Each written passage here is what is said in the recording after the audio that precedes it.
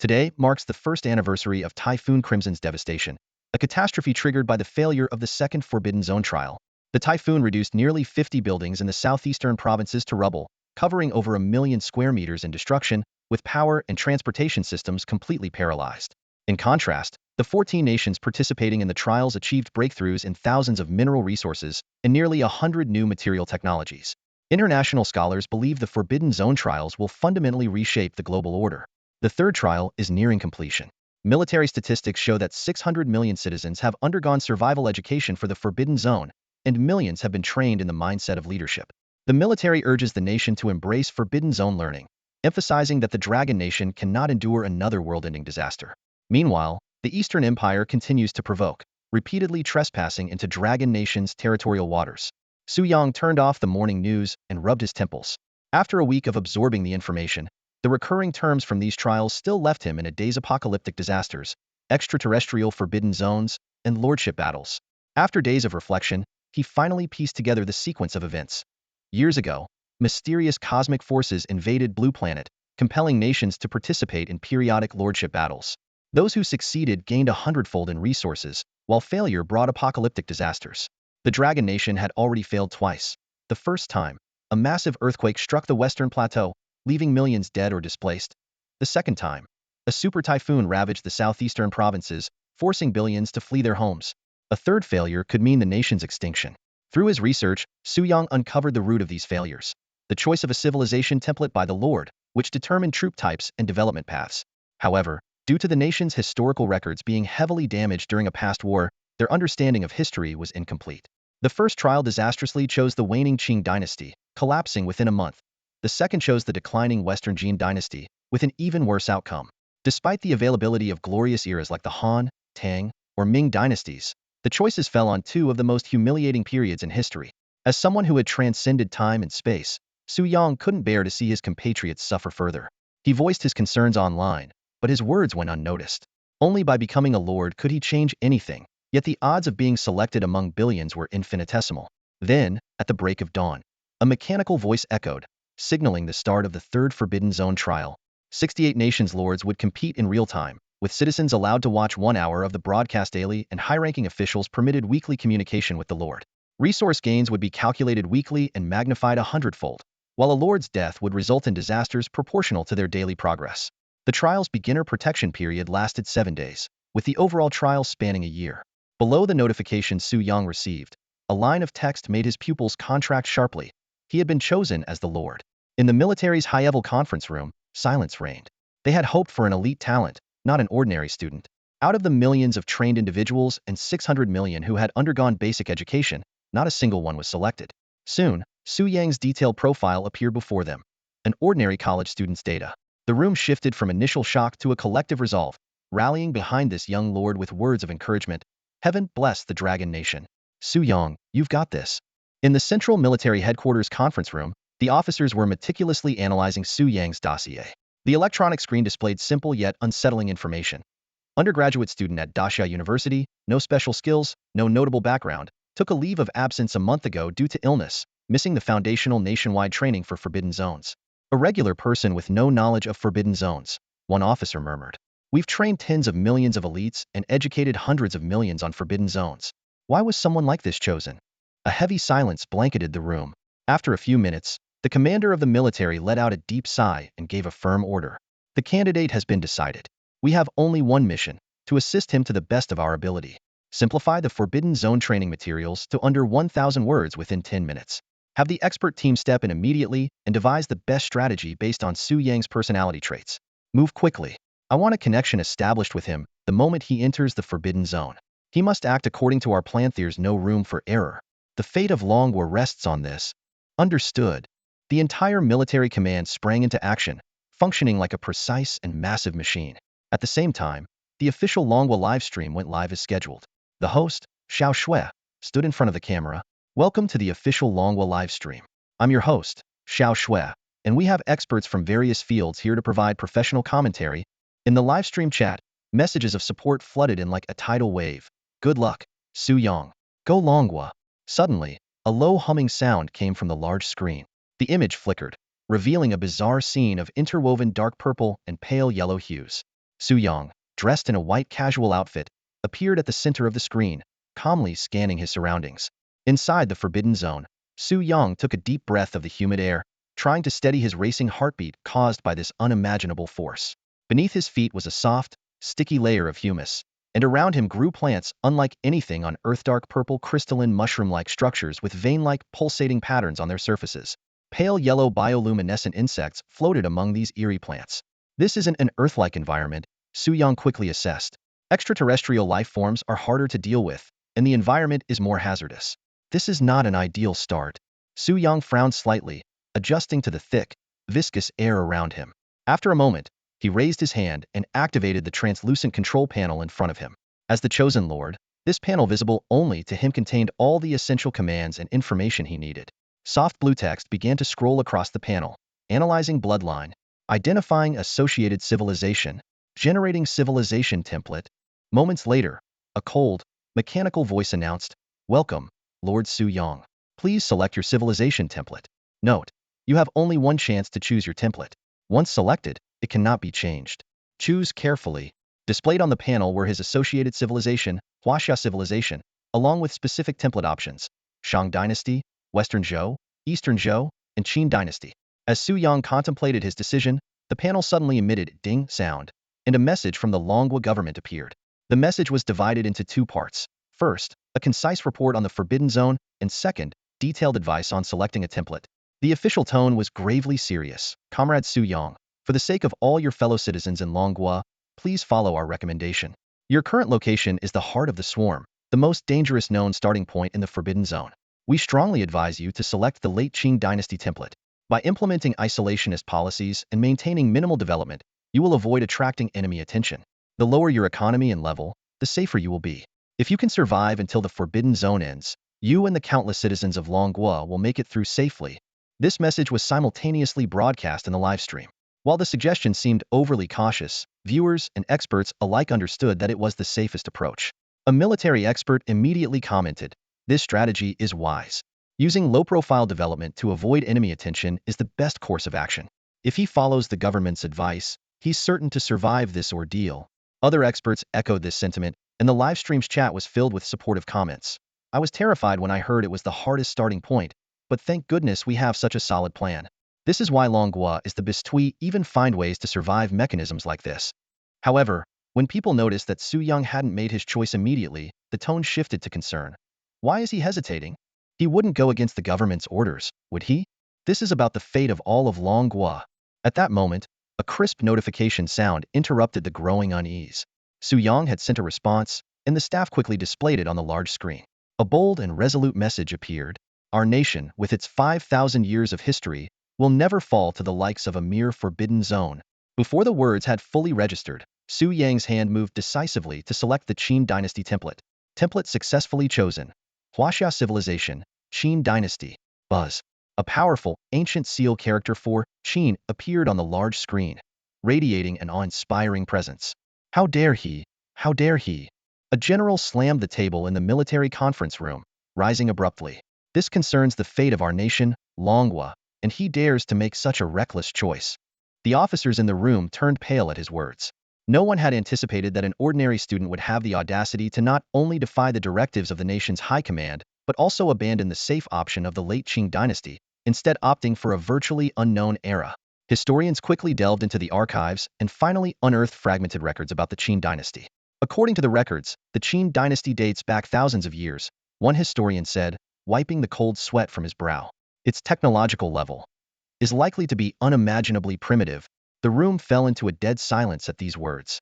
The generals' faces grew as dark as storm clouds. The technological level of a chosen civilization directly determined the initial strength of the units in the Forbidden Zone. While progress could eventually close the gap, starting from too low a baseline might mean not surviving the crucial early stages. For this reason, most nations carefully balance technological advancement and developmental potential when choosing a historical period. England, for instance, selected the Victorian era, and France chose the Napoleonic era, both globally renowned golden ages. Although their early-stage technology might not have been cutting-edge, their long-term potential was immense. However, Su Yang's choice of the Qin Dynasty, a cold weapon era from thousands of years ago, seemed disastrous. Worse still, his starting location was at the heart of the swarm, where he would face the most formidable insectoid species in the early stages. At this thought, the officers couldn't bear to imagine what would happen next. In the official livestream, when historians revealed that the Qin dynasty was still in the Bronze Age and hadn't even advanced to iron tools, the comment section erupted. It's over. How are they supposed to fight like this? Bronze swords can't even scratch the insect's armor. Su Yang is the greatest sinner in history. Despair quickly spread across Longhua like wildfire. Yet, in stark contrast to the panic and anxiety outside, Su Yang, deep inside the Forbidden Zone, remained remarkably calm. As a top-tier strategy gamer with nearly 20,000 hours of experience in real-time strategy games, he was well aware of the disadvantages of ancient units and the importance of initial forces. But to him, choosing the Qin dynasty was not merely about admiration for the first emperor. What truly swayed him was the Qin dynasty's unique passive traits, a factor that he firmly believed would turn the tide in his favor. Great Qin heavy industry serves as the unique civilization trait of the Qin dynasty, highlighting its exceptional craftsmanship. Within this framework, all man-made creations reach the pinnacle of contemporary technological advancements, whether in weaponry or infrastructure. This trait ensures that every technology unlocked in the tech tree is realized to perfection. Swords are forged to their sharpest, firearms achieve maximum range and power, and even mines and processing equipment operate with unparalleled efficiency. This aligns seamlessly with the historical Qin dynasty's engraving craftsmen's names on tools policy, showcasing its extraordinary manufacturing prowess and impressive infrastructure capabilities. Su Yang understood that even in the Bronze Age, such a trait would ensure formidable combat strength. Once the early stages were overcome, the Qin dynasty's potential would be fully unleashed. Just as the first emperor unified the realm within 15 years, Su Yang was determined to make the world recognize the might of this greatest Chinese dynasty during this Forbidden Land reincarnation. Opening the territory panel, everything started from scratch. Territory, Qin. Lord, Su Yang. Affiliation, Dragon Nation. Main base level, Level 1. Lord's residence. Territory buildings, 0. Combat units, 0. Resources, 0. Dominion value, 1,000. In the building panel, only one option was available: the Lord's residence, the core structure where everything begins. If the main base was destroyed or the Lord perished, the Forbidden Land challenge would end in failure. Su Yang carefully selected the terrain and finally found an open area within a dense forest to place the blueprint. The moment the blueprint was activated, a soft blue glow emerged, accompanied by the unexpected sound of mechanical gears. When the residence fully materialized, it was not a traditional wooden structure but a metallic fortress. The entire building stood on a dark gray metallic base, with meticulously polished stone steps leading to a massive brass door adorned with intricate gears. 8 smooth metal pillars supported the metallic roof, and every detail from the roof tiles to the eaves and brackets was crafted from specialized alloys, exuding a breathtaking aura of grandeur. This structure perfectly showcased the Qin dynasty's advanced bronze craftsmanship. Different components utilized alloys with varying compositions, ensuring both structural integrity and aesthetic appeal. What was even more astonishing was that as Su Yang stepped onto the stone steps, a faint sound echoed. Accompanied by a spray of mist, the gears on the door began to rotate in an orderly fashion, and the heavy metal door slowly opened. This was unmistakably a steam-powered mechanical system. As Su Yang marveled at the unexpectedly advanced technological level of the Qin dynasty, he noticed that the successful construction of the residence had unlocked a new building option: the barracks. Eager to explore further, he was excited to see what kind of military forces this civilization, mastering both top-tier bronze craftsmanship and steam technology, could produce. This is the initial base? A chorus of astonished voices erupted in the high-level conference room. The structure displayed on the screen left all the officers in disbelief. It was a grand fortress composed of intricate mechanisms and metallic components. In stark contrast to the old wooden structure from the previous round set in the Western Qin dynasty, this initial base was on a scale and technological level that seemed more fitting for mid-stage development unlocks. The officers, who had been furious over Su Yang's choice of the Qin dynasty, now widened their eyes, staring intently at the screen. Metal architecture, mechanical locks, steam-powered systems technologies that belonged to the era of the modern industrial revolution were somehow present in the Qin dynasty thousands of years ago. The expert panel immediately began their analysis, their eyes gleaming with excitement. These structures are primarily composed of bronze alloys with varying compositions. While the Qin dynasty was indeed part of the Bronze Age, their application of bronze materials had reached an astonishing level. As for the steam technology, it demonstrates an unparalleled understanding of water power by the ancients. Does this mean the Qin dynasty in history actually possessed such advanced technological capabilities? The commander-in-chief asked with doubt. The experts shook their heads. Although the craftsmanship is remarkable, they were ultimately limited by the constraints of the Bronze Age. No matter how refined their techniques, they couldn't leap across the chasm of time. The combat power of the initial units is likely to remain heavily restricted. Retreat strategies will still be the optimal choice. Meanwhile, the official livestream chat was in an uproar. Doomsday Fortress? This is insane.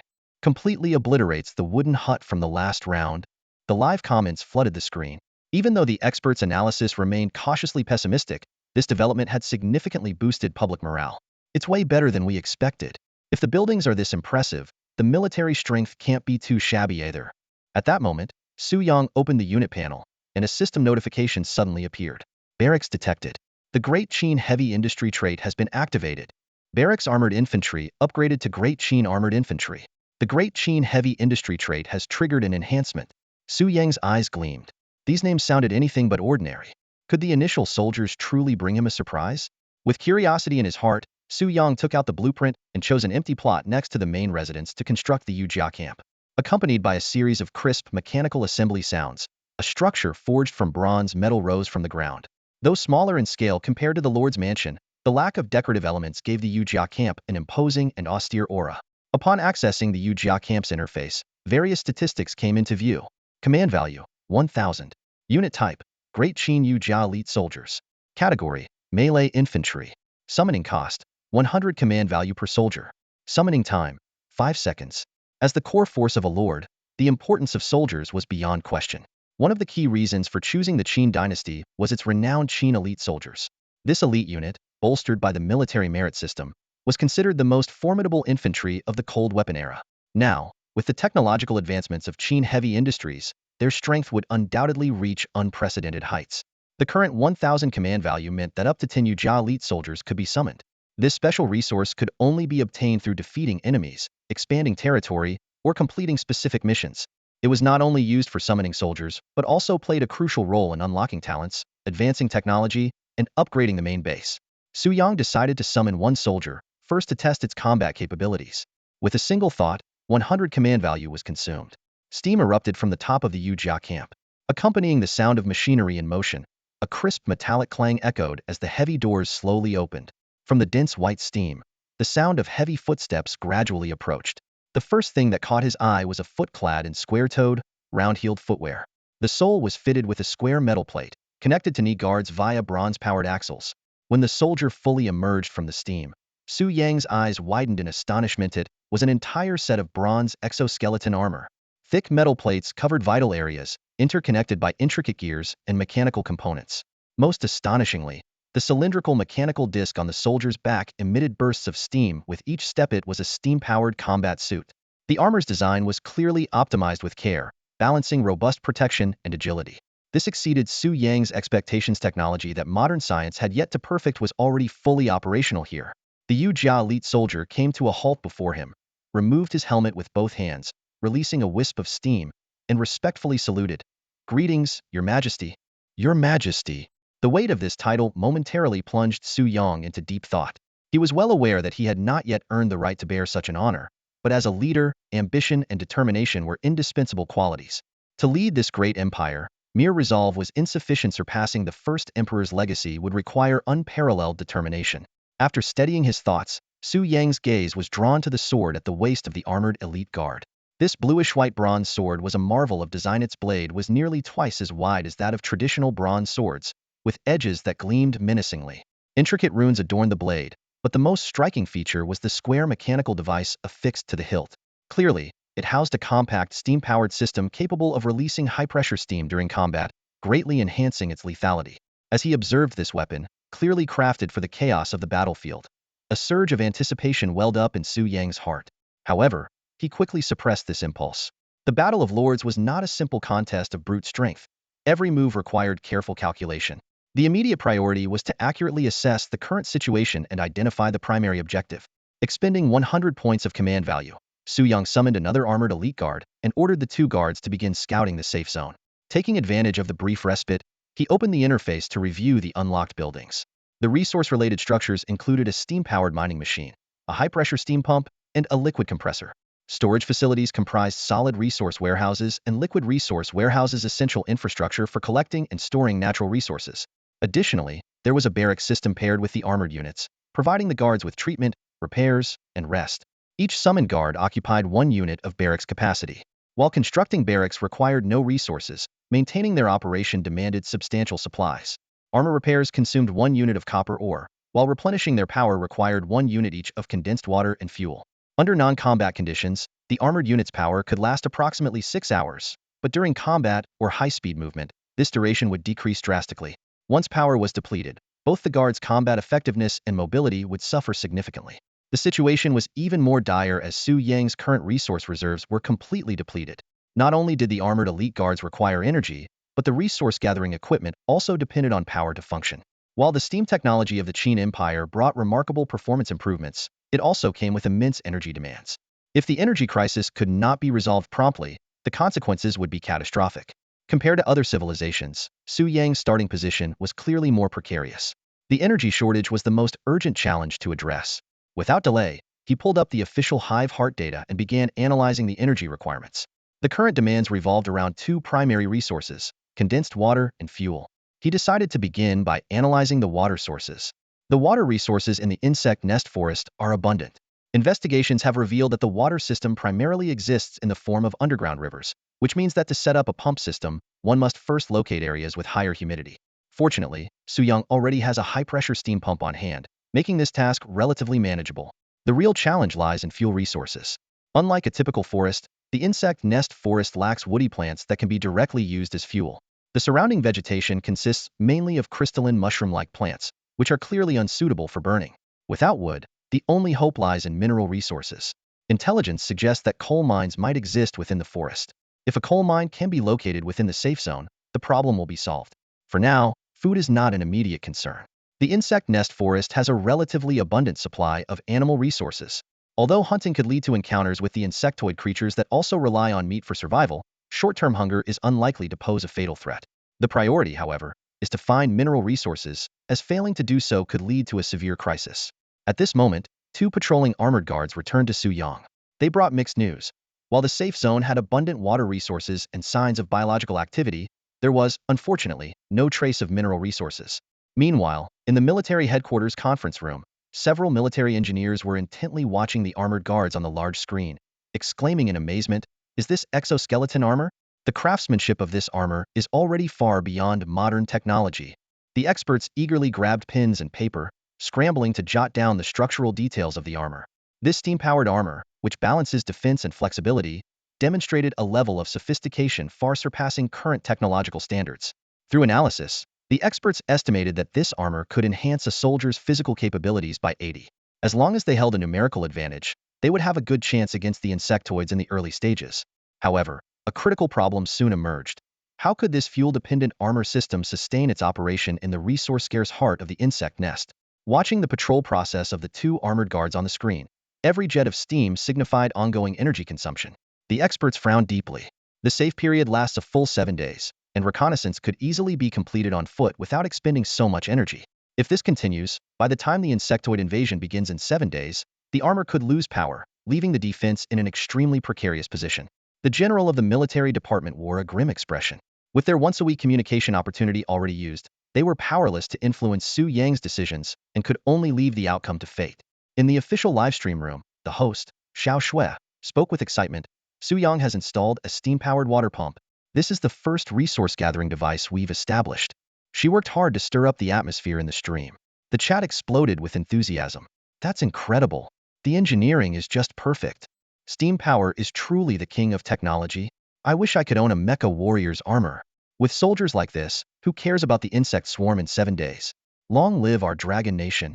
However, the stark contrast to the audience's excitement was the unsettling silence of the experts in the live stream. They had all noticed a critical flaw.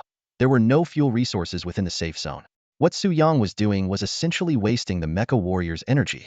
According to the experts' analysis, the optimal strategy should have been to conserve all resources, safely endure the 7-day novice protection period, and then summon forces all at once to combat the insect swarm. Yet Su Yang seemed utterly oblivious to this issue. Instead, he had the soldiers patrolling and moving around, continuously consuming their precious energy. The viewers gradually began noticing the problem too. This doesn't seem right. The energy consumption is way too high. There's no fuel in the safe zone. This is just wasteful. Hope he realizes this soon and stops with these unnecessary actions. Just then, the live stream showed the mecha camp suddenly roaring to life. One by one, Mecha warriors marched out of the gates in a steady stream.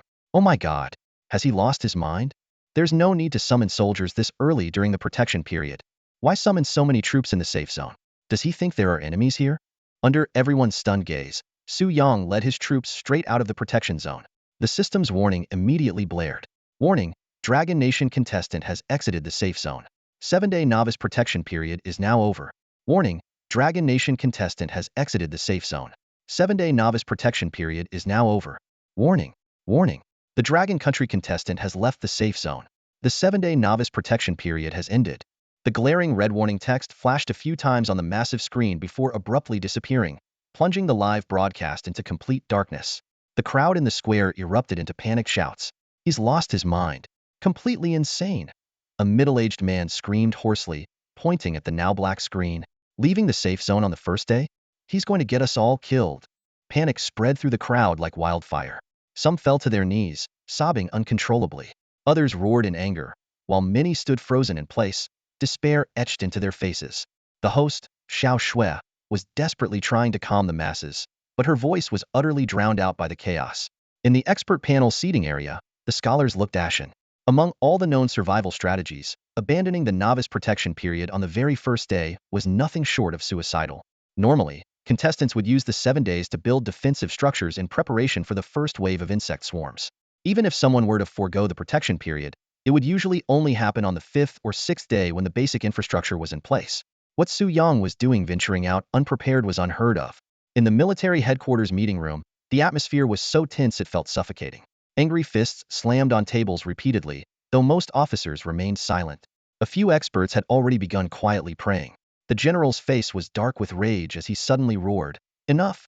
Stay calm." Once the room fell silent, he issued his orders in a measured tone. "Relay my command. The nation is to enter Level 2 disaster emergency response immediately." Meanwhile, Su Yang continued walking resolutely toward the boundary of the safe zone, ignoring the system's relentless warning pop-ups. After setting up a steam-powered water pump within the safe zone, he had charted a path for exploration. It was an incredibly risky decision, but high risks often came with high rewards. Staying in the safe zone might ensure safety for now, but it would mean missing the most critical window for development. Only by venturing out to locate mineral resources could he truly address the energy problem and lay the groundwork for future progress. Humanity's anthem is the anthem of courage, Su Yang thought to himself. While he understood the officials' conservative approach, he trusted his own judgment more. Behind him, the armored steam guards hissed out jets of scorching steam, clearing the way. Ahead of him loomed the insect-infested forest, a bizarre landscape composed of countless strange plants. The chaotic mix of vivid colors and eerie smells combined to create an otherworldly jungle, with towering growths reaching as high as a 3-story building. Without the 2 armored guards behind him, Su Yang felt he lacked the confidence to venture further. The title, Newcomer Killer, for the heart of the swarm was certainly well-deserved. Since leaving the safe zone, Su Yang had been exploring for nearly an hour. During this period, he coordinated with other armored warriors to conduct a perimeter search, focusing on the areas around the safe zone. Besides the 2 accompanying guards, he had dispatched 5 additional armored warriors to search separately. Considering that initial resource buildings needed to be close to the main base for defense purposes, the search radius was kept within a reasonable range. Meanwhile, 3 armored warriors were left behind to guard the base. This meant Su Yang had exhausted all his command points. The interface showed that the steam power of the first summoned armored warriors was down to 76, with energy consumption far exceeding expectations. If a mine couldn't be located before their energy ran out, the game would end. The dense vegetation restricted visibility to a mere 5 meters, making it necessary to get very close to spot any mineral veins. Searches in other directions were also unfruitful. Towpaths were blocked by cliffs, and the remaining areas yielded nothing. Time was running out, and as the hope of the entire Long Nation and its billions of citizens, failure was simply not an option. Suddenly, a rustling sound of rapid movement echoed through the forest. Massive, grotesque plants swayed violently, as the source of the sound spread quickly in multiple directions. Su Yang immediately went on high alert. They were being surrounded. High-pressure steam hissed as the 2 armored guards drew their bronze swords, positioning themselves in front and behind Su Yang to protect him. The cylindrical devices on their backs pumped rhythmically, while the gears near their sword hilts turned slightly, ready for action. This was Su Yang's first time witnessing the combat stance of the armored guards, and the aura they exuded was as imposing as that of an entire army.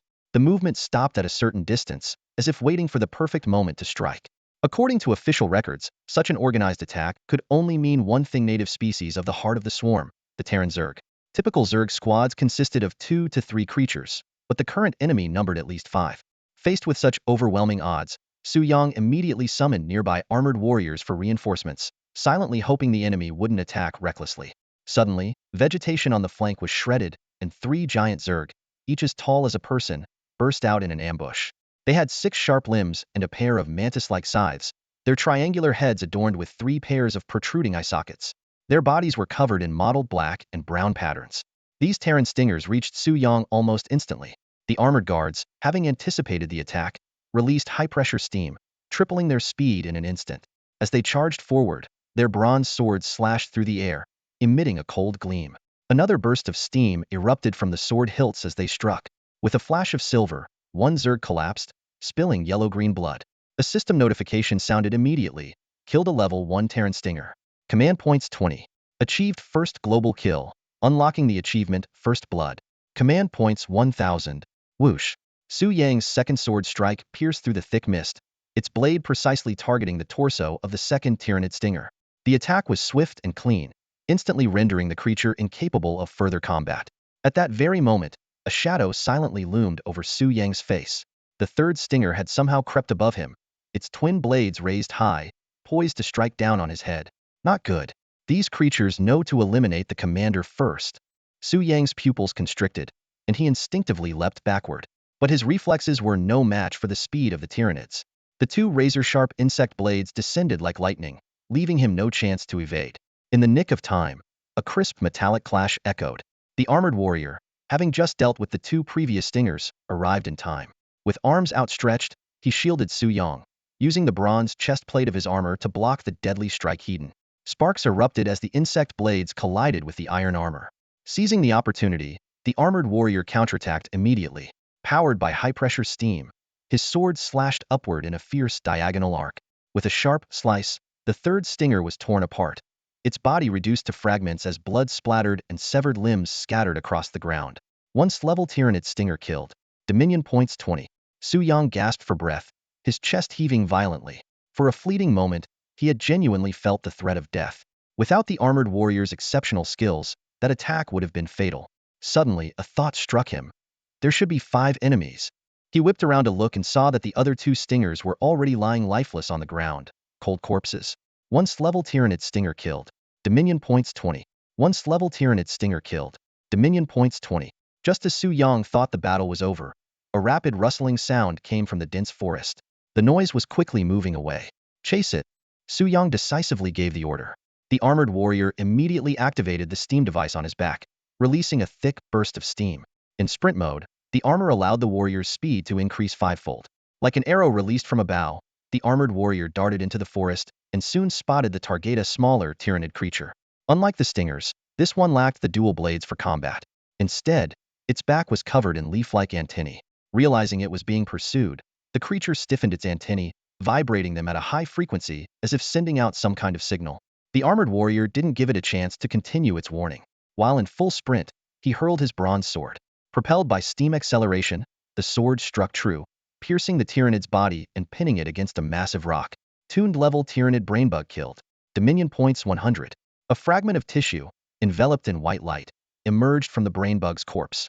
The armored warrior retrieved it and handed it to Su Yang, who placed it into his inventory. Obtained common Igray drop, biological signal fragment. Special material for crafting a biological radar. Event triggered, Brave One's reward. Common Igray drop upgraded to rare Igray drop. After crafting the biological radar, detection range will expand. Su Yang felt a bit surprised. The unexpected encounter in the Forbidden Zone had brought him gains beyond his imagination. Surveying the battlefield, the corpses of 5 Terran spine crawlers and 1 Terran cerebrate were scattered across the ground. The outcome of this battle made him ponder. Was the Zerg strength truly as terrifying as the rumors claimed? After carefully analyzing the battle, the answer became clear. It wasn't that the Zerg were weak, but rather that the armored vanguard was incredibly powerful. The Zerg, with their astonishing mobility and the cover provided by the dense forest, could almost approach their targets undetected. For an ordinary army, no matter how strong their firepower, being engaged at close range by the Zerg would spell disaster. Yet the armored vanguard, equipped with advanced combat suits, could face them head-on, showcasing the formidable technological prowess of the Qin heavy industries. As he tallied the spoils of war, Su Yang was thrilled to find that his rewards far exceeded expectations. First, There were the kill rewards. Each spine crawler provided 20 domination points, while the Cerebrate, as a commander-level unit, contributed a whopping 100 points. Even more exciting was the first kill achievement, which granted an additional 1,000 domination points, a reward not even mentioned in the official records of the Dragon Nation. Adding up all the gains, his domination points skyrocketed to 1,200, putting him a full step ahead of the other lords. Among the spoils was also a rare-grade biological signal fragment, an exceptionally valuable item during this early stage of a grade drops. It could be used to craft detection devices, which held significant strategic value in the complex forest environment. Inspecting the status of the armored vanguard, Su Yang noted that the steam power reserves of the two soldiers were at 55 and 57, respectively. Less than a minute of combat had consumed nearly 20 of their fuel's staggering rate of energy consumption. However, considering the ability to maneuver the heavy bronze combat suits with such agility, this level of consumption was understandable. Though this victory hadn't come easily, Su Yang remained vigilant. The attack that hit one of the armored vanguard units had directly depleted 32 of its armor durability. If the Zerg swarm had been larger, the outcome of the battle might have been very different. What was even more concerning was that, based on the Zerg's habit of staying close to their nests during the day, the hive of this small squad was likely nearby. Su Yang could not tolerate the existence of a Zerg nest near the base. As an experienced commander, he was well aware of the heightened threat posed by the Zerg swarm's increased activity during the night. What worried him even more was the fact that both the main base and the steam water pump required copper for repairs. If they were damaged, the current resources would be far from sufficient to support the restoration. Faced with this urgent situation, searching for carbon mines and eliminating the Zerg nest became his top priorities. To enhance the efficiency of the search, Su Yang decisively used 700 points of command value to summon more armored soldiers, leaving only 500 points as a strategic reserve. This was the moment when the advantage of accumulating command points in the early stages finally paid off. Under his orders, apart from 3 elite armored soldiers stationed at the base, the rest were divided into several small squads. These teams conducted a thorough search around the base's perimeter and the previous skirmish site. Their mission was clear: locate carbon mine deposits and scout for potential Zerg nest locations. While Su Yang personally led a team in the search, the Forbidden Zone interface suddenly appeared. This was a pivotal moment. Information on all 68 participating nations' commanders was now fully revealed. According to Forbidden Zone rules, this critical intelligence would be made accessible to everyone once all commanders had completed the establishment of their main bases. The significance of this information could not be overstated. In this perilous region, aside from the alien creatures, the greatest threat came from other commanders.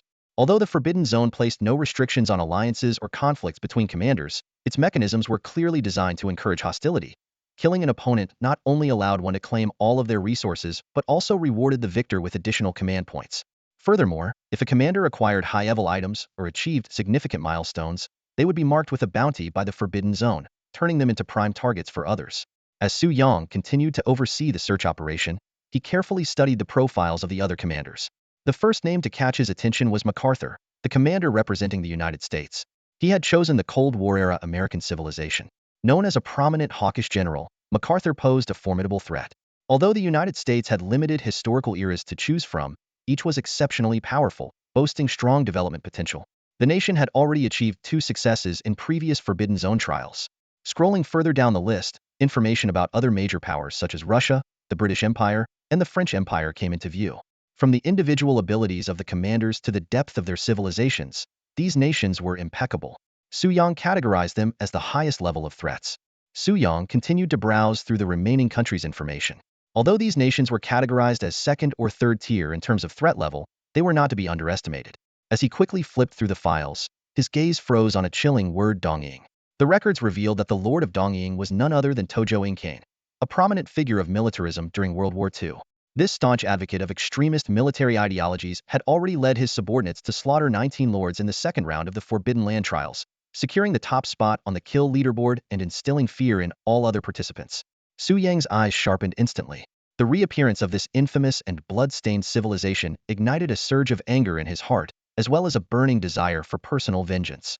Without hesitation, he designated Dongying as the top threat and placed it at the very top of his kill list. After reviewing all the Lord's information, Su Yang realized that this was by far the most challenging trial in the 3 rounds of the Forbidden Land. These influential figures from the real world were formidable opponents, each one a force to be reckoned with. Yet, despite the intimidating lineup, he maintained unwavering confidence in his victory because he represented the mightiest dynasty of Huaxia, Qin. However, to restore the glory of the Qin Dynasty, Su Yang knew he could not afford a single mistake. Having unlocked achievements ahead of others and gained a double dominion value advantage, he was determined to leverage this lead to widen the gap between himself and the other lords. Closing the information panel, Su Yang commanded his armored soldiers to press forward.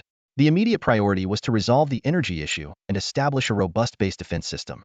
Only with a fortified base could rapid development be achieved, fully utilizing the technological prowess of Qin. Meanwhile, outside the Forbidden Land, the release of each country's lord information caused a massive stir. Since the live broadcasts of the Forbidden Land were not shared or transmitted across countries, the public could only rely on official announcements and media reports to stay informed. Major media outlets quickly analyzed the lord's data and predicted the likelihood of passing the trial. The United States topped the list with an 86.31 probability, followed closely by Dongying at 73.12. The top 6 countries all had pass rates exceeding 60. The Mid-Ear nations, which made up the largest group, had pass rates ranging from 40 to 50. This reflected the accumulated experience from the previous 2 rounds, suggesting that as long as civilizations were chosen wisely and lords performed competently, decent pass rates could be maintained.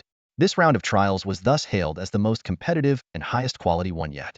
At the bottom of the rankings, with pass rates below 30, stood Su Yang and the Qin Dynasty.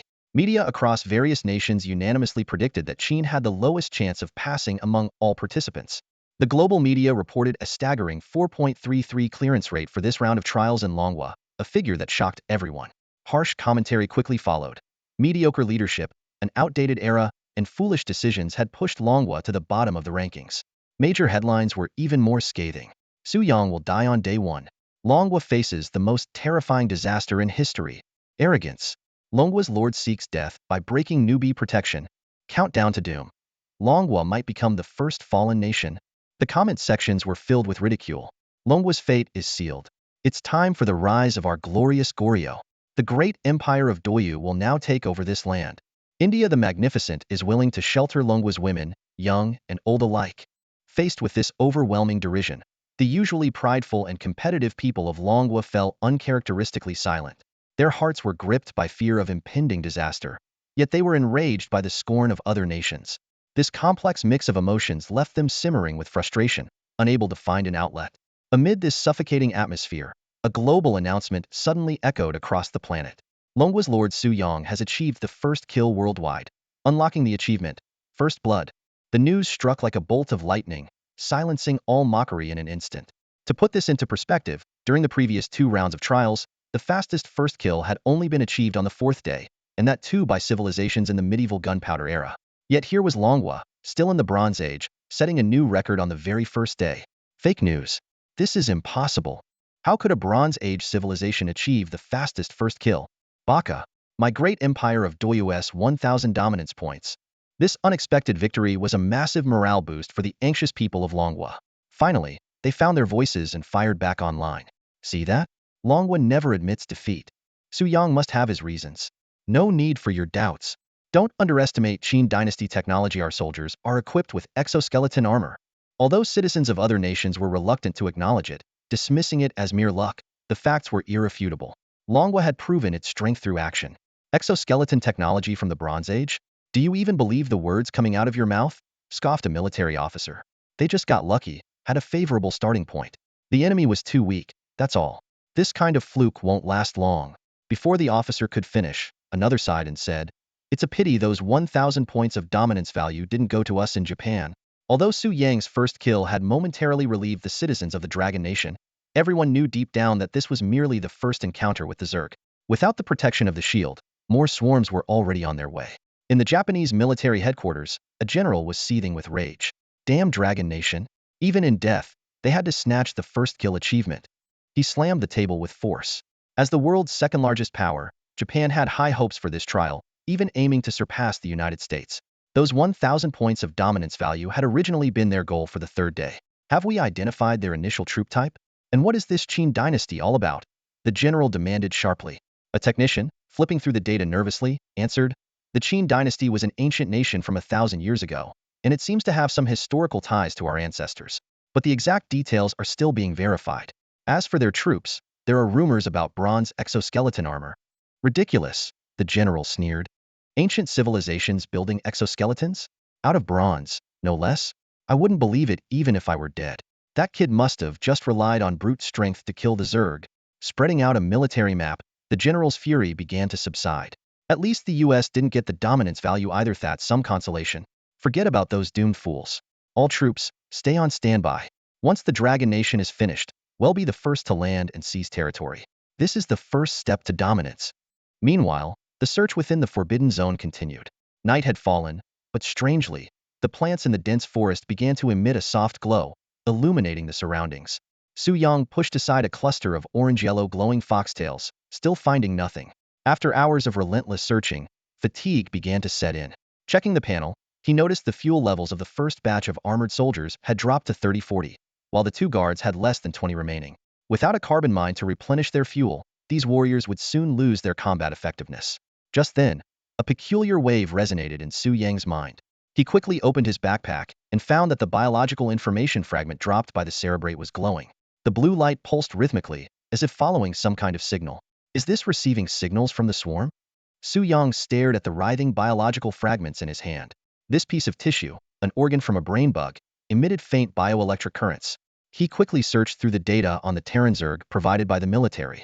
This dangerous species had a hierarchical system similar to that of Earth's insects, with each swarm led by a Terran queen. The queens permanently resided in the central hive nests, having degenerated into mere reproductive tools. They retained only the ability to produce offspring and send out signals.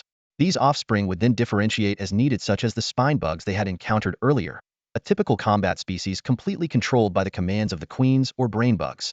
The brain bugs, on the other hand, were solely responsible for commanding and had no offensive capabilities. At this moment, the writhing organ in Su Yang's hand was the key component the brain bugs used to receive and transmit signals. Its activity indicated that they had entered the signal range of a queen. Su Yang's eyes lit up. By following this signal, they might be able to pinpoint the exact location of the hive. Without hesitation, Su Yang began moving quickly around the area with the fragment in hand, carefully observing its movements and glowing fluctuations. Soon, a clear direction emerged. This was most likely where the central hive nest was located. Due to the Terran Zerg's strong territorial instincts, only one swarm typically occupied a region. If they could eliminate this hive, the base would enjoy a significant period of peace. This discovery reinvigorated Su Yang, though he remained concerned about the risks of a nighttime search operation. The scattered armored warriors were vulnerable to being picked off by the Zerg. Only by destroying the hive could the search mission proceed safely. He immediately issued an order to regroup. The armored warriors, dispersed across the area, swiftly converged on his location. While waiting, Su Yang dispatched 2 soldiers to scout the direction of the hive. 10 minutes later, the scouts returned not only with the exact coordinates of the hive, but also with an unexpected bonus. Beneath the hive, they had discovered a large deposit of carbon minerals. The news made Su Yang's eyes gleam with excitement. At a critical moment when the energy reserves of the first wave of soldiers were nearly depleted, they had not only located the much-needed carbon minerals, but also stumbled upon the Zerg's central hive. If they could take down the hive in one decisive strike, they could resolve both the base's security and energy crises at once. According to the scouts' report, the hive had only one entrance, guarded by 5 Zerg. Given the unknown situation inside, Su Yang decided to set an ambush at the entrance. This would be the most effective strategy for their assault. If they allowed the enemy to establish formation on the ground, their side would likely be outnumbered. Su Yang quickly devised a tactical plan in his mind. The primary objective was to silently eliminate the 5-member Zerg squad, and then immediately secure the high ground at the entrance to the hive. Once the entire force had gathered, Su Yang fixed his gaze on the direction of the hive and gave the order, "Move out." In the forest, where light and shadow intertwined, the armored warriors adjusted their steam devices to the lowest power setting, advancing with light steps. Although their pace slowed, it maximized the stealth of their movements. As they ventured deeper, the soft humus underfoot gradually disappeared, signaling a change in the underground structure. They had entered the mining zone. Su Yang raised his hand, signaling the team to halt, and sent out 2 warriors to scout ahead. The scouts soon returned with a report. Only a single Zerg squad remained on the surface, with no reinforcements in sight. Su Yang immediately divided the team into an 8-member main assault group and a 6-member support group. Once the battle began, the support group would handle the surface Zerg, while the main group would launch a direct assault on the hive entrance. Pushing aside the final layer of glowing vegetation, a vast expanse of exposed carbon ore came into view. Su Yang's eyes flickered momentarily at the sight of this rich energy deposit, but he quickly steadied himself. Securing it would require overcoming one last obstacle. Above the carbon mine, a cerebrate was commanding 4 Zerglings on patrol, emitting a low, droning hum. Just 3 meters away, the dark, gaping hive entrance descended into the ground. The moment had come. "Attack!" Su Yang commanded in a low voice. The steam devices roared to full power, releasing plumes of white mist. 14 armored warriors shot out of the forest like arrows. The Zerg immediately sensed the intrusion, and the Cerebrate's low-frequency hum escalated into a piercing screech. It was summoning reinforcements. The 4 Zerglings quickly closed ranks to protect their leader, but against the steam-powered bronze swords, their once impenetrable exoskeletons were as fragile as paper. Level 1 Zergling slain. Dominance value 20. The notifications chimed repeatedly. The defensive line was breached, leaving the Cerebrate exposed at the rear. The frontline warriors parted slightly, creating an opening for the main attacker in the back.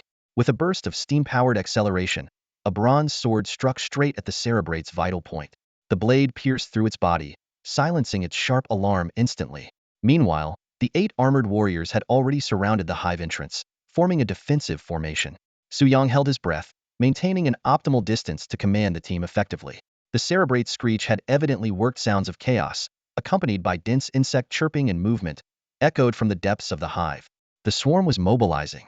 The armored warriors gripped their swords tightly, ready to engage at any moment. Suddenly, 2 cold glints shot out from the darkness of the hive entrance.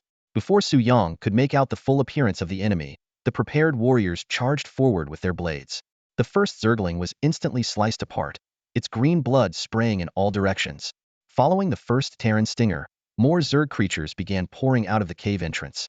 The armored warriors coordinated seamlessly, taking turns to strike. Each swing of their swords left trails of steam, and every hit was a precise kill. The kill notifications on the battle panel flashed rapidly. Kill. Level 1 Terran Stinger. Dominion points 20 appeared repeatedly. The narrow cave entrance served as a natural bottleneck, limiting the Zerg's advance. At most, only 2 stingers could pass through at a time, completely neutralizing the Zerg swarm's numerical advantage. As the battle raged on, a 6-man squad arrived for reinforcement.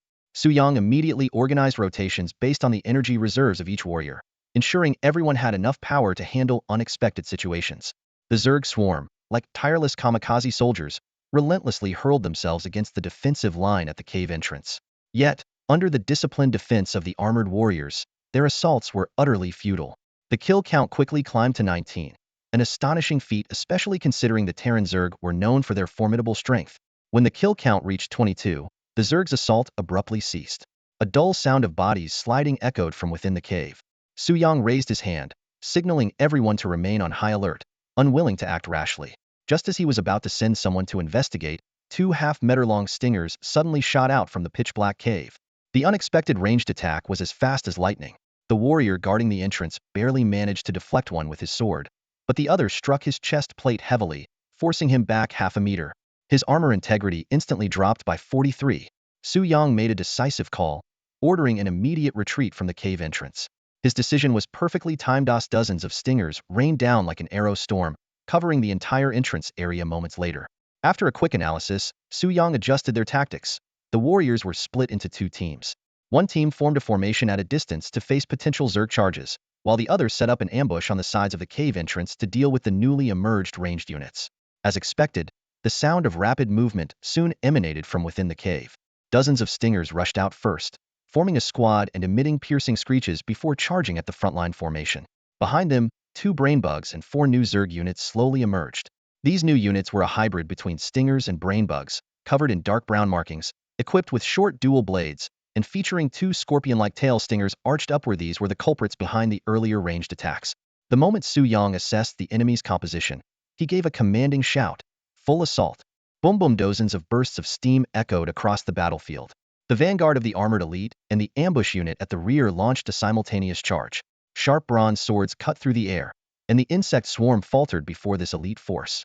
The frontline stingers were effortlessly slain, while the ranged insectoids at the rear, losing their advantage of distance, stood no chance of countering. With each crisp clang of a sword, the results of the battle were reflected on Su Yang's interface. Killed level 1 Terran Stinger, command points 20. Killed level 2 Terran Hive Mind, command points 100. Killed level 2 Terran Spitter, command points 50.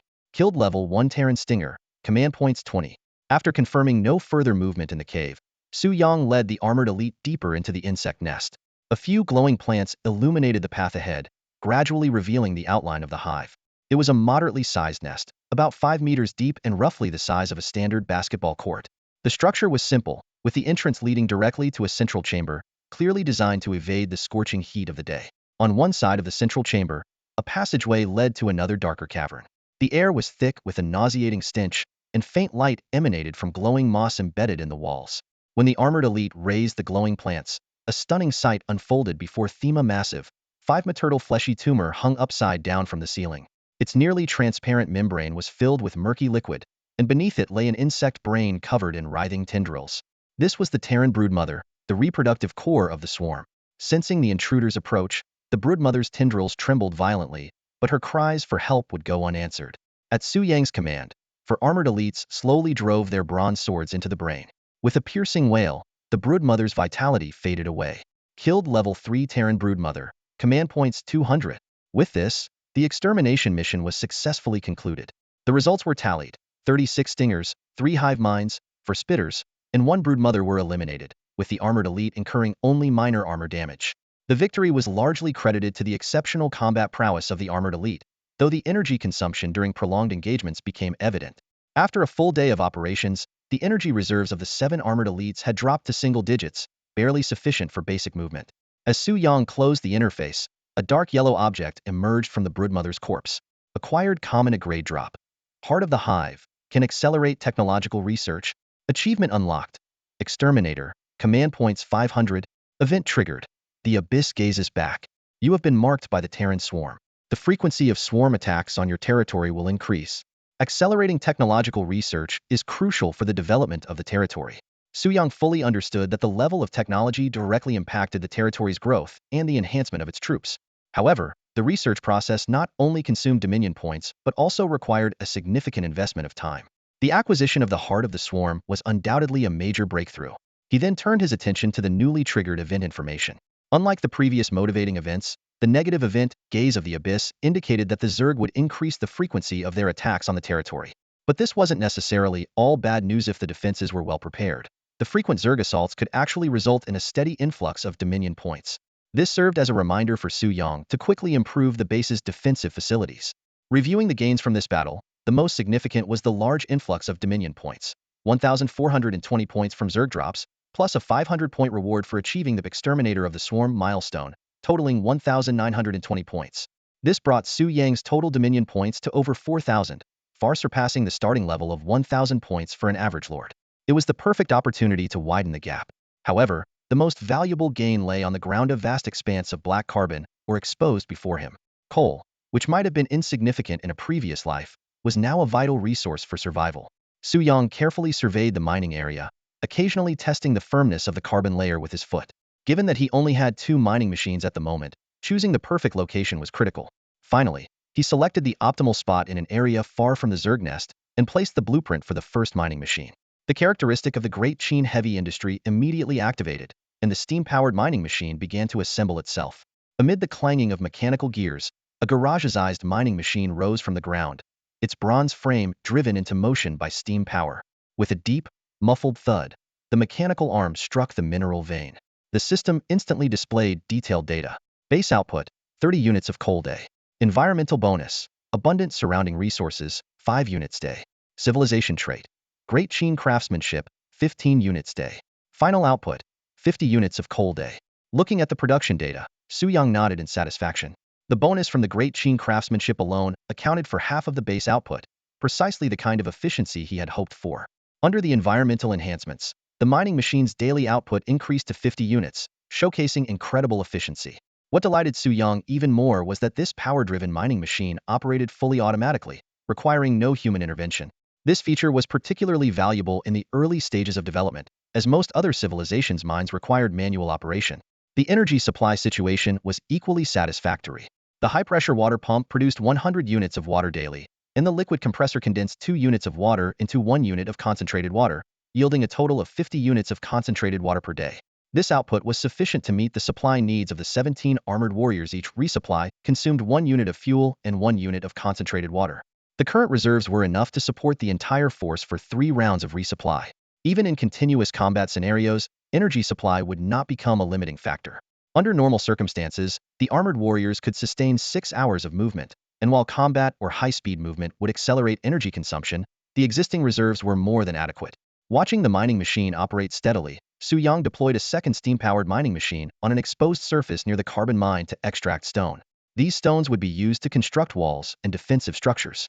With various enhancements, This machine's daily output reached an astounding 100 units, rivaling the mining efficiency of some modern civilizations. This was primarily attributed to the exquisite craftsmanship trait of the Great Qin civilization. To optimize the mining area, Suyang established solid resource storage facilities around the two mining machines, creating a complete mining production base. With the energy problem resolved, base defense became the top priority. Unlike other lords who could safely develop for a week, Suyang faced a more immediate threat from the insectoid swarm due to breaking the novice protection early and being marked. After careful consideration, Suyang decided to relocate the main base to the mining area. Previously, it took the armored warriors 10 minutes to walk from the main base to the mine, or 4 minutes at full sprint. This dispersed layout was unfavorable for defense. Fortunately, structures like the Lord's Manor could be packed up and redeployed, making the relocation feasible. After completing the move, Suyang began planning defensive structures. Currently available options included stone walls 3 meters high, requiring 1 unit of stone per meter, and watchtowers 5 units of stone each. Considering the area required for construction, he planned to build a 50-50 meter square defensive perimeter with a watchtower at each corner. With the current production rate of 100 units of stone per day, the wall construction could be completed in just over 2 days. Suyang left 4 warriors to guard the mining area and led the rest of his soldiers back to the manor to prepare for the relocation. By the next morning, as sunlight pierced through the glowing forest, the relocation of the new base was complete. When planning the new base, Suyang divided the entire area into 2 main sections, the Lord's District and the Production Zone. The Lord's Manor stood majestically at the center of the Lord's District, flanked by the heavily guarded Imperial armor camp and the military barracks. He deliberately reserved large open spaces around the area to lay the foundation for future development. To effectively block out the noise and dust from mining operations, he planned to construct an additional city wall between the 2 zones. Within the production zone, 2 steam-powered mining machines roared as they operated, while the relocated high-pressure water pumps worked methodically. Storage facilities, including the solid liquid resource warehouse and liquid compressors, were neatly arranged in an orderly fashion. The base's outline was already taking shape. Once the city walls were completed, the first base of the Great Qin would officially be established. After handling the intricate planning and relocation tasks, Suyang opened the interface and went straight to the technology section. The first thing that caught his eye was the core building for technological development, the research station. This was the only pathway for lords across various nations to unlock and upgrade technologies, underscoring its critical importance. As the primary driving force of productivity, science, and technology largely determine the strength of a civilization. The faster one progressed up the technology tree, the greater the advantage in competition. At the moment the research station was established, the Great Qin's unique industrial trait was triggered, instantly upgrading it to the Mohist 1000 Mechanisms Tower. The name, imbued with the essence of Qin culture, caught Suyang's attention. Mohist, a renowned philosopher, scientist, and military strategist of the pre-Qin era, founded the Mohist school centered on the principle of universal love. His outstanding contributions spanned fields such as geometry, physics, and optics. Naming the technological core after the Mohist 1000 mechanisms was indeed fitting. Suyang quickly reviewed the detailed information. The Mohist 1000 Mechanisms Tower required a daily consumption of 5 units of fuel resources and 5 units of concentrated water resources, with no additional maintenance costs. He immediately took out the blueprint and planned the tower's location in the open space reserved within the Lord's District. As soon as the blueprint was finalized, metal rods and gears began assembling automatically. In no time, a 5-meter tower-shaped structure stood before him. Its base was solid and sturdy, while the tower's peak featured a globe-like metal apparatus that rotated slowly. The entire structure was crafted from green paulownia wood, emitting a unique bluish-gray sheen. Although the steam-powered 1000 Mechanisms Tower consumed a significant amount of energy, with a daily output of 50 units of carbon resources, the modest 5 units per day consumption was easily manageable. This was also why Suyang had not rushed to construct it earlier. With the completion of the 1000 Mechanisms Tower, Suyang reopened the interface. Beyond the basic buildings and technologies provided for free in the early stages, all future technologies and structures would need to be unlocked here. At the center of the interface, where the main axis of the technology tree was located, the base's main level was prominently displayed. This would determine the maximum level of all buildings. Currently, his main base's Lord's Manor remains at level 1, with all constructed facilities reaching the maximum limit for this level. Suyang carefully examined the building blueprint in front of him. The central axis branched downward into 5 categories: resources, defense, units, technology, and heroes. The resource branch connected to production facilities like mining machines and warehouses, while the defense branch led to protective structures such as walls and watchtowers. The units branch managed troop training and upgrades, and the technology branch oversaw research into various advancements, ranging from radar detection to electrical engineering.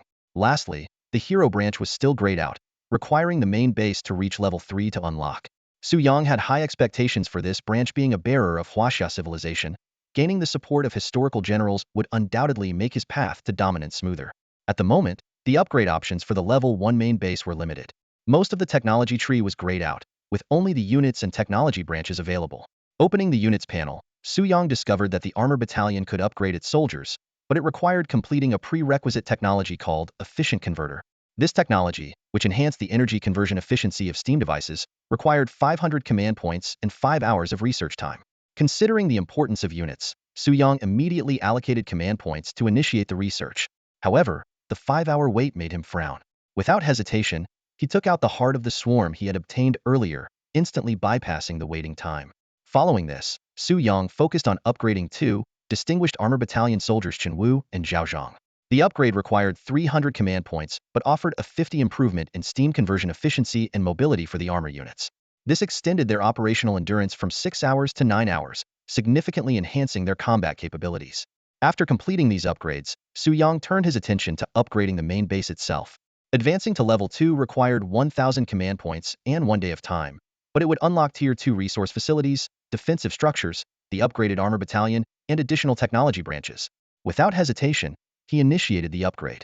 By this point, Su Yang had consumed 2,100 command points, far exceeding the 1,000 point starting limit of ordinary lords.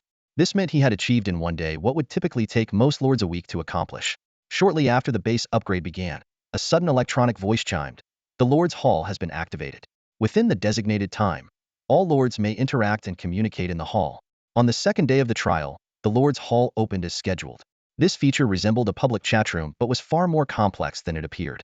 Su Yang logged in quickly, and the interface came into view. At the top was a wide chat display area, and at the bottom was a simple message input bar.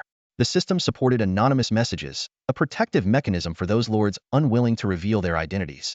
The real-time online count showed 68 users, but the chat box remained silent. Su Yang nodded slightly. Such caution was understandable. In the past, lords who spoke too freely in the hall often became targets for others. Here, everyone was a potential predator, and even a careless comment during resource exchanges could expose a critical vulnerability. Suddenly, the silence was broken by the first message. I hereby declare my withdrawal from this trial. I give up all my resources and cease all struggles. I hope some country can offer me humanitarian aid. Lord of Zibanya. This public surrender caught Su Yang's attention. It was rare for anyone to voluntarily give up the trial, and even rarer to receive genuine assistance after asking for help. After all, taking in foreign lords always posed a potential risk. The Lord of Zibanya quickly added, if someone can safely extract me from my current location, I am willing to offer all my domination points. Someone immediately asked his location anonymously. When the Lord of Zibanya replied, Nest Heart, the atmosphere in the hall turned cold. That cursed Placino wonder you're giving up, said the Lord of Migua bluntly. 1,000 domination points isn't worth the risk of going to Nest Heart. Another anonymous lord chimed in. This response surprised Su Yang. Logically, Zibanya's choice of the Renaissance era should have granted him access to musketsui. Then, was he so fearful of the insectoid threat? Mind sharing your starting troop type? Asked the Lord of England. Line infantry, armed with flintlock muskets. Each soldier costs 25 domination points, replied the Lord of Zibanya. The Lord of England immediately offered detailed advice. Forget everything else for now and spend all your domination points on summoning soldiers. As long as you build city walls during the protection period, 40 soldiers should be enough to survive the first wave of the insect swarm. Make sure to let the swarm get within 50 meters before firing, and clear all vegetation around the walls to prevent anything from obstructing the bullets. Are you serious? My country can't afford another failure, replied the Lord of Zibanya, his message tinged with a mix of hope and nervousness. In the Lord's Hall, the conversation between two lords caught Su Yang's attention. In the name of the Empress, every word I say is true, the English lord said solemnly. The hardest part isn't defending against the first wave of the swarm, but escaping the dense forest of the insect nest afterward. I suggest you decide on an escape direction during the protection period, and begin relocating your base immediately after fending off the swarm. No one has ever truly made it out of the insect nest forest in the history of the Forbidden Land. I sincerely hope you will be the first, the Spanish lord added. Hearing this exchange, Su Yang turned to look at the pitch-black entrance of the insect nest in the distance. He thought about the dissolving corpse of the brood mother inside and couldn't help but fall into deep thought. Could the Zerg I've encountered so far just be grunts? This question lingered in his mind. After 2 battles, he hadn't felt much pressure. At one point, he even thought that the insect nest's reputation as a graveyard for newcomers was only because the first 2 waves of lords were too weak. However, Ancient civilizations like England and Spain held such reverence for the Zerg, choosing to retreat immediately even when capable of defending themselves. This forced Su Yang to reconsider. Why was his perception so vastly different from theirs? After careful contemplation, the answer became clear: it was due to the sheer strength of the Qin Dynasty's basic troops. In the first encounter, they had managed to defeat 5 enemies with just 2 units, effortlessly crushing the Zerg squad. In the second encounter, they had gone straight for the heart of the nest, taking down its core. If it had been any other type of troops, such an aggressive tactic would likely have resulted in heavy losses. This realization made Su Yang belatedly aware of how reckless his previous decisions had been, bordering on suicidal. I hope the people watching the live stream weren't too shocked by my actions, he thought to himself, resolving to be more cautious when dealing with the Zerg in the future. At the same time, he arrived at an important conclusion. The combat strength of the Qin warriors undoubtedly ranked among the top tier. This was excellent news for Su Yang. He had initially believed the Qin dynasty's advantages would only become apparent after technological advancements. To his surprise, they were already showcasing formidable power in the early stages. As the discussion continued, most of the lords chatted about trivial matters. Lords from first-tier countries like the United States rarely spoke, except for Elizabeth VI, the English lord, and a 16-year-old royal princess, who enthusiastically answered various questions from other lords. Su Yang quickly understood her behavior. Her excellent royal education made her knowledgeable and capable of giving sound advice, but her youthful age led her to hold overly optimistic views of human nature. The Forbidden Land will soon teach her some hard lessons, Su Yang thought. Just as he was about to leave the Lord's Hall, a few messages directly addressing him suddenly popped up. Didn't the Dragon Nation Lord achieve the first kill? Why hasn't the big shot said anything? Where is the Dragon Nation's starting location? Isn't it a bit too bold to break the newbie protection on the first day? Su Yang must be a very charming man. Could we chat privately for some deeper interaction? The focus of the discussion in the Lord's Hall shifted to Su Yang. Amid the chatter, he remained silent, his gaze calm and composed, saying nothing. His starting point must be pretty safe, right? Of course it's safe.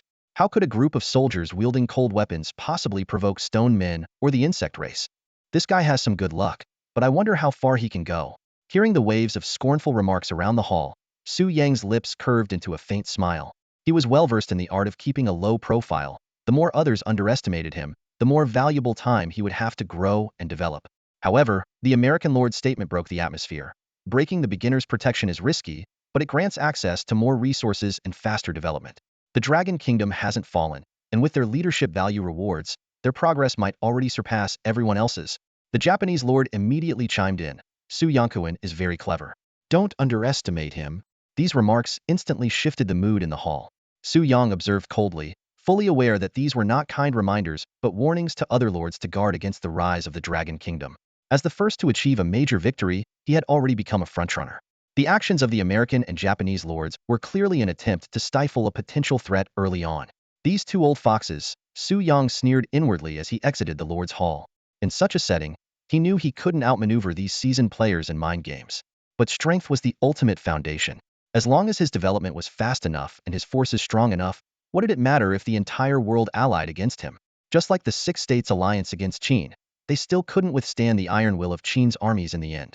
As the sound of the steam-powered gate echoed, 20 newly refueled armored warriors emerged from the barracks in neat formation. This was the entirety of the forces he had summoned with his remaining 300 leadership points, including his personal guards, Chen Wu and Zhao Zhang, who had already been upgraded to level 2. Su Yang issued concise orders. 3 were to remain behind to guard the territory, while the rest were to form groups and head out to search for food and copper mines. Food was an immediate necessity, while copper mines were crucial for upgrading the Lord's mansion. Ideally, they would find copper before the mansion's upgrade deadline tomorrow. Move out. With a firm command, Su Yang, accompanied by Qian, Zhao, and Zhang, departed the territory to begin the search mission. To face all future threats, he must keep moving forward. In a corner of the high forest, the leader of the Spanish troop, Don Quixote, was directing a large number of soldiers in a grueling operation. Reinvigorated by the advice of the English lord, he was now leading his strongest unit, the Spanish Line Infantry, boasting a commanding value of 25. The strength of this unit was formidable, considering even the most powerful World War II American and Soviet soldiers had only a commanding value of 40. However, the advantage of having a powerful unit did little to ease Don Quixote's anxiety. The immediate priority was to establish defensive fortifications, including building walls and clearing the surrounding dense forest. Without automated mining equipment, he had to assign 20 soldiers to manually dig for stone. With a daily output of only 30 units, it would take a full 5 days to gather enough materials for the walls. On the other side, the situation was even more challenging. The 20 soldiers tasked with clearing the forest faced unprecedented difficulties. The vegetation here was unlike ordinary trees. Their branches were abnormally thick, filled with a sticky liquid inside. This unique structure absorbed the impact of blades, making the chopping process painfully inefficient. What started as a 5-person logging team had to expand to 20, yet progress was still far from ideal. Don Quixote swung his blade angrily at a mushroom-like plant, only to make things worse. The blade got stuck in the plant, and the sticky liquid splattered onto his face. God above, he cursed. Why can others claim their first kill on the very first day of their territory, while I'm stuck here fighting these damn mushrooms? Please, just give me a starting point as simple as that of Longhua. Meanwhile, in another part of the forest, Chen Wu's bronze sword flashed with a cold gleam as he sliced a mushroom-like plant cleanly in two. Su Yang, under the protection of Chen Wu and Zhao Zhang, cautiously advanced. The plants in the forest were difficult to cut, requiring the assistance of steam-powered machinery with every strike. In the past, when encountering such dense regions, Su Yang would opt to bypass them. But now, with a stockpile of carbon resources as energy reserves, they could afford to explore more boldly. Some teams had already captured prey and even encountered 3 thorn bugs. Considering their dwindling energy supplies, Su Yang ordered the other teams to return for resupply, while he pressed forward with the upgraded Chen Wu and Zhao Zhang. The upgraded armor significantly improved mobility and energy efficiency, allowing them to venture farther than other level 1 armored warriors while consuming less energy. This convinced Su Yang that the 300 command point upgrade had been well worth it. As Su Yang was lost in thought, Chen Wu suddenly came to a halt. Carefully parting the vegetation ahead, he stepped aside to reveal the view. Before them lay a path, a 2-meter-wide beast trail, clearly formed by the trampling of some large creature. Staring at the densely packed, marching like footprints before him, Su Yang's eyes narrowed sharply. These footprints were uniform and followed a clear path, yet they bore no resemblance to any creature's tracks he was familiar with. The Zerg? Unlikely. Both the spiked insects and brain bugs left sharp triangular prints. Wild animals? Even less so. The creatures in the insect-infested forest always moved individually and never formed such orderly formations.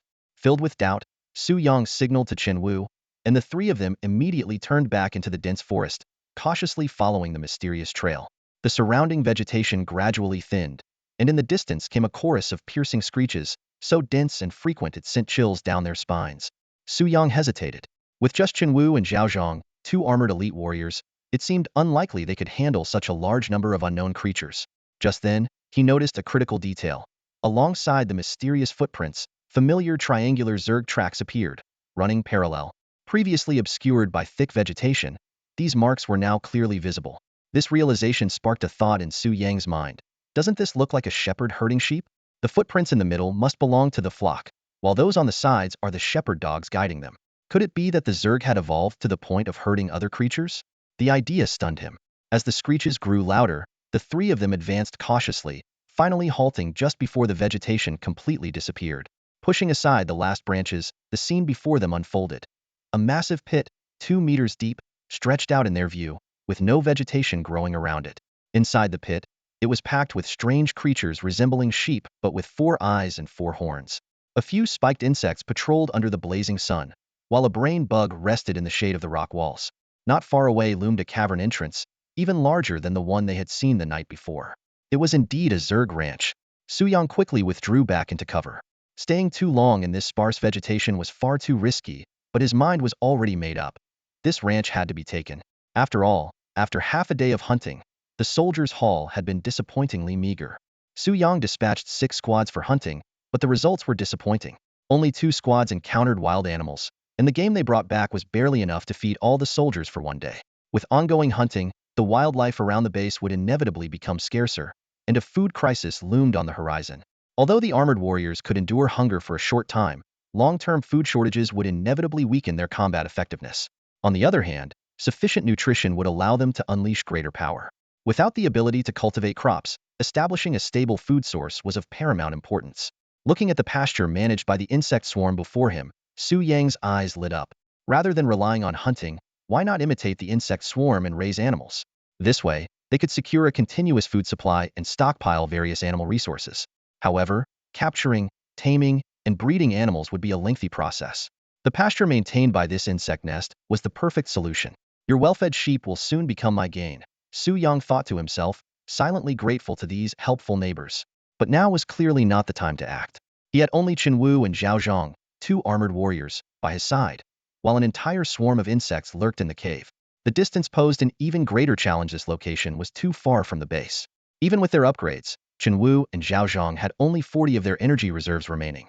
Other soldiers would likely have less than 20 energy left by the time they reached this place, making it impossible to take down the nest. To seize this pasture, at least 10 level 2 armored warriors would be required. Upgrading 8 more soldiers would demand 2,400 command points, meaning more time would need to be spent accumulating resources. Though the temptation was strong, Su Yang knew he had to suppress his impulse for now.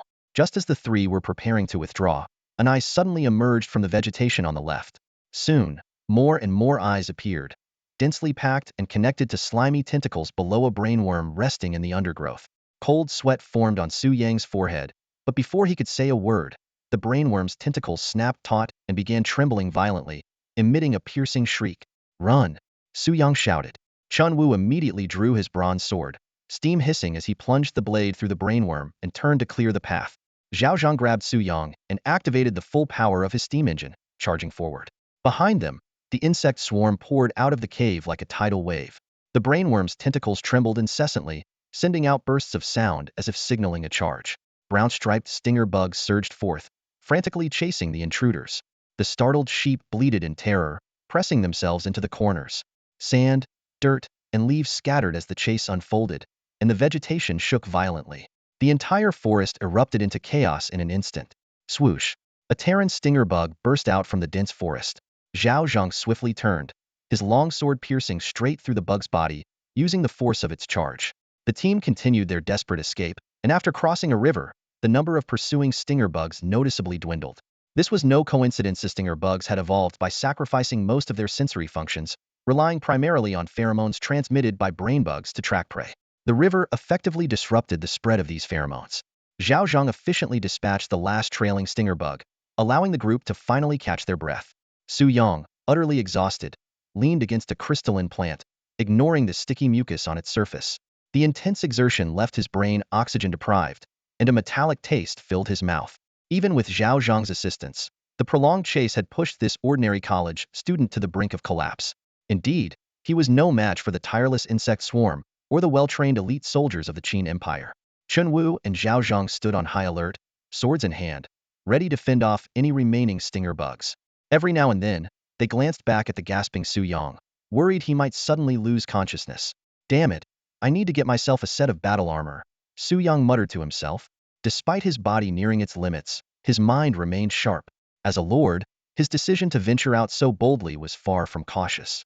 Yet, without reconnaissance units, personally exploring with the team was the most direct way to understand the surrounding environment. This risky expedition had yielded significant findings. They had discovered a stinger bug ranch. Furthermore, the chase had allowed Zhao Zhang and Chen Wu to slay enough bugs to earn a considerable amount of command points. Still, this swarm of bugs was clearly stronger than the ones they had encountered before. Struggling to catch his breath, Su Yang opened his interface to check the kill notifications. Killed level 4 Terran brain bug, command points 150. Killed level 2 Terran stinger bug, command points 30. Killed level 2 Terran stinger bug, command points 30. Though the first and second levels didn't provide a significant boost in combat strength, higher levels in the hive meant the potential to spawn more offspring. According to Su Yang's estimation, this ranch's hive was on a higher tier in both quantity and level compared to those he had previously encountered. To secure this place safely, the originally planned 10 level 2 armored elite soldiers might not be sufficient. Command points were always a frustrating bottleneck. There never seemed to be enough. After resting for over 10 minutes, Su Yang finally regained feeling in his limbs. The three of them resumed their journey, and after several hours, they made it back to the main base. Only 3 armored elite soldiers had been left behind to guard the base, while the others had already set out for their second round of exploration after resupplying. The stone resources had now reached 93 units, but building the city walls required completing the project in one go. Su Yang decided to wait until they had accumulated 200 units before starting construction. For now, the Lord's estate was still under upgrade, the city wall project would take time, and the stinger bug ranch couldn't be dealt with immediately. All Su Yang could do was continue to wait. Su Yang decided to rest while waiting. He was utterly exhausted. After only 2 hours of sleep the previous night and surviving a life-and-death chase earlier today, his fatigue made it nearly impossible to keep his eyes open. After instructing Chen Wu and Zhao Zhang to replenish their energy and continue exploring, he dragged his weary body into the Lord's residence and collapsed into bed, falling asleep instantly. Meanwhile, the official livestream of the Forbidden Land trial in Longhua had just gone live. The host, Xiao Shui, stood in front of the camera with an excited smile. The chat was scrolling rapidly as viewers eagerly discussed Su Yang's first kill reward, the actual combat power of the Qin Dynasty units, and the development progress of the base. The enthusiasm among Longgua's online audience was palpable. Su Yang's first kill had ignited a spark of hope. With the Dominion points from the first kill, we'll definitely develop faster. This time, we might actually take first place in the trial. I just want to see Qin's soldiers in action. Those armors are so cool. However, when the live stream switched to the on-site footage, everyone was stunned. Su Yang was sprawled out on the bed, snoring peacefully. Xiao Shui's expression froze, and several experts rushed to the screen to analyze the situation. They eventually came to an almost unbelievable conclusion. Su Yang had entered deep sleep during broad daylight in the Forbidden Land. The live stream chat exploded. What's there to analyze? He's just taking a nap. Is he here on vacation? Someone wake him up already. Over at the Central Military Headquarters, the situation wasn't much better. High-ranking officers, scholars, and analysts had all gathered, hoping to study the traits of Qin Dynasty civilization. Instead, they were greeted by the sound of Su Yang's rhythmic snores, plunging the meeting room into an awkward silence. It wasn't until evening that Su Yang finally woke up, feeling exceptionally refreshed. As he inspected the territory, he noticed that all the armored warriors had returned. However, the current carbon ore reserves were insufficient to support further exploration. Su Yang realized that it was imperative to improve the efficiency of the mining machines. Since only one machine could be placed at each vein, increasing efficiency was the only way to boost production until new veins were discovered. In front of the military camp, the soldiers were processing the day's hunt. Chen Wu had already organized the harvest and stepped forward to report to Su Yang. After hearing the details, Su Yang's eyes lit up. The day's gains were unexpectedly abundant. After a full day of exploration, the gains were indeed substantial. In terms of food resources, the 2 rounds of exploration brought back a considerable supply of meat. Based on normal consumption, it's enough to provide 3 meals a day for 2 days. With some rationing, it could even stretch to 3 days. While the insect swarm ranch remains temporarily out of reach, the immediate food supply issue has been effectively resolved. Another significant achievement of the day was the acquisition of dominance points. The exploration team encountered the insectoids 5 times, including one battle in which Su Yang personally participated. All battles were flawlessly executed without any injuries. This success validated Su Yang's strategy of forming a 3-person squad. Typically, insectoid groups consist of 5 to 6 members. A 2-person team of armored warriors would often sustain injuries, leading to armor damage. However, a 3-person squad could handle these encounters perfectly. While adding a 4th member would enhance safety, it would reduce exploration efficiency, making the 3-person setup the optimal choice for now. The battles throughout the day earned Su Yang a total of 1,120 dominance points. Combined with the remaining 20 points from before, the total now stands at 1,150 points. However, this figure also made Su Yang realize that without achievement rewards or large-scale battles, relying solely on sporadic skirmishes to accumulate dominance points is not very efficient. The value of these battles extended beyond just dominance points. By analyzing the frequency and locations of the encounters, Su Yang deduced the presence of 2 insect nests near the base. These roaming insectoid squads must have originated from the mother nests rather than appearing out of nowhere. To expedite the development of a level 2 warrior unit, he decided to organize an offensive against these nests early the next morning. Chen Wu's report also mentioned one final discovery: a mysterious cave adorned with murals. Su Yang immediately recognized it as a relic site. These special locations are typically scattered randomly across the forbidden zones. While completing relic missions can yield rewards such as weapons, supplies, and advanced blueprints, the tasks are generally highly challenging, and the rewards are not always proportional to the difficulty. As such, Su Yang decided to temporarily set this relic aside and revisit it when the base is more stable. After listening to this detailed report, Su Yang felt quite satisfied with the day's achievements. Not only had they resolved the pressing food shortage and gained a significant amount of dominance points, but they had also identified 2 strategic locations: the ranch and the relic. Although it wasn't much, it had already exceeded the expectations of the lords within the protected zone. Su Yang's only regret was the lack of any clues about copper resources, which would inevitably impact a series of subsequent upgrades. Currently, the scope of exploration was limited by the energy reserves of the armored guards. As a combat unit, they were not particularly adept at reconnaissance missions. Su Yang secretly hoped to unlock a scouting unit soon, which would significantly enhance exploration efficiency. However, he wasn't certain if such units existed during the early Qin Dynasty. As his thoughts wandered, the enticing aroma of roasted meat brought Su Yang back to reality. The soldiers had already skillfully prepared the game, roasting it over a charcoal fire. Watching the oil drip into the flames, his stomach, empty for 2 days, began to protest. "Your Majesty," Chen Wu approached, holding a roasted beast leg, crispy on the outside and tender on the inside. The meat was sprinkled with fragments of some unknown plants, releasing an irresistible fragrance. Su Yang was inwardly amazed that even in this eerie forest, they had managed to find spices for seasoning. Truly, the resourcefulness of the Yanhuang descendants was unparalleled. As night fell, the vegetation in the dense forest emitted a faint glow. 6 armored guards remained on duty outside, while the other soldiers rested in the barracks. Within the territory, the rhythmic pounding of the steam mining machine was the only sound. Seated inside the Lord's residence, Su Yang was focused on sketching a map on the table, marking resource points and unexplored areas. Having rested during the day, he felt refreshed and was meticulously planning the exploration route for the next day. Suddenly, a piercing alarm exploded in his mind. Su Yang leaped to his feet and rushed outside. As the metal door opened, an overwhelming cacophony of insect chirping assaulted him. Countless stinger insects swarmed chaotically through the base, while in the distance, jet-line bugs formed a formation and launched attacks on the armored guards on duty. Everyone, to arms! Protect the mine! Su Yang swiftly issued the command, rousing the soldiers resting in the barracks. At that moment, 2 stinger insects locked onto his position and charged directly toward the Lord's residence. Damn it! Su Yang cursed as he retreated into the courtyard, struggling to pull the metal door shut. Unfortunately, one stinger insect forced its way into the gap, followed closely by a second. Under the moonlight, the insects raised their sharp, glinting blades, their dripping, venomous mandibles emitting a chilling screech. Su Yang's heart pounded violently, and cold sweat streamed down his face. The double-bladed stinger in front of him could decapitate him in one swift move. Adrenaline surged through his veins, forcing his mind into overdrive.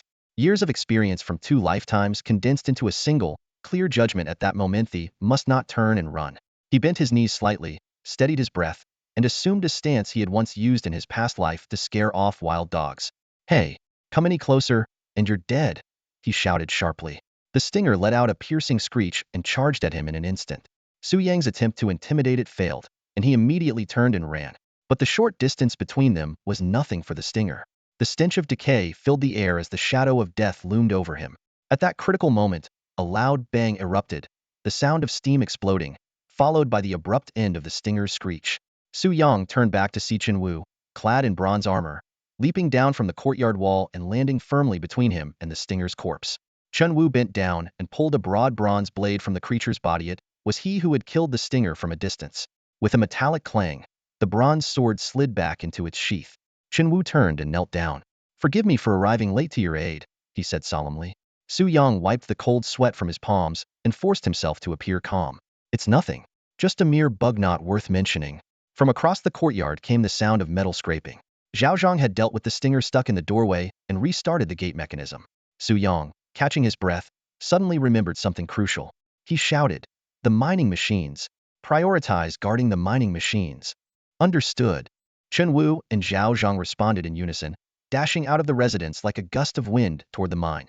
The importance of the mining machines could not be overstated. They were essential for providing fuel to the warriors. If they stopped functioning, it would mean a complete loss of combat capability. Even worse, any repairs requiring copper resources would be impossible in the current situation. Outside the mine, a rain of stinger projectiles descended relentlessly. 6 armored warriors were locked in a fierce battle. While a single warrior in attack mode could easily take down 2 stingers, each of them was now facing at least 5 or 6 at once. To make matters worse, countless spitting worms hidden in the forest launched sneak attacks, severely damaging the warrior's bronze armor, which was now on the verge of collapse. The steam-powered doors opened one after another, and the squad of armored warriors, having refueled, swiftly entered the battlefield. The 12 warriors split into 4 squads of 3. 2 squads rushed to support their 6 comrades on guard, while the other 2 headed straight to the critical areas of the mining site to bolster defenses. Although the newly arrived warriors quickly cleared the scattered Zerg on the outskirts, they were soon surrounded by a massive swarm. Faced with such an overwhelming nocturnal assault, the current forces of the territory struggled to break through. After a brief but fierce skirmish, the battlefield fell into a stalemate. Neither side could breach the other's defenses. The reinforcements temporarily eased the defensive pressure, but the situation remained dire.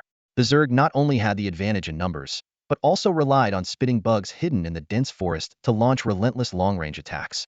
Forcing the warriors to break through in formation would inevitably lead to significant damage to their armored suits.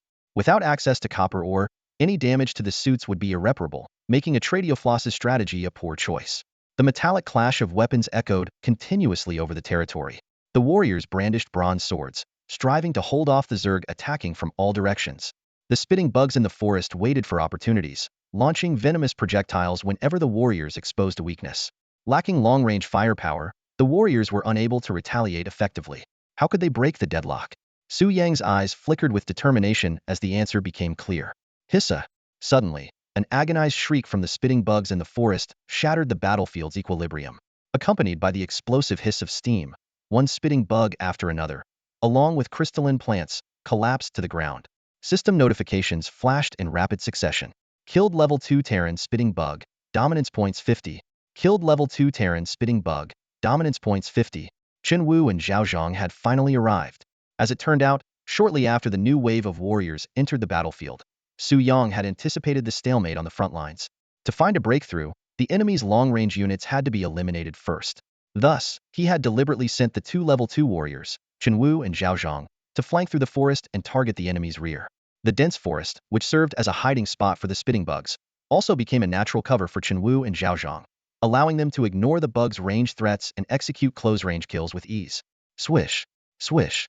The sound of swords slicing through the air and the cries of dying spitting bugs echoed throughout the forest. The brain bug emitted a sharp warning, hastily redirecting part of the Zerg forces to defend the rear. The moment the frontline Zerg withdrew, the battlefield's balance was instantly disrupted.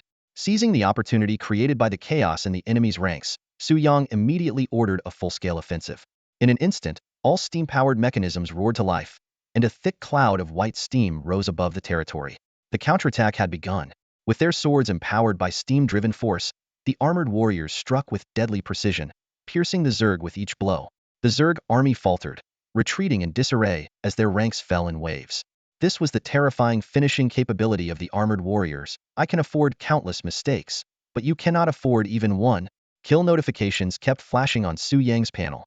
Kill level 1 Terran Stinger, Dominion value 20.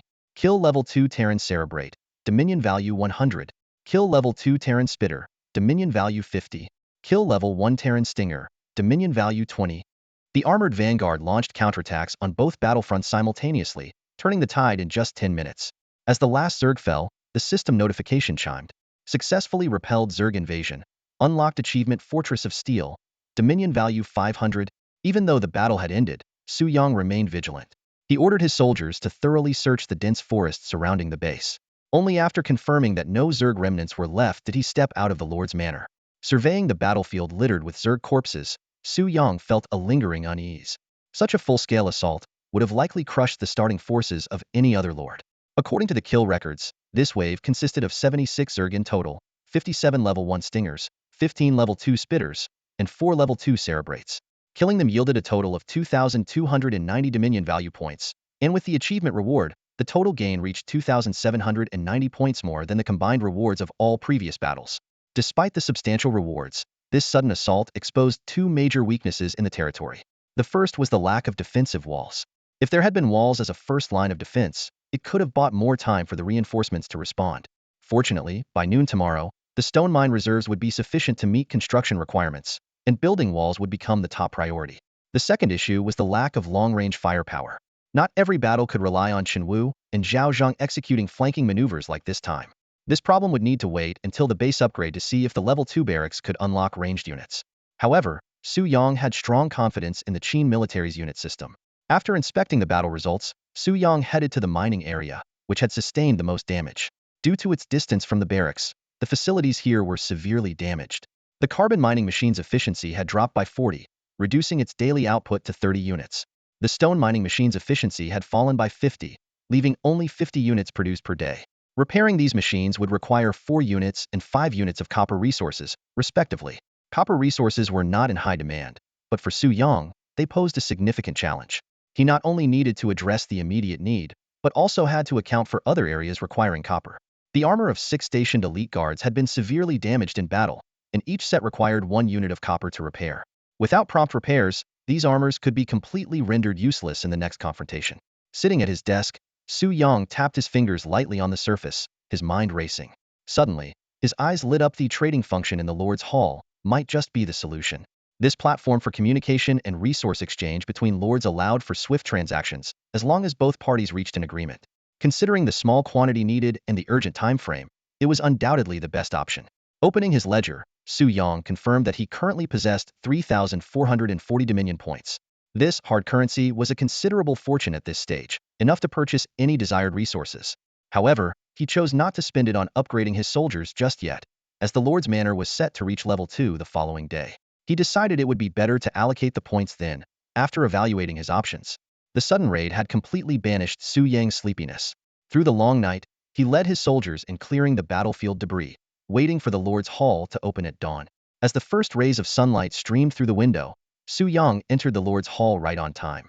To avoid appearing overly eager, he deliberately waited for the other lords to exchange pleasantries before posting his trade offer. Items needed: copper resources. Items offered: Dominion points. Trade initiated by Lord of Longwa. The message immediately caught the attention of other lords.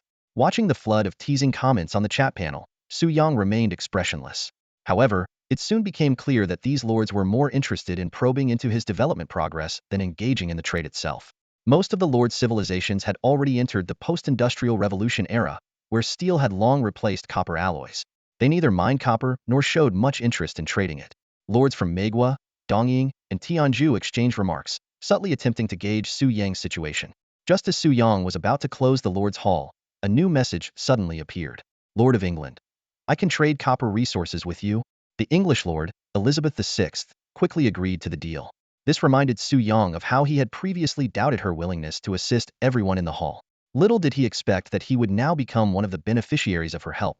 My territory has copper mines, but it will take time to extract the ore, Elizabeth explained in their private chat. If you can wait a few hours, I'll allocate all resources at the mines to production. After a quick assessment, Su Yang agreed. The amount of copper he needed wasn't substantial, and waiting a few hours seemed far more reliable than sending out a team to search for copper on a gamble. However, the deal sparked an uproar in the main hall. The other lords voiced their disapproval, flooding the chat interface with their comments. The English lord is being so foolish. This is a complete waste of precious time. Dominance points are limited in the early stages, but they're enough to use. Base construction can't afford any delays. Think carefully.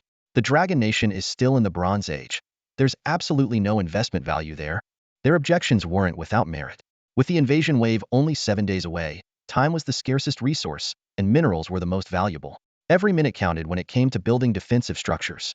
Yet Elizabeth was willing to dedicate her mining machines entirely to extracting copper that wouldn't benefit her own development, just for a trade with a territory still stuck in the Bronze Age. But Elizabeth seemed unfazed by the criticism. Su Yang opened the private chat panel and got straight to the point. Shall we proceed with the trade? Yes. How much copper do you need? 100 units. This amount had been carefully calculated by Su Yang. 50 units to repair his armored warriors and other facilities, and the remaining 50 units for constructing essential structures after upgrading his residence. Elizabeth quickly responded, I'll adjust the mining machine locations now. It should take about half a day. If you're in a hurry, we can split it into 2 batches, one at noon and the other in the evening. That works. What's the price? 500 dominance points. If you don't have enough, I'm willing to accept a deferred payment. This offer made Su Yang raise an eyebrow in surprise. As a temporary ally, he felt compelled to remind her. Aren't you worried I might default? The Forbidden Zone system doesn't penalize fraudulent behavior. I believe in the goodness of human nature, and I trust the integrity of people from the Dragon Nation. Her response left Su Yang momentarily speechless. Silently, he filled in 600 dominance points in the trade box, 500 for the 100 units of copper. The price was indeed exceptionally fair. The 500 Dominion points he provided were used to purchase copper ore, while the additional 100 points were intended as a gesture of goodwill to establish diplomatic relations. England's assistance came at a critical moment, and the extra 100 points of Dominion value were perfectly balanced enough to show sincerity without appearing overly flattering. In a restricted territory, a massive industrial-era mining site was roaring with activity. Elizabeth, with her golden hair and dressed in a beige gown, was directing workers to adjust the mining operations. Thanks to the extraordinary productivity of the industrial-era mine, extracting 100 units of copper was merely half a day's work for her. She believed that investing this small amount of time to foster a friendly relationship with the Dragon Kingdom was well worth it. Although the Dragon Kingdom was still in the Bronze Age and relatively underdeveloped, any civilization capable of achieving a first-kill accomplishment must possess exceptional qualities. I believe in the goodness of humanity, and I believe even more in the integrity of the Dragon Kingdom's people. Elizabeth typed this line on her screen. Though the statement carried a somewhat official tone, she genuinely acknowledged the upright nature of the Dragon Kingdom's people. Her willingness to allow Su Yang to defer payment was largely due to the fact that 500 Dominion points represented a significant sum in the early stages. Each lord started with only 1,000 Dominion points, and even with first kill rewards and gains from eliminating anomalies, Su Yang's total Dominion points likely weren't abundant. The 500 points constituted a substantial portion. Considering the Dragon Kingdom's unique situation as a Bronze Age civilization, she didn't want her demands to hinder its development. In her view, a sustainable ally held far greater value. When the trade notification sounded, Elizabeth's eyes widened surprisingly. The Dragon Kingdom had paid the entire 600 Dominion points up front. She immediately initiated a private chat. Did you make a mistake? It shows here that 600 Dominion points were delivered. This is yours. Make sure to deliver the copper or on time. The Dragon Kingdom's lord replied briefly before leaving the Lord's Hall. Elizabeth was puzzled. How could the Dragon Kingdom so easily produce 600 Dominion points during a crucial developmental phase? That amount was half of a typical lord's starting resources. Based on his attitude, it seemed this sum was insignificant to him. After the transaction was completed, the Lord's Hall buzzed with discussion. Most believed that Elizabeth had miscalculated by investing in a civilization still reliant on copper mining. Some lords who had received her assistance expressed regret on her behalf, while other nations secretly rejoiced. The American and Japanese lords were particularly pleased. In their view, this transaction had rendered both England and the Dragon Kingdom less competitive. England had altered its early development strategy, while the Dragon Kingdom had not only exposed its resource shortages but also lost its Dominion point advantage. Combined with the risks of prematurely lifting its newbie protection, the outlook for its development seemed bleak. However, at that moment, a global announcement shattered their expectations. Dragon Kingdom Lord Su Yang has become the first to unlock a level 2 base, earning the achievement, Dawn of Civilization. The announcement that Su Yang, the Lord of Longhua, had been the first to unlock a level 2 base and achieve the milestoned Dawn of Civilization caused an uproar in the Lord's Hall. The American lord's eyes nearly popped out of their sockets as he stared intently at the notification in front of him. Just moments ago, he had been plotting how to eliminate this bronze civilization, only to find that Su Yang had already achieved this monumental breakthrough. The first kill achievement might have been attributed to luck, but unlocking a level 2 base was undeniably a testament to true strength. It signified sufficient Dominion points and the ability to fend off the onslaught of alien waves. His gaze shifted to assess the other lord's progress. The Spanish lord was struggling in the heart of the hive, barely managing to construct walls and sustain a minimal military force, which had entirely depleted his Dominion points. Even he, the self-proclaimed strongest early-game lord of America, could now only focus on fortifying defensive structures. The reaction of the Japanese lord, Tojo Inkan, was even more extreme. Kneeling on the tatami-covered floor, his katana flashed as it was unsheathed in an instant, slicing through an invaluable folding screen beside him. The veins bulged on his contorted face, and each breath he took radiated a chilling murderous intent. These two critical early-game milestones were supposed to belong to Japan. For the Emperor, he gripped the hilt of his katana tightly and slowly rose to his feet. It's time to break the newbie protection. Elizabeth stood in her own Lord's Hall, her expression conflicted. She had yet to recover from the shock of Su Yang's extravagant use of Dominion points earlier, and now this astonishing breakthrough had left her reeling once again. A territory that had only recently been trading the most basic copper, or with her, had already advanced to such an impressive stage of development. However, her sharp mind caught onto a crucial detail. If Longhua had already reached this level of progress, why would they still need basic copper ore? This suggested that Su Yang's starting location was extremely resource-poor. While it was unlikely to be as perilous as the heart of the hive where Bronze Age units would stand no chance against its threats, a lack of resources would inevitably hinder long-term development. Where exactly was Longhua's starting point? This question sparked a heated debate in the Lord's Hall. The Lord's Hall was in utter chaos. Lords from various nations were voicing their complaints one after another. How is this even possible? Am I seeing things? One anonymous lord exclaimed in agitation. Why does Longhua always get all the good fortune? This is so unfair. Another lord said indignantly. Do they not have any mutants in their starting area? How can they fend them off with just cold weapons? A third lord asked in disbelief. The lord from Tianju hurried forward, ingratiatingly saying, Su Yangbra, you know the bond we share. The copper mine in my territory is all yours. Oh lord, I wish I had started in Longhua's area too. These cursed bugs and plants are driving me insane. The lord from Zabanya sighed. However, Su Yang was completely engrossed in the joy of upgrading his new base, paying no attention to the noisy surroundings.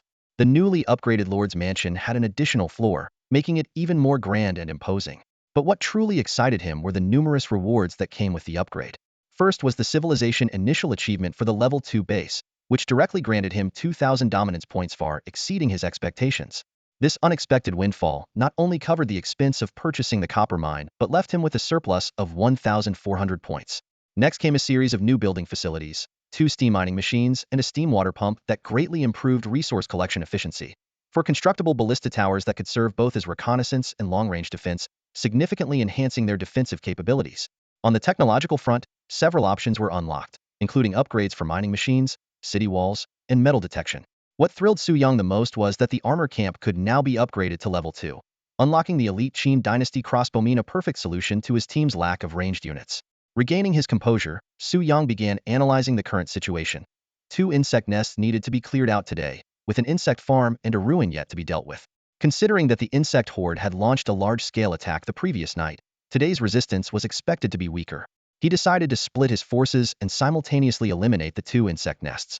As for the insect farm, which required 10 level 2 armored elites, and the ruins, they could wait for now. Copper resources were an urgent priority. While England could temporarily alleviate the shortage, intensifying the search for resources was necessary for the long term. The newly unlocked metal detector technology would be his top choice moving forward. By the afternoon, stone resources would meet the required threshold, allowing the construction of city walls to begin. With the combat strength of the Qin elites, basic city walls would suffice for now, and upgrades to the walls and defensive towers could be postponed. With his plans clarified, Su Yung opened the Lord's panel to carefully review the upgraded attributes of his territory. Su Yang's eyes were fixed intently on the territory panel in front of him. Compared to when he first entered the restricted zone, the data now appeared significantly more substantial. Territory: Qin Lord Su Yang's main base in the Dragon Nation. Level: Level 2 Lord's residence. The resource production facilities had taken shape. 2 level 1 steam-powered mining machines and 1 level 1 high-pressure steam water pump were operating efficiently, supported by solid and liquid resource warehouses that ensured safe resource storage. In terms of military facilities, the base's military backbone consisted of 1 level 1 armor barracks and 20 level 1 barracks. His initial military force comprised 18 level 1 Qin armored elite soldiers and 2 level 2 Qin armored elite soldiers. The resource reserve showed 332 units of water resources, 176 units of stone resources, 26 units of coal resources. The accumulated command points had reached 4,440. Studying this data, Su Yang's mind raced as he began planning the next steps for development. He first organized the resources needed for various upgrades. Level 2000 machine tower requires 30 units of copper ore, with daily coal consumption increasing to 10 units after the upgrade. Metal detection technology costs 1,000 command points and has a research duration of 6 hours. Production facility upgrades. The high-pressure water pump and mining machines each require 10 units of copper ore, with production capacity increasing by 50 post-upgrade. Level 2 armor barracks requires 50 units of copper ore and unlocks armored crossbowmen. Armored crossbowmen each requires 200 command points, daily maintenance of 1 unit of fuel, and consumes 1 unit of copper ore per soldier during combat for replenishing crossbow bolts. Taking the current situation into account, Su Yung quickly finalized his development priorities. 1. Upgrade the 1000 machine tower and research metal detection technology first, as these are key to obtaining scarce copper ore. 2. Upgrade the armor barracks next, to develop long-range units, while promoting all existing elite soldiers to level 2 and recruiting 20 crossbowmen. 3. Enhance the mining machines to ensure resource output keeps up with growing demands. 4. Gradually improve the base's defense system. With the plan now in place, all that remained was to wait for England to deliver the copper ore needed to kickstart the upgrades. At noon, Su Yung received a notification from his backpack right on time. 50 units of copper ore had been credited. He took a deep breath, suppressing the excitement rising within him. Though this batch of copper ore obtained from a trade with England was small in quantity, it was a crucial resource for kickstarting operations. Without these 100 units of copper ore, even upgrading the main base to level 2 would result in developmental stagnation, making this resource far more valuable than its nominal worth of 600 Dominion points. Before beginning the upgrade process, Su Yung attended to several urgent matters. He extracted 6 units of copper ore to repair the armor of 6 heavily damaged elite armored guards. Next, he dispatched Chen Wu and Zhao Zhang, each leading a 6-member squad, to head toward the direction of the insect hive predicted last night. The insect swarm had to pay for their transgressions. Once the 2 squads departed, Su Yung turned his attention to internal matters within the territory. He allocated 18 units of copper ore to repair damaged mining machines and other facilities. Soon, all production units within the territory were restored to full operational efficiency. Afterward, Su Yung invested 30 units of copper ore into the 1000 machines tower upgrade project. As the blueprint unfurled, the sound of interlocking gears filled the air, and the tower gradually rose higher, its metallic surface shimmering with a faint bluish-white glow. Upon completion of the upgrade, the technology panel unlocked a new feature: metal detection. This ancient prospecting technique combined geomancy and geological knowledge to analyze shallow mineral veins. It required 1,000 dominion points and 6 hours of research time. Su Yang's eyes lit up. This was a brilliant testament to the ancient wisdom of identifying mineral deposits by observing mountain formations, geological anomalies, and unique plant distributions. Without hesitation, he invested the 1,000 dominion points. The system then revealed an unexpected Surprizia special unit called the Great Qin Long-Range Scouts. This lightweight armored reconnaissance unit could not only perform long-distance scouting, but also conduct mineral exploration once equipped with the necessary knowledge. Summoning one scout required 300 dominion points, with a daily consumption of 2 units of fuel and purified water, along with 1 unit of copper ore for each resupply and maintenance.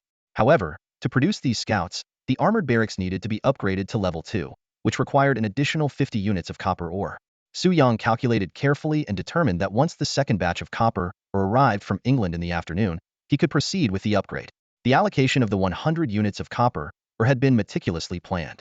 Shortly after noon, all the stone resources required for constructing the city walls were finally gathered. Su Yang gazed at the defense panel. After 2 days of waiting, the time had come to fortify the city. With sturdy walls in place, the insect swarm would no longer be able to launch reckless assaults. Su Yang's thoughts moved swiftly as he meticulously planned the blueprint for the city walls surrounding the base. Under his control, sections of stone walls rose steadily from the cleared grounds, connecting seamlessly into a continuous structure. However, as he gazed at the newly erected walls, which stood only 3 meters high, a slight frown appeared on his face.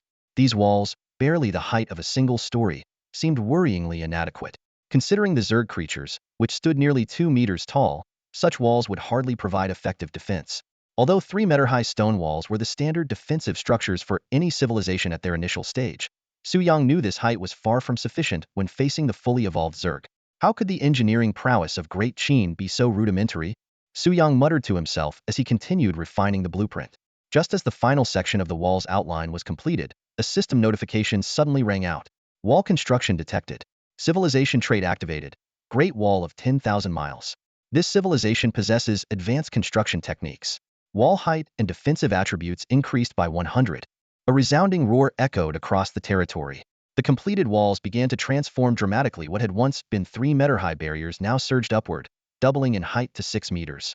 The stones grew larger and more compact, while the previously rough surfaces became smooth and meticulously aligned. A sense of immense strength emanated from the walls, filling the air with a palpable feeling of security. Ascending the wall, Su Yang's eyes lit up with amazement.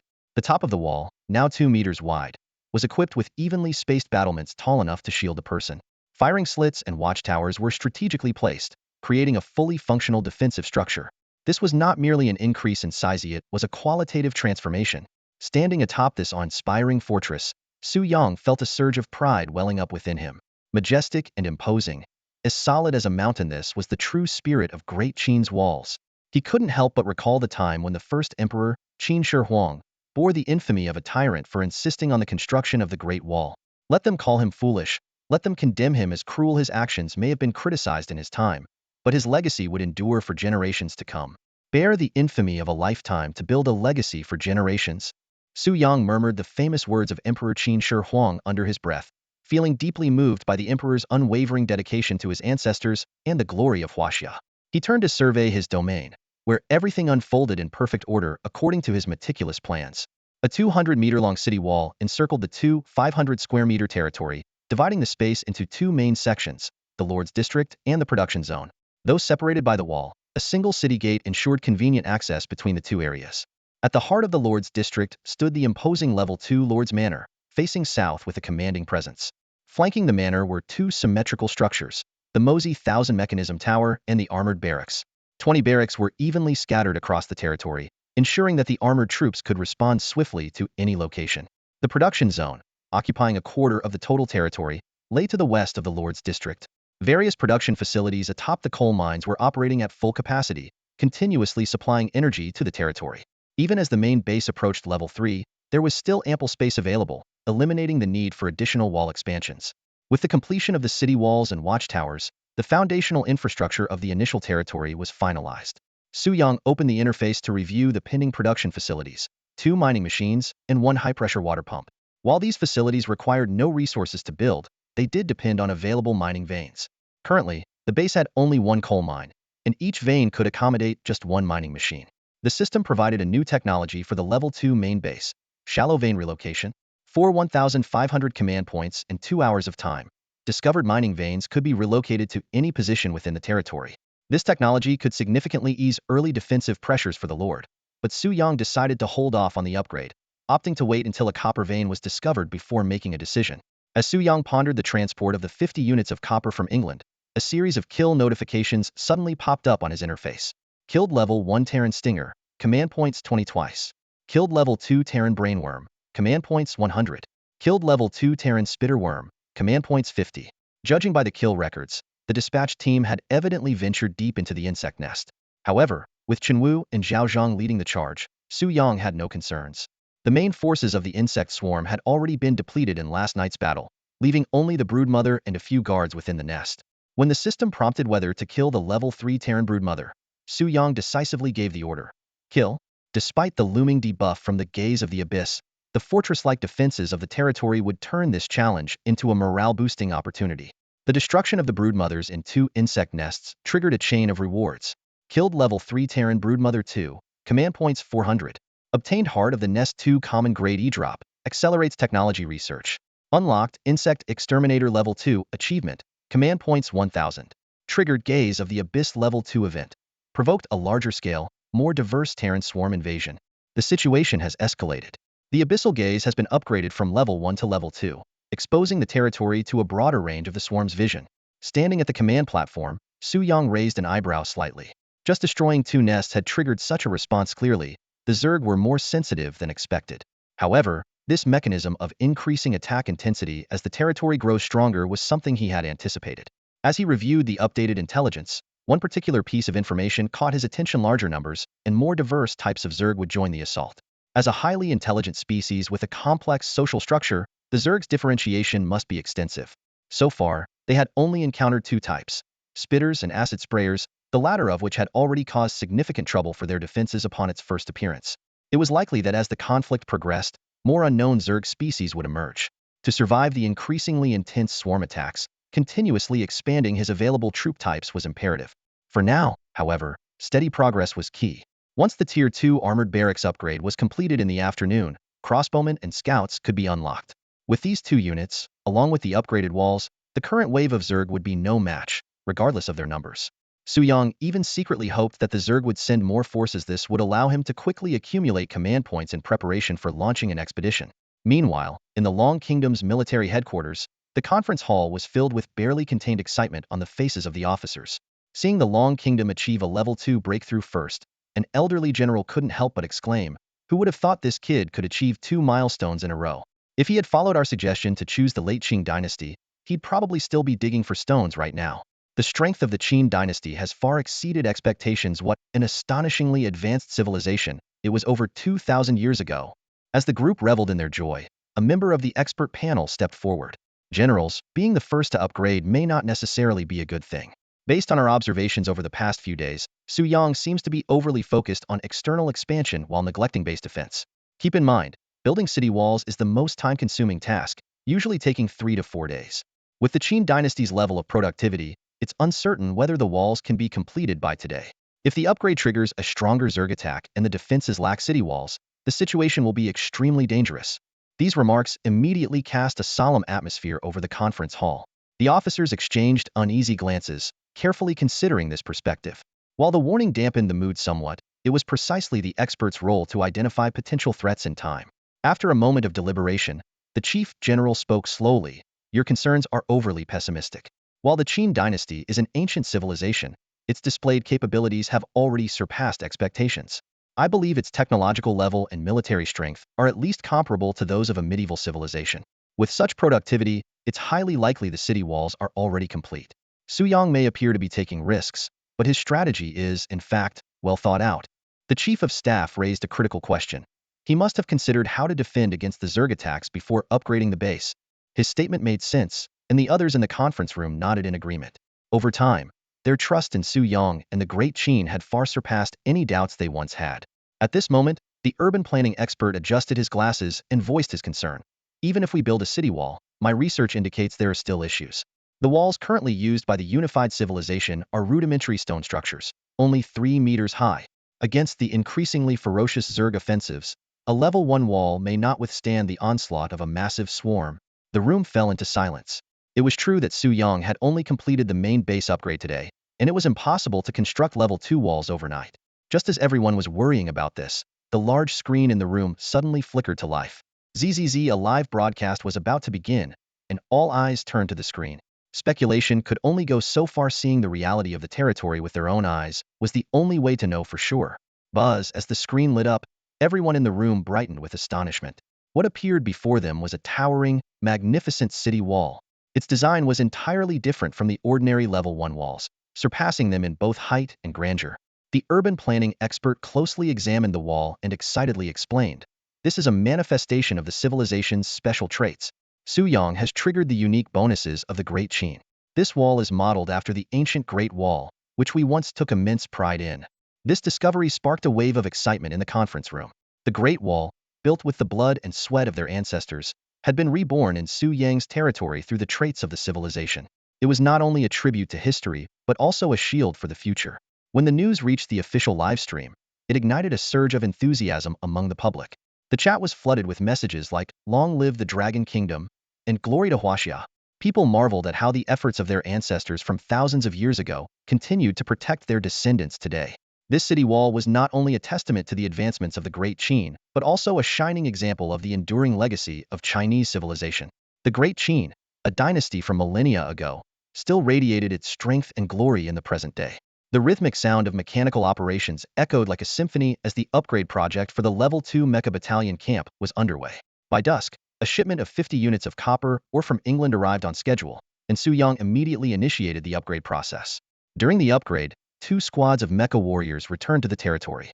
The afternoon battle yielded a total of 850 Dominion points, combined with an additional 1,000 points from achievement rewards, bringing the total to 1,850 points.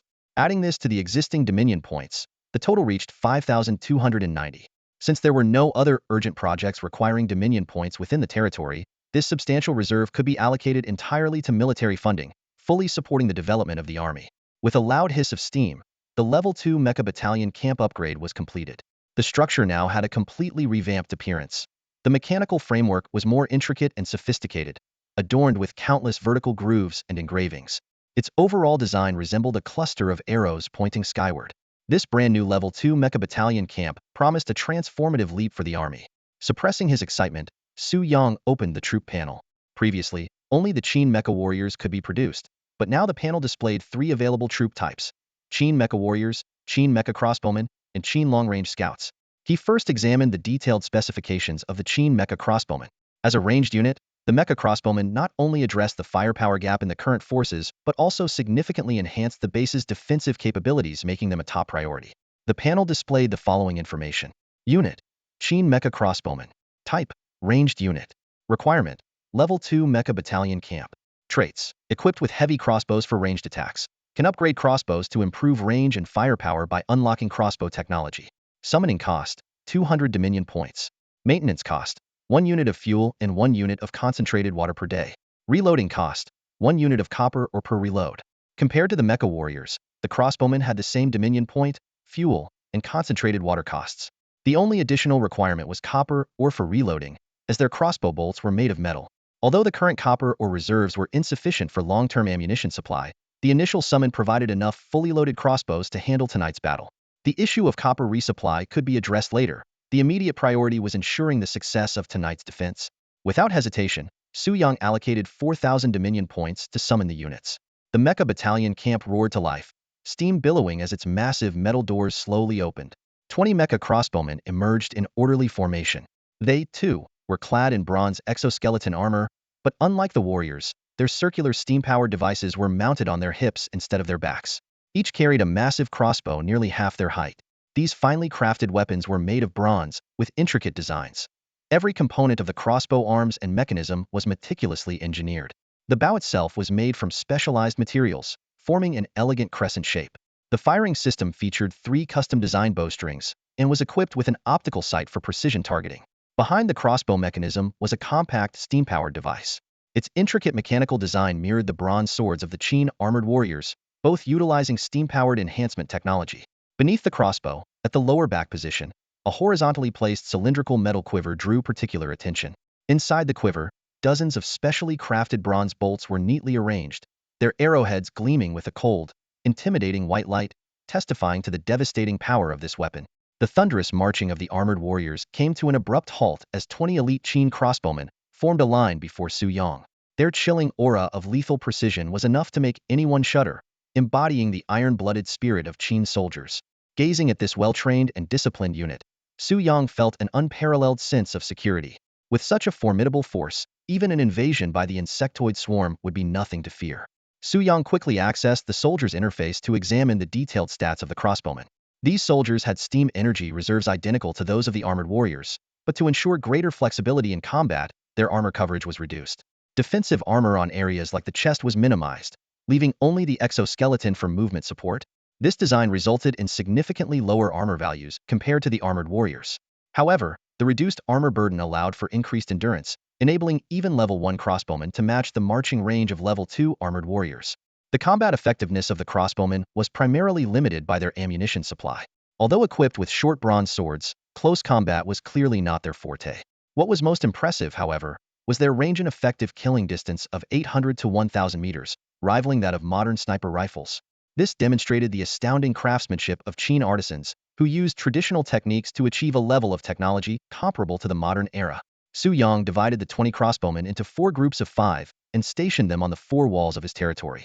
He then used 600 command points to upgrade 2 armored warriors to level 2, ensuring that each wall was guarded by 1 level 2 armored warrior. Finally, with his remaining 600 command points, he summoned 2 Qin scouts. These scouts were distinctly different from the other units. They had sacrificed nearly all defensive armor, with the power systems on their upper bodies removed entirely. All steam energy was concentrated in their waist and legs, granting them exceptional mobility and endurance. Even a level 1 scout could surpass the speed and marching range of a level 2 armored warrior. In addition to their leg power devices, the scouts were equipped with bronze daggers and soil analysis tools, enabling them to analyze terrain and conduct professional surveys to accurately predict mineral deposits within a radius of several kilometers. As the 2 scouts departed from the armored camp to begin their mission of locating copper mines, Su Yang was left with only 90 command points. However, the investments he had made resulted in a significant leap in the strength of his forces. Climbing to the top of the city walls, he assigned positions to all his soldiers: 16 level 1 Qin armored warriors, 4 level 2 Qin armored warriors, and 20 Qin crossbowmen. With such a formidable lineup, the invading insectoids would undoubtedly meet their doom tonight. The forest at night brims with even more vitality than during the day. Countless strange plants emit radiant glows, painting a dreamlike scene in the darkness. Yet, beneath this mesmerizing beauty, the heart of the forest hides unpredictable dangers. On the city gates of the Qin territory, Su Yang stood silently, gazing into the distance. Before him stretched an endless expanse of vibrant forest, blending into the pitch-black night sky at the horizon. It seemed as though an abyss of unfathomable darkness lay there, devouring all light. The evening breeze sweeping from the depths of the forest carried a piercing chill. Beyond the howling wind, Su Yang could faintly catch intermittent mechanical sounds, evidence of the 40 elite armored soldiers he had meticulously stationed, each steadfast at their post. The defensive arrangements of the territory were meticulously organized. Each of the 4 equidistant walls was guarded by 4 soldiers, 2 armored swordsmen and 2 armored crossbowmen, forming a stable defensive line. At each of the 4 10-meter-high watchtowers on the corners, 6 soldiers were stationed: 3 crossbowmen and 3 swordsmen, serving as a mobile force ready to reinforce any area under attack. This layout ensured comprehensive defense while minimizing response time. Suddenly, a strong gust swept through, causing the glowing plants in the forest to sway like a flowing river of stars. Amid this enchanting scene, Su Yang's nerves abruptly tightened. The crossbowmen in the southeastern watchtower had spotted traces of the insectoid creatures 1,000 meters away. Su Yang immediately reorganized the troops, ordering the mobile units from the southwestern and northeastern watchtowers to swiftly reinforce the southern and eastern walls. The rustling sound of movement grew louder and more frantic. The crossbowmen were already in position, arrows nocked, waiting for the command. Taking into account the potential interference from the plants, Su Yang held back, waiting for the perfect moment to strike with precision. The sound of the insectoid creature's footsteps was now accompanied by the shrill screeches of a brain bug, growing increasingly distinct. Fire! At Su Yang's command, the crossbowmen unleashed a volley. The twang of bowstrings echoed above the walls. The broadhead bolts flew like the scythes of death, so swift they were almost invisible. In the distance, Plants fell and shattered into fragments. Almost simultaneously, the display panel lit up with 10 kill notifications. A series of kill notifications flashed across Su Yang's vision. Defeated Level 1 Tyrannid Stinger, Dominion Points 20. Defeated Level 2 Tyrannid Stinger, Dominion Points 30. Defeated Level 1 Tyrannid Stinger, Dominion Points 20. Defeated Level 2 Tyrannid Stinger, Dominion Points 30. Instant kill. This is the power of the heavy-duty repeating crossbow. For the sound of crossbows firing tore through the night sky. The swarm of insects in the dense forest, provoked by the attack, surged madly toward the city walls. The gears of the crossbow mechanisms turned slowly, and 3 specialized bowstrings were drawn taut once more by mechanical force. The armored crossbowmen moved in perfect unison, retrieving bolts from their waists, loading, aiming, and firing. Buzz another volley. This time, Su Yang watched closely as the bronze-tipped bolts spun through the air, piercing the Tyrannid Stingers' bodies, shredding their innards before bursting out the other side and embedding themselves into the ground. The struck stingers collapsed instantly, lifeless like severed marionettes. The first wave of insects rushing out of the forest was reduced to lifeless remains in mere moments. New kill notifications flashed rapidly. Defeated Level 2 Tyrannid Stinger, Dominion Points 30. Defeated Level 2 Tyrannid Stinger, Dominion Points 30. Defeated Level 2 Tyrannid Stinger, Dominion Points 30. As the crossbowmen reloaded, more of the insect swarm poured out of the forest like a tide. They soon reached the base of the city walls, but the towering walls of Great Qin stood as an unyielding barrier. The Tyrannid stingers frantically leaped and struck at the walls with their blade-like limbs, but their efforts only left shallow marks on the stone. Responding to the sharp screech of the hive mind, the stingers adapted their strategy. They ceased their futile attacks on the walls and began trampling over one another, forming a growing pile in an attempt to scale the defenses. Sensing the imminent threat, the armored swordsmen stepped forward to the edge of the wall. The steam-powered devices on their backs hummed as they charged up, and their bronze swords gleamed, ready for action. Each time a stinger neared the top of the wall, the swordsmen struck with precision, slicing it down. As the pile of insects grew higher, more stingers managed to reach the wall's edge at the same time, increasing the pressure on the defenders. Just as the situation became critical, the crossbowmen finished reloading and unleashed a coordinated volley into the dense swarm below. With a resounding thrum, each bolt pierced through multiple insects in one shot.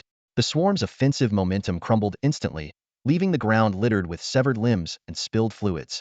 Su Yang's vision became overwhelmed with countless kill notifications. Arrows rained down like a storm, cutting down more than half of the swarm at the base of the city wall in an instant. The game interface kept flashing kill notifications.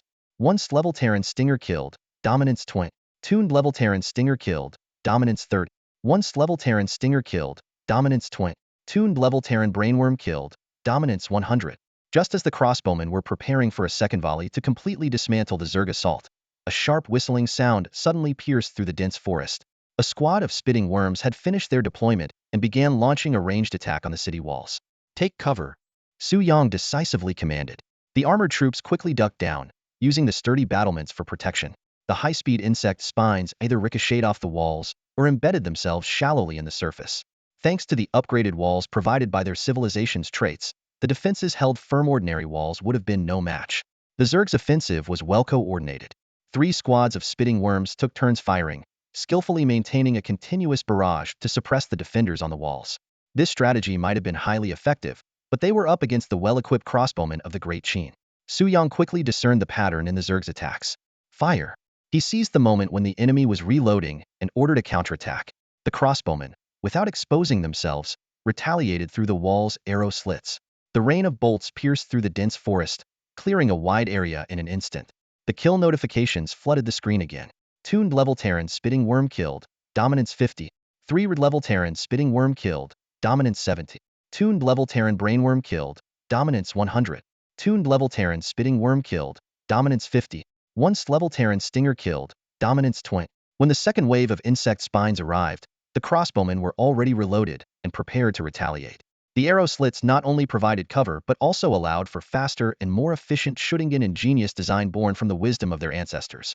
A precise counteroffensive wiped out half of the Zerg's ranged firepower in one go. From then on, whether it was the Stinger's frontline charge or the fire support from the rear, the armored troops neutralized the attacks with ease.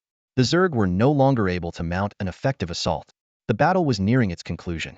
Following Su Yang's command, the city gates creaked open, and Chun Wu and Zhao Zhang each led a squad out in single file, carefully searching for any remaining alien insects. As the final brain bug fell under a rain of arrows, the unprecedented swarm assault finally came to an end. Eagerly, Su Yang pulled up his control panel, and his eyes lit up the moment he saw the final numbers dominance points. 6,780. In just one night, this defensive battle had earned him nearly 6,000 points. To put it into perspective, most lords were still hovering around a mere 1,000 points, yet his single night's gains surpassed theirs by sixfold. The synergy between a level 2 main base and level 2 abyssal gaze is truly remarkable, Su Yang thought with satisfaction. As long as the defenses held strong, abyssal gaze was an unstoppable buff. The larger the swarm, the more dominance points it yielded. The newly acquired dominance points already had a purpose. First came the technology upgrade spent 1,500 points to research the shallow vein relocation technology. This innovation would allow mineral veins outside the territory to be relocated within the base, a perfect solution for the early stages when concentrated defense was critical. If scouts discovered new veins tomorrow, the technology could be put to immediate use. Next was unit upgrading. With the expansion of the crossbowman units, food consumption was increasing daily. If the swarm ranch couldn't be secured tomorrow, the soldiers would face the threat of starvation. However, the level 1 armored vanguard lacked the mobility to reach the swarm ranch, making it essential to upgrade them all to level 2. Without hesitation, Su Yang invested 4,800 dominance points to upgrade every level 1 armored vanguard in one go. Amid the clanging sounds of mechanical adjustments, all armored vanguard units in the territory were upgraded to level 2. The sense of accomplishment from such a large-scale upgrade was far more satisfying than the sporadic upgrades he had made previously. However, with the enhanced strength of the troops, the issue of supplies became more pressing. The territory currently had only one coal mining machine, capable of producing a maximum of 50 units of fuel resources per day. Yet the daily consumption of the existing forces had already exceeded this limit. Each armored vanguard required 2 units per day, and each crossbowman 1 unit. Even without counting the scouts, maintaining the forces required 60 units of fuel daily. In the event of a battle, consumption would multiply. The recent fierce battle had already depleted fuel reserves for 2/3 of the troops, and the crossbowmen on the eastern and southern fronts had completely run out of bolts. Without copper resources, replenishing ammunition was impossible. Resource shortages had become the greatest bottleneck in the base's development. Now, everything hinged on the scouts discovering new mineral veins before the assault on the swarm ranch tomorrow. The Lord's Hall has officially opened, allowing lords to communicate with one another within the designated time frame. Early the next morning, Su Yang entered the Lord's Hall on time. Although he wasn't fond of idle chatter, he knew that occasionally important information could surface, making it worth his while. While the hall was abuzz with discussions of mundane matters, a sudden announcement struck like a bolt of lightning, instantly igniting the atmosphere. I have great news for everyone. We've discovered an oil field, and preparations for extraction are underway, declared the Afghan lord, causing an uproar. No way. What kind of luck is that? Are you serious? They found an oil field this quickly? Hey, send me the coordinates. The American lord asked urgently. This changes everything. Non-modern civilizations are doomed now. Dear Lord, you know we've always had a good relationship. I've decided to form an alliance with you, the Indian lord quickly chimed in. Reading this announcement, Su Yang frowned deeply, his expression turning grave. Oil, one of the most complex organic compounds, is the lifeblood of modern industry. For nations that started with modern civilizations, oil resources are their lifeline. While these nations face no issues with early-stage combat power, their greatest developmental bottleneck lies in acquiring advanced resources. Unlike Su Yang, who primarily needed basic resources like coal and copper, modern civilizations couldn't progress without strategic materials like steel and oil. With limited exploration areas and scarce resources in the early stages, most modern civilizations struggled with resource shortages, stalling their development. This was one of the balancing mechanisms within the Forbidden Zone. If such nations could easily acquire advanced resources, their growth would become uncontrollable, with catastrophic consequences. The Afghan lord's announcement was nothing short of a heavy blow. In reality, Afghanistan was a major oil-producing country, and within the Forbidden Zone, it possessed the oil-baron civilization trait, allowing it to construct oil rigs at an exceptionally early stage and achieve astonishing oil production. For this reason, in the previous 2 trials, Afghanistan had been a highly sought-after ally for other nations. Now, with an oil field discovered during the beginner protection period, it sent every player into a frenzy. This marked an unrestricted opportunity for rapid advancement. For Su Yang, however, this was far from good news. In the early stages of the Qin Dynasty, oil was practically useless. On the other hand, other nations gaining access to oil so early would significantly increase the pressure on his development. The announcement sent modern civilizations into a frenzy. Afghan lord, I was born in the goblin mines. If it's the same for you, let's discuss privately. If we form an alliance, I'm willing to offer half of my future dominion value. I can provide iron resources needed for early development. Let me know if you're interested, proposed the English lord. "I hope you choose wisely. I don't want to see unnecessary bloodshed," the Russian lord warned with a veiled threat. One by one, the lords extended offers to the Afghan lords, some promising generous benefits, others issuing subtle threats. Their message was clear. If they couldn't have the oil, no one else should either. The voice of Lord of Fuhin echoed through the hall. This time, the 6 nations of the Middle East will form an independent alliance, refusing to align with any other country. Oil resources will only be exchanged through trade. As his words fell, the hall descended into silence. The decision carried significant weight. Remaining unaligned meant avoiding offense to any side, while fair trade of oil resources could reshape the dynamics of the trial entirely. Su Yang stood still, his gaze sweeping across the silent hall. He quickly grasped the profound implications of this decision. Once oil began circulating through trade, all modern nations could rapidly overcome developmental constraints, accelerating the trial's progress several times over. Countries with modern civilization as their starting point would rise swiftly. A sense of urgency surged within him. He had to accelerate his own development. Otherwise, he risked being left behind by others. Beneath the surface calm, undercurrents were stirring. Though no one spoke again, Su Yang knew that at this moment, the lords of various nations were undoubtedly engaging in private discussions with the Fuhin.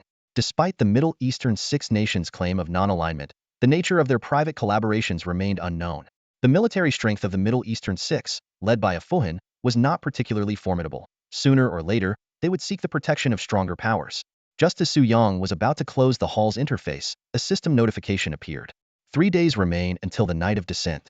At that time, the beginner's protection will disappear, and waves of alien creatures will launch attacks on each territory. Surviving lords will qualify to participate in the second week's territory ranking evaluation. The rankings are divided into 2 categories. Territory development ranking, evaluated based on comprehensive factors such as location, resources, and troop types. The top 3 will receive Dominion value rewards, with the first place additionally awarded 2 resource mining machines and the authority to materialize resources. Exploration ranking, evaluated based on Dominion value from kills, exploration range, and other criteria. The top 3 will also receive Dominion value rewards, with the first place awarded a special decryption card. After reading the notification, Su Yang's goal became crystal clear: had to secure the top spot in both rankings. Achieving first in development would not only grant him precious mining machines, but also allow him to materialize resources early, aiding the people of the Long Kingdom's disaster-stricken areas. Meanwhile, the decryption card from the exploration ranking would unlock ancient treasures, bringing a transformative leap to his territory. At that moment, Dongtiao Yinjing sent a private message to a Fuhin. "This trial has introduced the exploration ranking. You know the combat power of my Easting warriors. I won't claim to dominate the development ranking, but the exploration ranking's first place will undoubtedly belong to our Great Easting Empire. If we form an alliance, I am willing to share system items." A Fuhin responded cautiously, "It's worth considering, but we want form an exclusive alliance with Easting. You've already allied with Migwa, haven't you?" Dongtiao pressed. No comment. A Fuhin replied ambiguously. Dongtiao bluntly stated, "I don't care about Migwa, but we have one condition. You must not ally with the Long Kingdom, nor sell oil resources to them in any form." Tojo Ingjin shut down the hall's control panel, his brows furrowed. He was acutely aware that convincing a Fuhin to abandon its alliance with the United States was nearly an impossible task. However, with the strength of Japan alone, it was entirely feasible to use pressure tactics to prevent a Fuhin from selling oil to Longwa. If Longwa were to suffer another natural disaster, it would inevitably collapse completely, and at that point, Japan could seize vast territories. Inside the tent, Tojo Ingjin's gaze turned sharp.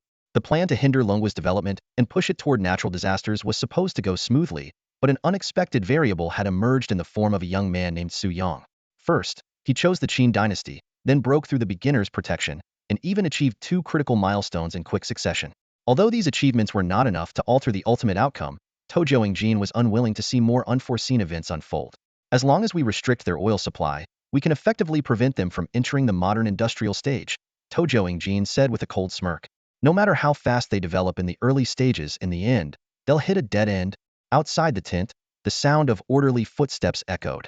A squad of Japanese World War II infantry, armed with Type 99 rifles, was assembling. Having just finished a battle, the squad quickly regrouped and marched out of the territory at Tojo Ingjin's command. Each soldier's eyes burned with fervent determination, as if they never knew the meaning of exhaustion. This was the spirit of Bushido, the unique cultural trait of Japan. In the Forbidden Land trials, soldiers from other nations required adequate rest and supplies to maintain combat effectiveness. But Japan's World War II units were different. Driven by their extreme ideology, they could sustain peak performance even under the harshest conditions. For them, rapid marches were routine, and a slower pace was considered rest. It was this very trait that made Japan one of the most formidable nations in the early stages. Since breaking through the beginners' defenses yesterday, Tojo Ingen's troops had maintained a relentless pace of operations. This was the foundation of his confidence in securing the top rank in exploration. Meanwhile, within the U.S. territory, MacArthur was leisurely enjoying a cigar. It was the first from a treasured box he had brought into the Forbidden Land, with the second set aside for 3 days later. The discovery of oil in Afuhin was undoubtedly monumental news for the United States. As Afuhin's big brother, the U.S. stood to be the greatest beneficiary. Once Afuhin began extracting oil, U.S. military factories could immediately ramp up production. Thanks to its unique cultural traits, the United States could unlock military factories much earlier than other nations, with production efficiency and quality far surpassing the competition. This very advantage had secured the U.S. victories in the previous 2 Forbidden Land trials. However, the munitions factory required oil resources to operate. Before discovering oil and activating the factory, the strength of the American military was not particularly dominant. But this time, the situation was unexpected. Afuhin managed to locate oil resources early on. MacArthur bit down on his cigar, letting out a burst of triumphant laughter. With the oil resources now secured, the munitions factory was about to run at full capacity. He was fully confident that he could secure the top 2 rankings within 7 days. In his view, the Dragon Kingdom was no longer a threat and could be removed from the list of concerns. After all, unlocking oil resources eliminated the greatest limitation on early development in modern civilizations, meaning that all nations that opted for non-modern civilizations were effectively out of the game. After exiting the Lord's Hall, Su Yong quickly calmed himself. He understood that in the Forbidden Trial, far too many events were random and unpredictable. There were simply too many uncontrollable factors. However, the only thing he could control was his own development pace. Even in the face of unforeseen circumstances, he could not afford to lose composure. Moreover, the Qin Dynasty he had chosen had development potential that was no less than any other nation. So what if the opponents temporarily took the lead? If the competition was too weak, the trial would lose its meaning anyway. With a sense of anticipation, Su Yong opened the panel. 2 messages immediately caught his attention. Scout unit has discovered a mineral vein. Mineral, coal, reserve. Good. Scout unit has discovered a mineral vein. Mineral, coal, reserve. Abundant. Seeing that they were coal mines instead of copper mines, Su Yang's expression revealed a trace of disappointment. Still, discovering coal mines in such a short time was not bad. It at least proved that having scouts had significantly sped up exploration compared to before. After all, they had only found 1 mineral vein in the first 3 days. Upon discovering the mineral veins, Su Yong immediately activated the mineral vein relocation technology they had completed researching. He transferred the more abundant coal mine to the production zone of the territory. Early-stage shallow mineral veins were classified into 3 grades: ordinary, good, and abundant. The original vein within the territory had a good reserve, but this new one was a grade higher. Mineral reserves not only determined the quantity of resources but also provided efficiency bonuses to mining machines. The higher the reserve, the higher the mining machine's production efficiency. After relocating the mineral vein to the production area, Su Yong placed a mining machine. The panel displayed: steam-powered mining machine successfully built. Base output: 30 units of coal resources day. Environmental bonus: abundant surrounding coal resources, 15 units day.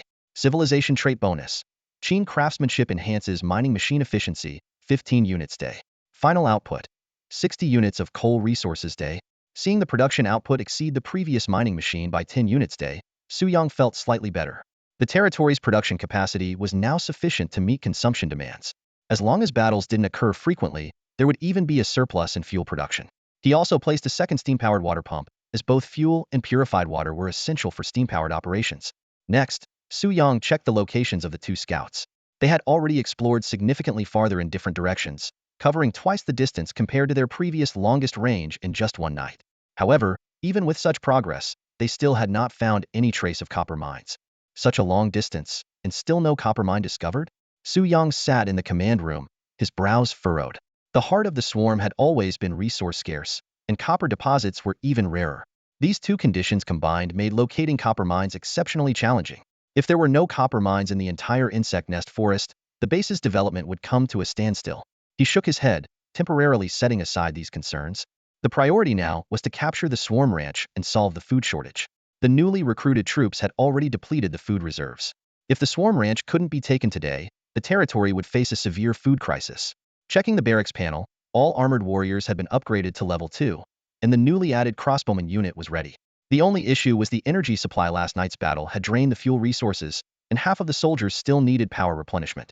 Fortunately, 2 mining machines were operating simultaneously, and it was estimated that by noon, all soldiers would regain combat readiness. The ammunition problem was equally troubling. Half of the crossbowmen were completely out of ammunition, and the remaining ones had very little left. Until a copper mine was found, this issue would remain unresolved. Su Yang had no choice but to deploy 10 crossbowmen with sufficient ammunition to join the expedition, while the rest stayed behind with reduced supplies. This should be enough to secure the swarm ranch, but defending the territory at night would become extraordinarily difficult. Buying copper from England? That was unlikely. With the unlocking of oil resources, she would undoubtedly focus all her efforts on forming an alliance with Afghanistan and would not divert her factories to copper production. As Su Yang pondered his options, the communicator suddenly beeped. He casually opened the message, and his pupils constricted sharply. A reconnaissance unit had discovered a copper mine with abundant reserves. Meanwhile, the headquarters in Longhua was bustling with activity. Landslides caused by heavy rains in Jiangdong province had destroyed several newly built roads, trapping rescue convoys. In Donghai province, disruptions in resource transportation had led to power outages at multiple power stations, causing widespread blackouts. The typhoon had further impacted agricultural production across the country, leaving food reserves critically low in many regions. Although it had been a year since the last typhoon, Crimson, all departments were still working tirelessly to allocate resources and address this ongoing crisis. The 2 catastrophic natural disasters inflicted unimaginable wounds upon the Dragon Nation. Nearly 40% of the farmland across the country was destroyed, and over half of the population was severely affected. The central and western plateaus were completely wiped out, and despite a full year of rescue efforts from the southeastern provinces, the results were negligible. Rescue operations in the eastern coastal provinces were even more fraught with challenges. Relentless landslides, mud flows, and torrential rains made every step of the relief efforts incredibly arduous. After 2 devastating failures, the nation's hopes for the Forbidden Zone trials had plummeted. People no longer harbored dreams of obtaining materialized resources from the trials. They simply wished to survive without enduring further calamities. However, the sudden emergence of Su Yang rekindled hope in everyone's hearts. The resource materialization ability he demonstrated was nothing short of miraculous, far surpassing human-led rescue efforts. If he could achieve victory in the Forbidden Zone trials, there was a real chance he could help pull the Dragon Nation out of its dire straits. The general of the military rubbed his temples wearily, drained by the mountain of bad news on his desk. How much longer until the Forbidden Zone broadcast begins? Just about to start, General. The general let out a heavy sigh, pulling out a red-sealed document. The Eastern Navy fleet had already gathered along the southeastern coast. A warning that had arrived a month ago. The Eastern nation's intentions were unmistakable. They were waiting for the Dragon Nation to collapse entirely under the weight of the disasters. At that point, they could invade unimpeded and claim vast territories. In the past, the Dragon Nation would never have tolerated such provocation. But now, with national strength severely diminished, the military had no choice but to endure silently, turning a blind eye to the actions of the Eastern nation. As the broadcast time approached, the meeting room quickly filled to capacity. For everyone present, watching the broadcast was the only way to briefly escape the suffocating pressures of reality. The screen lit up, displaying a panoramic view of the territory. The newly unlocked Qin Dynasty Imperial armored crossbowmen were particularly striking. Their steam-assisted heavy crossbows immediately caught the attention of the experts, who marveled at their design. Resource production specialists noted that the number of mining machines in the territory had increased to 4, signaling that development was now on the right track. It looks like we successfully repelled last night's Zerg attack. With long-range units and our ancestors' city walls, we're bound to hold the line. The swarm 3 nights from now will be the largest yet. Let's hope we can make it through. We don't just need to survive, we need to secure a good ranking for the territory. The rankings for the lords had already been announced globally. While the citizens of the Dragon Nation didn't dare to hope for too much, there was still a glimmer of optimism in their hearts. Su Yang's momentum was undeniable, and perhaps he could achieve an impressive rank. Even if it wasn't first place, any position on the leaderboard would greatly benefit the country's future. The general stared intently at the broadcast screen. Do your best, kid. Meanwhile, within the Dragon Nation's territory, Su Yang could barely contain his excitement upon discovering a copper mine. If not for the presence of the soldiers, he might have done something outrageous. This hard-won copper resource would finally resolve all the challenges hindering the development of the territory. The newly constructed steam-powered mining machine began operating, achieving a base output of 30 units of copper ore per day. Thanks to the abundant copper ore resources in the surrounding environment, an additional 5 units of daily output were added. On top of that, the efficiency brought by the Qin Dynasty's craftsmanship further increased the daily production by 15 units. Ultimately, this copper mine, classified as rich, could steadily produce 50 units of copper ore per day. Although its output was not as high as coal mines of the same grade, this number was already quite impressive. More importantly, it marked a significant breakthrough for the territory, transitioning from having no copper production to being self-sufficient. With a stable supply of copper ore, the replenishment of ammunition for crossbowmen, and the upgrading and construction of various facilities were no longer restricted by external factors. When the first piece of copper ore was mined and placed into Su Yang's inventory, the system immediately displayed a notification, unlocking 3 new technologies. The first was the sonic detector. This reconnaissance device, composed of a receiver and fragments of biological signal components, could listen to and detect sound waves over a greater range, providing early warnings for defensive structures. Those rare E-grade organism fragments collected earlier finally found their use. The second was an upgrade for the crossbowman's technology. By improving the firing mechanism of the crossbow, crossbowmen could load and fire 2 bolts in succession. This greatly intrigued Su Yang during last night's battle. The crossbow demonstrated exceptional power and range, but its long reload time created gaps in output. Achieving rapid-fire capability would significantly enhance the combat effectiveness of the crossbowman unit. The third technology was terrain mapping for scouts. With this advancement, scouts could not only gain a thorough understanding of the surrounding terrain, but also create detailed regional maps and building structure layouts. This was extremely valuable for gaining an overall grasp of the territory and planning its development. If they encountered insect nests, they could also use the maps to gather basic intelligence about them. Each of the 3 technologies had its own unique advantages, but due to the limitations of command points, Su Yang decided to prioritize research based on immediate needs.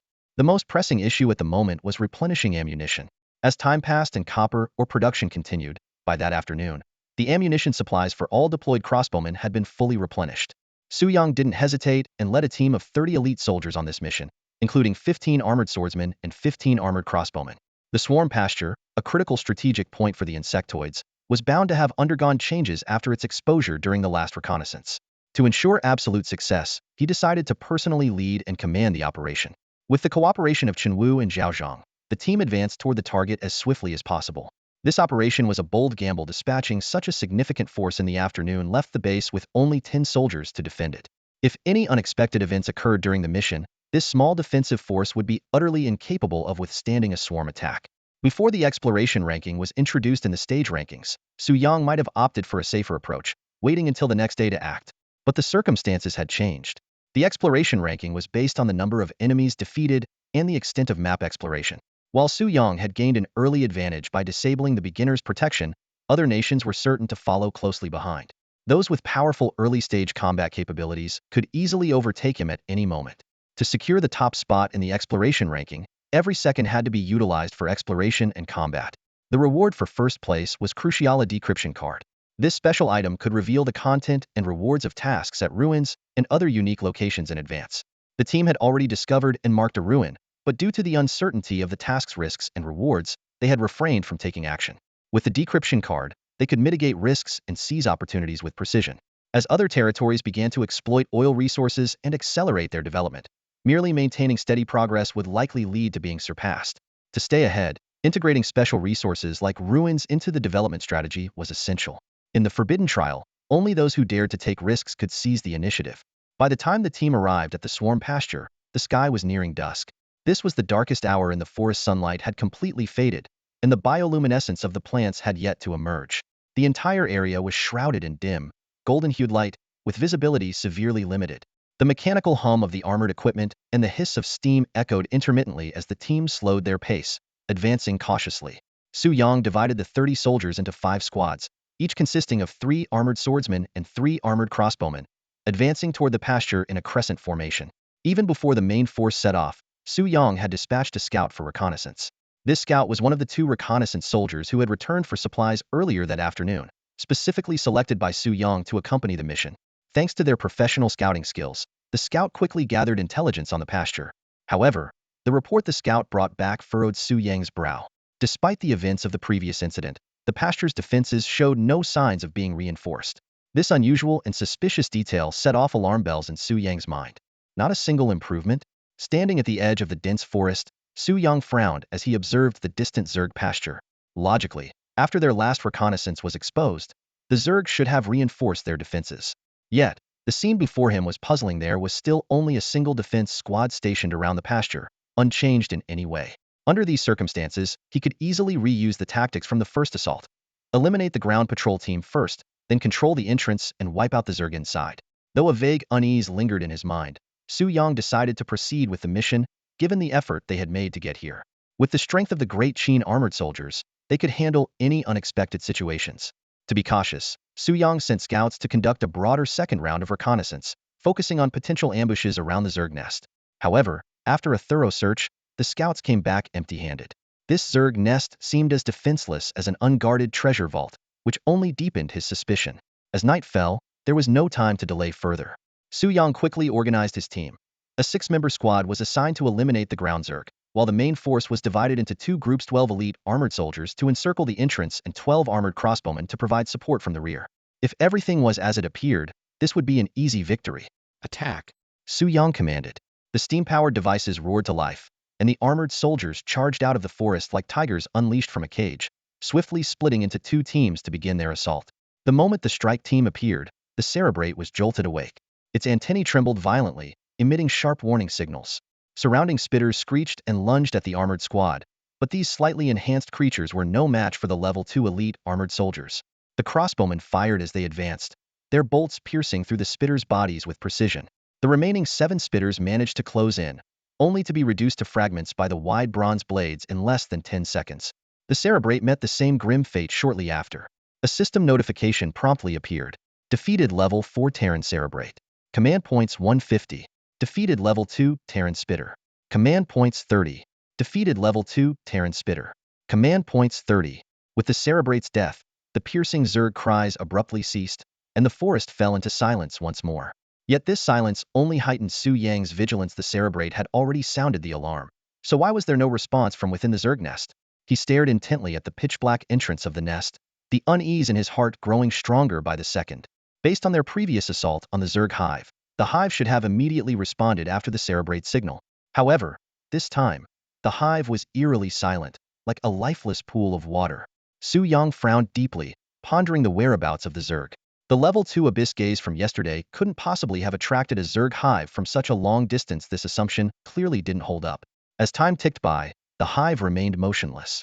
Su Yang quickly summoned scouts, preparing to send them into the hive to investigate. Just as he was contemplating specific strategies, a strange sensation suddenly coursed through his body. The ground beneath him was subtly undulating, as if he were standing on an inflatable castle, swaying unpredictably. Looking down, he saw the wet, spongy ground covered in detritus rising and falling like waves. Before he could react, Chun Wu let out a furious shout, "Your Majesty," and leapt forward, tackling him to the ground. In midair, Su Yang witnessed the spot where he had just been standing bulge rapidly upwards, transforming in an instant into a small hill. There's something underground? This thought barely crossed his mind when a thunderous roar echoed through the air. Moments later, a massive black beast, nearly 5 meters in length, burst out of the ground. The colossal creature, resembling a lizard, had a 3-meter-long hammer-shaped appendage on its head and 4 sturdy legs supporting its bloated body. Below it, a 2-meter-wide hole gaped open. The sound of SHSHSH movement surged from 2 separate openings. The truth was revealed: the lizard-like monstrosity had tunneled through the battlefield center, allowing the Zerg to break through the middle and bypass the soldiers' barricades at the entrances entirely. This wasn't a lack of response from the Zerg, it was a meticulously laid trap. Prioritize taking down that beast, Su Yang commanded decisively. 15 heavy crossbows fired simultaneously. However, the creature quickly crouched down, using its hammer-like head to shield its vital areas. The bolts struck the hammer with sharp clang sounds, but failed to inflict any damage. Taking advantage of the reload interval, the lizard-like beast let out a howl and burrowed back underground. Retreat. Realizing the enemy's intent to encircle his forces, Su Yang promptly ordered a withdrawal from the openings. But it was too late. Accompanied by a deafening screech, swarms of Zerglings surged out from the 2 openings like a relentless tide, intent on tearing every invader to shreds. As the tide of stinger bugs surged forward, Su Yang made an instant decision. Retreat was no longer an option. Form a double phalanx and hold the cave entrance, he commanded in a deep voice. The armored soldiers sprang into action. The unit stationed at the front of the cave quickly split, with one group moving to the rear. The 2 teams formed curved formations at the entrance, with Su Yang at the center. The crossbowmen took position in the middle, while the armored elite formed a defensive perimeter on the outer edge. The moment the insect swarm collided with the defensive line, the armored elites activated their full power systems. Steam hissed from the gaps in their armor, creating a hazy mist across the battlefield. Their bronze swords swung with the speed of a gale, each strike precisely repelling the attacking stinger bugs. From the center, Su Yang rapidly assessed the situation. Though the swarm's encircling tactic was unexpected, the difference in strength between the two sides was still evident. As long as they could hold out until the crossbowmen completed their reloading, the tide of the battle could be turned. However, the massive lizard-like monstrosity remained the greatest wild card. With a thunderous roar, the lizard beast erupted from the ground. A cloud of dust rose on the right flank, revealing a third tunnel from which a new wave of stinger bugs was poised to emerge. Su Yang fixed his gaze on the colossal creature, his brows furrowed deeply. This third wave would further stretch their forces, making it increasingly difficult to fend off the ever-growing swarm. They had to end this quickly. Chunwu, Zhaozhang, Su Yang barked. The two men immediately led a small squad forward, charging directly at the lizard beast. Meanwhile, the crossbowmen had finished reloading. 15 bolts shot through the air, half aimed at the giant beast, the other half supporting the defensive lines on either side. Instinctively, the lizard monster lowered its head, using its smooth, hardened skull to deflect the projectiles.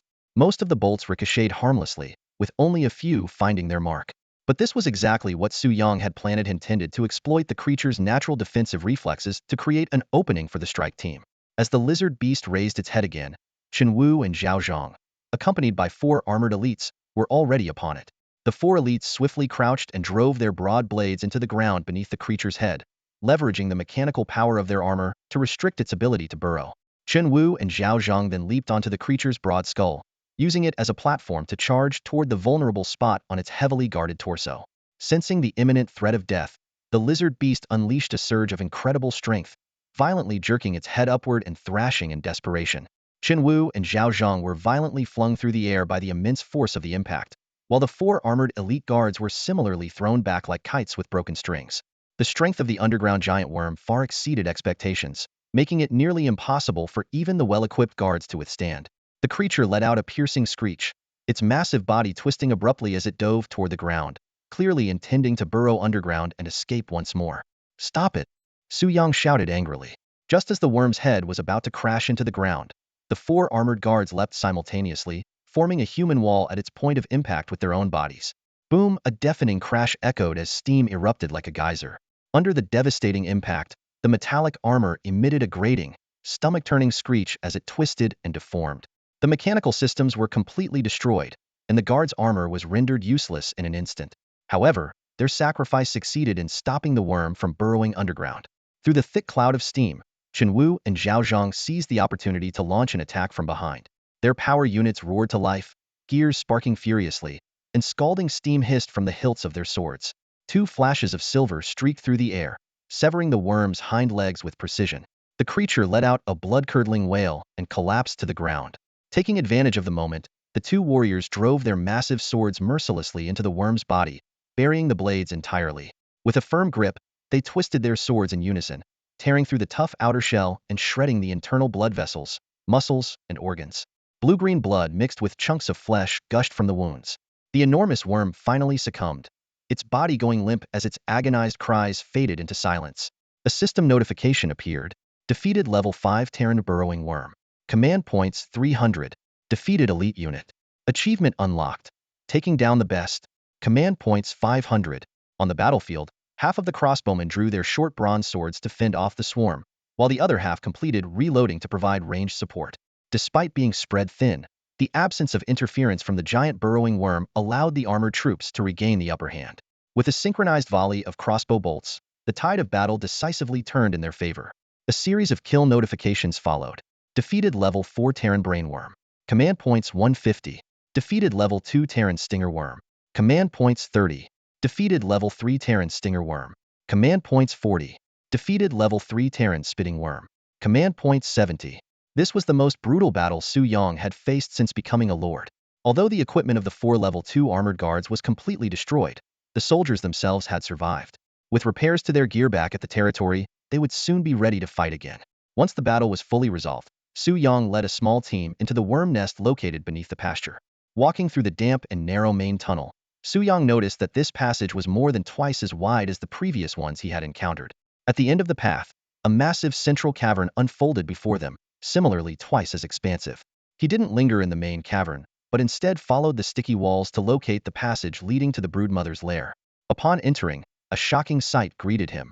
A colossal, nearly 7-meter-tall fleshy mass hung upside down from the ceiling like a pulsating heart. Beneath it was the broodmother's head, its antennae trembling incessantly. The air was thick with the stench of decay and moisture.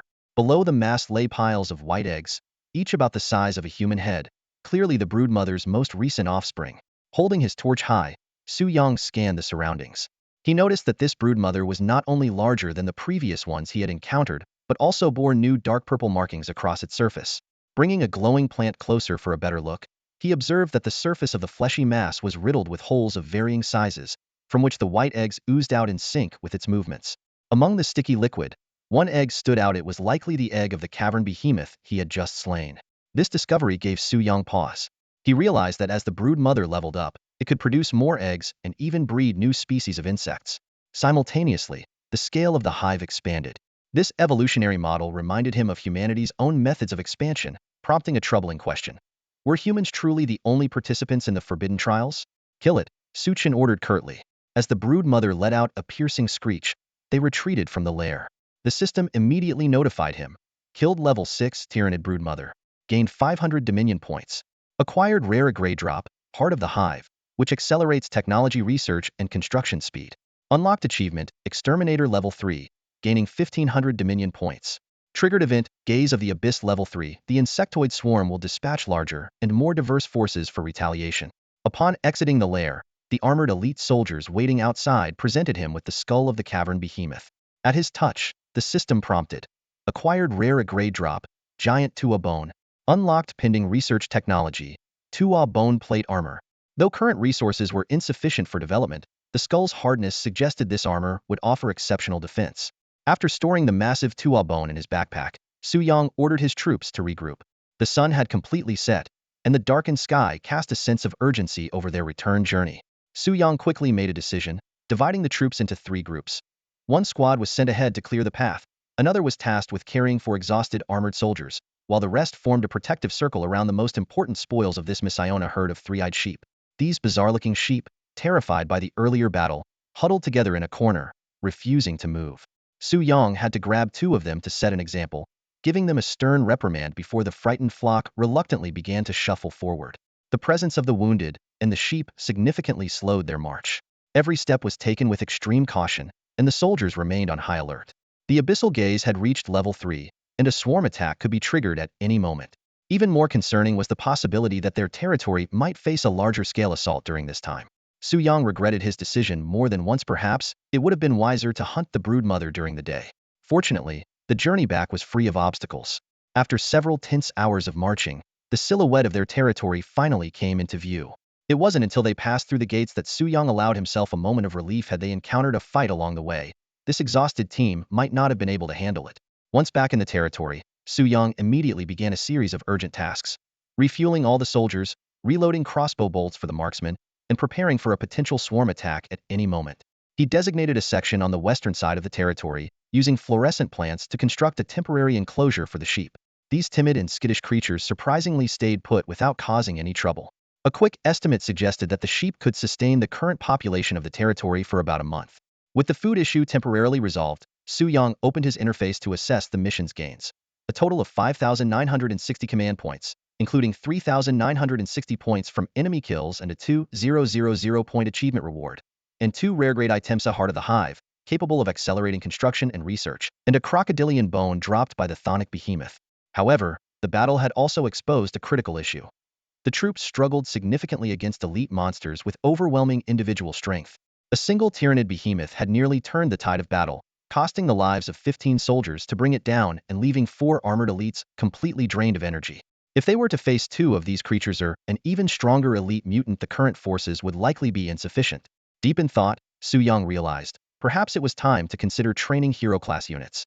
The 1,000 Machine Tower serves as the core structure of the base, overseeing 5 main branches: resources, defense, troops, technology, and heroes. Among these, the hero branch can only be unlocked once the main base reaches level 3 and the corresponding buildings are constructed. Hero units are categorized into 3 types: military command, state governance, and scientific research, each with its specific role. Based on experiences from the first 2 rounds in the Forbidden Zone, heroes from other civilizations are often strategic commanders who rarely engage directly in combat. However, Qin Dynasty generals are entirely different. They are not only skilled in commanding troops, but also lethal forces on the battlefield. This unique characteristic stems from the Qin Dynasty's distinctive military system. These generals were either seasoned veterans who survived countless battles or members of military families who underwent rigorous training from a young age. Historical records about their ability to take on 10 or even 100 enemies alone might be exaggerated, but their extraordinary combat prowess is an undeniable fact. Now, equipped with battle armor, the combat strength of these hero units has increased exponentially. With such heroes in command, ordinary troops no longer need to be tied down by elite-level giant beasts. This is crucial for the challenges ahead. As the Zerg continue to evolve, their numbers are skyrocketing, and their individual strength is also improving. Under these circumstances, regular soldiers are tasked with handling the massive swarms, while hero units focus on targeting the elite creatures among them. The Abyssal Gaze has reached level 3, indicating that future Zerg assaults will inevitably include elite units like giant insects. Especially during the final descent night of each week, their offensive will surpass anything seen before. To survive the last wave of attacks, enhancing base defenses and summoning hero units is essential. Su Yang opened the Lord's Residence interface and carefully reviewed the upgrade requirements. Upgrading to level 3 required 100 units of coal, 100 units of copper, 200 units of stone, and 4,000 points of dominion value, with an upgrade time of 2 days. These requirements were significantly more demanding than those for reaching level 2. He quickly calculated the resources. The territory currently had 32 units of coal in stock, with a daily production capacity of 110 units. If the armored soldiers were only deployed at night for defense and refrained from daytime activities, a net gain of 50 coal units per day could be achieved. By the night of the 6th day, the required coal resources would be fully accumulated. After careful consideration, Su Yang decided to suspend sending troops on external missions for the next 2 days. This decision was not only to stockpile coal, but also because the current returns from expeditions were relatively insignificant. After last night's battle, the swarm within the territory suffered heavy losses, making further attacks on the hive unfeasible for gaining more dominion points. On the contrary, the upgraded level 3 Abyssal Gaze had made the nighttime insect waves increasingly fierce, allowing sufficient dominion points to be earned solely through territorial defense.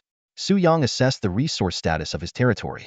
The stone reserve stood at 132 units, with a daily production of 100 units, expected to be fully collected by midday tomorrow, a promising situation. However, copper ore posed a significant challenge. As the most scarce and strategically valuable resource, only 13 units remained, with a daily output of 50 units, which was far from adequate. He quickly calculated, even if copper ore was entirely conserved, it would take until the 6th night to accumulate 100 units. But that was clearly unrealistic. Just dealing with the insect waves under the level 3 Abyssal Gaze required the construction of 4 crossbow towers, consuming 40 units of copper ore, plus 2 units daily for maintenance. Arrow supplies for the crossbowmen would demand at least 40 units over the next 2 days, and repairing damaged facilities and armor would require another 10 units. Sharpening the axe won't delay the work. Su Yang decided decisively to upgrade the copper mining machine. He allocated 10 out of the remaining 13 units of copper ore for the upgrade. Blue data lines began to flow across the machine's surface, accompanied by the sounds of gears clashing and steam hissing. Gradually, the upgraded machine revealed its new form. The base of the level 2 steam-powered mining machine had doubled in size, and its hammer mechanism was significantly more robust. The machine's panel indicated that daily output had increased from 50 units to 75 units. According to this calculation, approximately 200 units of copper ore could be produced by the 7th night. After deducting necessary expenses, it was expected that around 100 units would remain. This meant that resource usage over the next 2 days had to be strictly controlled, saving wherever possible and avoiding unnecessary consumption. The priority was to ensure enough resources were accumulated by the 7th night to upgrade the manor to level 3. Time was not a pressing issue, as Su Yang still possessed a rare-grade hive heart, which could directly reduce the upgrade time by 2 days. As for the requirement of 4,000 dominion points, it might be a difficult feat for other lords, but for Su Yang, it was easily achievable. As long as he maintained solid defenses over the next 2 days, unlocked hero units, and safely endured the 7th night, he could compete for a higher rank among the lords. If he could secure the rewards, his territory would experience a transformative improvement. And if he could achieve double first-place rankings, Su Yang's thoughts began to drift further. 3 days remain until the invasion of the alien tide. The Lord's Hall was open, but today the atmosphere was noticeably different. The usual lively chatter was absent, replaced by a heavy silence. The reason was clear. The appearance of 2 system rankings had laid bare the competitive relationships among all the lords. Almost every lord was vying for a position in this early-stage ranking battle. The fierce competition stemmed from 2 critical factors. First, the allure of the rewards. In the resource-scarce early days, securing first place in the development rankings along with 2 additional mining machines was especially valuable. It was well known that, with the exception of territories benefiting from civilization bonuses, all territories had the same standard mining machine allocation. 2 machines at a level 1 main base, with 2 more added for each level upgrade. The exploration ranking reward, a decryption card, was even rarer and more coveted. The second factor was timing. At this starting phase, the strength gap between nations was relatively small, and rankings were highly fluid. By the mid to late stages, when the strength disparities widened, weaker lords would find it nearly impossible to compete for a spot. For this reason, every lord was going all out to seize this opportunity. Su Yang opened the chat interface and saw that the once bustling lord's hall was eerily quiet. After all, alliances had yet to form, and everyone was a potential rival. Suddenly, a message from the Spanish lord broke the silence. "Oh my God! I saw those bugs last night." This immediately caught the attention of the other lords. They knew very little about the mysterious heart of the swarm, relying only on the brief system-provided descriptions. The fact that no lord born in that region had ever survived only added to its mystique.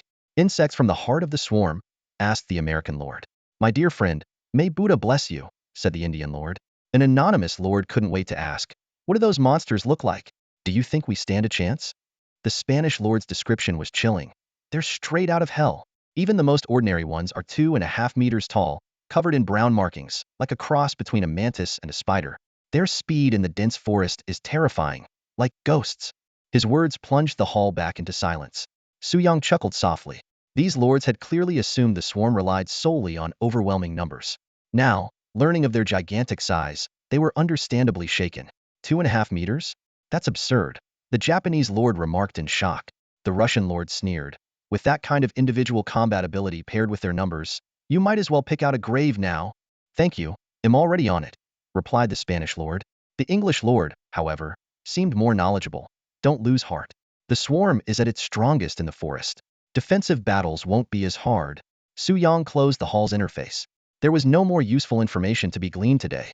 However, he knew that for the Spanish lord, who had never left the newbie protection zone, surviving the 7th day's assault wouldn't be an impossible task. What he was facing should have been just the lowest level of an insect swarm. As long as he followed the English lord's advice to build walls and clear the vegetation around the base, defending the territory wouldn't be a difficult task, thanks to the firepower advantage of the line infantry. The only real challenge was overcoming the fear of the insect horde and of death. Once the swarms got close, the soldiers would have no chance of survival. In terms of melee combat, no unit in the early stages could compare to the elite Qin armored guards. Su Yang ascended the city walls at a slow pace. The copper mining machines had been running non-stop through the night, bringing the territory's copper reserves to a total of 42 units. However, what he faced now was far more complex than a low-level insect swarm. According to the Abyssal Gaze classification, this would be a level 3 insect swarm attack. The attacking forces tonight would inevitably include elite Terran behemoths, and simply building walls and clearing vegetation would no longer suffice.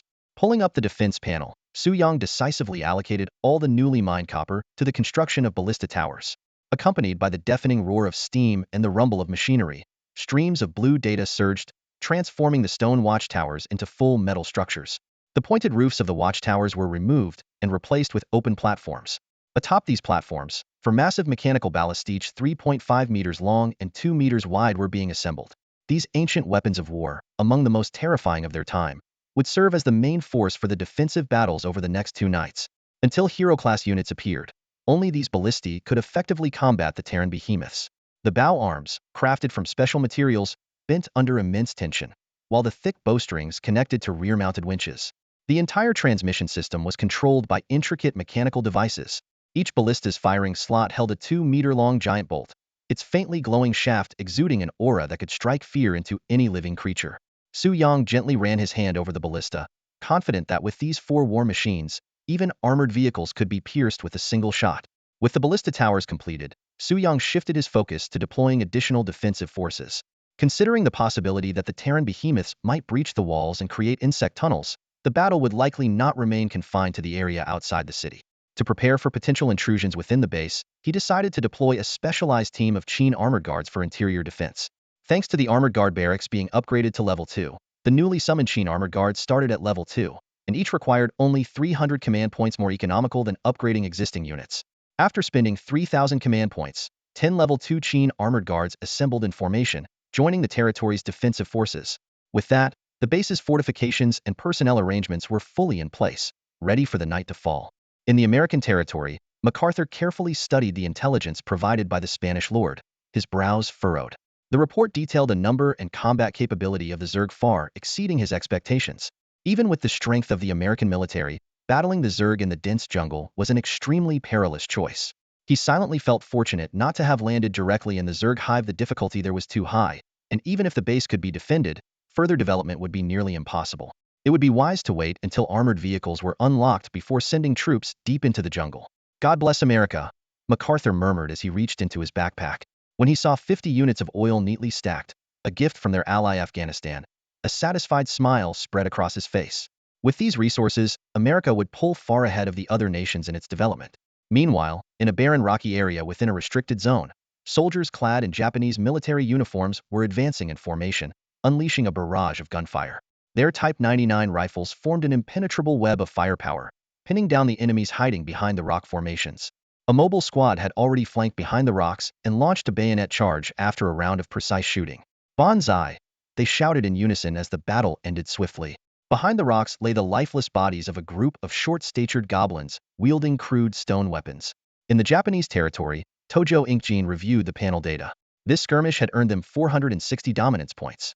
Japanese soldiers, with their Bushido trait, could fight continuously as long as they remained uninjured, and the weak goblins stood no chance of breaking through their defenses. Ambition gleamed in Tojo Inkjin's eyes. Securing the top spot in the exploration rankings seemed well within reach. Achieving this would not only unlock a decipher card but also forge an alliance with Afghanistan, granting access to crucial oil resources. As night fell, the Zerg hive was shrouded in silence. To conserve resources, Su Yang had refrained from sending soldiers out to explore during the day, instead rotating them on the city walls to stand guard and conserve their energy for potential nighttime attacks. While the main force remained stationed, 2 scouts continued their operations in the wild, relaying vital information.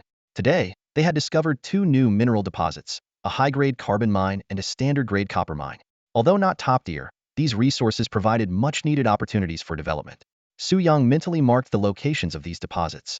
If he could secure the top spot in the development rankings, he would receive additional mining equipment as a system reward. Unlike the exploration rankings, which relied solely on defeating enemies and uncovering new areas, the development rankings demanded a more intricate strategy. However, the first-place prize 2 mining machines and the ability to materialize resources was an incredibly tempting reward. With the extra machines, they would no longer have to stretch their resources so thin. Just then, Chen Wu, who was on duty, rushed over with urgency. "Your Majesty, there's activity underground." Su Yang's eyes sharpened. It seemed the enemy was finally making their move. "All troops, stand ready," Su Yang commanded. "Adjust the ballistae to target the southeast and southwest directions." At his order, the soldiers on the city walls quickly formed ranks, assuming a state of high alert. 2 ballistae positioned at diagonal corners rotated, their barrels now aimed inward toward the territory. Just then, a piercing series of insect calls echoed from the dense northern forest. Unlike the previous all-out assault, this time the swarm employed a more cunning strategy. Utilizing their natural camouflage, they crept closer undetected, evading the sentry's watchful eyes. The adaptability of these creatures was truly alarming. "Fire!" Su Yang decisively ordered, while simultaneously dispatching mobile units from the southeast and southwest to reinforce the northern wall. Ballista bolts roared through the air, forming a dense web that engulfed the insect horde. Any creature struck by the bolts instantly dissolved into a formless sludge. The battle erupted. Screams, roars, the whistle of sharp projectiles, and the hiss of steam intertwined in a chaotic symphony across the sky. Suddenly, a thunderous explosion resounded from the south. A massive tyrant burrower erupted from the ground, creating a gaping hole in the earth. Clearly, the swarm had anticipated the defensive setup, launching a surprise attack on the southern line while the northern forces were engaged. Countless spined insects surged from the hole beneath the burrower. The colossal creature let out a defiant roar, challenging the defenders. However, it failed to notice that the ballistae on the city walls had already locked onto its vital point. The ballista operators meticulously adjusted their aim, the sound of clicks filling the air. In the blink of an eye, a tumtor-long bronze bolt shot forth with a thunderous crack. The bolt struck the burrower's left skull, piercing through its entire body and pinning it to the ground. Its roar abruptly ceased as its massive form collapsed, raising a cloud of dust. A system notification followed. Level 5 Tyrant Burrower eliminated. Command points 300. The burrower's massive corpse conveniently blocked the tunnel entrance, cutting off the swarm's advance. Chen Wu and his newly formed elite armored troops arrived just in time, swiftly eliminating the spined insects that had breached the territory. The first wave of the swarm's assault was thus flawlessly repelled. On the northern battlefield, thanks to the towering city walls and timely reinforcements, the insect horde's threat was steadily diminishing. A new tyrant burrower attempted to turn the tide by burrowing directly at the base of the northern wall, seeking to breach the defenses. However, under the tight protection of the armored core, the invading swarm made no progress. This burrower, too, ultimately fell under the relentless bombardment of the twin ballistae. With the demise of the two massive burrowers, the swarm's assault came to a halt. Chun Wu led his troops in pursuing the remaining insects, while Zhao Zhang's unit handled the cleanup, disposing of the carcasses and sealing the tunnels left by the burrowers. Thanks to the newly equipped four ballistae, the territory emerged from the crisis almost unscathed. Repairing the wall consumed 20 units of stone. After tallying the spoils of the battle, a total of 5,300 command points had been gained overnight. Combined with the previously accumulated points, Su Yang's command points now reached an impressive total of 8,660. Even after deducting the amount needed for base upgrades, there was still a surplus of over 4,000 points. With such a wealth of resources at his disposal, Su Yang began contemplating ways to further enhance his army's strength. For this upgrade, Su Yang decided to unlock two critical technologies. The first was the sonic detector from the defense branch, which required 1,000 domination points and 8 hours to unlock. This device, composed of a receiver and fragments of biological signal tissue, would significantly enhance the territory's reconnaissance and defense capabilities. Although tonight's defensive deployment was nearly flawless, the giant insects still managed to breach the territory's perimeter. As someone who places great importance on the safety of his domain, Su Yang could not tolerate these insects freely tunneling beneath his base. By carefully studying the tunnels left by the insects, he discovered a key detail. The tunnels were all located in shallow soil layers 2 to 3 meters below the surface, a depth conveniently within the range of the ballistae. The main challenge was determining the insects' locations before they broke through the surface. Previous experience had shown that their movements were imperceptible to the naked eye. These creatures seemed to possess a unique ability to perfectly conceal any changes in the soil, with visible ground disturbances only appearing at the moment they emerged. The unlocking of the sonic detector happened to address this issue. When the detector was fused with rare biological tissue fragments, it could accurately capture the unique audio signals of insect swarms over a wide area, making them detectable both above and below ground. This would not only allow the ballista towers to aim in advance, but also completely dismantle the insect stealth tactics. Today's battle revealed a tactical flaw. The insect swarms employed an unexpected stealth strategy, launching ambushes only after reaching the outskirts of the territory. Su Yang became increasingly convinced that these insects from different hives shared some form of communication network, enabling them to exchange combat experiences and learn from their failures. The intelligence of the insect swarm far exceeded his expectations, but with the sonic detector, their stealth tactics would no longer be effective. The second technology Su Yang unlocked was terrain mapping from the troop development branch, which required 1,000 domination points and 12 hours to unlock. This technology would greatly improve the quality of intelligence gathering. Previously, scouts could only report their findings through verbal descriptions and written records, which often made it difficult to accurately convey complex details such as hive sizes, defensive arrangements, and terrain features. With terrain mapping, scouts could now provide detailed reports combining text and visuals, presenting critical information clearly to Su Yang and significantly enhancing his control over battlefield situations. As for the fine mechanism structure obtained at the same time, which could enable crossbowmen to fire continuously and greatly improve combat effectiveness, Su Yang decided to put it on hold for now. Upgrading the units would not only consume a large amount of domination points, but also increase the demand for copper resources. He planned to revisit this upgrade once hero-level units became available. The 1,000 machine tower can only perform one technological upgrade at a time. Su Yang decided to prioritize enhancing the capabilities of the scout units. He took out a hive core obtained from clearing 2 consecutive insect nests and used it directly to accelerate the upgrade process. Dominance points 1,000, terrain detection technology research initiated, the system notification sounded. The hive core dissolved immediately, saving 12 hours in the research process. Su Yang still had 2 hive cores left in his possession, one of normal grade and one rare grade. Once the technology was unlocked, Su Yang immediately accessed the panel and upgraded 2 Qin Dynasty scouts from level 1 to level 2, consuming 1,200 dominance points. The upgraded scouts gained the ability to create detailed maps and had a significantly expanded detection range. Next, he began unlocking the sonic detector. Dominance points 1,000, sonic detector research underway, estimated completion time, 8 hours. This technology wasn't urgently needed, as long as it was completed before the following evening. When the warriors finished clearing the battlefield and returned to the territory one after another, the night's battle finally came to an end. However, there was only one night left until the next large-scale insect nest invasion. By the next morning, the sonic detector research was complete. Su Yang invested 10 units of copper ore, and a tower equipped with a massive audio receiver was quickly erected in the center of the base. A new sonic detection option appeared on the defense panel. Clicking it revealed a terrain map constructed from data lines, covering a range of about 5 kilometers. The detector began operating, recording various sounds in normal scenarios: mechanical operations, steam conversions, plant swaying, wind, and animal calls. Su Yang quickly grasped its working principle. The detector archived these safe sounds, and if it captured any unrecorded abnormal audio, it would trigger an immediate alert. Enhanced by the insectoid materials, the detector could precisely identify the unique sound signals of the insectoids, leaving them nowhere to hide. With the detector working in tandem with the ballista towers, even giant insects would stand no chance of breaching the territory's defenses. Meanwhile, in a meeting room at the Dragon Nation military headquarters, the atmosphere was tense. Intelligence from the previous night revealed that the Afuhan Lord had begun extracting oil and was actively seeking international cooperation. As a critical resource for the development of modern industrial civilization, the premature emergence of oil would rapidly widen power disparities.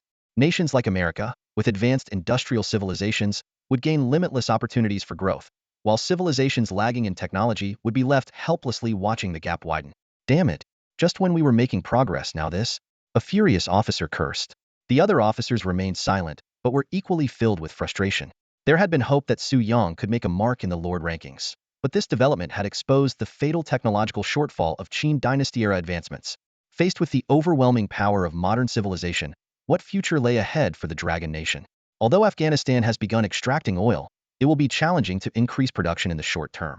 Inside the military conference room, a heavy atmosphere hung over everyone present. During this period, we can still aim to climb 1 or 2 spots in the exploration rankings to narrow the gap, an expert analyzed. The development rankings involve too many factors. Besides, countries like the United States will undoubtedly upgrade their main bases before the swarm arrives after acquiring oil. With the technological level of the Qin Dynasty's Bronze Age, we simply can't compete with other nations when our main base levels are the same. The general nodded gravely in agreement. Indeed, the development rankings are out of reach, but we still have a chance in the exploration rankings. Su Yang broke through the beginner defenses on the first day and has consistently maintained an active exploration strategy. As long as this approach continues in the final days, securing a spot in the exploration rankings should not be difficult. However, when the Forbidden Zone live stream lit up, everyone was stunned. Su Yang's entire army had retreated to their territory to rest. The experts exchanged puzzled looks, unable to comprehend this decision. Su Yang's every move had always demonstrated exceptional strategic foresight, so why would he choose to remain inactive at such a critical moment? Maybe he's preparing for a nighttime Zerg attack? Someone speculated. No, he's already survived several nights. Handling a regular swarm shouldn't be an issue. Unless the swarm intensity has escalated, but that would require killing a broodmother. Who would take such a huge risk this early on? The room fell silent once again as everyone realized Su Yang might have made a misstep, and an opportunity seemed to be slipping away quietly. Meanwhile, the atmosphere in the official livestream chat was entirely different. Since the news of the oil discovery hadn't spread yet, viewers were enthusiastically discussing the newly built defensive structures in Su Yang's territory. Oh my gosh! Look at that new defense tower. The ballista on it is as thick as an arm. And that central scouting device is so sleek. I can't believe the Qin Dynasty's technology is this advanced. It feels futuristic. Yet, amidst the excitement, a few observant viewers noticed some unusual details. As the ranking of the lords drew near, Su Yang sat quietly in his residence, waiting for the impending insect swarm. Only one day remained until the final night. The approaching large-scale insect swarm had already altered the environment of the dense forest. The air had become stifling and oppressive, as if one were submerged in a muddy swamp. Whether it was an insect swarm or another type of mutant horde, the root cause of their formation lay in large-scale gatherings. Mutants communicated and pooled their strength within a specific range based on the hatred value of the Lord. For Su Yang, this hatred value was directly tied to his abyssal gaze level. The higher the level, the broader the range of mutants he attracted, and the fiercer their assault would be. The defining feature of the seventh-day mutant horde was that its scope would surpass the current hatred value's limit, drawing forces from a much larger area. This meant that even defenses capable of withstanding ordinary mutant swarms might crumble against these phase-specific hordes. In fact, during the Forbidden Trial, the insect swarm of the first week's descent night had caused the downfall of the most territories. The scout mapping ability, unlocked the previous day, continued to relay reports of the insect swarm's movements. Images transmitted through the system vividly displayed the swarm's tracks. As Su Yang studied the densely packed footprints and estimated the swarm's numbers, something unusual caught his attention. A series of massive, spike-like footprints stood out among the countless sharp, triangular ones. This was clearly an unknown new species. By analyzing its movement patterns, this creature appeared to possess 4 pairs of legs, totaling 8 limbs. Judging by the size and depth of the footprints, its weight even surpassed that of the giant insects, undoubtedly a new elite-level unit. Tomorrow's swarm would not only bring greater numbers, but also introduce this new elite threat. To withstand such a colossal beast, summoning a hero-level unit would be essential. While stone, carbon, and Dominion resources were already prepared, the critical resource of copper remained lacking. As Su Yang pondered this, the scouting panel suddenly flashed violently, shifting from its calm blue to an alarming red. At the edge of the scouting range, numerous small white dots were steadily advancing toward the base, interspersed with 3 particularly prominent large glowing dots. These were the enormous figures of giant insects. The swarm had arrived. To Su Yang's surprise, the battle ended at an unexpectedly rapid pace. Compared to the previous day, the scale of the insect swarm had noticeably diminished. Although there were still 2 giant insects leading the assault, the numbers of stinger bugs and brain bugs had significantly decreased. The key to this swift victory lay in the flawless coordination between the ballista towers and the reconnaissance detectors.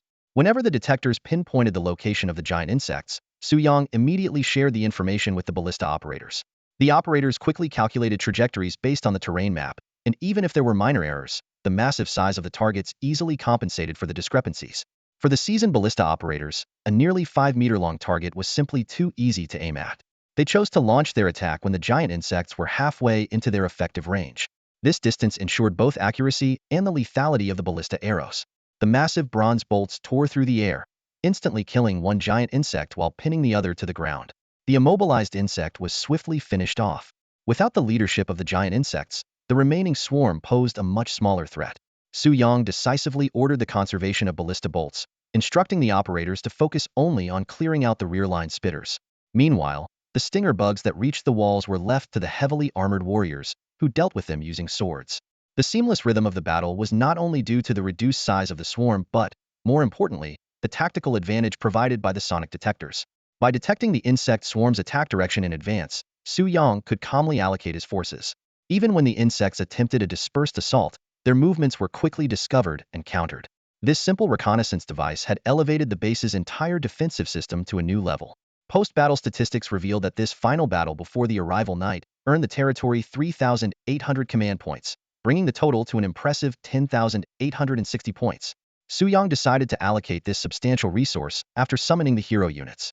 Additionally, the spoils of war included a massive bone from one of the giant insects. Although it couldn't be studied for now, Su Yang was confident it would prove useful in the future. Now, aside from the copper mine, all other conditions for upgrading the main base to level 3 had been met. At the current rate, the copper reserves would reach the required amount by tomorrow afternoon. The only barrier left before summoning the hero tier units was time. There are 16 hours remaining until arrival night. All novice protections across the territories will be lifted tonight. Good luck to you all. The system's cold announcement signaled the impending ultimate test. The Lord's Hall was livelier than usual today, as people sought to ease their tension through conversation. For lords whose novice protections had yet to expire, this would be their first real battle. For the more experienced lords, it would be their most formidable challenge yet. Survival was uncertain, but one thing was clear. By tomorrow, the number of people logging into the Lord's Hall would certainly be fewer than the current 68. An anonymous message suddenly popped up in the chat box. Is it just my imagination? Or has the surrounding environment actually changed? Several lords quickly responded. The English lord explained that the large-scale gathering of native creatures could indeed cause minor environmental changes. The American lord added that not only do the gatherings of alien species have an impact, but there are also special changes that occur on arrival day. The Spanish lord's voice carried a distinct tone of fear. Oh God, those bugs are already gathering outside the protected zone. Calm down, my friend. Your biggest problem right now is fear. The American lord tried to reassure him. But this is the heart of the swarm. Who wouldn't be afraid? The Spanish lord replied, still in panic. Su Yang stared at his panel, analyzing the current situation. Proximity was a crucial principle in the Forbidden Zone, as most lords prioritized nearby factions when choosing allies. However, Su Yang adhered to the principle of, do not offend unless offended. He had already investigated the Spanish lord's background as a graduate college student, someone easily influenced and controlled. While such an ally might offer limited help, in the resource-scarce region of the heart of the swarm, having an additional source of information was always beneficial. Moreover, the Spanish lord had chosen the era of the Spanish Armada, a period with considerable development potential. Thus, Su Yang sent a detailed piece of intelligence anonymously. You are likely facing the lowest level insect swarm. There are only two types of Zerg in this wave. The first is the Stinger, which is extremely fast and attacks using its twin blades at the front. The second is the Brain Bug, which has no offensive capability but acts as the commander of the Stingers. The Zerg are highly intelligent and operate with exceptional organization. If possible, prioritize killing the Brain Budget will cause the Stingers under its command to temporarily lose their aggressiveness. This anonymous message caused a stir in the hall. The Spanish lord repeatedly expressed his gratitude. My God! Thank you, Almighty One. Thank you, Almighty One. You're my hero. Other anonymous users were equally astonished by the mysterious individual's deep knowledge of the heart of the swarm. The American lord, MacArthur, stared at the chat box, lost in thought. If the information in the message was accurate, the sender must have already broken out of the newbie protection phase in the heart of the swarm and possessed powerful units capable of directly confronting the Zerg. Even with the strength of American units, battling the Zerg in dense forests would result in significant losses. This mysterious opponent not only demonstrated exceptional courage, but also possessed a civilization with formidable combat capabilities. Who is it? Which civilization could it be? This question lingered in MacArthur's mind for a long time. Within the Eastern Territories, Higashijo Incan stared at the anonymous message, his eyelids twitching involuntarily. His fingers tapped rapidly on the desk as his mind raced. An opponent lurking in the shadows was far more concerning than visible competitors, as they often disrupted the balance just when everything seemed to be proceeding as planned. If the information was accurate, the sender might already possess a powerful unit capable of countering the Zerg. Although conquering the heart of the hive was exceptionally challenging, the dominance points it granted were equally rewarding. Higashijo's gaze sharpened as he quickly analyzed possible adversaries: the Bear Nation, the Eagle Nation, or perhaps France. The intensity of this Forbidden Land competition far exceeded that of the previous two events. He immediately ordered an increase in exploration efforts. Continue expanding out Wardo, not return before sunset. This exploration ranking was directly tied to the acquisition of early-stage oil resources, leaving no room for error. Meanwhile, the English territory was bustling with activity. Redcoat soldiers of the Victorian era patrolled the rudimentary walls, while steam billowed from industrial factories in the central area, accompanied by loud rumbling sounds. In the Southern Lord's castle, Elizabeth sat at a gilded mahogany desk, reviewing her information panel. Her reaction to the anonymous message was surprisingly optimistic. The reason was simple. The Spanish lord entrenched in the heart of the hive was one of her closest allies. Since the anonymous lord seemed inclined to assist Spain, leveraging that connection in the future would be no difficult task. This was her unique advantage compared to the other major lords. Although progress in the Afghan direction had been less than ideal, she had successfully established a solid network of allies. Elizabeth understood that as the oil era dawned, some allies would inevitably be eliminated, especially those who had chosen the Bronze Age, like the Dragon Nation. When other countries harnessed oil to achieve rapid development, the Dragon Nation might still be mining copper in primitive ways, unable to keep up. At this thought, she sighed softly. What a pity. The Qin Dynasty had so much potential. After posting the message, Su Yang left the hall without hesitation. He had no interest in the reactions the message might provoke. The facts spoke for themselves, and it was up to others to discern the truth. His priority now was to focus entirely on territorial defense. Based on current production capacity, the construction of the Level 3 main base would be complete by evening. Once he summoned hero-level units, both the territory's defenses and its military strength would see a significant boost. Perhaps due to the increasingly stifling atmosphere, the wait for evening felt unusually drawn out. A few hours felt longer than the entire past week. As the sun slowly dipped below the horizon, a chilling gust of wind swept in, carrying dense black fog. The plants that usually glowed faintly at night went completely dark, plunging the entire forest into a deathly silence. Under the shroud of darkness, the land was barely discernible, faintly outlined by the thin moonlight. This was the first time Su Yang had experienced such an absolute night since entering the Forbidden Zone. So, this is the day of descent? The atmosphere is certainly on point, Su Yang mused to himself. At that moment, the copper reserves in the territory finally reached 100 units. Without hesitation, Su Yang opened the estate upgrade panel and initiated the upgrade process. The interface displayed: Main Base Lord's Estate Upgrade. Current level, Level 2, Level 3. Unlocks: Level 3 Resource Facilities. Level 3 Defense Structures. Level 3 Armor Barracks. Hero Buildings. Required Resources: Coal, 100 units. Copper, 100 units. Stone, 200 units. Dominion Points, 4,000. Estimated time, 2 days. Su Yang decisively committed nearly 2/3 of the territory's resources. Just as the system indicated a 2-day waiting period, he retrieved a rare-grade item from his backpack, the Heart of the Swarm Nest, obtained from the Brood Mother. This item not only reduced construction time by up to 2 days, but could also be used for building upgrades, making it a perfect fit for the current situation. Upon using the heart of the swarm nest, the 2-day upgrade was completed instantly.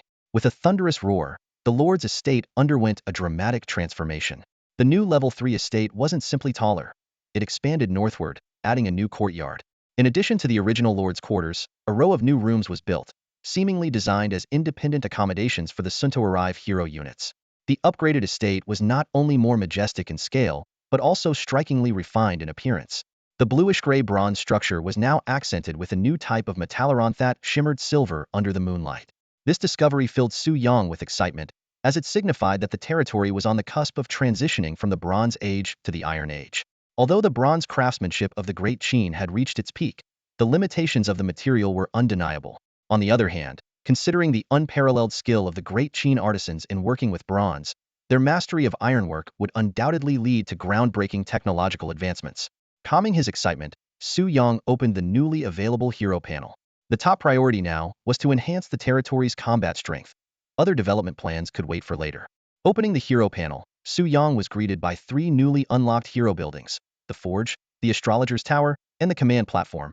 These structures didn't require any resources to construct, but he could only choose one of the 3 at this time. Each building had unique features and could summon hero-grade units of different professions. Su Yang first turned his attention to the Forge on the far left. This grand industrial structure served as the research hub for the artificer units, with an impressive description. Artificers of Great Qin, forging the extraordinary, inheriting ancient wisdom, shaping the future. Every creation is a masterpiece of grandeur, a brilliance that echoes through the ages. The Forge not only allowed the summoning of artificer heroes, comparable to ancient scientists, but also offered a range of powerful crafting features, including the development and upgrading of exclusive weapons and the customization of armor. More importantly, choosing the Forge would grant a National Treasure Development Strategy bonus, reducing all research and construction times within the territory by 20. This continuous effect immediately caught Su Yang's attention. Unlike the Hive Heart's one-time, unit-specific acceleration, this was a permanent buff that applied across the entire territory.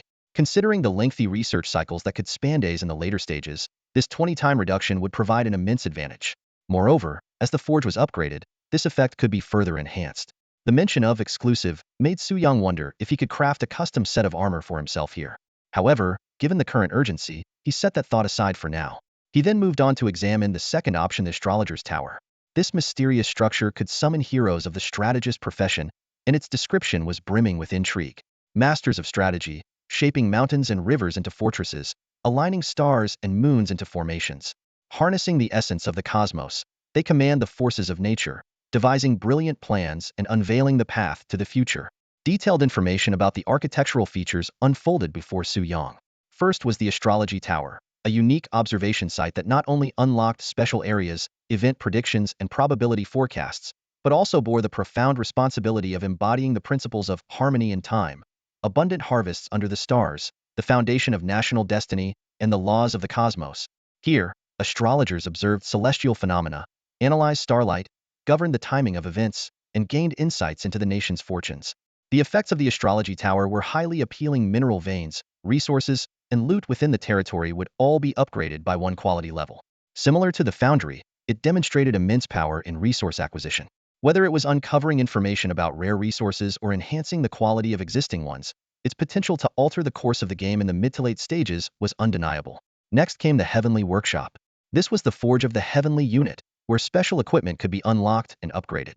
The philosophy of forging weapons, crafting divine arms, and safeguarding the nation was perfectly realized here. Craftsmen worked tirelessly day and night to create high-quality equipment, providing the army with formidable combat support. Lastly, there was the General's Hall, the summoning hub for military units. The aura of a military force that safeguards the nation, the foundation of the state, and the pillar of Great Qin was palpable. The General's Hall not only summoned commanders, but also allowed for the training and enhancement of their skills. Its dominance of the realm trait further increased kill command value acquisition by 20. Su Yang quickly weighed the 3 options. Although the Heavenly Workshop and the Astrology Tower had clear advantages in development and logistics, considering the emergence of a new type of massive insect in Tonight's Swarm, the immediate priority was to enhance combat strength. Without hesitation, he chose the General's Hall. As the decision was finalized, a grand structure second only to the Lord's Manor rose on the eastern side of the territory. The bronze and black iron exterior was intricately engraved with unique patterns, exuding both majestic grandeur and a sense of warmth. This building, twice the size of the armored barracks, filled Su Yang with anticipation as he opened the general's hall interface. The general's manor interface displayed a current command value of 10,860. The system showed two available military leaders, Li Xian, a vanguard of the army, requiring 10,000 command points to summon, and Meng Tian, the Empire's shield, requiring 25,000 command points to summon. Su Yang quietly browsed through the information. At the current level 1 general's manor, only these basic data were accessible. To unlock further details about the generals, the building would need to be upgraded to level 2. Nevertheless, the two unlocked leaders were already enough to satisfy him. Particularly Li Xin, this young general, titled Marquis of Longxi, was one of the most trusted commanders of the Qin king. He had led campaigns against Zhao and Yin, pacified Qi and Chu, and achieved remarkable military accomplishments. What made him even more legendary was his daring pursuit deep into enemy territory, where he personally killed Crown Prince Dan of Yin, the mastermind behind an assassination attempt on the Qin king. Whether in commanding troops or demonstrating personal valor, Li Xian was undeniably a renowned general. With such a powerful unit joining his forces, the army's strength would undergo a transformative leap. Thinking of this, Su Yang did not hesitate to invest all his resources. Command points 10,000. Summoning General Li Xian. With a thunderous roar, the upper section of the general's manor sank abruptly before slowly rising again amidst hissing steam. The entire structure seemed like a slumbering iron beast awakening, roaring to life. The heavy iron gates opened to both sides with mechanical clanks, releasing thick white steam. Amid the rhythmic sound of mechanical footsteps, a towering figure emerged from the mist. As the silver light gleamed, the fog dissipated instantly, revealing an imposing general clad in silver armor, wielding a mechanical spear, and standing nearly 2.5 meters tall. The general spun his long spear, triggering a precise mechanism. The nearly 3-meter-long weapon swiftly contracted, shrinking to the width of 2 palms in an instant. He hung the compacted weapon at his waist, removed his helmet, and bowed solemnly. General Li Xian greets your majesty. His voice boomed like thunder, resonating with power and leaving Su Yang in awe of the commanding presence that ancient generals used to intimidate enemy forces with their voices alone. Upon closer inspection, Li Xian's equipment far surpassed that of an ordinary Qin elite soldier.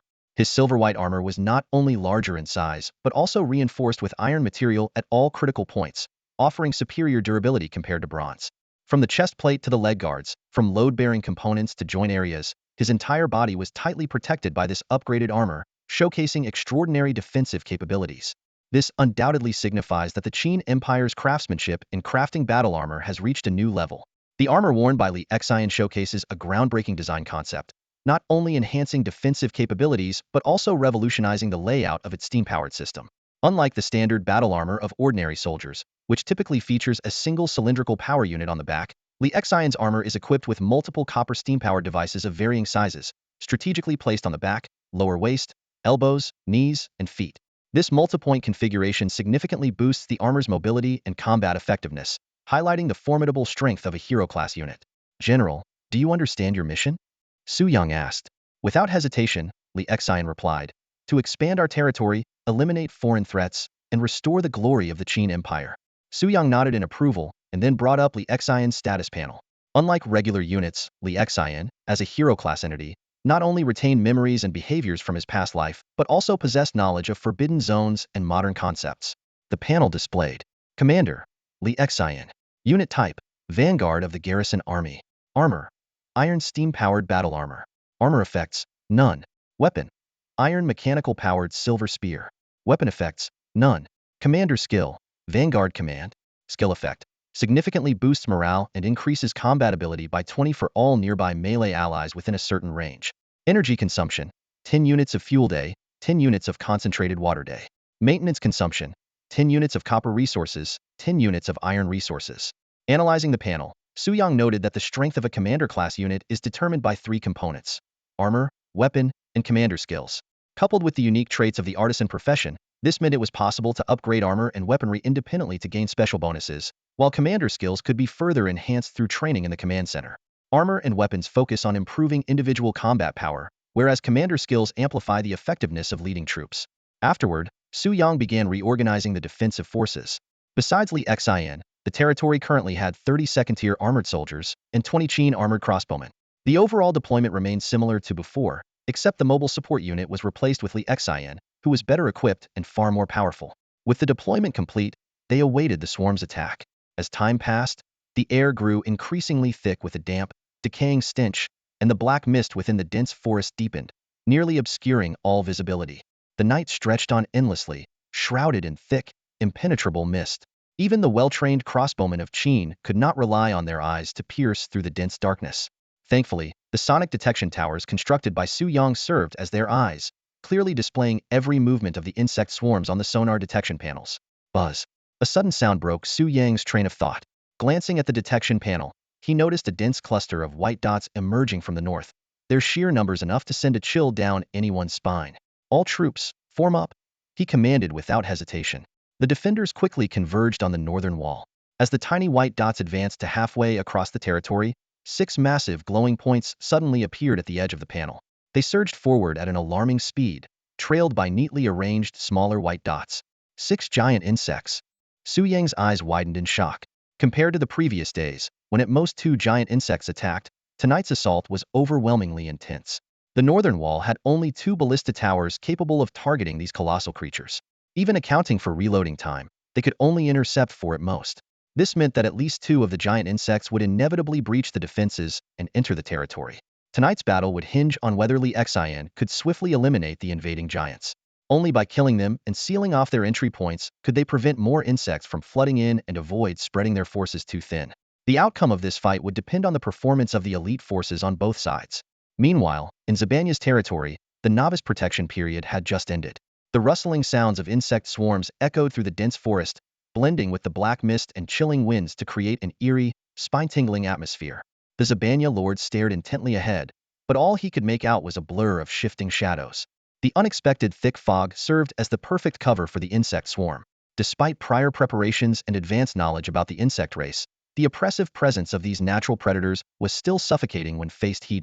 The air was thick with the damp, decaying stench, and the incessant droning of the insects sounded like a summons from the depths of hell. Rustle, rustle, the sound of the swarm breaking through the forest grew louder and closer. In the black mist, countless figures darted rapidly. Suppressing his rising fear, the Zabanya lord carefully gauged the swarm's distance. The flintlock muskets wielded by his Zabanya line infantry had an effective range of 150 to 200 meters. Beyond this range, the flintlock musket's lethality would drop significantly. The lengthy reloading time placed immense pressure on the Zabanian lord. A single misstep in timing could lead to disastrous consequences. The screeching of the swarm grew closer. He fixed his gaze ahead, trying to pinpoint their exact location. However, the dense black fog obscured his vision, leaving him to rely solely on the sound. There's no other choice. Let it be. May God have mercy. He gritted his teeth and made his decision. Fire. At the command, the soldiers in the first row of the line formation raised their muskets in unison. The night exploded with the sound of gunfire, white smoke billowing as lead bullets formed a dense barrage that tore into the fog. The first row of soldiers swiftly retreated, while the second row stepped forward to fire. 40 soldiers, divided into 4 rows, fired in rotation, a core principle of line infantry tactics to maintain continuous firepower. When the 4th row finished firing, an eerie silence fell over the fog, broken only by the echoes of gunfire reverberating through the air. Could they all be dead? The Zabanian lord stared intently ahead. Suddenly, a piercing screech shattered the stillness. The swarm surged out of the black fog, quickly amassing at the base of the city walls. Although the barrage had inflicted some damage, the insects' tough exoskeletons managed to withstand the impact of the lead bullets. Keep firing, the Zabanian lord shouted. The first row of soldiers, now reloaded, took their positions once more. But this time, the swarm gave them little chance. After another volley, the spiked insects climbed over the bodies of their fallen comrades, leaping onto the 3-meter-high walls. 2 front-row soldiers, unable to retreat in time, were instantly bisected by the 2-meter-tall creatures. Against such terrifying foes, ordinary soldiers were as fragile as straw. So this is the power of the hive's heart. A nightmare for novices, the Zabanian lord thought grimly. Yet, in the face of danger, his resolve only hardened. Fix bayonets. Hold the walls at all costs. At that moment, the air buzzed with the sound of incoming projectiles. Bronze crossbow bolts whistled through the fog, striking their targets with precision. Notifications of kills echoed one after another. Ordinary insects were no match for the heavy crossbows. With Su Yang's sonic detector providing positional data, the black fog was rendered useless as cover. But the true threat lay in the 6 burrower worms. As the insect tide approached the northern wall, the massive worms entered the range of the ballista towers. Su Yang quickly relayed their positions to the ballista operators, ordering them to fire from both flanks inward. ensuring the remaining worms would fall within Li Xian's defensive zone. Fire! At Su Yang's command, the ballista towers roared with the deafening clatter of their mechanisms. Giant bronze bolts streaked through the night like missiles, leaving thick trails in the black fog. On the reconnaissance panel, the large white dots on either side of the display abruptly stopped moving. A direct hit. Reload. As the massive mechanical winch churned, 3 thick crossbow strings snapped back into position. The bronze bolts, as wide as a bowl, were fired once more, piercing into the depths of the black mist. 2 bolts struck the ground precisely 500 meters from the city wall, their immense impact creating deep craters from which green liquid gushed forth. The ballista tower successfully annihilated 2 giant insects, but the remaining 2 had already breached the territory from underground. Even more alarming was the vast swarm of insects surging forward beneath the earth, trailing closely behind. All troops, prepare for battle. Su Yang's command rang out, and the armored crossbowmen immediately unleashed a volley. A dense web of bolts wove through the air, and wherever they landed, the insect swarm was reduced to a pulpy sludge. In the black mist, the spitting insect forces quickly retaliated. Countless sharp insect spines were launched relentlessly at the city walls. Protected by the battlements and their armor, the armored soldiers held their ground, cutting down the needle-like insects as they swarmed up the walls. The 6-meter-high reinforced walls stood like an impenetrable fortress, forcing the insects to stack 3 to 4 of their own kind just to climb. This terrain limitation meant that, despite the overwhelming numbers, only a quarter of the swarm could engage in the actual battle, while the rest served as stepping stones. Each time the crossbowmen reloaded and unleashed another round of volleys, these stepping stones were shredded into pieces. The kill notifications flashed continuously. Level 5 Terran Cavern Behemoth, command value 320 bonus. Level 3 Terran Spine Insect, command value 4020 bonus. Level 3 Terran Spitting Worm, command value 7020 bonus. Level 4 Terran Brain Worm, command value 15020 bonus. Level 3 Terran Spine Insect, command value 4020 bonus. The northern wall became a relentless insect grinding machine, with piles of alien corpses forming mountainous heaps. Steam hissed, armor mechanisms roared, soldiers shouted, and the insect swarm screeched, creating a cacophony of chaos. With the reinforced walls in place, as long as ammunition and energy held out, the insect forces had no chance of breaching the front lines. But disaster struck suddenly. With a deafening crash, 2 massive insects burst from the ground simultaneously, appearing inside the walls. From the tunnels beneath them came the unmistakable sound of a dense swarm advancing. If these tunnels could not be sealed, the interior would soon fall to the swarm. Surrounded on all sides, even the mightiest armored army would struggle to hold their ground. Su Yang's eyes darted anxiously toward the northern front. Amid the black mist stood Li Xian, alone, with a silver spear in hand, facing the 2 giant insects Hedon. Without warning, the steam mechanisms on his back, waist, elbows, and knees erupted simultaneously, releasing a surge of high-pressure steam. Under the immense force, Li Xian practically flashed to the front of the giant insect. With a glint of silver, the spear in his hand shot forward like a ferocious dragon unleashed, piercing straight into the skull of the monstrous creature. The gears on the spear instantly activated, and countless tiny cutting blades ejected from the smooth shaft. With a flick of his wrist, the blades began spinning ferociously, transforming the silver spear into a menacing drill. High-pressure steam erupted from Li Xian's elbow and the spear's shaft. Amidst the deafening hum, the silver spear penetrated straight through the unbreakable skull of the giant insect. The creature let out a heart-wrenching wail before collapsing to the ground with a resounding thud. Without pausing, Li Xian swiftly turned to face another giant insect attempting to burrow and escape. The steam mechanism roared to full power once more, and the silver spear struck precisely into the creature's torso from the side. The high-speed rotating spearhead shredded its internal organs into pulp. Thick green blood, mixed with fragments of ruptured innards, gushed from the wound. The second giant insect didn't even have the chance to cry out before it fell lifelessly to the ground. At that moment, a swarm of stinger insects poured out of the tunnel entrance. Li Xian swung his spear twice, effortlessly cutting down 7 of the charging stinger insects as if slicing through vegetables. Then, with his left hand, he reached into the body of the fallen giant insect. Using the full force of his steam-powered equipment, he dragged the massive corpse to the tunnel entrance, sealing it tightly. Su Yang, watching all this unfold, was utterly stunned. Such combat prowess was astonishing. It usually took 10 regular armored soldiers to barely take down a single giant insect, yet Li Xian had dispatched 2 in just 10 seconds with ease. Truly worthy of being a hero-tier unit summoned at the cost of 10,000 command points. Just as Su Yang snapped out of his amazement and prepared to refocus on the main battlefield, a massive white suddenly appeared on the scouting panel, rapidly closing in on their territory. The next moment, a pale purple sphere descended from the sky, crashing heavily onto the city wall. With a thunderous explosion, the 5-meter-wide sphere burst apart, spraying dark purple corrosive acid in every direction. The wall was instantly eroded into a large crater, with acrid white smoke billowing upward. Although the armored soldiers stationed on that section of the wall managed to evade in time, a few were splashed by the acid, causing their armor to corrode on contact. Su Yang quickly checked the panel and discovered, beyond the range of the ballista towers, a white 3 times the size of the giant insects standing ominously. This was the new type of Zerg mentioned in the scout reports, capable of launching attacks from such an incredible distance. The addition of this Zerg artillery could very well turn the tide of the battle. The northern city wall had been corroded by a deadly acidic solution, leaving a gap nearly 2 meters high. This horrifying liquid was fatal to the soldiers, but did nothing to deter the relentless advance of the insect swarm. If the siege units were allowed to continue their bombardment, the walls would soon be riddled with breaches, and the defenses would be on the verge of collapse. From his vantage point, Su Yang's gaze locked onto Li Xian at the center of the territory.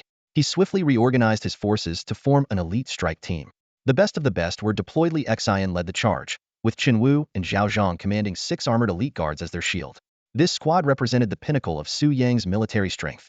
Your Majesty, rest assured, we shall return with the enemy commander's head. Li Xian clasped his fists in salute, then gestured to his team. The squad gathered at the eastern gate, their plan clear: to break out from the east, cut through the swarm, and directly target the colossal insect artillery. Open the gate. At the command, the eastern gate swung open, and Li Xian led the armored squad out like a sharp arrow, quickly vanishing into the dense black fog. Boom! Another shell crashed into the city wall like a meteor. Shrouded in the black mist, the deadly projectiles were nearly impossible to track, and 3 soldiers who failed to react in time lost their armor instantly. Meanwhile, the previously struck section of the wall had already dissolved, allowing countless stinger insects to swarm inside. Acting decisively, Su Yang ordered the soldiers to abandon the wall's high ground and instead defend the 2 breaches at all costs. He redirected troops from the other 3 sides of the city to reinforce the northern defense line. Until Li Xian completed his mission, these armored soldiers were the last line of defense.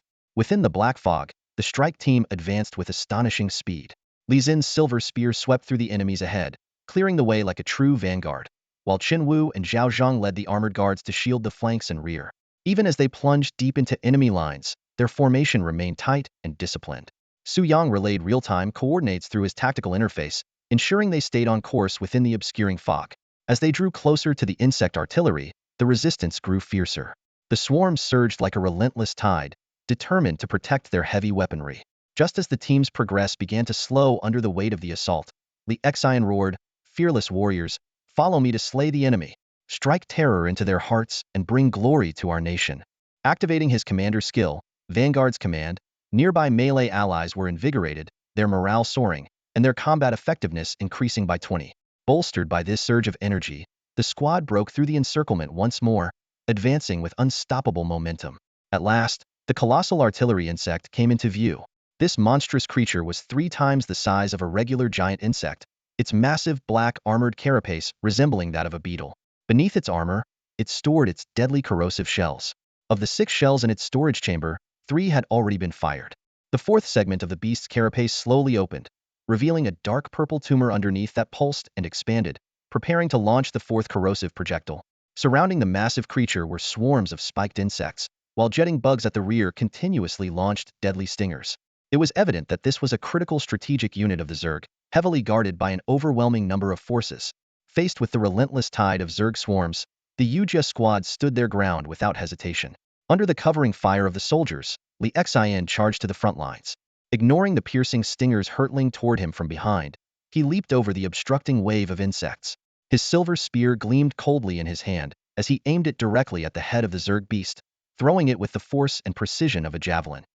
Steam hissed as the silver spear shot forward like a streak of light, piercing the Zerg's head with pinpoint accuracy. The spear's tip spun rapidly, its sharp blades shredding the entire head into a gruesome mess of brain matter, blood, and shattered exoskeleton that splattered in all directions. The dark purple tumor on the beast's back instantly withered, turning into a shriveled, blackened husk. With a deafening crash, the colossal creature, the Tyrant Suppressor, collapsed to the ground, raising a cloud of dust. A system notification followed. Level 6 Tyrant Suppressor eliminated. Domination value 500. The surrounding Zerg swarms emitted ear-piercing screeches, descending into a frenzied state as they surged toward Li Xin's position. He swiftly withdrew his spear and shouted, "Retreat!" Leading the Yujia squad, he quickly pulled back. Meanwhile, Su Yang had already issued the order to fall back and defend the territory. When Li Xian and his forces returned, they found the territory embroiled in a fierce battle. The northern wall had been blasted open in 3 large breaches, allowing Zerg swarms to pour in continuously. With the wall lost as the first line of defense, the Yujia sharpshooters struggled to maintain control, relying on sporadic crossbow fire to hold the line. Li Xian's arrival turned the tide. "Purge the invaders, defend our homeland," he roared, activating his commanding skill. All Yujia sharpshooters within the territory received a 20 boost in combat effectiveness. Though seemingly modest, this enhancement had a profound impact on the entire force. The reinvigorated sharpshooters launched an immediate counterattack. Li Xian led his troops straight to the rear line of jetting bugs, plunging into the swarm alone. As steam billowed around him, his silver spear swept through the Zerg ranks, forcing them into retreat. Meanwhile, the frontline forces successfully halted the Zerg's advance, and 20 crossbowmen, having reloaded, unleashed a coordinated volley that wiped out more than half of the invading spiked insects within the territory. The Zerg assault crumbled. Su Yang finally exhaled in relief, grateful that he had summoned Li Xian before the night of descent. Without him, the tyrant suppressor would have been an insurmountable threat. After Li Xian led his troops to reclaim the breached walls, the battle approached its conclusion.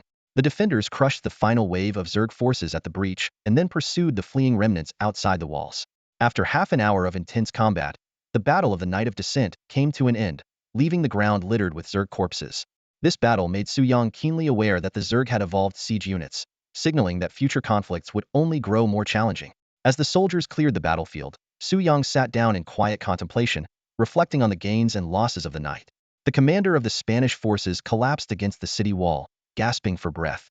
Before him lay a horrifying battlefield, where the corpses of countless Zerglings were entangled with those of his fallen infantry, emitting a nauseating stench. If not for following the advice of that anonymous expert to prioritize killing the Cerebrates, they might not have even survived this battle. As he glanced at the enormous Zerg carcasses, a shiver ran down his spine.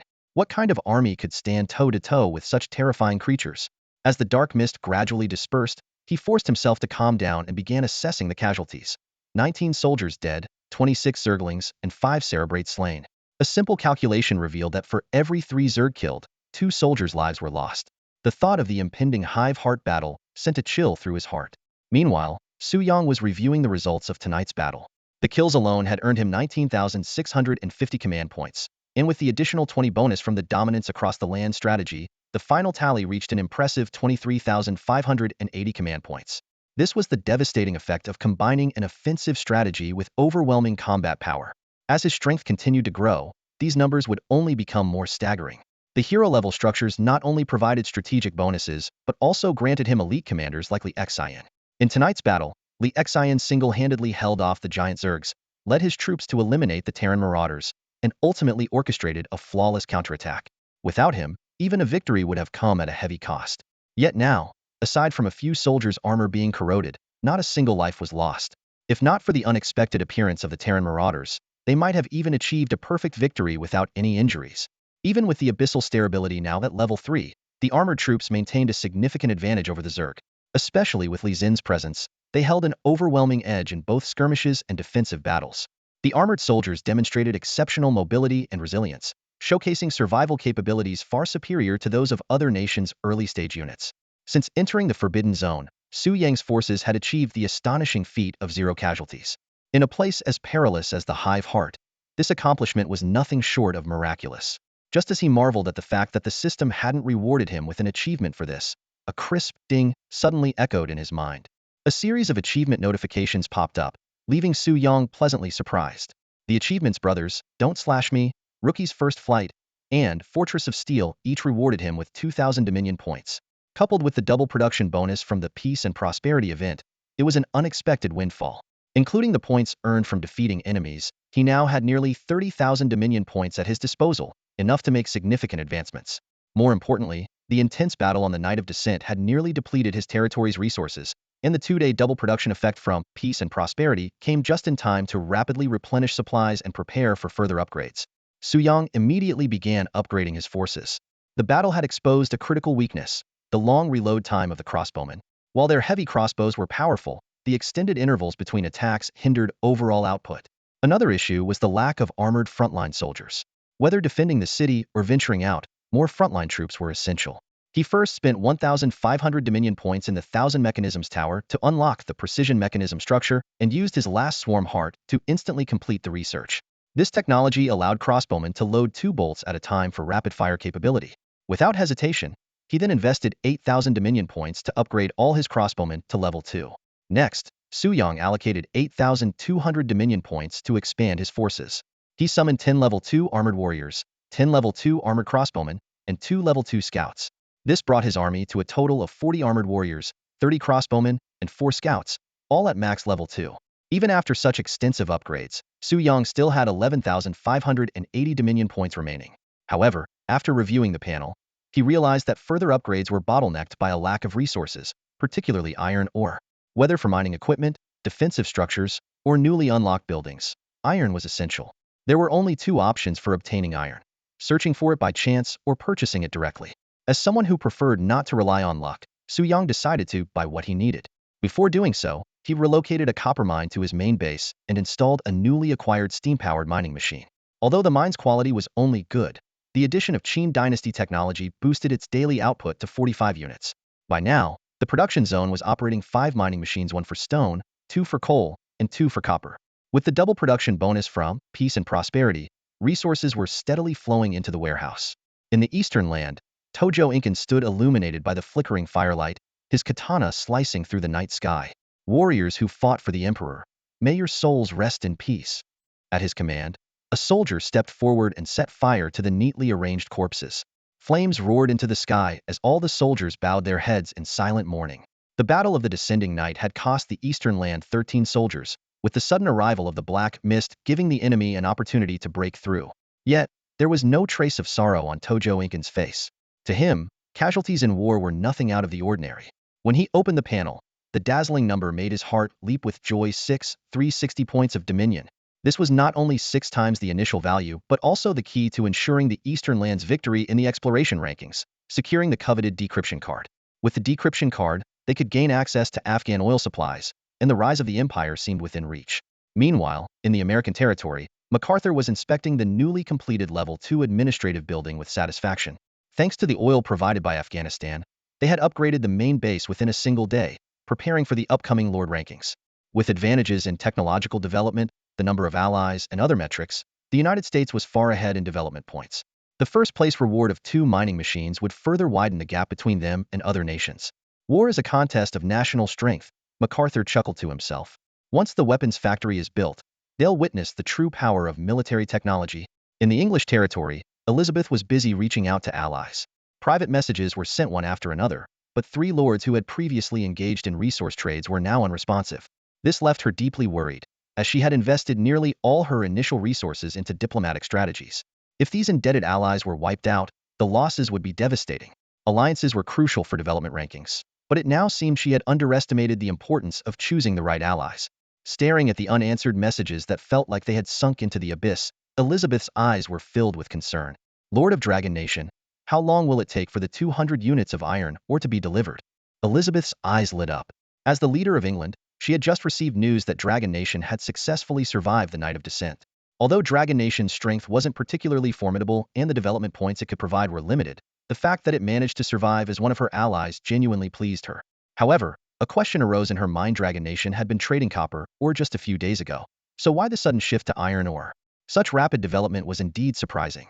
But she decided to set aside her curiosity for now and focus on the trade at hand. Give me 1 night.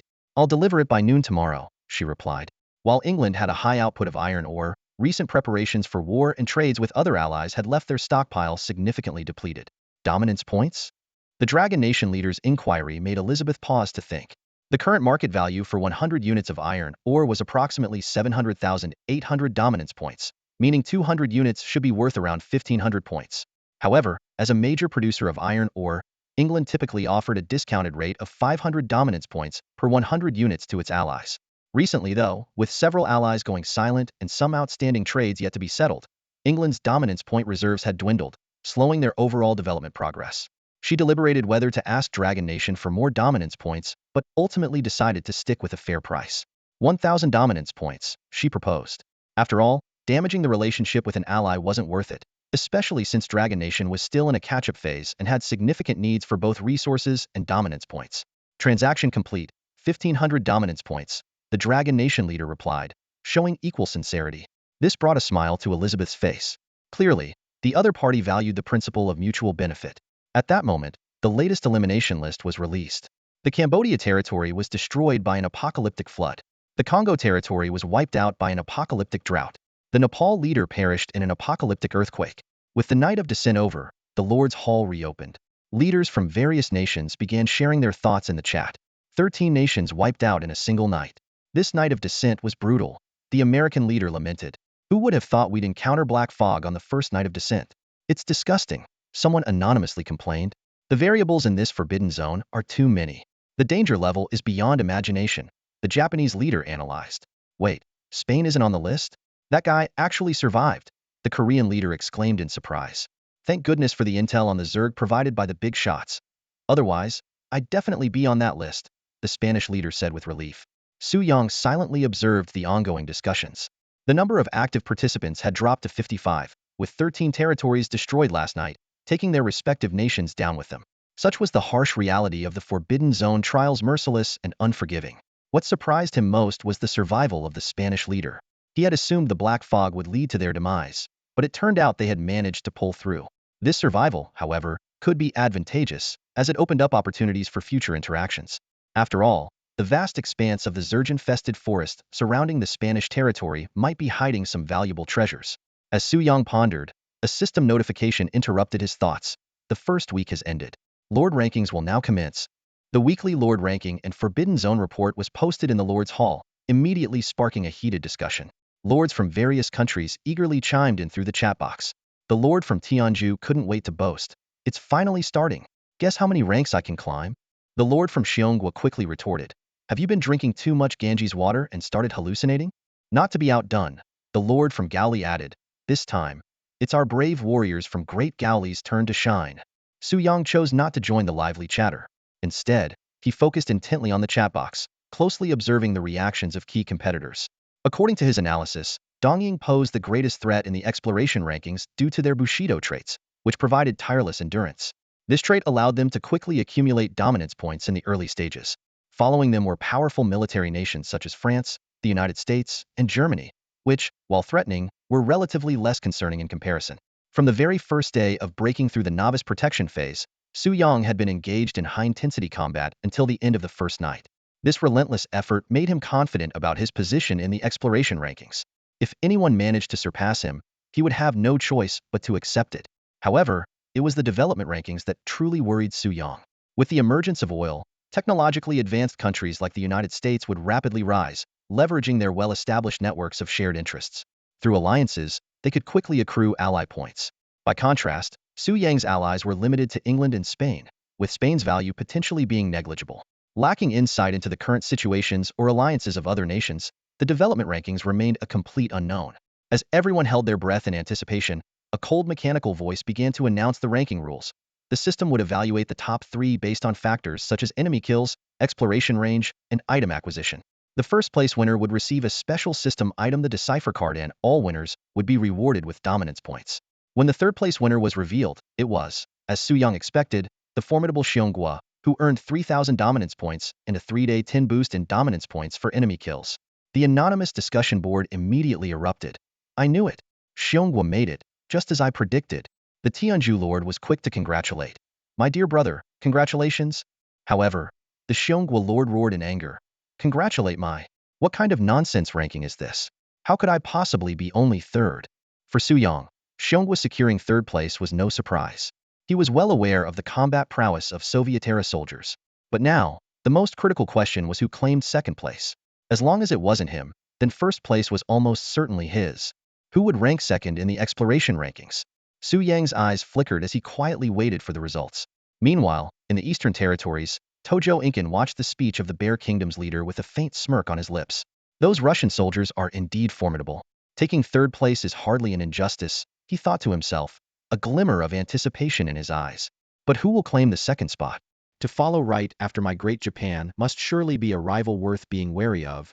However, when the panel flashed and the rankings were revealed, Tojo Incan was struck as if by lightning. Exploration rankings. Second place, the Japanese Empire. Reward, 6,000 Dominion points. Triggered incentive event. Pioneer Level 2, granting a 15 increase in Dominion points earned from defeating enemies for 3 days. What? Tojo Incan leapt from his seat, veins bulging on his forehead, his eyes wide like saucers. This can't be. Absolutely impossible. His voice trembled with rage. Our warriors have been fighting continuously for 4 days. Fools. In his fury, he drew his blade and slashed the table before him in half. Losing the top spot meant forfeiting the decryption card and the chance to secure oil resources from a Fuhan. This loss would deal a devastating blow to Japan's development. Meanwhile, Su Yang was secretly delighted within his territory. Japan coming in second meant his greatest competitor was out of the running. He focused intently on the panel, awaiting the final result. The chatter in the Lord's Hall grew louder. My God, someone actually surpassed Japan in early-game monster hunting. Could it be the United States or Germany in first place? This trial has been full of surprises. Amidst the speculation, the final announcement rang out. Exploration rankings. First place, the Dragon Kingdom. Reward, 10,000 Dominion points. Triggered incentive event. Pioneer Level 3, granting a 20 increase in Dominion points earned from defeating enemies for 3 days. Special system item obtained. Decryption card. All rewards have been distributed. Please check your inventory. Su Yang opened his panel to confirm that the 10,000 Dominion points and the Pioneer buff had been credited. Most importantly, the decryption card, a key to his territory's future development, lay quietly in his inventory. The past week of life-or-death struggles had finally paid off. Calming his excitement, Su Yang reopened the Lord's Hall, ready to witness the announcement of the development rankings. By this time, however, the Lord's Hall was already in a frenzy of astonishment. The announcement had just been made, and the entire hall erupted into chaos. What? Are my eyes playing tricks on me? Are you kidding me? It's Longhua? I thought they'd just make a brief appearance early on, but I didn't expect them to still be in the spotlight now. Anonymous exclamations rang out one after another. The leader of Tianju immediately expressed his stance. You know where we stand. The people of Tianju will always stand with Longhua. This is a Bronze Age civilization. How did they manage to take first place? Don't tell me they've built mechs and cannons. I'd love to see the faces of the leaders from the big nations right now. Ha ha.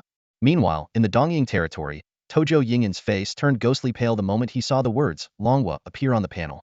His previously flushed face, red with anger, now lost all color. His lips trembled uncontrollably, and his eyes were filled with disbelief. This first place could go to any nation, even to Migu, but it absolutely couldn't go to Longhua. This was the result he dreaded most.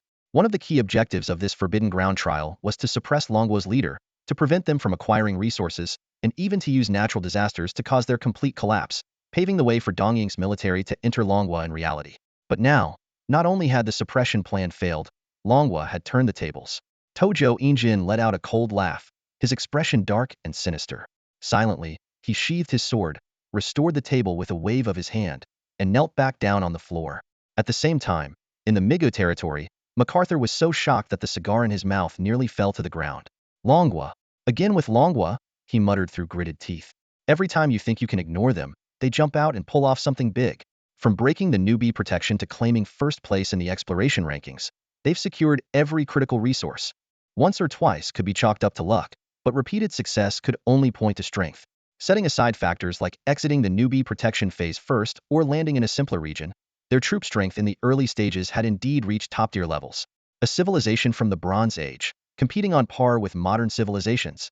As MacArthur wrestled with his shock, the panel flashed again. The system began a comprehensive analysis of each territory's location, resources, troop composition, defenses, technology, and alliances to determine the top 3 in development rankings. The winners would receive Dominion value rewards, with the first-place winner earning 2 mining machines and the authority to materialize resources. MacArthur quickly regained his composure. Being first in exploration rankings wasn't the most crucial thing. The development ranking was where Migu would truly shine. Decryption cards could only be used in specific locations, and those sites were hard to find in the early stages. In comparison, the practical value of 2 mining machines was far greater. In his mind, when it came to military strength, they might suffer a slight disadvantage early on before technology developed. But in terms of development, no one could shake Migu's position. However, when the rankings were revealed, MacArthur erupted in fury. What the fuck? He roared, slamming his cigar to the ground. Migu had only secured 3rd place. Dominion value reward, 5,000 points. Incentive event triggered. Level 1 Pioneer, increasing resource output within the territory by 10 for 3 days. The panel calmly displayed the message. The Lords' Hall was once again in an uproar. Lords from various nations stared at the development ranking panel in utter shock. It's chaos, complete chaos. How is it possible that the US is only ranked third? Then who could the top two be? They're unbelievably strong. This is definitely the most unexpected Lord ranking ever. Su Yang leaned on the control console with both hands, his eyes locked on the ranking panel. The fact that the US was ranked only third left him deep in thought. By all accounts, with its abundant oil resources and core position in major alliances, the US shouldn't have been relegated to third place. So, who exactly had claimed the top two spots? His eyes sparkled with anticipation. His own territory had already reached a level 3 main base, and with the Qin Dynasty's technological advancements soaring after entering the Iron Age, there was a real chance to compete with modern civilizations. Even if he couldn't achieve first place, securing second would still be a monumental victory. Suddenly, the panel flickered, and the information for the second place appeared. Development ranking second place. The British Empire. Reward, 10,000 command points. Incentive event. Pioneer level 2 resource production within the territory increases by 15 for 3 days. Additional reward. 1 resource mining machine. The British Empire had claimed second place? Su Yang was slightly surprised but quickly understood why. During the Victorian era, England had been the birthplace of the Industrial Revolution, with its early industrial strength far surpassing others. Coupled with Elizabeth's proactive diplomatic strategies, the combination of advanced technology and strong alliances made second place well-deserved. The chat channel was already exploding with chatter. Congratulations to the British Queen. Well-deserved. Miss Elizabeth played an excellent game, truly a match for anyone. If the UK and the US are only in second and third, then the first place must be insanely strong. Could it be the Dragon Kingdom again? Every time it's unexpected, the Dragon Kingdom pops up. The Dragon Kingdom only got the exploration first place because they broke through protection early. Development rankings rely on hard power. No way it's the Dragon Kingdom. They're good at tricks, but when it comes to the real deal, they're useless. At that moment, the first place information was finally revealed. Development ranking first place, the Dragon Kingdom. Reward, 15,000 command points. Incentive event. Pioneer level 3 resource production within the territory increases by 20 for 3 days. Additional rewards. 2 resource mining machines. The power to materialize current resources. Su Yang's eyes lit up instantly. 2 first-place victories. While he had been hopeful, achieving such a smooth and double triumph was still a delightful surprise. The combined rewards of 25,000 command points, along with a pioneer buff, a progress buff, 2 mining machines, and a relic decoding card, would undoubtedly propel his territory's development to a new level. What excited him the most was gaining the power to materialize resources. This meant he could immediately resolve the Dragon Kingdom's current crises and free its people from their dire circumstances. The Lord's Hall erupted into chaos the moment the rankings were announced. What? It's the Dragon Nation again. How can they maintain territorial development while exploring at the same time? That's impossible. 2 rankings, 6 positions no other nation repeated even once. Yet the Dragon Nation claimed 2 first places. Lords from various nations voiced their reactions, ranging from shock to skepticism, while some were eager to curry favor. The Lord from Tianju hurriedly reminded Su Yang of their friendship, while the Lord from Dongying solemnly warned others to be wary of the Dragon Nation's strength. Elizabeth sat in her own Lord's Hall, her gaze fixed on the glowing 10,000 Dominion points and the extra mining machine in her inventory. Having failed to gain an advantage during the oil negotiations, she had assumed the rankings were out of reach for her. But reality delivered an unexpected surprise. She had claimed second place, stepping over the head of the Ming Nation. Her initial disbelief quickly gave way to understanding. Seeing the Dragon Nation at the top of the rankings explained everything. It was the alliance with the Dragon Nation that had granted her the bonus points. However, a new question arose in her mind. How had Su Yang managed to elevate a Bronze Age civilization to the top of the development rankings? Was the Qin Dynasty truly just an ancient Bronze Age civilization? Meanwhile, Su Yang's private chat channel was flooded with messages from lords around the world. From the Samba Empire to Goryeo, messages ranged from collaboration proposals to claims of shared heritage. All kinds of flattering words poured in. However, Su Yang had no hesitation in discarding these messages into the recycle bin. To him, quality mattered more than quantity when it came to allies, and these people were nothing more than opportunists. As he swiftly cleared his private messages, one particular message suddenly caught his attention. Su Yang received a private message from Higashijo Inkan, a lord from the east.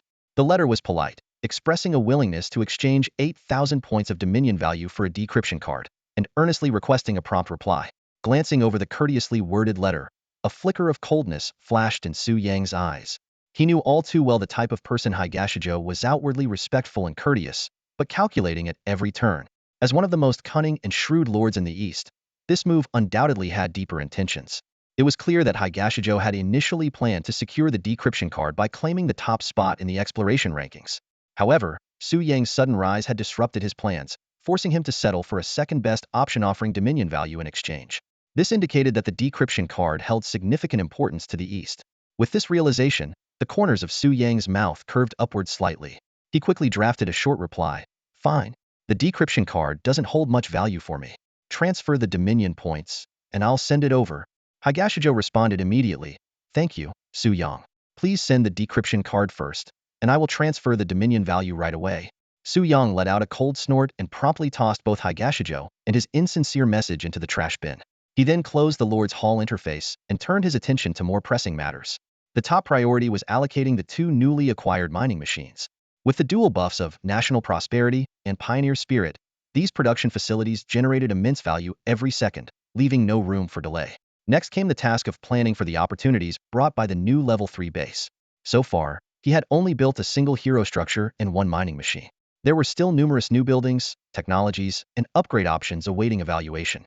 Once the iron resources from England were secured, he would begin implementing these new developments based on the territory's strategic direction. The 25,000 Dominion points awarded for his ranking had already been credited, bringing the total Dominion value of his territory to 34,580 points. This substantial resource base would be more than sufficient to support the upcoming upgrade plans. As for the decryption card, its use could be postponed for now. Considering that the territory had recently endured a major battle, both resource reserves and the state of his troops required some time for recovery. It would be safer to embark on relic exploration once everything was back in order.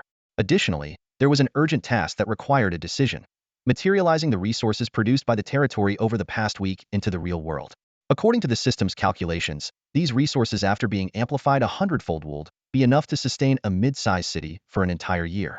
After carefully studying the map of Longhua, Su Yang ultimately chose an industrial city in the southeast that had been hit by a disaster. The city housed critical facilities such as thermal power plants, and restoring its production capacity would benefit the surrounding regions as well. Having made these decisions, Su Yang's thoughts shifted to the next phase of his territory's development. The Level 3 main base not only introduced hero structures, but also unlocked pathways for upgrading various units and technologies. Once these upgrades were completed, the territory would enter a brand new stage of growth. In the high-level meeting room of Longhua, urgent news kept flashing across the large screen.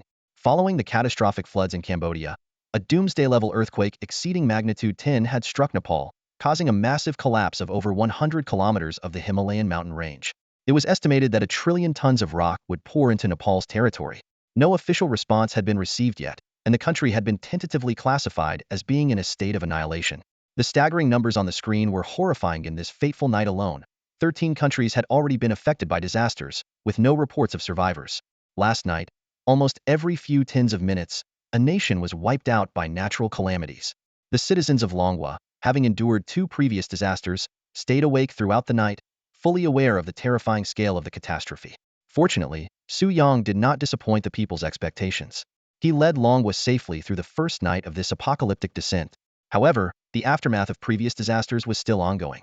The southeastern provinces suffered widespread power outages, road networks were paralyzed, and ground rescue efforts were severely hindered. The authorities were working around the clock, handling an overwhelming number of disaster reports and mobilizing rescue resources to their fullest capacity. At this critical moment, an intelligence officer burst into the meeting room, waving a document excitedly. The road network in Jiangnan province has been largely cleared. Several thermal power plants are back online, and a significant amount of supplies has appeared out of nowhere. The officers in the room exchanged astonished glances. The general of the military was the first to react. It's resource materialization. Su Yang has achieved the number 1 ranking in development. How is that even possible? One officer exclaimed in disbelief. Hasn't the United States always held the top spot? As the room buzzed with shock, the Forbidden Land live broadcast began, and the results of the leader rankings were announced. First week leader rankings. Territory development rankings. 1. Longhua. 2. The British Empire. 3. The United States. Territory exploration rankings. 1. Longhua. 2. The Japanese Empire. 3. The Russian Federation. The moment the news broke, the meeting room erupted into cheers. The officers stood up, shouting joyfully, "Double first place. We've overtaken the United States and Japan. This is incredible. Su Yang is absolutely incredible." Even the general of the military couldn't contain his excitement and stood up. In his view, achieving double first place in rankings was an accomplishment typically seen only when a single nation becomes overwhelmingly dominant in the later stages of development. In the early stages, such results were rare due to the varying strengths and development priorities of different countries. Being ranked first on just one leaderboard is already difficult, let alone topping two simultaneously. Su Yang's remarkable achievement of claiming first place on both rankings has left everyone exhilarated and in awe. The scene shifts, revealing the full expanse of the Dragon Nation's territory. The most striking feature is the Lord's Manor, which has been expanded to twice its original size, showcasing an extraordinary level of grandeur. Surrounding the manor, a cluster of brand new buildings gleams under the light, with the silhouette of a heroic structure standing out prominently. Experts carefully examined every detail on the screen. A level 3 main base. He managed to upgrade it before the night of descent. One of the experts exclaimed excitedly, pointing at the Lord's Manor. Look at that new unit, another expert remarked, noticing an even more astonishing detail. Those soldiers are wearing iron armor. These are military-type hero units. As the footage continued to unfold, more details came into view. The metallic shine on the new buildings highlighted a critical milestone. The Qin Dynasty had officially entered the Iron Age. The commanding general of the military stared at the screen, his gaze filled with astonishment. Su Yang had not only secured the top spot on the Lord rankings and saved countless lives, but also led the Qin Dynasty into a new era of development. In the official livestream, the audience's excitement remained at an all-time high. Comments like, "Su Yang is amazing," and "Qin Dynasty rocks," flooded the chat. When the fully armored Qin Dynasty general appeared on the screen, it sparked a wave of admiration. That armor looks incredible. Qin Dynasty's technology is way ahead of its time. At that moment, the host, Xiaoxue, interrupted with a breaking news update. Thanks to Su Yang's efforts, the main roads in Jiangnan province had been cleared, and electricity was gradually being restored. Messages of gratitude poured in from disaster-stricken residents. Su Yang saved me and my grandmother. Without him, our rescue team wouldn't have made it to the disaster zone. Meanwhile, within the restricted area, Su Yang stood in the Dragon Nation's territory, having just read the military's message of thanks. To him, helping his compatriots was simply a duty as a citizen of the Dragon Nation, requiring no gratitude. Now, with 200 units of iron ore from England safely stored, he was ready to embark on a new round of comprehensive upgrades. Gazing at his territory, only one thought filled his mind: to ensure the iron hooves of the Qin Dynasty would conquer every corner of the restricted zone. The advancements brought by the Level 3 main base would undoubtedly bring this vision even closer to reality. Su Yang opened the territory management panel and carefully reviewed the current resource situation. The data displayed on the screen showed that the 5 operating mining machines, under the dual buffs of National Prosperity and Pioneer Spirit with a 220 bonus, were producing remarkable outputs. 1 Level 1 stone miner, 220 units day. 2 Level 1 carbon miners, 242 units day. 1 Level 2 and 1 Level 1 copper miner, 264 units day. Nearly 12 hours had passed since the main base was upgraded the previous night. At this point, the stockpile of stone had reached 363 units. However, despite producing 168 units of carbon, it had been entirely consumed for military supplies. Su Yang quickly calculated the daily consumption of the massive armored troops. 40 Level 2 armored swordsmen, 80 units day. 30 Level 2 armored crossbowmen, 60 units day. 4 Level 2 scouts, 16 units day. General Li Xian, 10 units day. In total, 166 units of carbon per day. In the event of large-scale battles, the consumption would be even higher. Although the current daily output of carbon under the buff was 242 units, the buffs would eventually expire. At that point, production would drop to 110 units per day, far below what was needed to sustain the army. This powerful armored force urgently required stable logistical support. The most pressing task was to increase the base production capacity of fuel. Su Yang quickly made a decision and activated the vein relocation technology to move a high-quality carbon deposit with a base production of 60 units day, previously marked by scouts, into the territory. The copper stockpile still had 122 units total output of 186 units, of which 64 units had been used for equipment repairs and ammunition replenishment. Without hesitation, Su Yang allocated 10 units of copper to upgrade all Level 1 mining machines to Level 2, which would boost their production capacity by 50. After the upgrade, the resource production capacity of the territory experienced a significant leap. The base output of the 3 Level 2 carbon mining machines reached 255 units per day, and with the buff bonus, it soared to 561 units per day, effectively doubling the production. Similarly, the 2 Level 2 copper mining machines performed impressively, with their base output of 180 units per day increasing to 396 units per day after the bonus. This level of production ensured that Su Yung no longer had to carefully ration resources for mech maintenance and crossbow bolt supplies. With ample logistical support, Su Yung immediately began upgrading the 1,000 Machine Tower and the armor camp. Upgrading the 1,000 Machine Tower to level 3 required 30 units of copper and 50 units of iron, while the armor camp required 50 units of copper and 100 units of iron. Once the resources were allocated, both structures simultaneously began their transformations. Thick white steam billowed out, shrouding the entire territory. When the transformation was complete, the buildings had undergone a remarkable makeover. What was once a dull bronze surface was now replaced by a gleaming silver-white exterior, with the overall design appearing more imposing. The outer walls of the buildings were covered with intricate, precision-engineered mechanisms. Most strikingly, the 1,000 Machine Tower evolved from a single tower structure into a dual tower design, with two sharp spires standing side by side on a sturdy base. Curious, Su Yung opened the interface of the level 3,000 Machine Tower. As expected, two independent screens appeared on the panel, signifying the ability to conduct two simultaneous research projects. This discovery filled him with excitement. During the previous two trials, research facilities in other nations could only perform single-threaded research regardless of their upgrades. This dual-thread capability would significantly accelerate the technological development of his territory. Recognizing that iron would be a critical resource in the next phase, Su Yung decisively chose the magnetic field research technology. This research, which required 3,000 Dominion points and would take 12 hours to complete, would enable him to precisely locate iron or veins. With Dominion points invested, the metal spire on the left side of the 1,000 Machine Tower began to operate. Accompanied by a deafening mechanical roar, countless jets of high-temperature steam erupted from the tower. Su Yung looked at the depleted heart of the hive and couldn't help but feel a tinge of regret. He recalled how he had squandered this rare item, capable of reducing an entire day's worth of research time, on technologies that took merely 6 hours or less to complete. It truly felt wasteful. Quietly, he hoped that future advancements might allow the heart of the hive to be used in segments. However, the newly upgraded level 3,000 Machine Tower brought an unexpected surprise: the ability to conduct dual-tech research simultaneously, significantly boosting efficiency.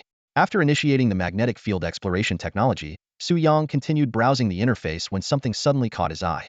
In addition to the familiar iron ore exploration, the Level 3 main base had unlocked a brand new vein research option: niter detection art. This 12-hour research, which required 3,000 Dominion points, was the key to ushering in the era of firearms. The Iron Age and the Firearms Age arriving simultaneously, coupled with the support of the Great Qin heavy industries, Su Yung felt a surge of anticipation. Without hesitation, he allocated 3,000 Dominion points to activate another spire of the 1,000 Machine Tower. The system promptly displayed a notification: prerequisite technology detected, unlocking a special unit: Great Qin Skyfire Guards. Driven by curiosity, Su Yung quickly opened the Level 3 Armored Battalion interface. At the bottom of the list, detailed information about the Skyfire Guards appeared: a heavy artillery unit equipped with reinforced armor, capable of operating in 2 combat modes. The first mode allowed for area saturation strikes in designated regions, while the second mode specialized in targeting defensive structures or single targets. After reviewing the Skyfire Guards' detailed stats, including their summoning cost of 2,000 Dominion points and the various resource requirements for maintenance and reloading, Su Yang's face lit up with joy. This heavy artillery unit, capable of both widespread area attacks and precise strikes, would undoubtedly become a game-changer in his fight against the insectoid threat. After weighing various tactical options, Su Yung decided to adopt a more cautious strategy. He planned to first deploy the Tianhua Guard for firepower coverage and heavy artillery bombardment, followed by the Yujia Legion to clean up the battlefield. This approach was not only highly efficient, but also carried minimal risk. In particular, the Tianhua Guard's wide-range heavy artillery proved devastating against the insect swarms when defending the base. Summoning the Tianhua Guard required 2,000 command points, which was not a significant burden for Su Yung. However, the real challenge lay in energy consumption. Daily maintenance alone consumed 5 units of fuel. Even more staggering, each artillery strike or heavy stone throw consumed 3 units of fuel and 2 units of saltpeter or stone ore. Such immense resource demands made the Tianhua Guard unsuitable as a regular main force, better reserved as a strategic elite unit for small-scale deployments. Despite the energy limitations preventing large-scale firepower coverage, Su Yung was thrilled to have such a powerful unit at his disposal. It marked the official entry of the Great Qin into the era of advanced weaponry. With the unlocking of iron and saltpeter technologies, the Yujia Legion also underwent comprehensive upgrades. The Qin Yujia warriors now boasted enhanced overall defense capabilities and were equipped with iron shields, requiring 600 command points and advanced ironworking as prerequisites. The Qin Yujia crossbowmen gained access to 2 new types of specialized arrows, necessitating 800 command points, in addition to ironworking and gunpowder research as foundational technologies. Lastly, the Qin scouting rangers saw an upgrade that expanded their exploration range and unlocked the ability to locate iron and saltpeter deposits. This required 1,000 command points, along with progress in magnetic field research and saltpeter exploration. These upgrades made the three units uniquely specialized. The Yujia warriors, equipped with shields, were better suited to blocking insect swarms. The Yujia crossbowmen's specialized arrows provided versatility against various foes. And the upgraded scouts, now a top priority, significantly enhanced battlefield intelligence capabilities. However, considering Li Xian's recent addition had already bolstered combat strength, these unit upgrades could be postponed for now. The immediate priority was summoning new units and upgrading critical technological buildings. After closing the Yujia camp interface, Su Yang turned to review other options. The upcoming upgrades brought even more excitement. After upgrading the Thousand Machines Tower and the armored camp, Su Yang began planning the upgrade paths for other buildings. He first reviewed the upgrade options for production facilities. All production buildings could be upgraded to level 3, with each requiring 20 units of copper ore and 40 units of iron ore, resulting in a 50 increase in production capacity. Considering that the current resource production in the territory had already met the standard and iron ore consumption was excessive, he decided to postpone this upgrade. Instead, he turned his attention to defensive structures. The level 3 territory unlocked two new features: iron walls and skyfire towers. After carefully inspecting the current state of the level 1 walls, Su Yang decided to prioritize upgrading them to level 2. The upgraded copper walls would not only increase in height but also form a double-layer structure, with more firing slots providing better positions for ranged units. Each segment of level 2 copper walls required 1 unit of copper ore and 1 unit of stone, whereas the iron walls required 1 unit of iron ore and 1 unit of stone, making them significantly more costly. After weighing the options, Su Yang decided to upgrade the walls only to level 2 for now, leaving the level 3 upgrade for later. As for the newly unlocked Skyfire Tower, Su Yang adopted a more cautious approach. He decided to closely monitor the intensity of the swarm's attacks. If the threat level remained low in the short term, the existing Skyfire guards would suffice to handle the situation. Finally, Su Yang shifted his focus to the general's mansion. This hero building not only allowed the summoning of commander-level units, but also provided the ability to upgrade their skills. For instance, Li Xian's Vanguard command could gain stronger effects through upgrades and even unlock new skills. However, since Li Xian was currently only a level 1 commander, he could not undergo any upgrades or learn new abilities for the time being. Judging by the effects of Vanguard command, commander skills often influence the entire team, acting as area-wide buffs. Upgrading these team-wide skills could prove pivotal in turning the tide of battle during critical moments, making it a key focus for the general's mansion after its upgrade. Having completed the upgrade plans brought by the level 3 main base, Su Yang retrieved a special system item, the decoding card, from his inventory. It was time to unveil the mysteries of that ancient relic. With a thought, the decoding card began to turn transparent. The moment the decoding card was used, the relic's information began to automatically unravel. Detailed data appeared on the panel. This was the Abyssal Relic, designated as N0.517314C, from the third round of Forbidden Zone trials on Blue Star.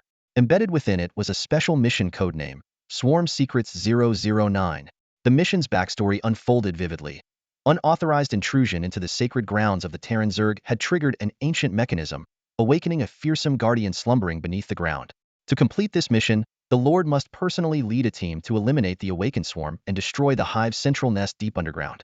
The difficulty level was marked as highest tier 3 Zerg swarm, and once initiated, the mission could neither be paused nor abandoned.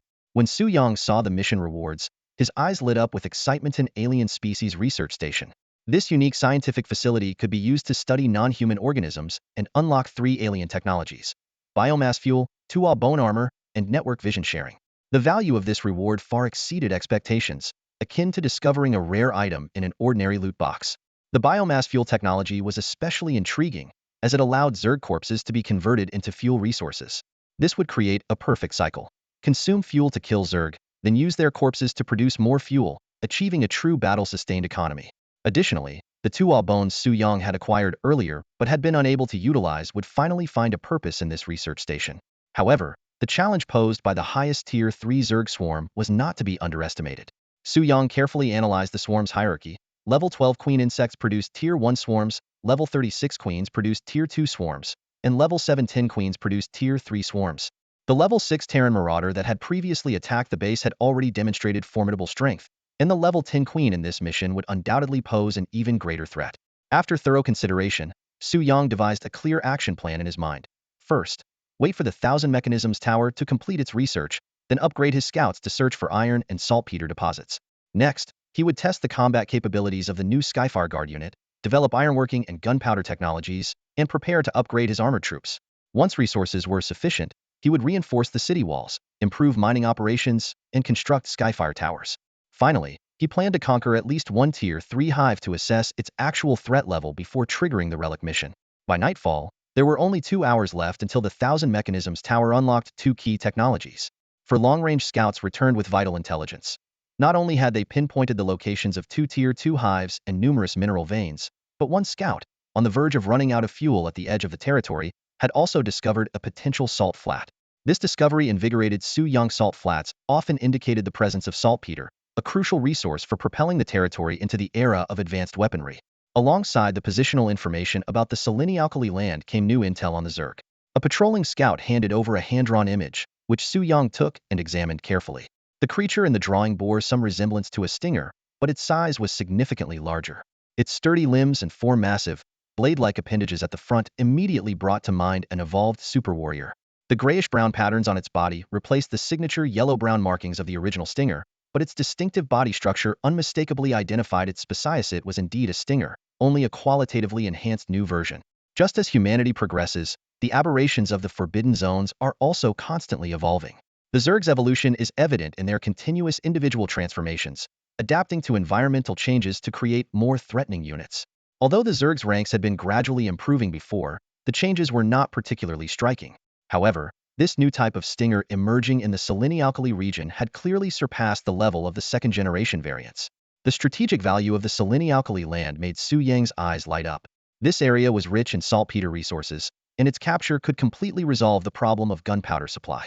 The immediate priority was to gather more detailed intelligence. Once the scouts were upgraded, they would be dispatched to the region to thoroughly survey enemy activity and assess the saltpeter reserves. But before that, there was still the matter of clearing out the threats close to home. The scouts' report pinpointed the exact locations of the last 2 second-generation Zerg nests within the Abyssal Gaze's range. As a responsible lord, it was only natural for Su Yang to visit these lovely neighbors. Su Yang promptly summoned Li Xian and ordered the troops to assemble. Soon, a force of 30 armored warriors and 20 armored crossbowmen was ready to march. Under Li Xian's command, this elite unit, with all members at level 2, set out under the cover of night toward the northeast nests. The billowing steam from their march stood out vividly against the night sky. Standing atop the northern city wall, Su Yang watched the troops depart, feeling a faint sense of security. With a hero-class commander like Li Xian leading the charge, he no longer needed to risk his life on the front lines. His role was now to determine strategic objectives, leaving the execution of details to Li Xian. Unless absolutely necessary, Su Yang had no intention of taking unnecessary risks, at least not until he himself was equipped with a set of battle armor. After all, the only fatal risk to his territory at the moment was the possibility of him being assassinated. Not long after Li Xian led the troops to battle, the 1,000 Mechanisms Tower announced the completion of 2 technological research projects. Once the prerequisites were unlocked, Su Yang immediately began upgrading the scout unit. He opened the armored barracks and invested 4,000 command points for modifications.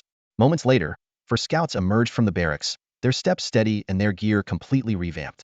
The power rods on their legs were now replaced with durable iron components, and their steam devices were equipped with rectangular fuel tanks on each side, significantly enhancing their endurance. Su Yang glanced at his left arm and noticed a new armor-like device.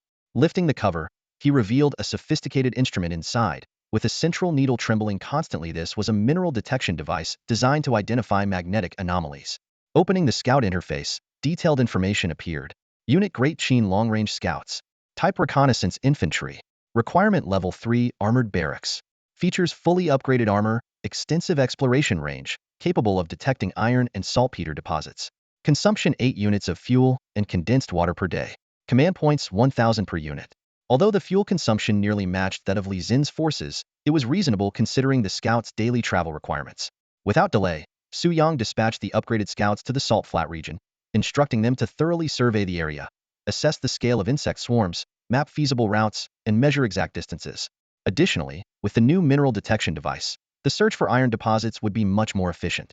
Next, Su Yang activated the 1,000 Mechanisms Tower, investing 8,000 command points and initiating research on ironworking and gunpowder technology, both essential for upgrading armored soldiers and summoning the Heavenly Fire Guards. Each research project required 16 hours to complete. After completing the preparations, Su Yang returned to the Lord's residence to rest. Meanwhile, in the distant forest, where faint glimmers of light flickered, Li Xian led his armored troops toward their target. According to the scouts' reports, they soon arrived at a peculiar insect nest unlike those they had encountered before. This one was built into a mountainside. Beneath the jagged entrance, insects swarmed in and out, carrying blood-soaked chunks of flesh in their mandibles, seemingly delivering food to something within the nest.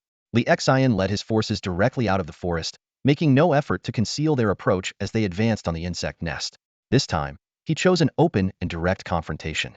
The hive's brain bug detected the threat and immediately issued a sharp alarm, causing the entire swarm to erupt into a frenzy. The piercing screech of the brain bug echoed through the dense forest, accompanied by the sound of countless insects mobilizing from the cave entrance. The swarm was rapidly assembling, making final preparations for the imminent battle. Li Xian stood steadily at the rear of the unit, his gaze sweeping over the disciplined ranks of armored warriors and crossbowmen ahead. They had adopted the most basic line formation, staggered front and rear to ensure comprehensive firing coverage. There were no flanking maneuvers planned, nor any ambush tactics. This was not out of overconfidence, but due to thorough preparation and an overwhelming advantage in strength. Before their departure, Su Yang had provided a detailed briefing on all the second-generation Hives units and possible strategies. Combined with the scouts' comprehensive reconnaissance reports, which included information on the swarm size and the surrounding terrain, Li Xian had a complete understanding of the enemy they were about to face. The disparity in strength was vast. All that remained was to wait for the swarm to fall into their trap. Sure enough, the swarm surged out of the cave entrance like a tide. At the same time, Li Xian keenly noticed two barely perceptible ridges forming on the ground. He raised his hand to signal, and the armored crossbowmen immediately initiated the first volley. The sound of mechanisms clicking filled the air as crossbow bolts shot out like lightning. Their trajectories were almost imperceptible to the naked eye, but in an instant, the insects at the cave entrance fell. The powerful impact deformed the bolts themselves, leaving wrist-sized wounds on the insects' torsos. Green blood sprayed out, and the first wave of stinger bugs collapsed on the spot. The second wave of the swarm followed closely behind. The crossbowmen did not relent, launching a second volley immediately. The upgraded crossbow mechanism allowed for two bolts to be loaded simultaneously, doubling the firepower compared to earlier designs. The crossbowmen operated in two alternating lines while one reloaded. The other maintained constant fire, eliminating any downtime. Under this sustained barrage, wave after wave of the swarm fell at the cave entrance, leaving the armored warriors in the front line with no need to engage. As the crossbowmen kept up their suppressive fire, Li Xian sprang into action. He retrieved a cylindrical device from his lower back and pressed a trigger. With a crisp mechanical sound, the device unfolded rapidly, transforming into a uniquely designed spear. Li Xian pressed another button, and the spearhead began spinning at high speed. Raising the spear high, he activated the power mechanism within his body, aimed at a target on the ground, and hurled the spear downward with tremendous force. Boom! The spear pierced the ground, striking precisely at the massive burrowing worm writhing through the soil. With a twist of his wrist, Li Xian rotated the spear within the worm's body, shredding its insides and eliciting a harrowing, blood-curdling scream. He then forcefully pressed the spear downward, ending the creature's life. Almost simultaneously, Li Xian keenly sensed movement behind him. He swiftly withdrew his spear and spun around. Another enormous worm had just emerged from the ground, only to meet the sharp tip of his spear and be decisively slain. With a flick of the spear shaft, he shook off the sticky blood clinging to it. Meanwhile, the battle outside the cave had already concluded. Under the concentrated firepower of the level 2 crossbowmen, piles of spiked insect corpses accumulated at the cave entrance, never having had a chance to get close. This was a sheer display of overwhelming power. When the gap in strength reached a certain threshold, any strategy became futile. Leading his team over the carcasses, Li Xian advanced straight into the depths of the insect nest. Hidden mutant insects attempted to ambush them in the narrow tunnels, but were effortlessly crushed by his unmatched strength. Before long, the team reached the Queen's chamber, where a newly hatched half-meter-long juvenile ravager lay on the ground. Following Su Yang's orders, they thoroughly eradicated all life within the nest. This second-generation insect nest, once a source of constant trouble for Su Yang, was utterly powerless against the elite armored corps. Taking into account the tight fuel supply and Su Yang's plan to use another insect nest as a testing ground for new units, Li Xian withdrew his forces after securing the nest core. The next morning, Su Yang woke to find a fresh nest core lying in his backpack. Reviewing the battle logs, he saw that Li Xian's command of the armored corps had resulted in a flawless annihilation of the entire insect swarm. This filled him with eager anticipation to test the combat capabilities of the upcoming Skyfire Guards. Arriving at the armored camp, Su Yang checked the control panel. While the gunpowder research still required 10 hours to complete, he refused to waste any precious development time. Without hesitation, he fed the nest core into the 1000 machine tower, expecting to save 24 hours. To his delight, not only did the gunpowder research finish instantly, but advancements in iron smelting technology were also completed. It turned out that the acceleration effect of the Level 3000 machine tower applied to all ongoing research, a fortunate discovery that greatly pleased efficiency-driven Su Yang. With high expectations, he opened the armored camp panel and prepared to summon his territory's first firearms unit, the Great Qin Skyfire Guards. Command points, 4,000. Summoning initiated. The moment the command energy surged in, the armored battalion roared to life. This time, the tremors of the structure were far more intense. Instead of emitting pure white steam, the exhaust now spewed thick black smoke. Su Yang keenly noticed this change and immediately associated it with the application of gunpowder technology. As the mechanical hum gradually subsided, a brief silence fell over the entire territory. The heavy metal gates slowly parted to either side, and black smoke poured out in dense clouds. The armored battalion, now upgraded to level 3, had undergone significant changes in appearance. The most striking difference was the width of the front gate, which was nearly double that of level 2. The silence was shattered by thunderous footsteps. The weight of the mechanical strides was so immense, it felt as though a colossal elephant was on the move. Through the thick smoke, the outline of the Skyfire Guard began to emerge. Its massive size instantly explained the necessity of the widened gates. It far exceeded the standard dimensions of ordinary units. The Skyfire Guard stood towering and imposing, reaching nearly 3 meters in height, even surpassing Li Xian in his mech suit. Its width, close to 2.5 meters, was equally astounding. Although it was still piloted by a single soldier, this was no longer the exoskeleton device reliant on human movement, like the armored vanguard. It was a fully fledged war mech, with the soldier now taking on the role of operator. The mech was entirely encased in meticulously crafted iron armor, with every joint protected by reinforced plating. Its overall appearance was a dignified grayish-white, accented with orange-red flame patterns on key defensive areas. This design conveyed both immense power and a fierce, combative spirit. The most striking feature was the massive Skyfire cannon mounted on its back. This heavy artillery, measuring 2 meters in length with a barrel diameter of half a meter, was intricately connected to the mech's back through a sophisticated mechanical structure. Its right shoulder was equipped with a sliding rail system, allowing the vertically mounted cannon to rotate nearly 90 degrees into a horizontal firing position. The rail's locking mechanism enabled it to be fixed at any angle, facilitating optimal firing elevation. The cannon's design was extraordinarily precise. Its rear was equipped with a complete firing mechanism, utilizing explosive propulsion instead of traditional elastic potential energy. Inside the barrel, a series of copper coils were installed for heating purposes. This level of craftsmanship left Su Yang deeply impressed. The once primitive cannons of ancient times had been transformed into something astonishingly futuristic by the technological advancements of the Great Qin. Su Yang carefully examined the Tianhua Guard mechas before him, marveling at their complexity, which he believed rivaled that of modern rocket launchers. It was almost unbelievable that such high-tech weaponry could be developed with the simple unlocking of gunpowder technology. After calming his excitement, Su Yang continued to study the intricate details of the mecha's design. On the left side of its back was a 3-tiered ammunition chamber, each layer holding a massive shell called a blast stone. This special ammunition, crafted from a mixture of ordinary rocks, saltpeter, and other materials, was directly fed into the rear of the cannon through a loading tube. What was even more remarkable was its precise firing mechanism. Depending on the tactical requirements, the cannon's rear would inject specific quantities of gunpowder into designated points on the blast stone. For area attacks, the blast stone would split into multiple smaller projectiles and detonate near the target. For single target strikes, it could either collide directly or explode upon impact. The ingenious design left Su Yang unable to contain his excitement. He immediately summoned Li Xian and ordered the assembly of a team comparable in size to yesterday's squad. This time, he decided to personally lead the expedition to the second insect nest to witness the full power of the Tianhua Guard. With his current abyssal gaze level and Li Xin's protection, venturing out of the base posed little risk. Besides, triggering the ruins required the Lord's presence. The choice of this insect nest was deliberate. Its lower terrain provided a vantage point from which the entire battlefield could be observed, making it the perfect spot to witness the debut of the Tianhua Guard. Li Xian, ever efficient, quickly gathered the team at the eastern gate. At Su Yang's command, the eastern city gate creaked open. The armored vanguard took the lead, followed by Su Yang, Li Xian, and the crossbowmen, with 2 smoke-belching Tianhua Guard mechas bringing up the rear. The formidable procession set out toward the dense forest. Meanwhile, in the national livestream channel of Longhua, the host, Xiao Shui, enthusiastically kicked off the broadcast. Su Yang's record-breaking achievement of claiming the top spot on 2 leaderboards yesterday had left the audience eager for more. The live chat was flooded with comments. Su Yang's strength is the real deal. Who can argue with that?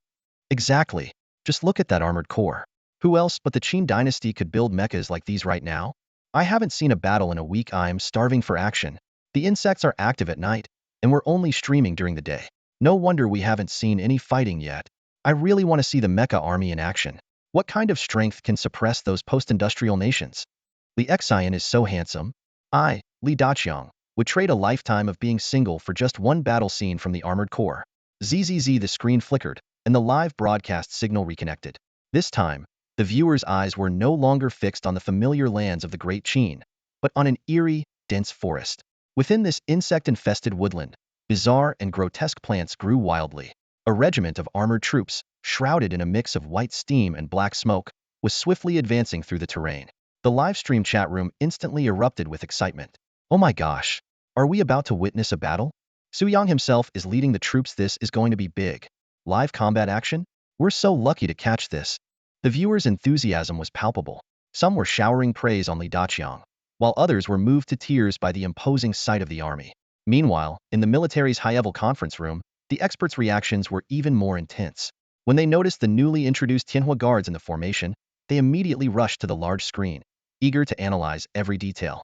Completely ironclad armor, with cannon barrels measuring half a meter in diameter. This black smoky, it's definitely the result of gunpowder combustion. The most famous historical cannons only had a caliber of 20 or 30 centimeters. The experts were clamoring to share their insights, some so excited that they were practically drooling. In the back of the room, the military commanders maintained their dignified composure, but their eyes gleamed with a similar excitement. As seasoned soldiers, they could see not only the tremendous potential of the firepower, but also its limitations such as the shorter barrel potentially affecting accuracy and the need for further refinement of early gunpowder technology. Still, none of this dampened the battle spirit surging within them. After all, this was the first ever live broadcast of warfare since the Forbidden Zones had been breached. Boom. With a single command, the advancing troops came to an abrupt halt. Su Yang stood at the edge of a cliff nearly 100 meters high, spreading out a map drawn by scouts in his hands. According to the intelligence, the second insect nest was hidden in the seemingly endless forest below. His gaze was sharp, and in a low voice, he said, "It's about time. Let the show begin." Su Yang directed the soldiers to clear a path, and two massive Tianhua mechs moved heavily to the front of the formation. He stepped forward and knocked on the mech's armor, the crisp metallic sound ringing out clearly. The thick faceplate of the Tianhua mech responded by lifting upward, releasing a burst of dense white steam from the seams. Su Yang handed a detailed shooting blueprint to the soldier inside the mech. Ballistics, as an extremely specialized discipline, was particularly crucial for projectile weapons like the Tianhua cannons. It required not only precise theoretical calculations, but also extensive practical experience. The two Tianhua mechs quickly completed their preparations. Their armor suddenly began to vibrate intensely, and the entire chassis sank half a meter into the ground. At the same time, stabilizing iron rods extended from their legs, embedding deeply into the earth and anchoring the massive machines firmly in place. Their mechanical arms lifted, gripping the cannon's control handles with precision. With a resounding clank, heavy gears started to turn. The cannon barrels, originally pointing vertically toward the sky, began to adjust their angle along the shoulder-mounted rails. A sharp hiss of steam erupted as the barrels locked into the optimal firing position. A single explosive projectile slid down the loading tube into the cannon's chamber, signaling that all systems were ready. Shall we commence the attack? The Tianhua mech's inquiry rang in Su Yang's mind. Their speed surprised him, but he quickly realized why this was merely the test shot. The first round was usually used to gauge the target, with the true deadly strike being calibrated based on the impact point. Although the initial shot would inevitably be wasted, it was a necessary step, much like how modern artillery required adjustments before the advent of precision-guided weaponry. Su Yang turned toward the direction of the insect nest and decisively ordered, "Fire!" A thunderous boom erupted instantly. The moment the firing mechanism was triggered, a burst of fire illuminated the cannon's muzzle, and the explosive projectile roared out of the barrel. The immense recoil caused the heavily armored Tianhua mech to jolt backward, while shockwaves rolled across the ground, kicking up a storm of dust and debris. The powerful impact left Su Yang's ears ringing, but his gaze remained fixed on the distance. The burning projectile traced a graceful arc through the sky before suddenly disintegrating midair, scattering into hundreds of smaller explosive fragments that rained down like a meteor shower. The moment these fragments hit the ground, a series of explosions erupted across the dense forest. Blinding bursts of fire consumed everything within a 50-meter radius, followed by shockwaves rippling outward, toppling trees and tearing through the landscape. The destructive power far exceeded most modern infantry missiles. As the ringing in his ears subsided and the smoke and dust cleared, Su Yang took in the scene before him. Within the 50-meter blast zone, the ground had been completely upheaved, and all vegetation had been reduced to charred remains by the flames. At the center of this devastation, an insect nest was clearly visible, surrounded by countless shattered and still-burning insect carcasses scattered near its entrance. In the high-level conference room of the Dragon Nation, the large screen displayed the moment the explosive stone shattered and hit the ground. The deafening sound of the explosion echoed, while the room fell into complete silence. All the experts and officers stared wide-eyed at the screen, frozen in place. Then, the entire room erupted into a wave of cheers. Officers stood up one after another, excitedly discussing the astonishing scene. The power. This is on par with a Tong-class aerial bomb, one expert exclaimed, waving his hands passionately. The area within 50 meters is completely scorched, and the shockwave and shrapnel's damage range is simply staggering. The accuracy is unbelievable, another officer chimed in. Hitting the insect nest precisely from 5 kilometers away, this level of technology is mind-blowing. The yield is conservatively estimated to be over 10 tons, far surpassing the power of our current Tong-class aerial bombs, another expert analyzed attentively. To put it into perspective, our bombs at most create craters around 15 meters in diameter. The top military commander remained seated, his gaze fixed on the screen as he murmured, "A true national treasure. If we had this technology in the first 2 rounds, we wouldn't be in such a dire situation now." Meanwhile, the live stream audience was in an uproar. The screen was instantly flooded with a torrent of comments, completely obscuring the host's figure. "This is insane. They just wiped out the Zerg's main nest. Is this really from an ancient civilization? It feels like it's beyond modern technology. Other countries are probably dumbfounded after seeing this." System notifications flashed continuously. Level 4 Tyrant Stinger killed, Dominion value 5040 bonus. Level 4 Tyrant Brainworm killed, Dominion value 15040 bonus. Level 3 Tyrant Stinger killed, Dominion value 4040 bonus. Su Yang stared at the flickering explosions in front of him, deeply shaken.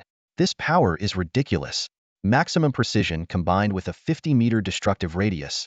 Is this really something a civilization that just mastered gunpowder could create? "Should we fire again?" a soldier asked. "Of course. A real man doesn't stop at just one shot." Su Yang responded decisively. With a heavy clunk, the Skyfire guard trembled once more. This time, Su Yang abandoned the fragmentation mode and opted for a single-point detonation instead. Happiness delivered, Su Yang decided to take the most direct approach, filling the insect nest with explosive stones. The barrel of the Skyfire guard's cannon rotated continuously, and with a crisp metallic click, the second explosive stone was loaded. Fire! A thunderous boom instantly swept across the area. This time, Su Yang was prepared. He quickly covered his ears and opened his mouth, a precaution said to prevent eardrum damage. It worked. There was no ringing in his ears, though he accidentally ended up with a mouthful of dust. The burning explosive stone shot into the insect nest like a falling meteor. After a brief moment of silence, a massive tongue of fire erupted from the entrance. The surrounding ground seemed to be lifted by an invisible giant hand, as the entire area was blown into the air before crashing back down. The land within a 100-meter radius collapsed with a deafening roar, and thick smoke poured ceaselessly from underground. That single shot buried the entire insect nest deep beneath the earth, cutting off the Zerg's escape route completely. System notifications popped up one after another. Eliminated various Tyrannid Zerg, earning a large reward of Dominion points. Obtained rare grade drop item, Heart of the Nest. Unlocked achievements, Insect Exterminator level 4, and All Familiar Faces. Triggered event, Gaze of the Abyss level 4, significantly increasing the Zerg's hatred towards Su Yang. Su Yang stared in shock at the scene before him. His original plan had been to use cannon fire to clear out most of the Zerg before sending Li Xin's team to finish the job. He hadn't expected the Skyfire Guard to display such terrifying power. One shot not only annihilated the entire Zerg force, but also prepared their grave in the process. This Bayan visual range strike capability, reminiscent of an era of cold weapons, could only be described as overwhelming. At this moment, Su Yang had only one thought: to secure a supply of saltpeter mines as soon as possible, ensuring the Skyfire Guard could fire freely. With the insect nest eradicated, the Abyssal Gaze level increased, and 2 achievements unlocked. The mission was a resounding success. The next step was to see if the scouting units could quickly locate iron deposits and salt flats to further propel the development of the territory. Just then, a crisp ding echoed in Su Yang's mind. A scouting unit has discovered a mineral vein. The high-level military conference room buzzed with activity. Although the live broadcast had been cut off a few minutes ago, the experts remained fixated on the now blank screen, heatedly debating the earlier artillery test explosion. "This cannon clearly has dual modes," one expert exclaimed excitedly. One mode creates a large-scale explosion similar to an incendiary bomb, while the other functions like a focused rocket-propelled explosion. The key point is that both modes seem to use the same type of shell. Exactly, the difference lies in how the first mode disintegrates during descent. Another expert chimed in. Is it controlled by adjusting the amount of propellant, or is there another mechanism at work? This design concept is absolutely brilliant. The characteristics of Qin Dynasty civilization must be closely tied to advanced technology and architecture, a senior expert said gravely at the head of the table. This completely overturns our traditional understanding of the Qin Dynasty. Su Yang made a wise decision backed by such technology. Longhua is bound to turn the tide in this trial. Meanwhile, the official live streams chat was still buzzing with activity. This is incredible. Glory to Great Qin. One shot to wipe the field clean goodbye. Zerg clans, so satisfying. Other lords are still stuck with infantry, and we already have cannons with a 5,000 meter range. What's next? A star-destroying battleship. The audience enthusiastically flooded the chat with comments. At that moment, a reconnaissance unit delivered good news. They had discovered a top-quality iron ore vein. Thanks to previously developed magnetic field research technology, locating iron ore had become a breeze. Su Yang decided to allocate the remaining 2 mining machines to extract iron ore, maximizing the benefits of the buffs. With the test explosion mission complete, the armored army swiftly returned to the territory under Li Xian's command. Su Yang immediately began constructing iron mining machines, upgrading them to level 2. The completed steam-powered mining machines had a base output of 70 units of iron ore per day, with an additional 15 units from the surrounding resource environment and another 15 units from the Qin craftsmanship characteristic, bringing the total to 100 units per day. After upgrading to level 2 and applying dual buffs, the daily output skyrocketed to 330 units. This is just the output of one mining machine. Adding another will result in an even more astonishing yield. After setting up the mining machine, Su Yang opened the full territory interface and carefully examined the resource data. The panel displayed an array of detailed information. The territory was under the jurisdiction of Lord Qin Su Yang and belonged to the Dragon Nation's main base. The Lord's residence was at level 3. The building layout showed 7 level 2 steam-powered mining machines and 1 level 2 steam-powered high-pressure water pump in the production area, supported by 1 solid resource warehouse and 1 liquid resource warehouse. The technological structure included a level 3 Mohist 1000 mechanisms tower, while combat facilities consisted of a level 3 armor camp and 74 barracks, 70 at level 2 and 4 at level 3. Defensive structures included 200 segments of reinforced level 1 stone walls and 4 level 1 ballista towers. As for combat units, the territory housed 40 level 2 Qin elite armor guards, 30 level 2 Qin armored crossbowmen, 4 level 3 Qin scout rangers, and 2 level 1 Qin fire guards. Additionally, there was a level 1 general named Li Xian. The resource inventory displayed the following: 1,363 units of water, 786 units of stone, 351 units of coal, 253 units of copper, and 50 units of iron. The territory currently benefited from 3 active buffs: Level 1, Peace and Prosperity, 1623 remaining, Level 3, Pioneer, 47:56 remaining, and Level 3, Trailblazer, 47:53 remaining, along with a Level 4 Abyssal Gaze effect. The command value had reached 21,360. Compared to the initial, simplistic panel that only displayed a name, the establishment of such a substantial foundation in just 1 week left Su Yang deeply impressed. The most pressing matter now was resource allocation. 1 day's production had yielded 253 units of copper, sufficient to upgrade all the stone walls to level 2 using the existing stone resources. However, the need for territorial expansion was equally urgent. After the main base's upgrade to level 3, the footprint of all types of buildings had grown significantly.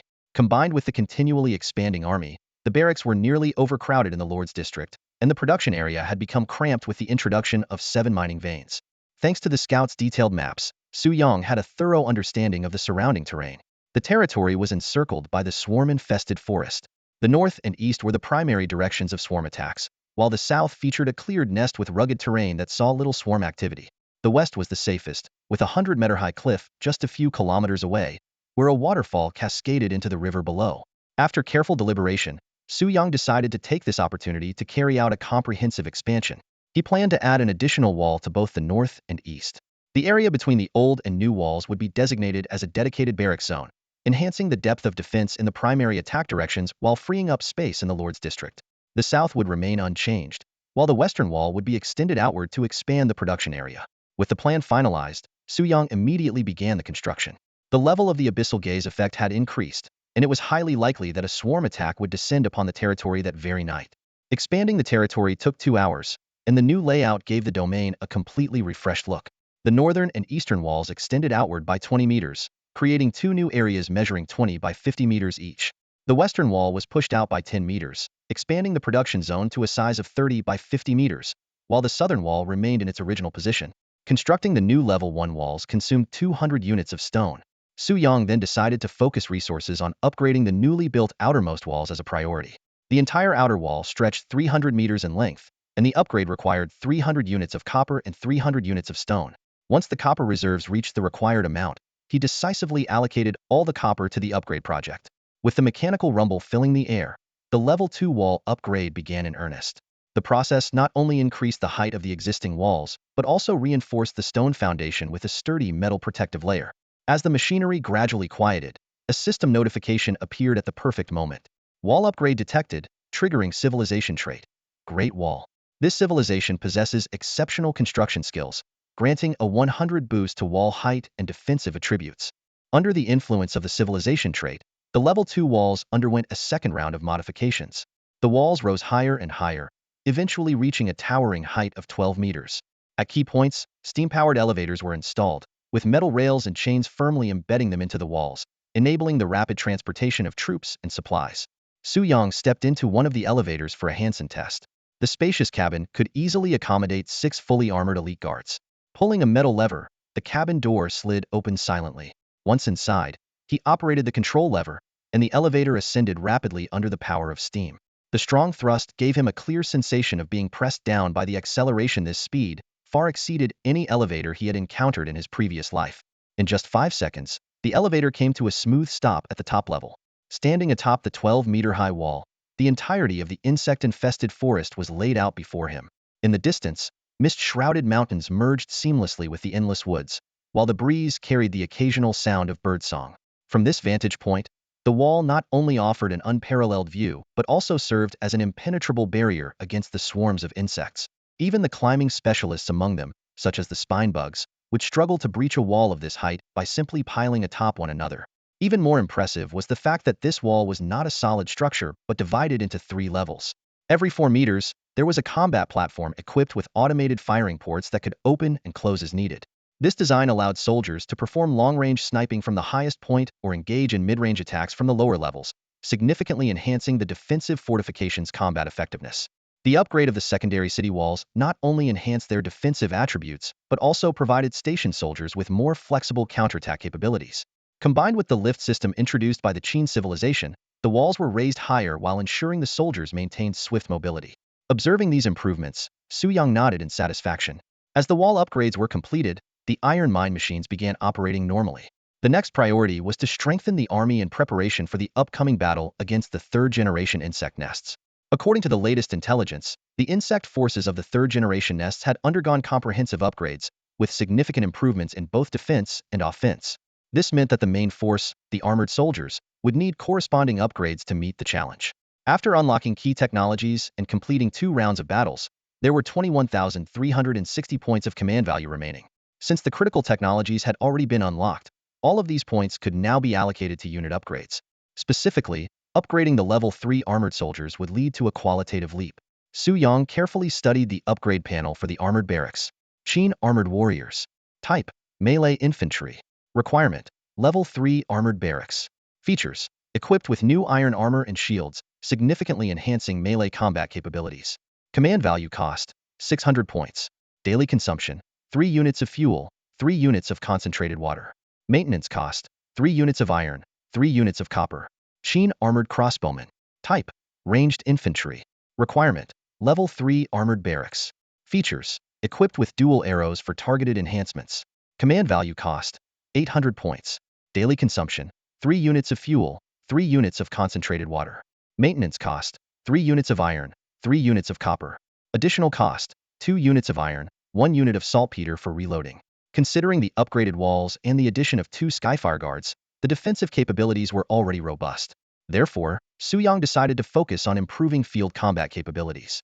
In the complex battlefield environment, the adaptability of the armored warriors was clearly superior to that of the crossbowmen and Skyfire guards.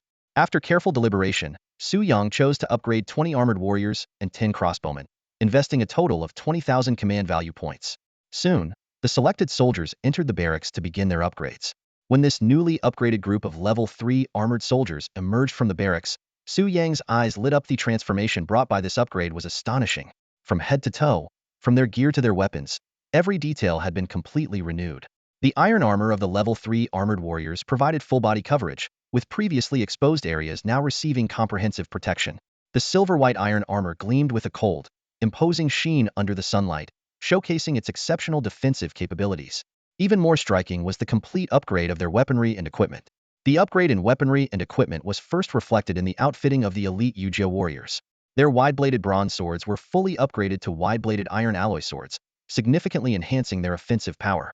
Additionally, the steam propulsion device, originally located at the sword's pommel, was ingeniously relocated to the hilt and improved from a single-direction jet to a 4-directional jet system. This enhancement allowed the warriors to receive steam-powered support for slashes, thrusts, and diagonal strikes from all directions. The most striking innovation was the newly designed shield system. Unlike traditional handheld heavy shields, the Yujia warriors were equipped with an innovative iron arm shield on their left arm. This shield remained in a compact diamond shape along the side of the arm during normal use, but could instantly expand when needed, covering an area larger than the arm's length. This upgrade fundamentally improved the warriors' defensive capabilities. Previously, they relied on the sword hilt for blocking or their armor for absorbing damage, which left them vulnerable to both close and ranged attacks. With the flexible shield now in place, they could handle combat situations with ease, whether in melee or against distant threats. Su Yang was highly impressed with these upgrades. He circled Chen Wu and Zhao Zhang repeatedly, carefully inspecting the details of the new equipment. Occasionally, he would reach out to touch the enhancements, making the two young commanders feel somewhat embarrassed. The upgrades to the Yujia crossbowmen were equally remarkable. In addition to their fully upgraded iron armor, the most significant improvement lay in their weapon systems. The copper crossbows were replaced with iron ones, and the variety of bolts was greatly expanded. The crossbowmen could now utilize 3 different types of bolts depending on battlefield requirements. Standard iron bolts that required no gunpowder, armor-piercing bolts equipped with miniature explosive charges at the tail, capable of creating ultra-high-speed penetration through secondary detonation, and explosive bolts with charges embedded in the arrowheads, capable of causing area damage. These tactical options, whether for single-target precision or multi-target impact, enabled the crossbowmen to even face formidable foes like subterranean giant insects on their own. The Level 3 main base brought a transformative leap forward.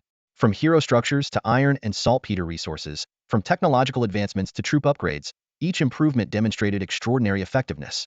Once the comprehensive upgrades were completed and the supply of saltpeter secured, even the highest-tier 3rd-generation hives would pose no significant threat. By the time all the upgrades were completed, dusk had fallen. Under Li Xian's command, the soldiers gradually ascended the newly constructed city walls to take up guard duties.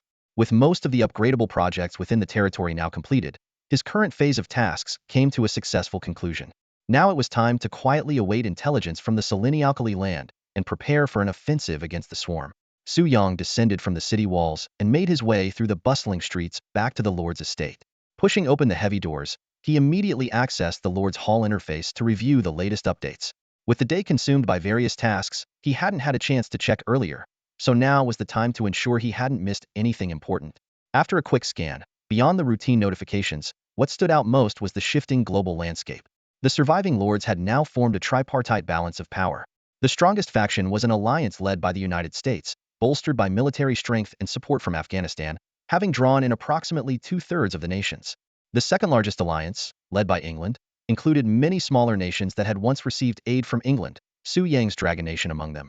The third faction, spearheaded by Japan and Germany, was smaller in number but formidable in strength, composed entirely of war-driven nations. Su Yang's gaze flickered. So these old teammates had regrouped. This alliance would undoubtedly launch relentless offensives against non-allied nations. Currently, Su Yang's primary target was Japan. However, if other nations chose to firmly align with Japan, he had no qualms about adding them to his hit list. Outside of the 3 major alliances, a few powerful nations, led by Russia, maintained their independence.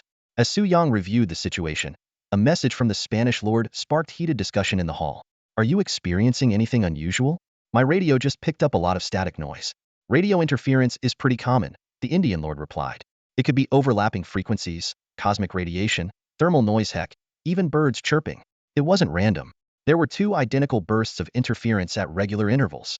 The discussion quickly spiraled into debates about infrasound and missiles, ultimately devolving into a shouting match between the Korean and Indian lords.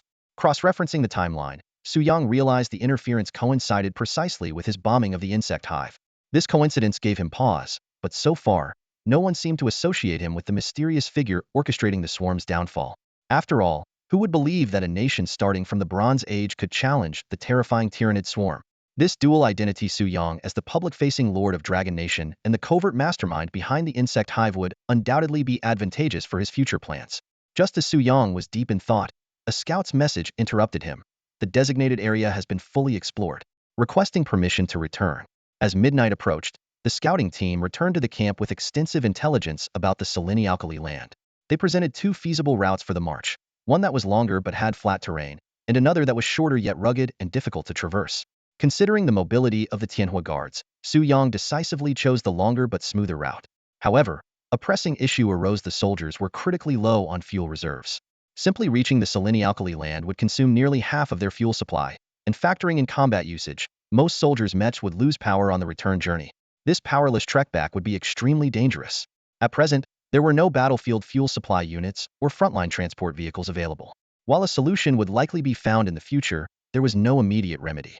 Determined to secure this vital nitrate resource, Su Yang had no choice but to take the risk. The enemy intelligence brought back by the scouts was equally alarming. The main force of the third-generation swarm consisted of newly evolved four-bladed stingers. These creatures were not only faster and more aggressive, but also had significantly enhanced carapace protection. Additionally, the swarm's only ranged unit, the spitting worm, had undergone upgrades, evolving 3 stingers on its tail, greatly increasing its attack power. Notably, a mysterious red protrusion had appeared at the center of their tails, though its purpose remained unknown. What shocked Su Yang the most was the location of the brood nest. It was directly beneath the nitrate vein. Even more surprising, these insects had evolved the ability to feed on nitrate, rendering them independent of other food sources. This bacteria-like evolutionary direction deeply unsettled Su Yang, as he feared the insects might develop the ability to weaponize nitrate, potentially evolving into self-destruct units.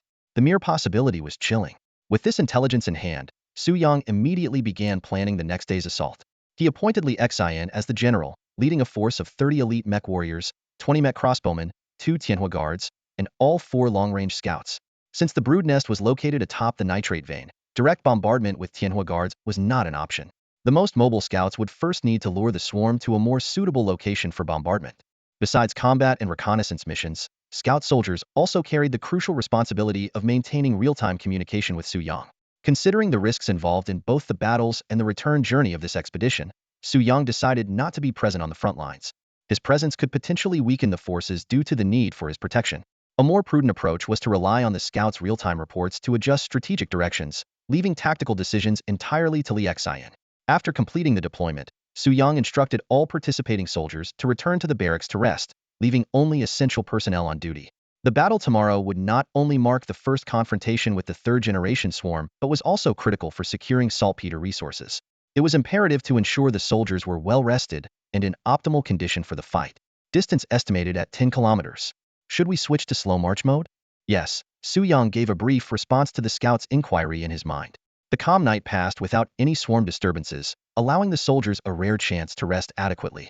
At the break of dawn, Li Xian assembled the troops and began the march toward the Seleni-Alkali land. Along the way, scouts continuously updated Su Yang on the unit's position and their proximity to the enemy camp. As they entered the 10-kilometer radius of the swarm nest, everyone tensed up. In this zone, there was a constant risk of being discovered by the swarm. The troops switched to a slow march mode, cautiously advancing toward the nest. While termed slow, their pace was still faster than that of an average marching unit. Soon, the unit stopped at a distance of 5 kilometers from the nest. This location was well within the bombardment range of the Skyfire guards, capable of precisely striking any target in the area. Form ranks, Li Xian commanded, immediately dispatching 4 scouts to carry out decoy and reconnaissance missions. Meanwhile, the armored soldiers swiftly formed ranks. 2 Skyfire guards positioned in the center with their cannons readied, surrounded by crossbowmen, while the vanguard formed a circular formation on the outermost perimeter. The core of this formation was to protect the Skyfire guards' powerful long-range weapons with devastating firepower, but virtually no close combat ability. If the swarm got too close, the situation would turn dire. Only after the Skyfire guards exhausted their firepower would the formation shift to engage the enemy directly. In the dense forest, third-tier scout soldiers darted through the terrain with incredible speed. Steam-powered devices on their legs and backs expelled bursts of energy, propelling them forward rapidly. Despite being one of the least noticeable forces in the unit, scouts were vital to the territory's development. They were either on exploratory missions or en route to the next task, rarely resting at the barracks. For the glory of Qin, they embraced their trials willingly, honing their exceptional field combat skills. One scout, wielding a silver-white iron dagger, stealthily approached a gray-brown stinger bug. With a burst of steam, he leaped from the underbrush, driving his dagger precisely into the insect's body. The wounded stinger bug screeched, its four blade-like appendages flailing wildly. The scout deftly dodged, narrowly avoiding two lethal strikes, and then sprinted forward again. His mission was clear: to lure as many swarm creatures as possible to the designated location, where the Skyfire Guard's bombardment could annihilate them entirely. The Level 3 scout darted across the salt flats at breakneck speed, with the swarm of insects behind him growing larger like an unstoppable tide. Though the evolved stinger bugs had enhanced attributes, their speed still couldn't rival the scouts. Unlike before, this salt flat was riddled with insect nests and tunnels, where alien creatures could launch surprise attacks from any direction. A piercing insect screech cut through the air as more stinger bugs emerged from the tunnels. Beneath their thoraxes, they concealed four deadly blade-like appendages, charging forward like predators, determined to shred the intruder to pieces. Realizing the swarm was about to surround him, the scout made a quick decision, veering off to lure them toward the designated bombing zone. The terror these natural-born killers inspired was suffocating, assuming, of course, you had the misfortune of encountering them up close. But at this moment, under the scout's guidance, they were racing headlong into their doom. As the scout neared the bombing zone, he pushed his thrusters to full capacity, accelerating sharply. Target units have entered the bombing zone. Requesting artillery support. Copy that. 5 kilometers away, 2 waiting Hellfire Sentinels immediately responded. Hellfire shells locked and loaded. Firing. With a deafening roar, the explosive projectiles streaked skyward, trailing fiery tails. The swarm continued its relentless pursuit, oblivious to the impending disaster.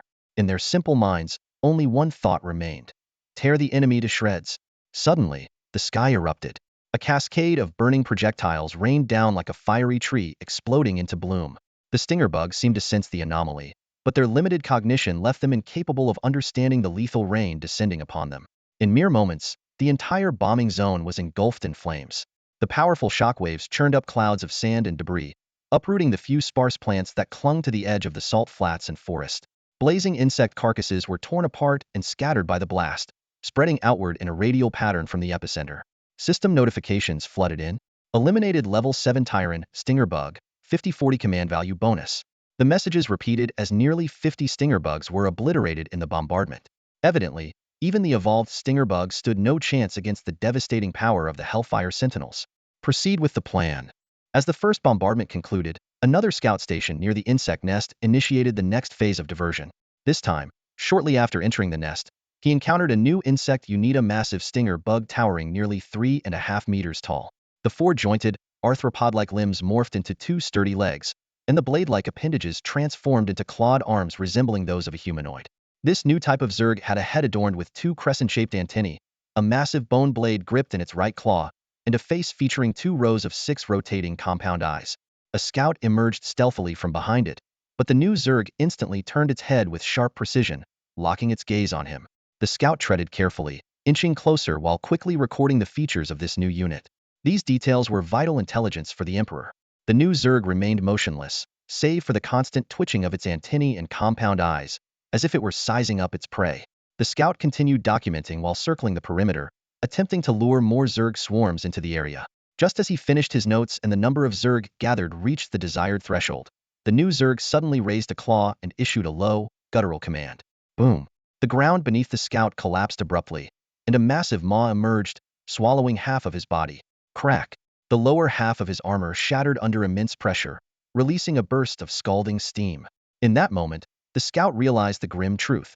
This was a subterranean behemoth that had evolved a functioning maw. Without hesitation, he transmitted the critical intelligence about the new Zerg to Su Yang. The giant worm burst from the ground, flinging the scout onto the ground at the feet of the new Zerg. Towering over him, the advanced unit loomed with its 6 compound eyes scanning back and forth, as though appraising a mere plaything. At that moment, another scout charged out of the jungle, attempting to divert the Zerg swarm's attention. A few spiked Zerglings were about to give chase when the new Zerg barked another command, instantly causing all the Zerg to ignore the second scout entirely. The advanced Zerg casually grabbed the downed scout from the ground and turned toward the source of the artillery fire. Its antennae twitched incessantly, emitting a string of commands. The giant worm burrowed back underground, the spiked Zerglings scattered in a charge, and swarms of spitting Zerglings surged from the ground. The captured scout continued transmitting intelligence. A new elite Zerg unit had emerged. Lure tactics were ineffective. The Zerg swarm had begun a dispersed assault, and the subterranean behemoth was now equipped with a maw. Su Yang's eyes flickered with shock. The Tyrant Zerg, as an intelligent species, were known for their ability to evolve rapidly during combat.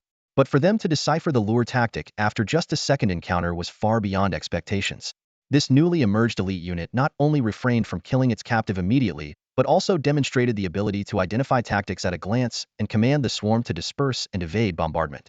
Clearly, it had developed rudimentary consciousness. Su Yang quickly adjusted his strategy. The Hellfire cannons were to shift focus to bombarding the enemy's rear lines, targeting long-range units. Scouts were to coordinate with the Hellfire guards to harass the enemy's flanks as much as possible. Meanwhile, the rest of the forces were to maintain formation and brace for the impending assault. All troops, form ranks and prepare for battle. Su Yang commanded the army, while issuing a special directive to Li Xian. Rescue the captured scout from the enemy commander. Although ordinary soldiers might not possess the strong sense of purpose that Li Xian has, they are still flesh and blood individuals. Su Yang firmly believes that as long as there is a glimmer of hope, no soldier should ever be abandoned. Amid a deafening roar, under the precise guidance of 3 scouts, 2 Tianhua guards fired simultaneously. The shells, in the form of Tianhua rounds, screamed through the air and erupted into dazzling fireballs in an instant. The powerful shockwaves kicked up a massive sandstorm, engulfing the battlefield. Though the swarm had scattered, the concentrated firepower still inflicted devastating losses. The Zerg at the center of the bombardment were obliterated on the spot, while those nearby were torn apart by the shockwaves. This round of firepower yielded impressive results. Level 5 Terran Spitter Worm, Dominance 80-40. Level 6 Terran Spitter Worm, Dominance 85-40. 2 Level 7 Terran Stingers, each adding Dominance 70-40. As the echoes of the explosions gradually subsided, the screeches of the swarm became audible once again. Despite their heavy losses, their numbers remained staggering. With the Tianhua guards expending their last shells, the battle now fell to the armor-clad troops. The sound of the swarm's advance grew louder. Li Xian decisively drew his spear, striking it heavily against the ground, and shouted, "All troops, hear my command. Eradicate the invaders, fight to the death." His commanding skill, Vanguard's Call, activated immediately, boosting the morale of all melee units by 20. Before his voice had fully faded, waves of level 7 stingers emerged from the dense forest, their enraged roars echoing incessantly. Explosive arrows, fire!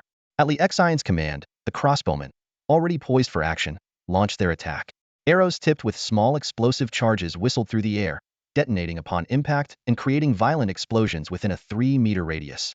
Although the swarm advanced in a scattered formation, the closer they got to the circular defensive formation, the more clustered they became, allowing each explosion to kill at least 2 stingers. After 2 volleys from the 10 level 3 crossbowmen, they were replaced by 10 level 2 crossbowmen to sustain the offensive.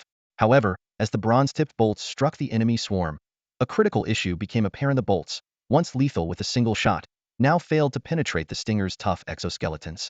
The evolved carapace of the insect truly exhibited astonishing defensive capabilities, effortlessly neutralizing the power of the bronze arrows. 2 volleys of coordinated fire from 10 level 2 crossbowmen could only serve as a form of suppression, barely inflicting any substantial casualties. "Raise the shields," Li Xian commanded, his voice cutting through the chaos. The armored elite soldiers on the perimeter moved in perfect unison. Their iron shields unfolded with a swift motion, forming an impenetrable defensive wall.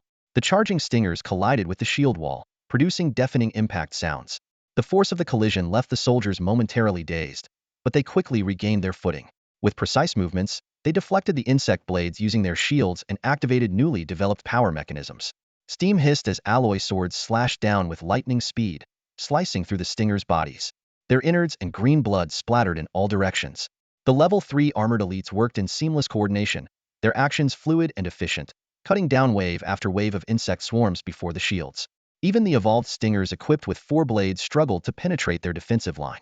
However, the level 2 soldiers among them were clearly at a disadvantage. Lacking shields, they could only parry with bronze swords, barely holding their ground against the four-bladed stingers. Their weapons, both in sharpness and mechanical assistance, were insufficient to effectively pierce the carapaces of the level 7 evolved stingers. Fortunately, Li Xian maneuvered across the battlefield, providing support to areas in distress. After enduring 2 rounds of relentless attacks, the level 3 crossbowmen prepared a new volley of arrows. With the battle lines now closer, they switched from explosive bolts to armor-piercing ones. Enhanced by miniature explosive cores, the iron bolts delivered tremendous power, with each arrow capable of piercing through at least 3 stingers. The silvery rain of arrows poured down in 2 successive waves, mowing down the insect swarms in droves. Though the armor-piercing arrows lacked the devastating explosiveness of their predecessors, their wide coverage still reaped substantial results. The front lines of the swarm were obliterated, while the subsequent ranks were thrown into disarray, many being toppled to the ground. At that moment, a terrifying figure emerged from the rear of the swarm, a new type of insectoid over 3 meters tall. In its right hand, it wielded a massive bone blade, and in its left, it carried the mangled corpse of a scout. Its 6 compound eyes locked onto Li Xian, while its antennae quivered incessantly. Amidst the chaotic battlefield, the two adversaries faced off, and Li Xian felt a twinge of discomfort under the intense gaze of 6 simultaneous stares. The new insectoid suddenly raised the scout's corpse above its head, letting out a sharp, provocative screech. As a warrior of the Qin Dynasty, Li Xian could not tolerate such an affront. With a fierce twist of his right hand, his silver spear began to spin rapidly. Yet, in that critical moment, 2 massive, barbed insects burst forth from the ground behind him, their gaping maws lunging straight for Li Xian. Using himself as bait at the front, he created an opportunity for the giant insects behind to strike. This strategy revealed the true intention of the monster. It had kept the scout alive merely as a distraction. Li Xian sensed the threat behind him but didn't turn around. He was fully aware that 2 giant insects were lurking dangerously close at his back, but his priority was to save the scout. Any delay could cost the scout their life. At that moment, the 2 giant insects lunged at Li Xian with their gaping maws. In the nick of time, 2 Tianhua guards stepped forward, using their heavy chest armor to block the deadly bites. Though the Tianhua guards lacked melee combat abilities, their armor was undeniably indestructible. It was Li Xian's absolute trust in the Tianhua guards behind him that allowed him to focus entirely on the rescue mission without looking back at the danger. He crouched low, gathering strength, then leaped high into the air, vaulting over the circular formation and landing directly in the center of the swarm. Chunwu, Zhaozhang, lead your teams in charge with me, Li Xian shouted as he swung his spear to clear the surrounding insects. Chunwu and Zhaozhang, each commanding 3 elite level 3 mech warriors, followed closely behind, forming a small but formidable breakout squad. Under Li Xian's command, the breakout team surged forward like a sharp blade, heading straight for the newly revealed insectoid unit. Meanwhile, the 2 giant insects pinned against the Tianhua guards' chest armor found themselves trapped. Eventually, the mech warriors identified their weak points and eliminated them. After slaying the giant insects, the 2 Tianhua guards joined the frontline battle. Their massive frames rampaged through the swarm, impervious to the insectoid blades that failed to pierce their armor. In contrast, their heavy punches easily incapacitated stinger insects. This heavily armored unit, initially deployed for strategic support, transformed into an unyielding frontline shield, providing crucial cover for the mech warriors. Despite the favorable conditions on the main battlefield, Li Xian's breakout team faced an arduous struggle. As they advanced to the midpoint of their route, a swarm of spitting line bugs suddenly emerged from both sides of the dense forest. These surviving line bugs were clearly a contingency plan orchestrated by the new insectoid unit.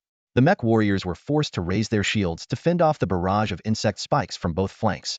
These evolved spikes, not only greater in number and speed but also equipped with red crystal tips at their tails, created explosive effects akin to crossbow bolts. While the explosions were relatively weak, the resulting shockwaves severely hampered the team's progress. Seeing Li Xian's team struggling to move under the relentless assault, the new insectoid unit let out a piercing, mocking laugh. SSS. It then cruelly slammed the scout onto the ground and stomped on them. With a wave of its hand, it signaled the line bugs in the forest to cease their attack. Suddenly, it extended the middle claw of its 3 insect limbs, preparing to swing it. In that instant, Li Xian seized the opportunity. With the roar of steam-powered propulsion, his body shot forward like an arrow. The grotesque face of the insectoid warrior froze, and panic flickered through its 6 compound eyes. It tried to assume a defensive stance but stumbled, losing its balance as its footing slipped on an obstacle beneath it. In a flash, Li Xian closed the gap. His spear thrust forward relentlessly, forcing the enemy to retreat step by step. Then, with a swift sidestep, his silver spear slashed in a crescent arc. The insectoid frantically blinked its 6 eyes, attempting to signal its subordinates for help, but it was already too late. Li Xian's spear tip came crashing down, violently shredding the connection between its head and torso. The grotesque head was flung into the air by the sweeping strike, and a trail of green blood traced a graceful arc. Killed level 7 Tyrant Warrior Mutated Stinger, command points 740 bonus. The sudden death of the Tyrant Warrior left the surrounding stingers and spitting bugs stunned. They seemed unable to comprehend how their proud commander had fallen so easily. Li Xian gave them no time to react. The moment he beheaded the leader, he issued the command for an all-out attack. While the insect horde was still in shock, the armored soldiers launched a fierce counterattack. 3 elite armored warriors charged forward, breaking apart the last semblance of the insect formation, while the archers in the rear continued their relentless barrage. Already at a disadvantage, the insect horde completely collapsed. Surprisingly, instead of retaliating, they scrambled to retreat toward the insect nest, as if they had completely lost their will to fight. But under the relentless pursuit of Li Xian and his armored soldiers, fleeing only hastened their annihilation. Killed level 5 Tyran Spitting Bug, command points 80-40 bonus. Killed level 7 Tyran Stinger, command points 70-40 bonus. Killed level 7 Tyran Stinger, command points 70-40 bonus. The insect horde's formation quickly disintegrated entirely, and the increasing command points on Su Yang's interface reflected their defeat. After the battle, Li Xian led his team directly into the insect hole to eliminate the broodmother, completing the kill and reporting the situation to Su Yang. Su Yang analyzed this first battle against the third-generation insectoids based on Li Xian's report and the interface data. Despite some complications, victory was inevitable. While the third-generation insect horde had evolved greater strength, the upgraded armored soldiers were still able to handle them. The main challenge in this battle stemmed from the enemy's advantage of holding the niter mine. Otherwise, a direct bombardment of the insect nest by the Skyfire guards would have simplified the fight considerably. What amused Su Yang the most was the so-called Tyran warrior unit. It appeared to have replaced the brain bug as the sole leader of the insect horde, which explained why the other insectoids fell into disarray after its death. However, what baffled Su Yang was its tactics. Despite the front line being at a disadvantage and barely holding off the enemy in the rear, it abandoned its advantageous position to initiate a duel. Where had this bizarre strategy come from? Killed level 8 Tyran Broodmother, command points 840 bonus. The notification for the Broodmother's death marked the definitive end of the battle. During the final tally of the spoils, the first achievement brought a smile to Su Yang's face. Achievement unlocked: Dishonorable Tactics, ambush a Tyran warrior unit during its challenge for a duel. Command points 2000. Achievements kept popping up on the panel, and Su Yang carefully reviewed each entry. Defeating the level 8 Tyranid Broodmother had brought substantial rewards, a 40 bonus to 80,040 Dominion points, along with 2 rare grade drops. One of the drops, the Heart of the Swarm, could accelerate technological research. Even more exciting was the Brain of the Swarm, an expert grade drop that unlocked a new technological path in the Alien Experimentation Lab, introducing critical features like vision sharing and biological information recognition. The newly discovered area, the Psaline Wasteland, and the new Zerg faction, the Limestone Brood, earned him the achievement, "The world is so big, I want to explore it," rewarding him with 3,000 Dominion points. Additionally, his ambush tactics against the Tyranid warriors unlocked the Fighting Without Honor achievement, granting another 2,000 Dominion points. Su Yang's gaze lingered on the Brain of the Swarm for a long time. The value of vision sharing was self-evident. It was the core ability enabling broodmothers to remotely command their forces. Once he mastered this technology, he could directly issue commands using the vision of scouts or other units, as if personally present on the battlefield, greatly enhancing the efficiency of remote command. As for the biological recognition device, although its specific functions remained unclear, it was likely to be equally impressive. The powerful capabilities of the Alien Experimentation Lab left Su Yang marveling internally, further fueling his desire to capture that ruin. Meanwhile, the discovery of the Limestone Brood highlighted the complexity of the Zerg species. They evolved in various directions based on environmental factors, forming distinct factional traits. Although the relationships between these factions remained uncertain, this discovery undoubtedly proved that the Zerg were far more sophisticated than they appeared on the Surfacia Highly Intelligent Species Collective.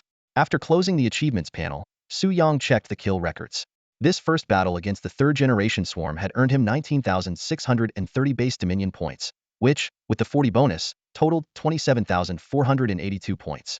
Adding the 5,000 achievement points, he had accumulated a total of 32,482 Dominion points, surpassing the gains from the Night of Descent, when he had taken down a massive swarm invasion. These rewards further solidified Su Yang's decision to prioritize unlocking the General's Hall. By leveraging strategies to gain additional Dominion points, which could then be used to unlock technology and upgrade unit types, he could enhance his force's combat power and, in turn, earn even more Dominion points. This positive cycle would drive the continuous development of his territory. This battle had perfectly demonstrated the critical importance of upgrades. Su Yang stood at the command platform, carefully contemplating the issue of upgrading his troops. He had long been weighing the choice between improving unit levels or expanding the size of his forces. Today's battle gave him a clear answer. Prioritizing the quality of soldiers was the right decision. The contrast on the battlefield was stark. The upgraded level 3 soldiers showed a significant difference compared to the unupgraded level 2 soldiers. The bronze arrows of the level 2 crossbowmen were practically useless against the evolved Zerg, as if they were merely scratching an itch. In contrast, the level 3 crossbowmen, with their diverse offensive capabilities, could suppress the enemy even when outnumbered. The performance of the shielded guards further confirmed this point. Their iron shields played a decisive role in battle. When faced with the stingers of the evolved Zerg, which now had 4 blade-like appendages, the guards without shields were unable to withstand the assault. As for the worms capable of launching explosive spines, the iron shields were essential for effective defense. In the face of the Zerg's constant evolution, our individual combat strength must advance in tandem, Su Yang wrote in his tactical notes. As long as our technological level is high enough and our soldiers are strong enough, the Zerg's swarm tactics will no longer be a threat. The overwhelming firepower displayed by the Skyfire Guards further solidified Su Yang's belief. Whether it was the powerful cannons of the Skyfire Guards or the astonishing combat strength of the upgraded Shielded Legion, everything stemmed from the advancements in the main base's tech tree. He quickly decided on a new development strategy. For each level of the main base, once the units and primary combat technologies were upgraded, preparations for the next level of the main base would immediately begin. As for production facilities and defensive structures, there was no need to ensure they kept pace with the main base. They only needed to be sufficient for the task. While this rapid advancement strategy might lead to imbalances in development, as long as combat strength remained ahead, other issues could be resolved. Just as Su Yang clarified his plans, Li Xian completed the final battlefield assessment. This saline wasteland, though only the size of a small village, contained 2 deposits of saltpeter. One had been partially consumed by limestone creatures, leaving it of standard quality, but the other remained intact and was of high quality. Su Yang immediately ordered Li Xian to return and had the higher quality saltpeter deposit relocated to the newly established production area. The final mining machine was quickly set up over the saltpeter vein, and production data was immediately displayed.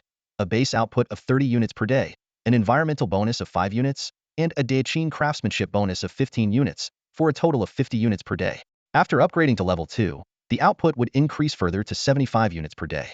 Considering the consumption of crossbowmen for reloading 1 unit per shot and the Skyfire Guards cannon shells 2 units per shot, this production was more than sufficient under normal circumstances. Even during wartime, as long as the Skyfire Guards did not fire recklessly, ammunition supplies would remain stable. Although the peace and prosperity buff had expired, the Pioneer's drive effect ensured that gunpowder reserves would not be an issue in the short term. With the logistical tasks handled, Su Yang's attention turned to his next objectives: upgrading the troops and exploring ancient ruins. At night, Li Xian led his team back to the territory without incident. While there were no direct attacks along the way, the scouts keenly detected traces of pursuers. These trackers were highly likely reconnaissance units of the Zerg, relying on their extraordinary sense of smell and counter-reconnaissance abilities. The scouts could only spot faint traces, but were unable to pinpoint their targets. Su Yang wasn't particularly surprised by the Zerg evolving specialized reconnaissance units. After all, the Zerg were renowned for their rapid evolution. However, the current gap in strength was not something a few scout bugs could bridge.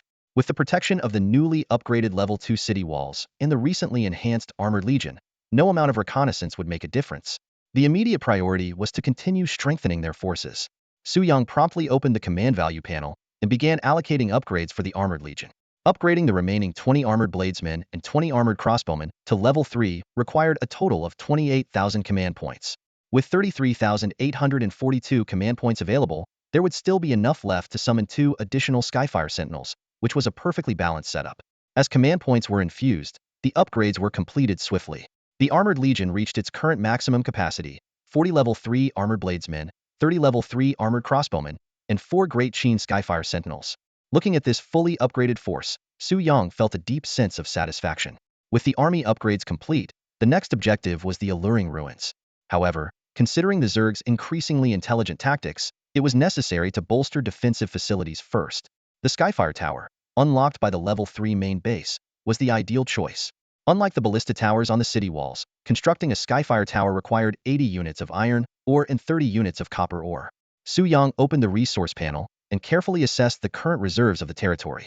Although the peace and prosperity buff had expired the previous night, the 20 bonus from the Pioneer effect was still active. The panel showed water, 763 in stock, 300 produced daily including 20 bonus. Stone, 456 in stock, 180 produced daily including 20 bonus.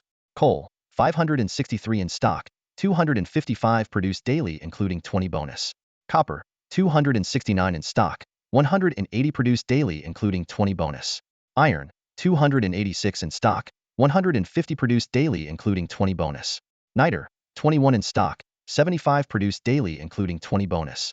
These figures were reassuring, Both reserves and production rates were at optimal levels. For a lord, nothing was more comforting than a strong frontline force and abundant resources in the rear. Without hesitation, Su Yang decided to allocate resources to construct a Skyfire tower. Judging by the required 80 units of iron ore and 30 units of copper ore, this defensive structure would undoubtedly be a formidable addition. The moment the blueprint was established, the deafening roar of machinery echoed all around. A massive Skyfire tower was rapidly taking shoppy 5-meter by 5-meter metallic base at the bottom, extending upward into multiple cylindrical barrels with gradually narrowing diameters. These barrels were nested together, forming a complete turret structure. At the very top, the muzzle slightly widened, reaching an astonishing diameter of 1.5 meters, far sturdier than the cannon mounted on the Skyfire guard's shoulder. The entire turret was connected to the largest cylindrical section at the base by over a dozen retractable, horizontal metal supports. These supports not only provided structural stability but also allowed for adjustments to the muzzle's orientation. Surrounding the cylindrical metal base, massive ammunition compartments were strategically positioned, supplying this war machine with a steady stream of firepower. The Skyfire tower's combat mechanism was identical to that of the Skyfire guard, capable of firing two types of shell series effect Skyfire shells and pinpoint high explosive shells. However, the key difference lay in the scale. The shells fired by the Skyfire tower were 3 times the size of those used by the Skyfire guard, with a blast radius more than double. Naturally, this also meant that each shot consumed over 4 times the amount of fuel, making the Skyfire tower a true fuel devourer. The attack range of this colossal cannon was limited to between 3,000 and 8,000 meters. Targets beyond this range were out of reach, while those too close risked damaging allied structures. Like the ballista tower, the Skyfire tower required skilled operators, specifically the presence of Skyfire guard still function. As Su Yang beheld the completion of this imposing structure, he couldn't help but imagine the awe-inspiring spectacle of it firing. If the Skyfire guard had already left a deep impression on him, then this giant cannon was nothing short of the ultimate weapon. It was no longer just about combating the insectoid enemies. This weapon could likely even shoot down the grandmother moons in the sky. After soaking in the sheer power of the Skyfire tower, Su Yang turned his attention to the upgrade options for the Lord's Manor. With all combat-related technologies and units fully upgraded, the construction of a level 4 main base was now on the agenda. The resource requirements for the upgrade appeared as follows. Coal, 500 units. Copper, 500 units. Iron, 1,000 units. Stone, 1,000 units. Dominion points, 20,000. Time, 4 days. What excited Su Yang most about the level 4 main base was the introduction of new hero buildings. Whether it was the Heavenly Forge or the Astrologer's Tower, both would significantly enhance the strength of his territory. The Forge, in particular, caught his attention. It would unlock weapon research, upgrades, and the exclusive customization of combat armor.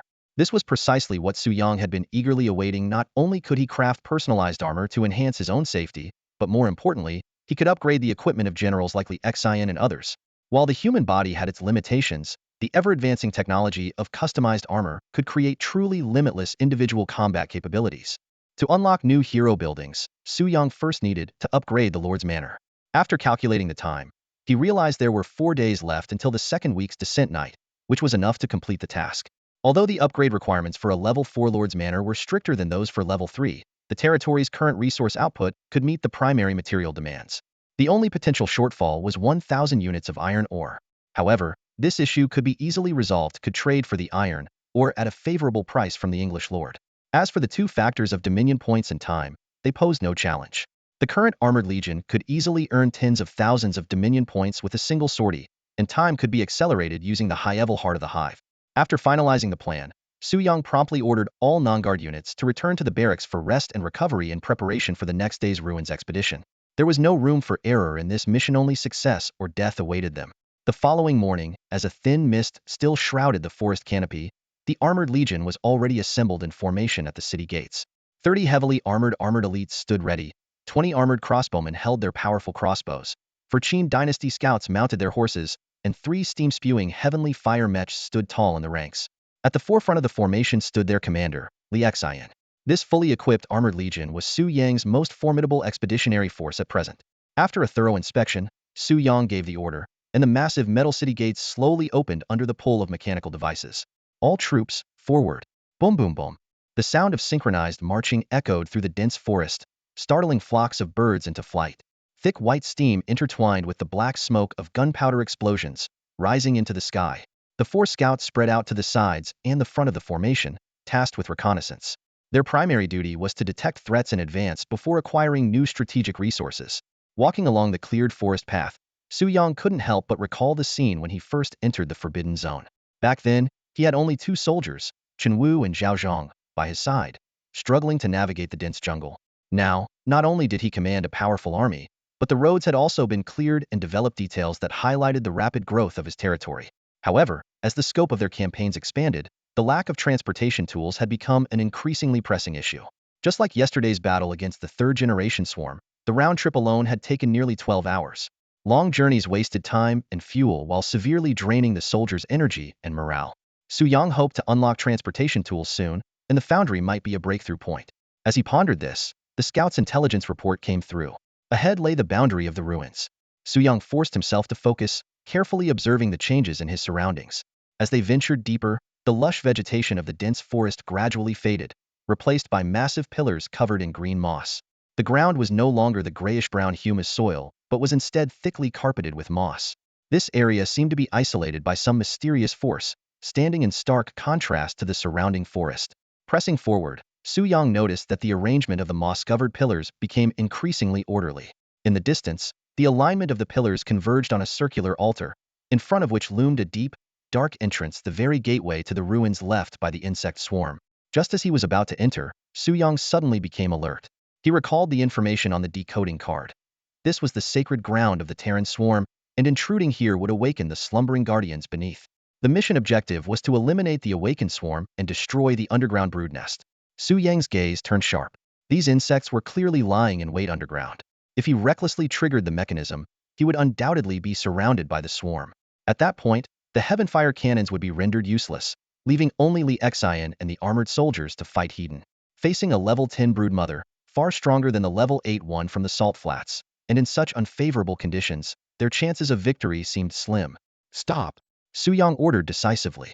The armored corps and scouts quickly regrouped. Your Majesty? Li Xian asked, puzzled. It's an ambush, Su Yang replied curtly, immediately commanding the troops to retreat to the edge of the Heavenfire cannon's range and instructing the gunners to prepare. Why bother triggering the mechanism to wake the swarm? Wouldn't the cannons do the job better? Fire! At Su Yang's command, the first high-explosive shell roared through the air and slammed into the ruins. After the deafening explosion, the forest returned to silence. Still asleep? Or did we hit the wrong spot? Su Yang gestured for the Heavenfire cannons to reload and aim at the same location. The second high-explosive shell struck precisely into the crater left by the first blast. Following the thunderous explosion, a faint, dense buzzing sound began to rise. A cold gleam flashed in Su Yang's eyes. With this firepower, forget the swarm, even the dead would wake up. Your Majesty, there are strange subterranean creatures lying in ambush, the scout reported to Su Yang, his tone filled with urgency. Su Yang merely nodded slightly. He didn't need the scout's warning. The tremors from beneath the ground after the 2 artillery shells exploded had already revealed everything. The entire underground world now churned like a boiling cauldron, emitting unsettling sounds. This was entirely within his expectations. The dormant swarm of insects lay hidden below, waiting for the right moment to be awakened. The creators of these ruins would never have imagined that their carefully designed ambush would soon turn into a one-sided massacre. Reports from the scout units streamed in. The swarm emerging from the ground had completely surrounded the ruins. Su Yang's lips curled into a faint smile as he raised his hand to signal. Fire the cannons! 5 kilometers away at the entrance to the ruins, the once lush green field now revealed its sinister true nature after the impact of 2 artillery shells. Over a dozen evolved burrowing behemoths were the first to break through the surface, followed closely by a dense army of fur-bladed stinger insects. This swarm was evidently well prepared, immediately launching an assault on the ruins upon surfacing. Had Su Yang recklessly led his forces into the ruins earlier, they would have fallen into a desperate situation surrounded by hundreds of stinger insects and cut off from artillery support. This was the terrifying nature of forbidden zones, the deadly trap of the insect-infested forest. No matter how strong one's forces were, a single misstep could lead to utter defeat. But now, with the ambush exposed, what was once a hopeless scenario had transformed into an ideal offensive position. The swarm gathered in the green field around the ruins provided the perfect bombing target for the Skyfire guards. A trio of flaming Skyfire shells streaked through the sky, forming a triangular pattern around the entrance to the ruins. This deployment had been meticulously calculated to maximize the area of destruction in a single volley, aiming to paralyze the swarm entirely. Boom! The first explosion echoed as the shells reached their apex. The 3 Skyfire shells disintegrated midair, scattering countless burning mini-bombs. The flames outshone the dawn, dyeing the earth a vivid crimson. Crash! A deadly rain of fire descended, instantly turning the heart of the ruins into a sea of flames. The explosion's shockwaves swept away insect remains in all directions, toppling every pillar with a thunderous crash. Even 5 kilometers away, Su Yang and the armored army could feel the immense force of the blast. As the cataclysmic explosions raged, a flood of kill notifications surged across Su Yang's interface like a waterfall. Eliminated Level 7, Tyrannid Burrowing Behemoth, 500 command point. 40 bonus for eliminating Level 8, Tyrannid Stinger Insect, 80 command points. 40 bonus for eliminating Level 6, Tyrannid Spitting Worm, 85 command points. 40 bonus for eliminating Level 8, Tyrannid Burrowing Behemoth, 550 command points. 40 bonus for eliminating Level 8, Tyrannid Stinger Insect, 80 command points. The kill notifications continued to pour in, and the command points skyrocketed at an astonishing speed. Watching the steadily increasing Dominion value, Su Yang couldn't help but feel as if he were in a game, effortlessly mowing down enemies. Following the directions of the frontline scouts, 2 fully loaded Skyfire Sentinels launched another round of aerial bombardment, targeting areas untouched by the first wave. Boom! Amid the deafening explosions, the kill notifications flooded in like a tidal wave. Su Yang intentionally allowed a brief pause to grant the swarm a moment to breathe before ordering a third round of bombardment. Once again, Skyfire missiles blanketed the area in a wide-scale attack, delivering the final blow to the swarm. Boom! The kill notifications on the panel surged in an instant.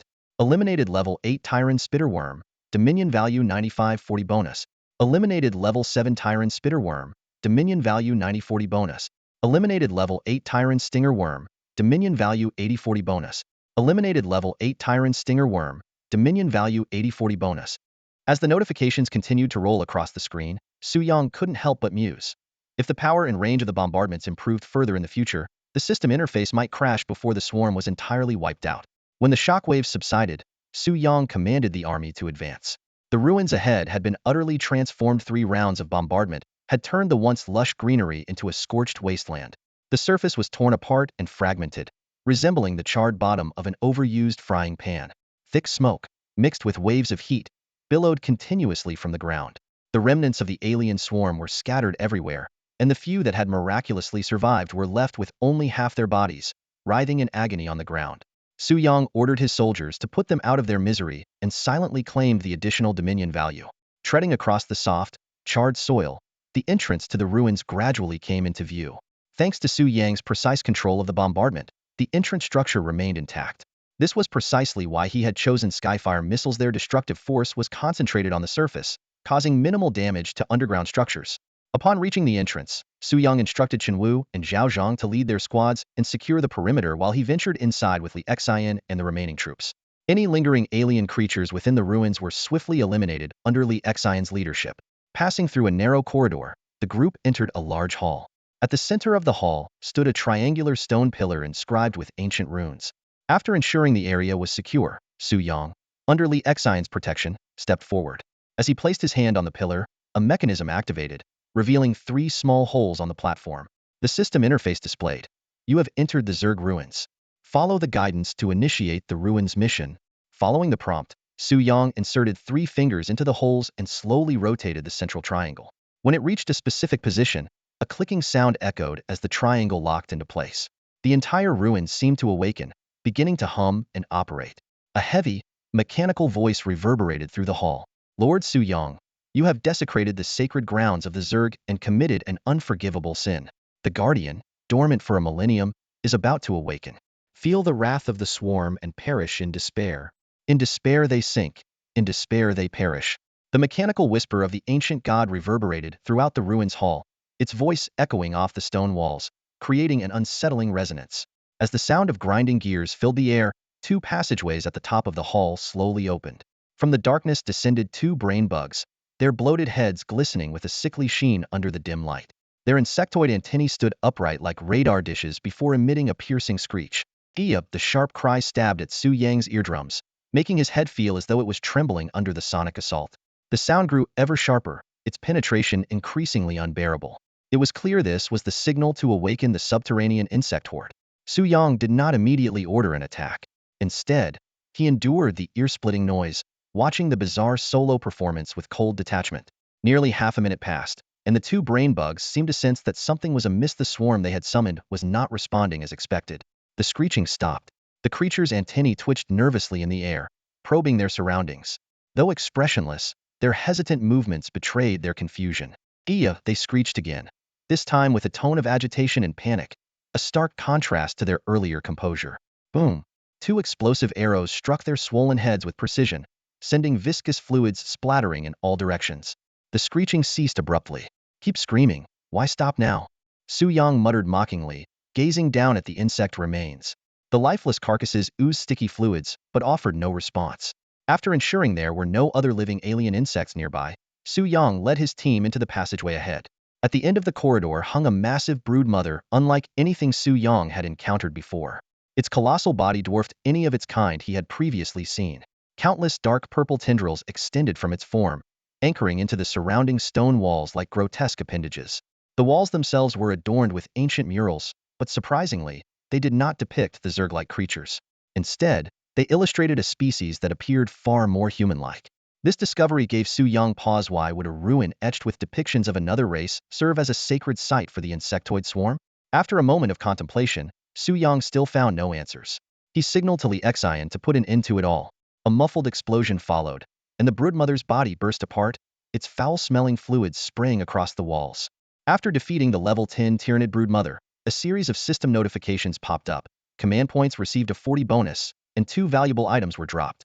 One was a rare grade E swarm heart, which could accelerate technological research, and the other was a common grade D fragment of the broodmother's will, capable of unlocking a Tyranid research branch at the alien research station. At the same time, the ruin quest, the Sleeping Slayer, was declared complete. The rewards were impressive: a research facility, an alien experimentation station, and a special item, fragment of a lost civilization. The system then displayed multiple achievements in rapid succession. Explore a ruin and complete its mission. Reward: 3,000 command points. Eliminate 500 enemies with artillery weapons. Achievement unlocked. Medium rare, with another 3,000 command points awarded. Amid the flurry of notifications, Su Yang's attention immediately focused on the grade D loot. It was his first grade D item, signifying that the strength of his enemies had reached a new level. He opened the detailed information panel. Fragment of the broodmother's will. Quality: common. Grade D. Description: a drop from a high-tier broodmother, granting access to Tyranid power. Function: unlocks the Tyranid research branch at the alien research station. Su Yang pondered for a moment. Could this mean the alien research station, like the Thousand Mechanisms Tower, also supports multiple research directions? Next, he examined the civilization fragment. Fragment of a lost civilization. Quality: unrated. Grade: unrated. Description: decoding this item reveals partial truths about the world. Function: can be decrypted at the historical research station to uncover background information about specific races. Without hesitation, Su Yang tossed the fragment into his inventory. For now, development was the top priority. Without a historical research station, analyzing the fragment would be futile. He despised aimless speculation without tangible leads. Taking stock of his gains, the command points from the kill alone amounted to 22,360, which, after the 40 bonus, totaled 31,304. Adding the 6,000 points from achievements and his remaining leftover command points, his total reached an impressive 39,146. Looking at the nearly 40,000 command points, Su Yang felt a surge of confidence. In the Forbidden Zone, command points were as crucial as currency in the real world. With the powerful Qin Dynasty units, especially the addition of the Skyfire Guards, earning command points had become effortless. At this rate, the technological edge of the Qin forces would become unshakable. As he surveyed the surrounding murals and humanoid-like figures, his thoughts returned to the civilization fragment in his inventory. This ruin exploration had raised many questions. But to Su Yang, the best tool for uncovering secrets was always firepower. If the artillery was strong enough, any mystery would be laid bare. Just as he prepared to head back and begin constructing the alien research station and upgrading his main base, a sudden system announcement appeared. The Lord's Hall is now open. During the designated period, lords may interact with one another within the hall. Immediately after, another notification followed. Dragon Nation Lord Su Yang has successfully completed the ruin quest, unlocking the achievement, Piercing the Veil of the World. The Lord of Dragon Country, Su Yang, successfully completed the relic task, and the system announcement of his achievement caused a stir in the Forbidden Zone channel. Peeling back the facade of the world, the Lord of Tianju was the first to express their amazement in the channel. Dragon Country always stays quiet until they make a big move. An anonymous message quickly followed. As expected of Dragon Country, this might be the fastest relic task completion in Forbidden Zone history, remarked the Lord of Korea, though with a hint of bitterness. What's so impressive about it? They got a decryption card last time, so getting a relic this time must have been a breeze. If it were me, I could have done it too. Another anonymous message scoffed dismissively. Sure, no one can beat the almighty universe's #1 nation, the Lord of Korea retorted with sharp sarcasm. Shut up. My great Korean army would crush you beyond recognition, came another fiery response. At this point, the Lord of America chimed in with feigned politeness. Since you've received the relic reward, Brother Su-yong, why not share your experience with us? The Lord of Japan quickly echoed, Dragon Country, like our Japan, values harmony. I'm sure Su-yongkuan will enlighten us. Su-yong stared at these two messages with an expressionless face. He was fully aware that these two were merely playing word games, trying to extract information. In this world of the Forbidden Zone, where the strong prey on the weak, revealing one's strength meant becoming a target. Maintaining an air of mystery and holding more hidden cards was the safest strategy for survival. He chose to completely ignore the probing of the other lords. Instead, the system announcement itself piqued his interest. The fact that the Forbidden Zone issued an announcement indicated that this relic task was extraordinary. Perhaps those historical secrets he had previously overlooked concealed even greater mysteries. As he pondered, a new system announcement flashed across the interface. With 3 days left until the end of the second week, the system announced a new Lord ranking event, the Nation's Conquest Tournament. This competition will run from midnight on the 5th day to midnight on the 7th day, and all surviving participating lords are required to join. Su-yong quickly skimmed through the official materials, where the rules of the tournament were clearly outlined. Each lord would be transported to a non-native landing zone to confront local alien species. Lords who successfully fended off waves of alien creatures would qualify for the conquest ranking. The system would evaluate each territory's conquest index based on several factors, including unit kill dominance, casualty ratios, and task completion rates, to determine the top 5 lords. The top 5 would be rewarded with dominance points, while the first and second places would also receive special rewards and resource materialization rights. What attracted even more attention was the fact that the entire event would be live-streamed in real time to all lords and citizens of the nations involved. The competition rules were also quite strict.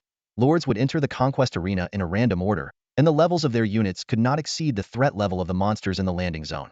Any units exceeding this limit would be forcibly suppressed, and high-level Barracks units would also face restrictions.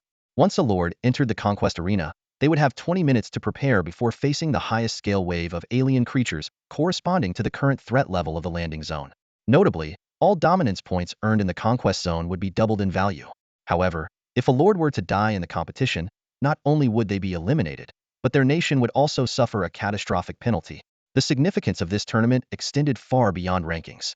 By observing the military strength, technological advancements, and leadership capabilities of each nation's lords, this event would serve as a pivotal moment in diplomatic relations.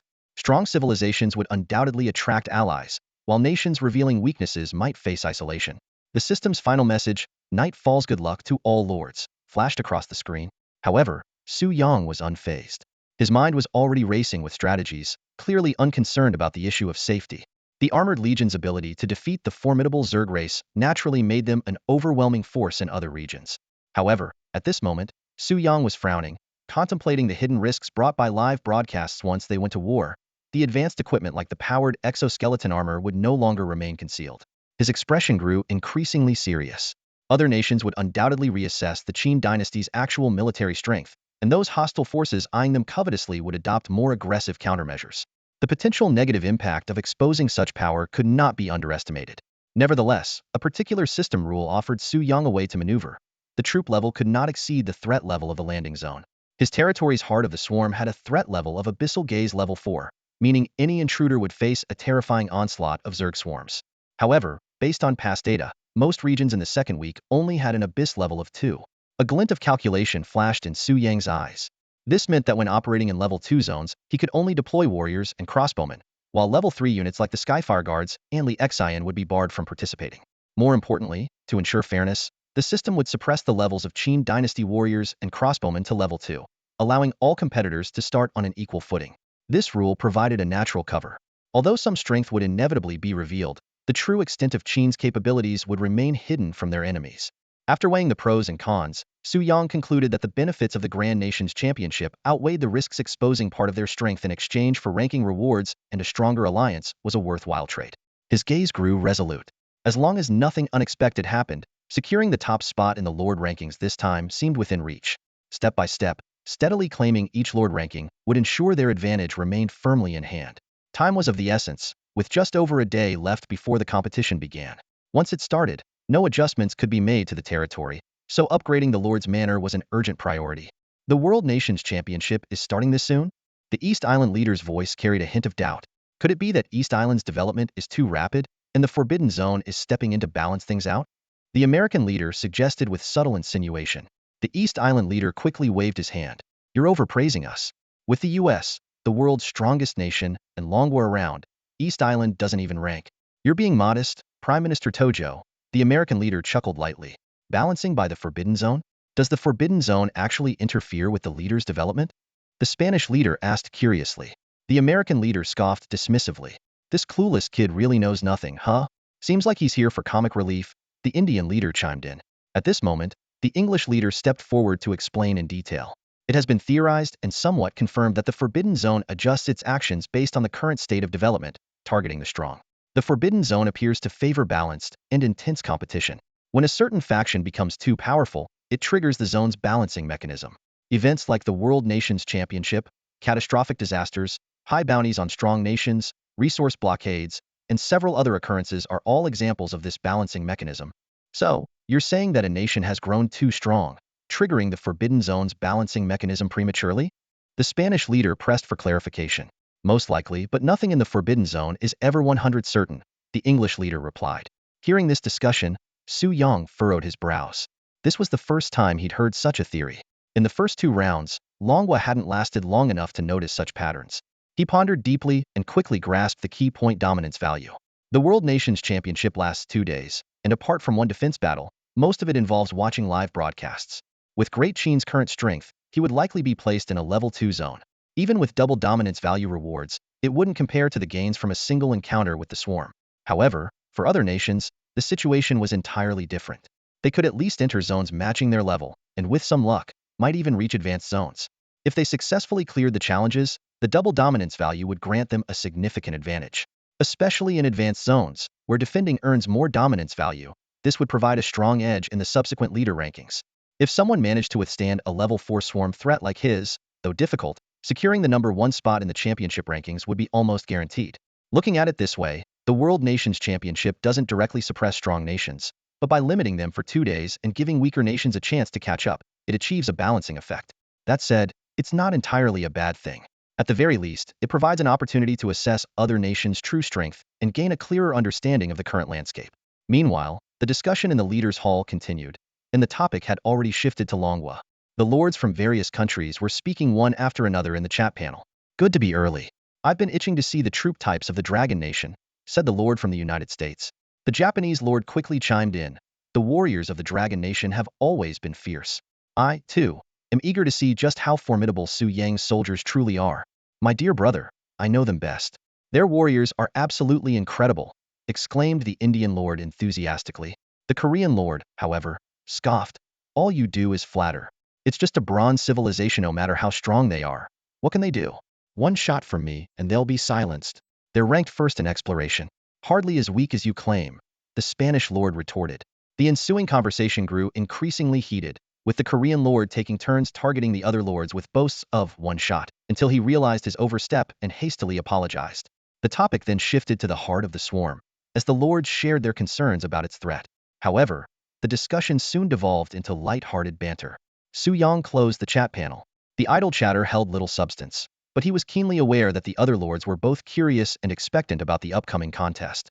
In particular, they were intrigued by how his ancient civilization had managed to secure the top spot. If that's the case, perhaps it's time to let the Imperial Guards put on a real display of strength. After all, power can't remain hidden forever, and a calculated reveal could have its advantages. Returning to his domain, Su Yang immediately began constructing the Alien Species Research Station. This unique structure, acquired from a relic, contained technology unattainable through conventional means. The moment he placed the blueprint in the Lord's area, a system notification sounded. Special research building detected. Great Qin Heavy Industry Trade activated. The Alien Species Research Station has been transformed into the Shinnong Genesis Institute. In addition to the original Alien Species Research Path, a new research path for extraterrestrial plants has been unlocked. This unexpected boon brought a gleam to Su Yang's eyes. Shinnong, the ancient deity who tasted hundreds of herbs and pioneered agriculture, symbolized the wisdom of the entire Chinese civilization. This transcended the characteristics of Great Qin Allenite, was a mark of the collective heritage of all descendants of Yin and Huang. Suppressing his excitement, Su Yang began to examine the specific interface of the Shenong Genesis Institute. The Shenong Genesis Institute is a unique technological facility distinguished by its reliance on the research and dissection of extraterrestrial creatures to achieve technological advancements, rather than upgrading through conventional means. Upon opening the research panel of the Genesis Institute, two main branches become clearly visible.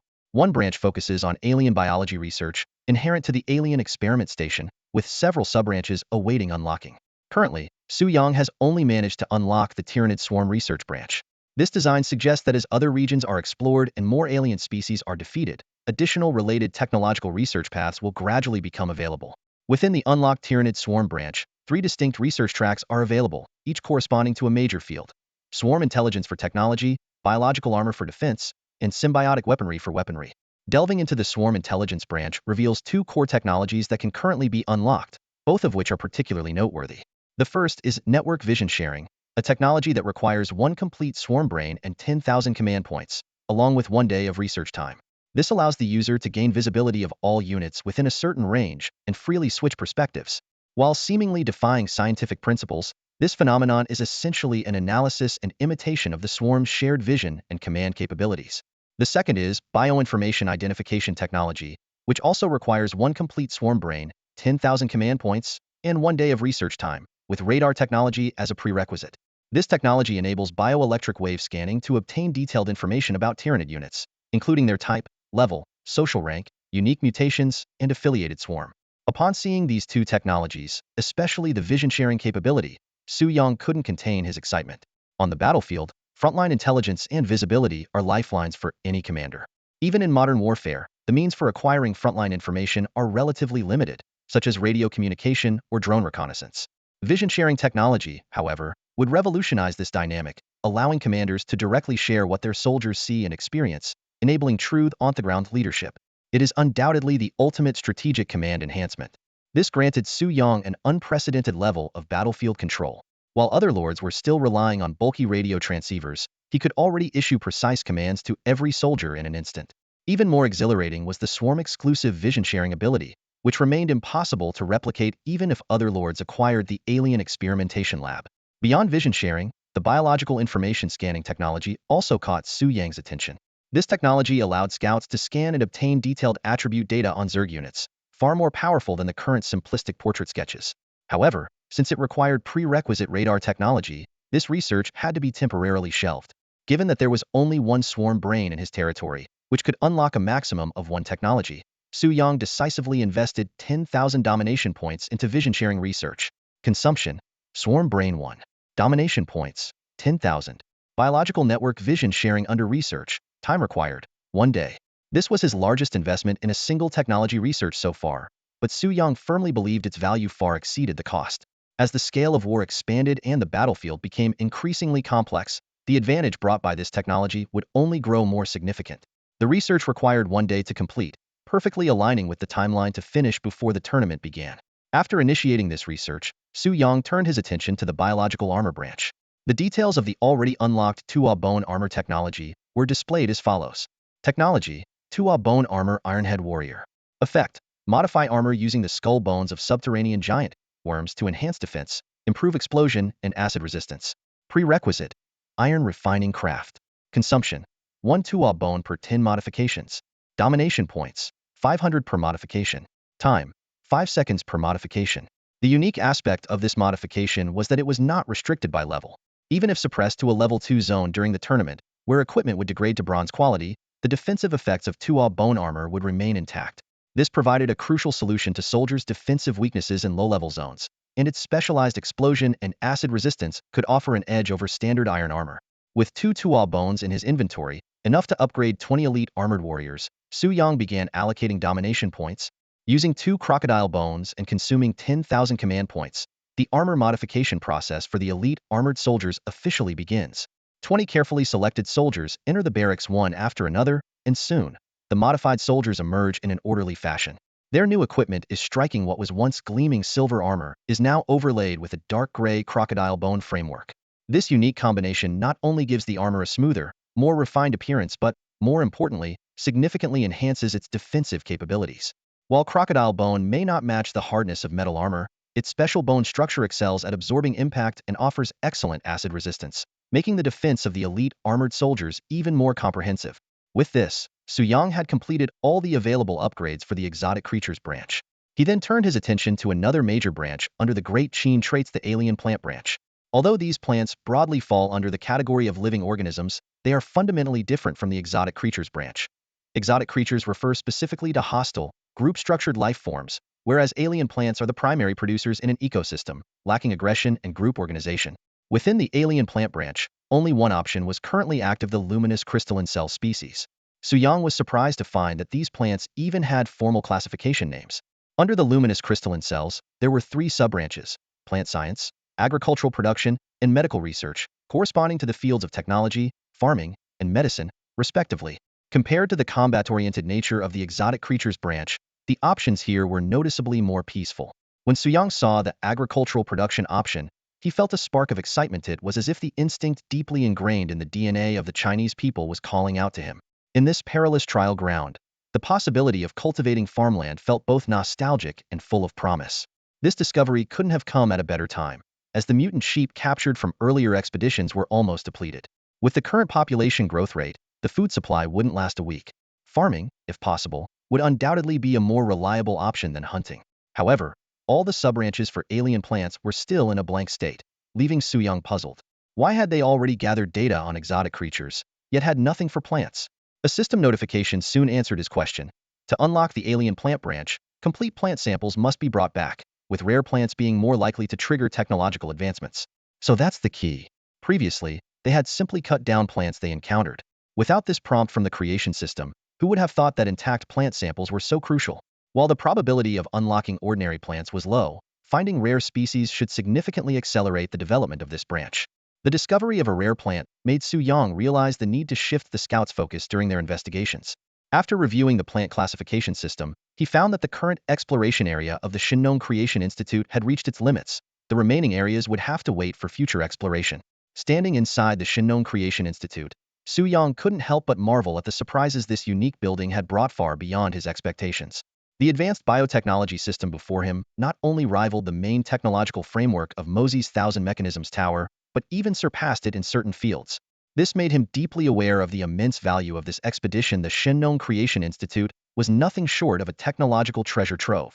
With excitement, Su Yang opened the Lord's panel and turned his attention to the main task: upgrading the Level 4 Lord's Manor. The panel displayed the current resource situation of the territory. Water resources, 793 units in stock, 300 units daily production, 20 bonus. Stone, 582 units in stock, 180 units daily production, 20 bonus. Coal, 493 units in stock, 255 units daily production, 20 bonus. Copper, 392 units in stock, 180 units daily production, 20 bonus. Iron, 372 units in stock, 150 units daily production, 20 bonus. Niter, 36 units in stock, 75 units daily production, 20 bonus. Dominance points, 19,146.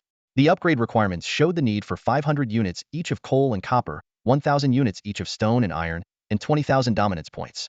With only a day and a half left until the nation's tournament, the current production rates indicated that coal and copper would barely suffice, but there was a clear shortage of iron and stone. Su Yang would need to purchase additional resources from England. However, purchasing resources also required dominance points, which were similarly insufficient. This meant Su Yang would have to engage the insect swarm once more. If no insect wave attacked tonight, he would have to launch an offensive tomorrow. He immediately dispatched all scouts for a thorough search, while the rest of the troops remained on high alert, ready to strike as soon as any insect swarm was discovered. Meanwhile, outside the Forbidden Zone, the world was abuzz with the news of the nation's tournament. Unlike the Night of Descent, which targeted only individual nations and lacked real-time viewing, this event encompassed all nations and offered live coverage, making it far more thrilling. The exchange of battle zones between lords not only introduced significant unpredictability and entertainment, but also provided an excellent opportunity for intelligence gathering. The military headquarters of Longhua had already organized 2 teams of top experts to record and analyze the combat capabilities displayed by each nation during the tournament. They planned to submit a detailed analysis report to Su Yang next week. The upcoming event left everyone filled with both anticipation and concern.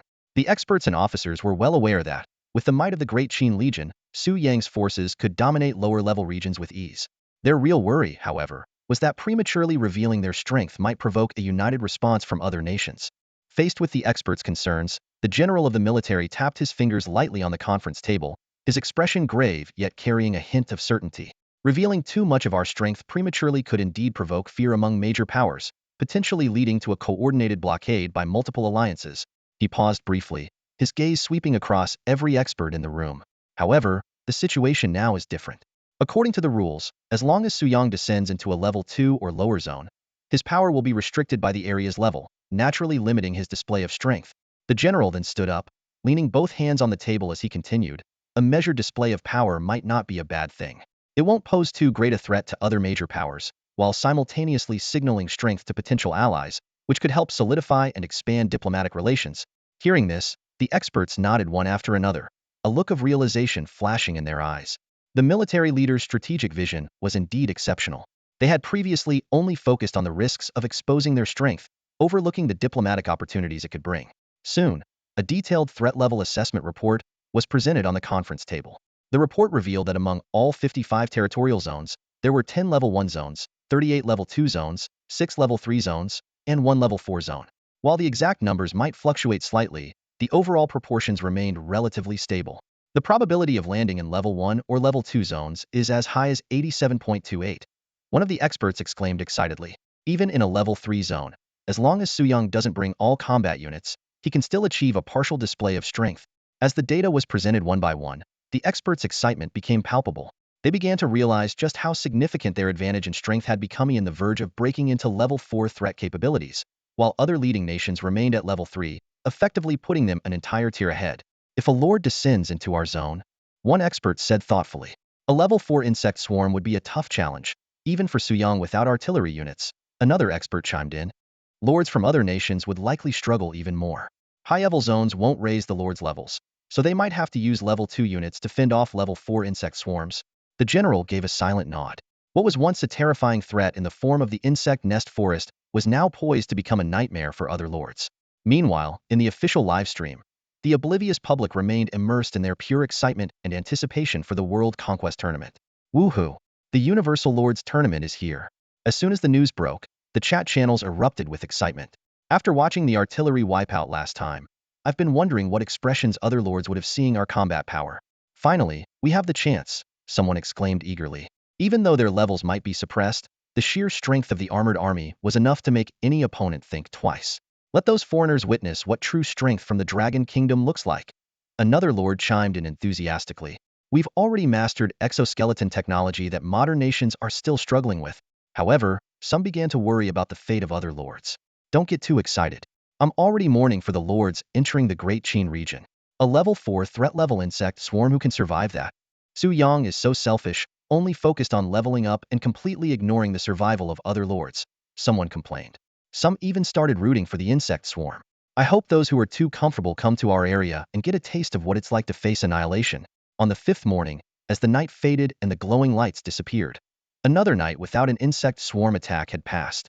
Once the abyssal stare reached Level 4, Suyang could clearly feel the swarm's increased intelligence. There had been no more reckless death charges to feed Dominion points like before during the second week. Scout reports indicated that the area outside the territory was not entirely without threats. A swarm led by Tyran warriors was lurking menacingly. It was these conscious and commanding Tyran warriors that gave the instinct-driven swarm the discipline to remain hidden so effectively. Though the enemy held their position, Suyang decided to take the initiative. Scouts had located a small insect swarm ranch, so he sent Li Xian to lead the team there. At the same time, he reduced the size of the expeditionary force slightly to guard against potential attacks from nearby swarms. As the troops set out, Suyang opened a private chat and initiated a trade with the English lord. 200 units of stone, 400 units of iron. How much Dominion value would that get me? The reply came quickly. Iron for 4,000 Dominion points, stone is free. Not only was the stone offered as a gift, but the other party also refused any extra Dominion points, clearly a person with a strong character. Suyang readily paid the 4,000 Dominion points. By now, the Dragon Kingdom's strength was widely recognized, and there was no longer a need to offer benefits to form alliance. On the contrary, others might even take the initiative to show goodwill. Sure enough, the English lord not only fulfilled the deal but also generously added 100 extra units of iron and stone, explaining, I owe my second-place ranking in the last lord's leaderboard to the ally points provided by the Dragon Kingdom. This is just a token of appreciation. I'm particularly interested in Qin Dynasty early unit strategies and look forward to seeing your performance in the tournament. After securing the resources provided by the English lord, all materials required to upgrade the main base to level 4 were fully prepared. Now, all that remained was for Li Xian to lead his troops to conquer the Zerg Ranch and meet the required Dominion points. The wait wasn't long. By noon, kill notifications began appearing on the panel. The ranch's defenses were relatively weak, guarded by only a small squad without even a broodmother commander. After the battle, 6,320 Dominion points were gained.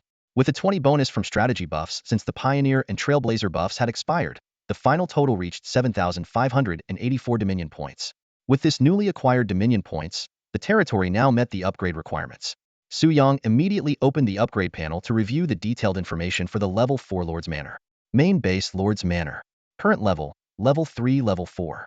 Unlockable features, Level 4 resource facilities, Level 4 defensive structures, Level 4 research buildings, Level 4 armor camps, and a new hero building.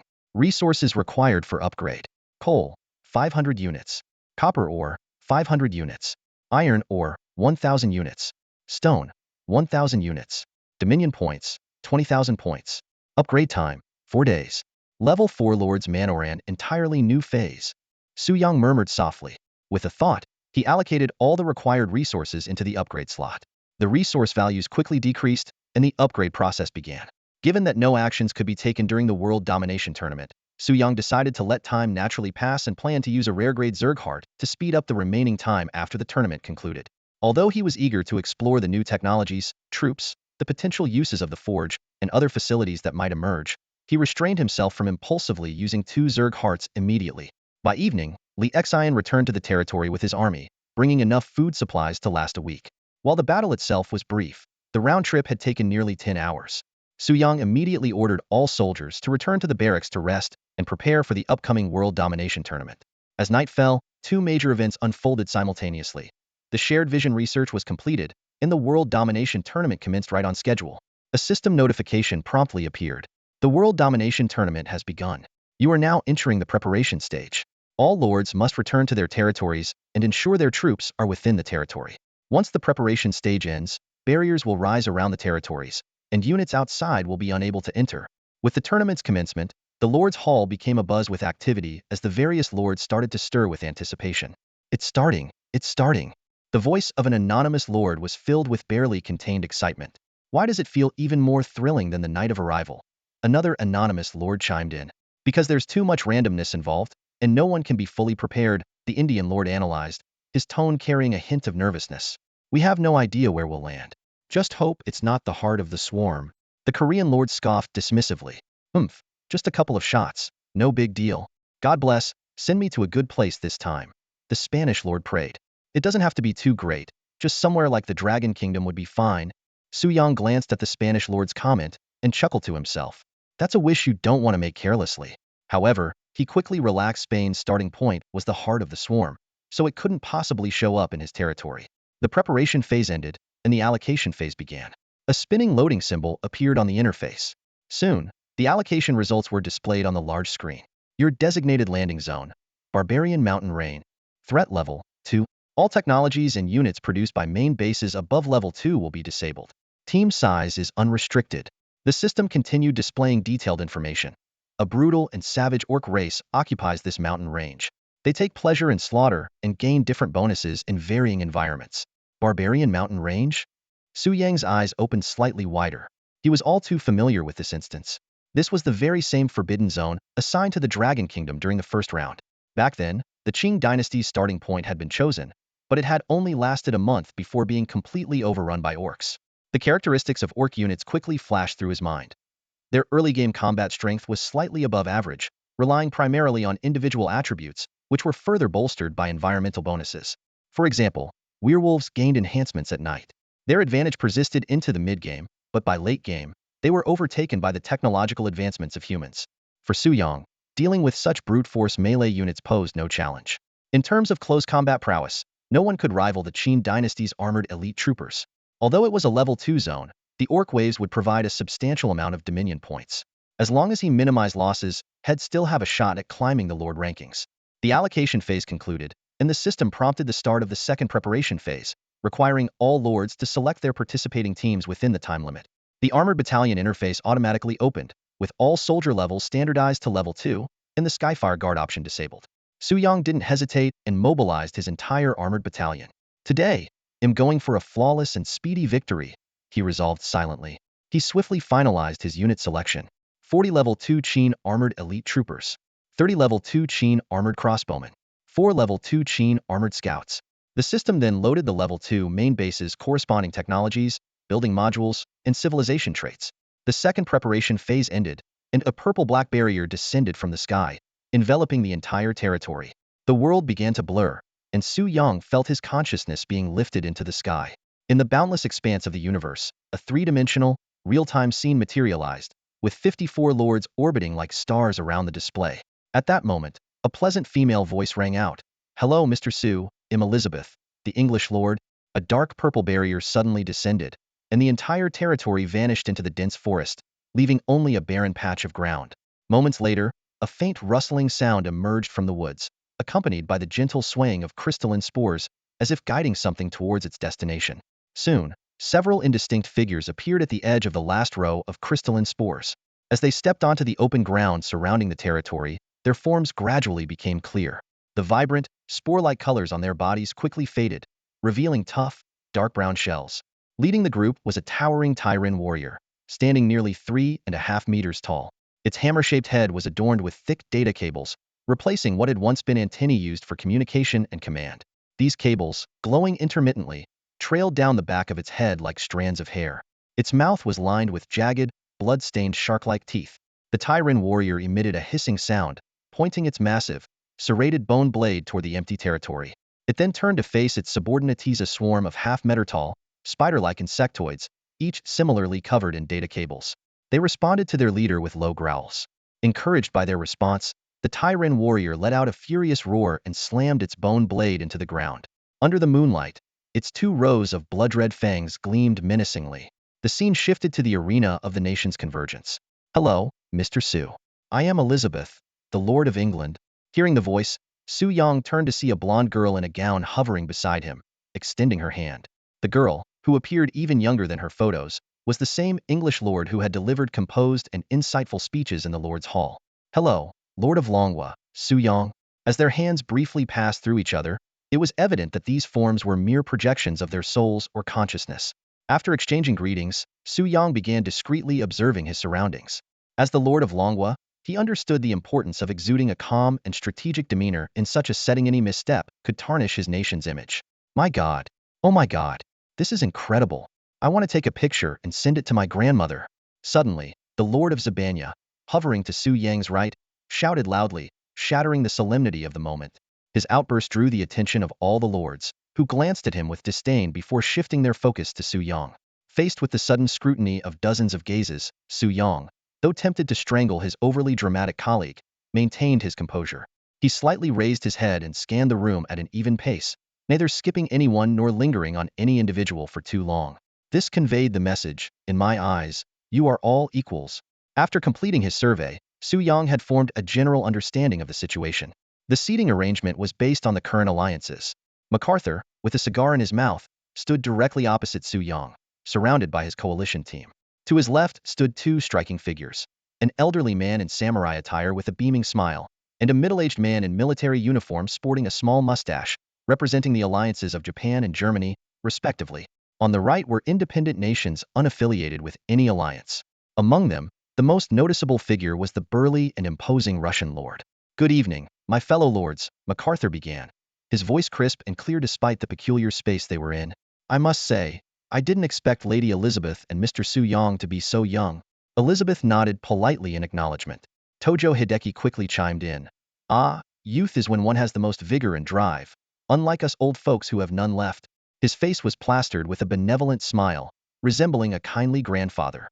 But Su Yang knew better. Beneath that amiable facade lay a mind, as twisted and corrupt as a hive in a murky forest. As the group exchanged pleasantries, a sudden notification interrupted. Rules of the World Domination Tournament.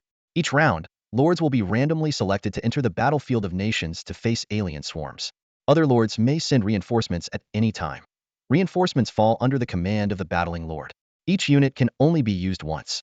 Reinforcements cannot be used in their original lord's battles afterward. The leadership value of reinforcements remains with the original lord, and casualties will count in their death tally. If a lord is eliminated, their alliance will lose points. Unaffiliated lords are considered an independent alliance. Rankings will include both individual and alliance standings. The two lowest-ranking alliances will impose a week-long debuff on their surviving lords. Su Yang quickly analyzed the situation. This was not just about individual prowess, but also teamwork. Yet alliances with larger numbers were at a disadvantage. The higher chance of mistakes meant more deductions. It was like a test scored out of 100. While others had only 10 questions, they had 20, doubling the cost of errors. What worried him more was the relative weakness of his alliance. Elizabeth's prior inclusive diplomatic strategy had attracted several weaker nations. While manageable, the real problem lay in the presence of a level 4 hive heart. If someone were sent there, his level 2 armored legion would be utterly incapable of offering support. Does anyone here have the hive heart? Elizabeth asked. The lords shook their heads, including Su Yang, who double-checked his panel. This was the only piece of good news so far. Other alliances were also calculating their moves. MacArthur, still puffing on his cigar, casually remarked, "If I get the chance, I'd love to visit the hive heart. Too bad our numbers are the smallest, so the odds are slim." "I'm at the hive heart." A timid voice broke the tension. MacArthur's smile froze as he spun around. The Korean lord stood there with a pale face, raising his hand feebly. MacArthur glanced at the Korean lord, the corner of his cigar-clenched mouth twitching slightly. The Korean lord's face was ashen, his head hanging low, looking utterly defeated. "Hey man, where's your gun?" "Bang bang, shoot it dead," the Indian lord mocked unapologetically. The other alliance lords, seeing the usually arrogant Korean lord in such a sorry state, couldn't help but stifle their laughter. However, out of respect for the American lord's authority and the status of the lords, they only chuckled silently. Su Yang struggled to suppress his laughter, though his heart grew heavy. He was relieved that his own faction maintained proper composure and refrained from kicking someone while they were down. But that relief didn't last long. "Ha ha ha, are you trying to kill me with laughter?" The Spanish lord suddenly interjected.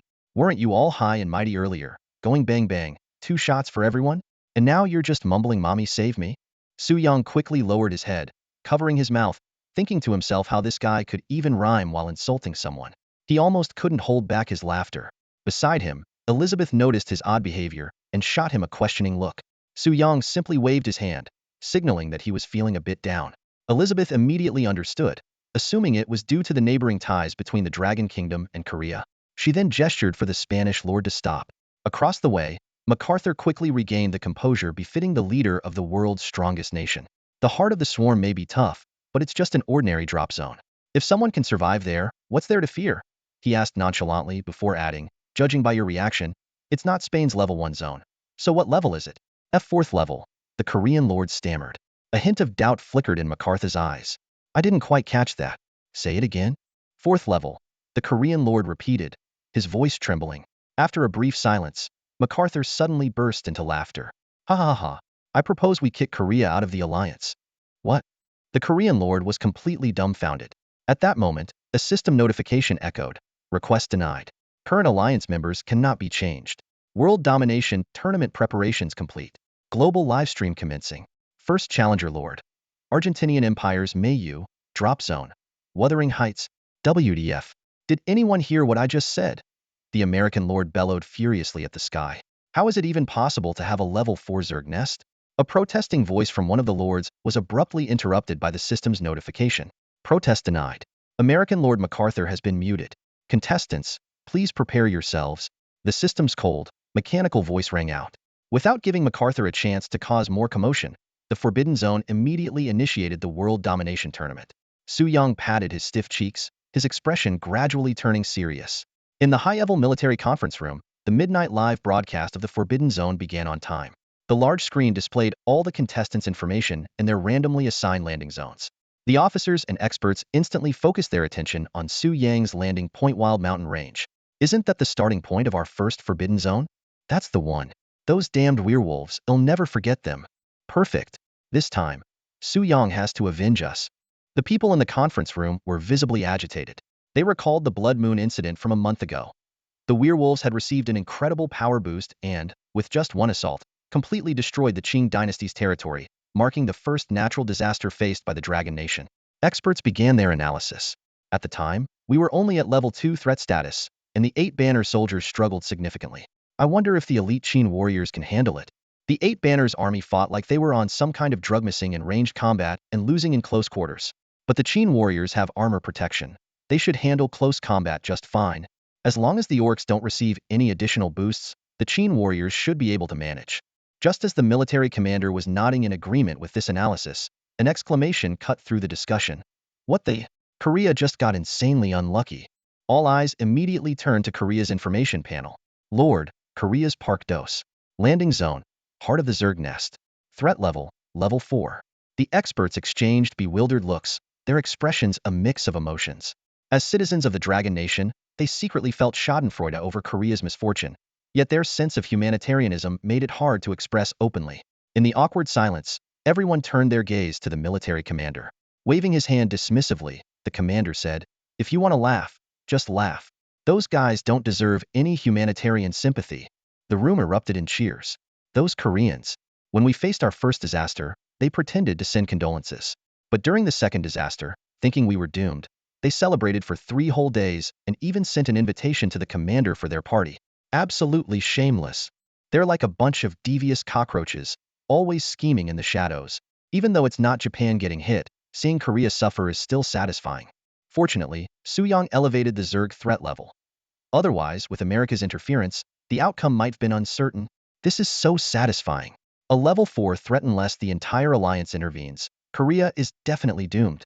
After a brief moment of excitement, the focus of the group quickly shifted back to analyzing the current dire situation. The challenges at hand not only included the individual matches, but also the team battles involving the entire alliance. Given that Su Yang's alliance was the weakest in terms of overall strength, he had to carefully allocate forces to provide support to other weaker nations. The team of experts promptly began compiling all available information on the Savage Mountain Range, classified as a level 2 threat. Key considerations included selecting the right support targets, configuring troop types, timing the support missions, and determining the maximum number of forces that could be spared for assistance without compromising their own challenges. This week, the commander only responded to Su Yang's resource-related concerns, which did not count as an official communication. The Dragon Nation's leadership still retained one final opportunity to communicate with Su Yang, during which all the compiled information would be handed over. Su Yang would need to use this data to assess the overall threat level of the Savage Mountain Range and strategically allocate troops for support. Meanwhile, the Dragon Nation's official livestream was flooded with an overwhelming wave of comments. When the Korean nation drew the level 4 Hive Heart Challenge, the atmosphere in the livestream instantly erupted with excitement. Finally, we get to see those guys who stole our starting point suffer.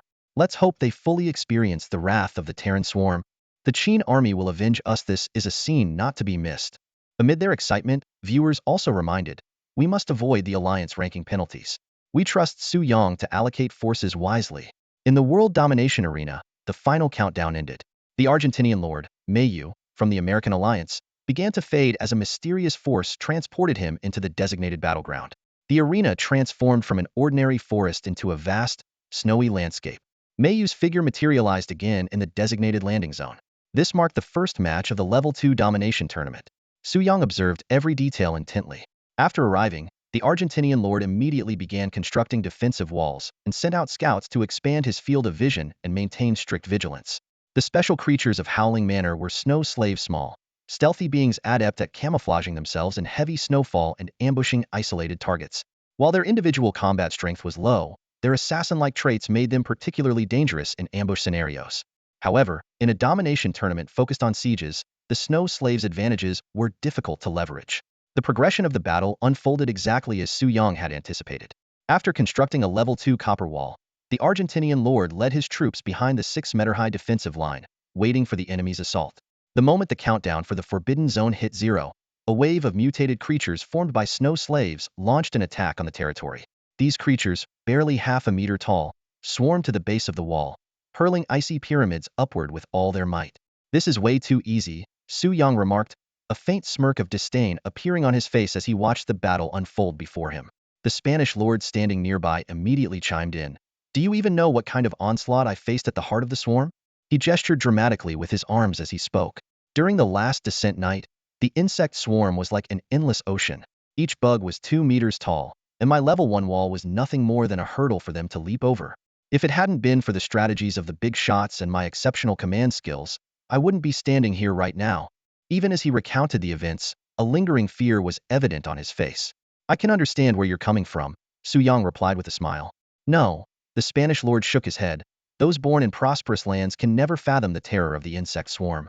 Once you reach the heart of the swarm, you'll know what the most fearsome creatures in this forbidden zone truly are. Suddenly, a new notification appeared from the forbidden zone. Mutated wave has ended. Lords, please eliminate all mutated creatures within the current area. Su Yang froze for a moment at the message. He quickly recalled the rules of the contest. Each round, lords are randomly selected to enter the world contest arena, where they must fend off mutated waves and complete assigned tasks. Now he understood defending against the mutated wave was merely a fixed phase. Unknown tasks awaited them beyond this. While the Argentinian soldiers had sustained almost no injuries during the wall defense, the task of venturing out to eliminate the creatures proved to be daunting. The snow slaves lay hidden within the snowy terrain, leaping out unexpectedly to launch attacks when soldiers approached. Without proper reconnaissance equipment, the troops were forced to fire blindly into the snow, resulting in a dismal accuracy rate. Many soldiers were ambushed at close range by snow slaves, leaving them unprepared. Ultimately, the Argentinian army paid a heavy price to eradicate all the snow slaves. Is that all? The Spanish lord scoffed again, shaking his head in disapproval. You have no idea how terrifying the stinger bugs at the heart of the swarm are. They dart through dense forests like phantoms, and just one of them can take out several of your soldiers. Thus, the first round of the contest concluded. Although the Argentinian lord lost half his forces, he managed to clear the round successfully. As Mayu returned to the contest arena in the form of a phantom, he continued to grumble, "Damn it, we even had to leave the walls for combat." Lords from the American camp nearby offered words of consolation. In the following rounds, many lords from various camps participated.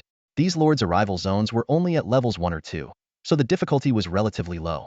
While no one was killed, no one called for reinforcements either. Soon, a new challenge began, and the screen displayed the challenger's information. Lord Elizabeth VI of England. Arrival zone, Goblin Mines. Threat level, level 3. Level 3 zone, Goblin Mine. This news sent shockwaves through the England alliance. Worry and disbelief were written all over the faces of many alliance members. The Goblin Mine represented a significant threat to them. While goblins were weak in their early stages, they possessed exceptionally high intelligence, making them one of the most intelligent species in the Forbidden Zones. What was even more concerning was that level 3 marked a critical turning point for the goblin race, where their strength underwent a transformative leap. At this stage, they had already mastered advanced technology and weapon manufacturing. In previous battles, lords had suffered crushing defeats at this very juncture.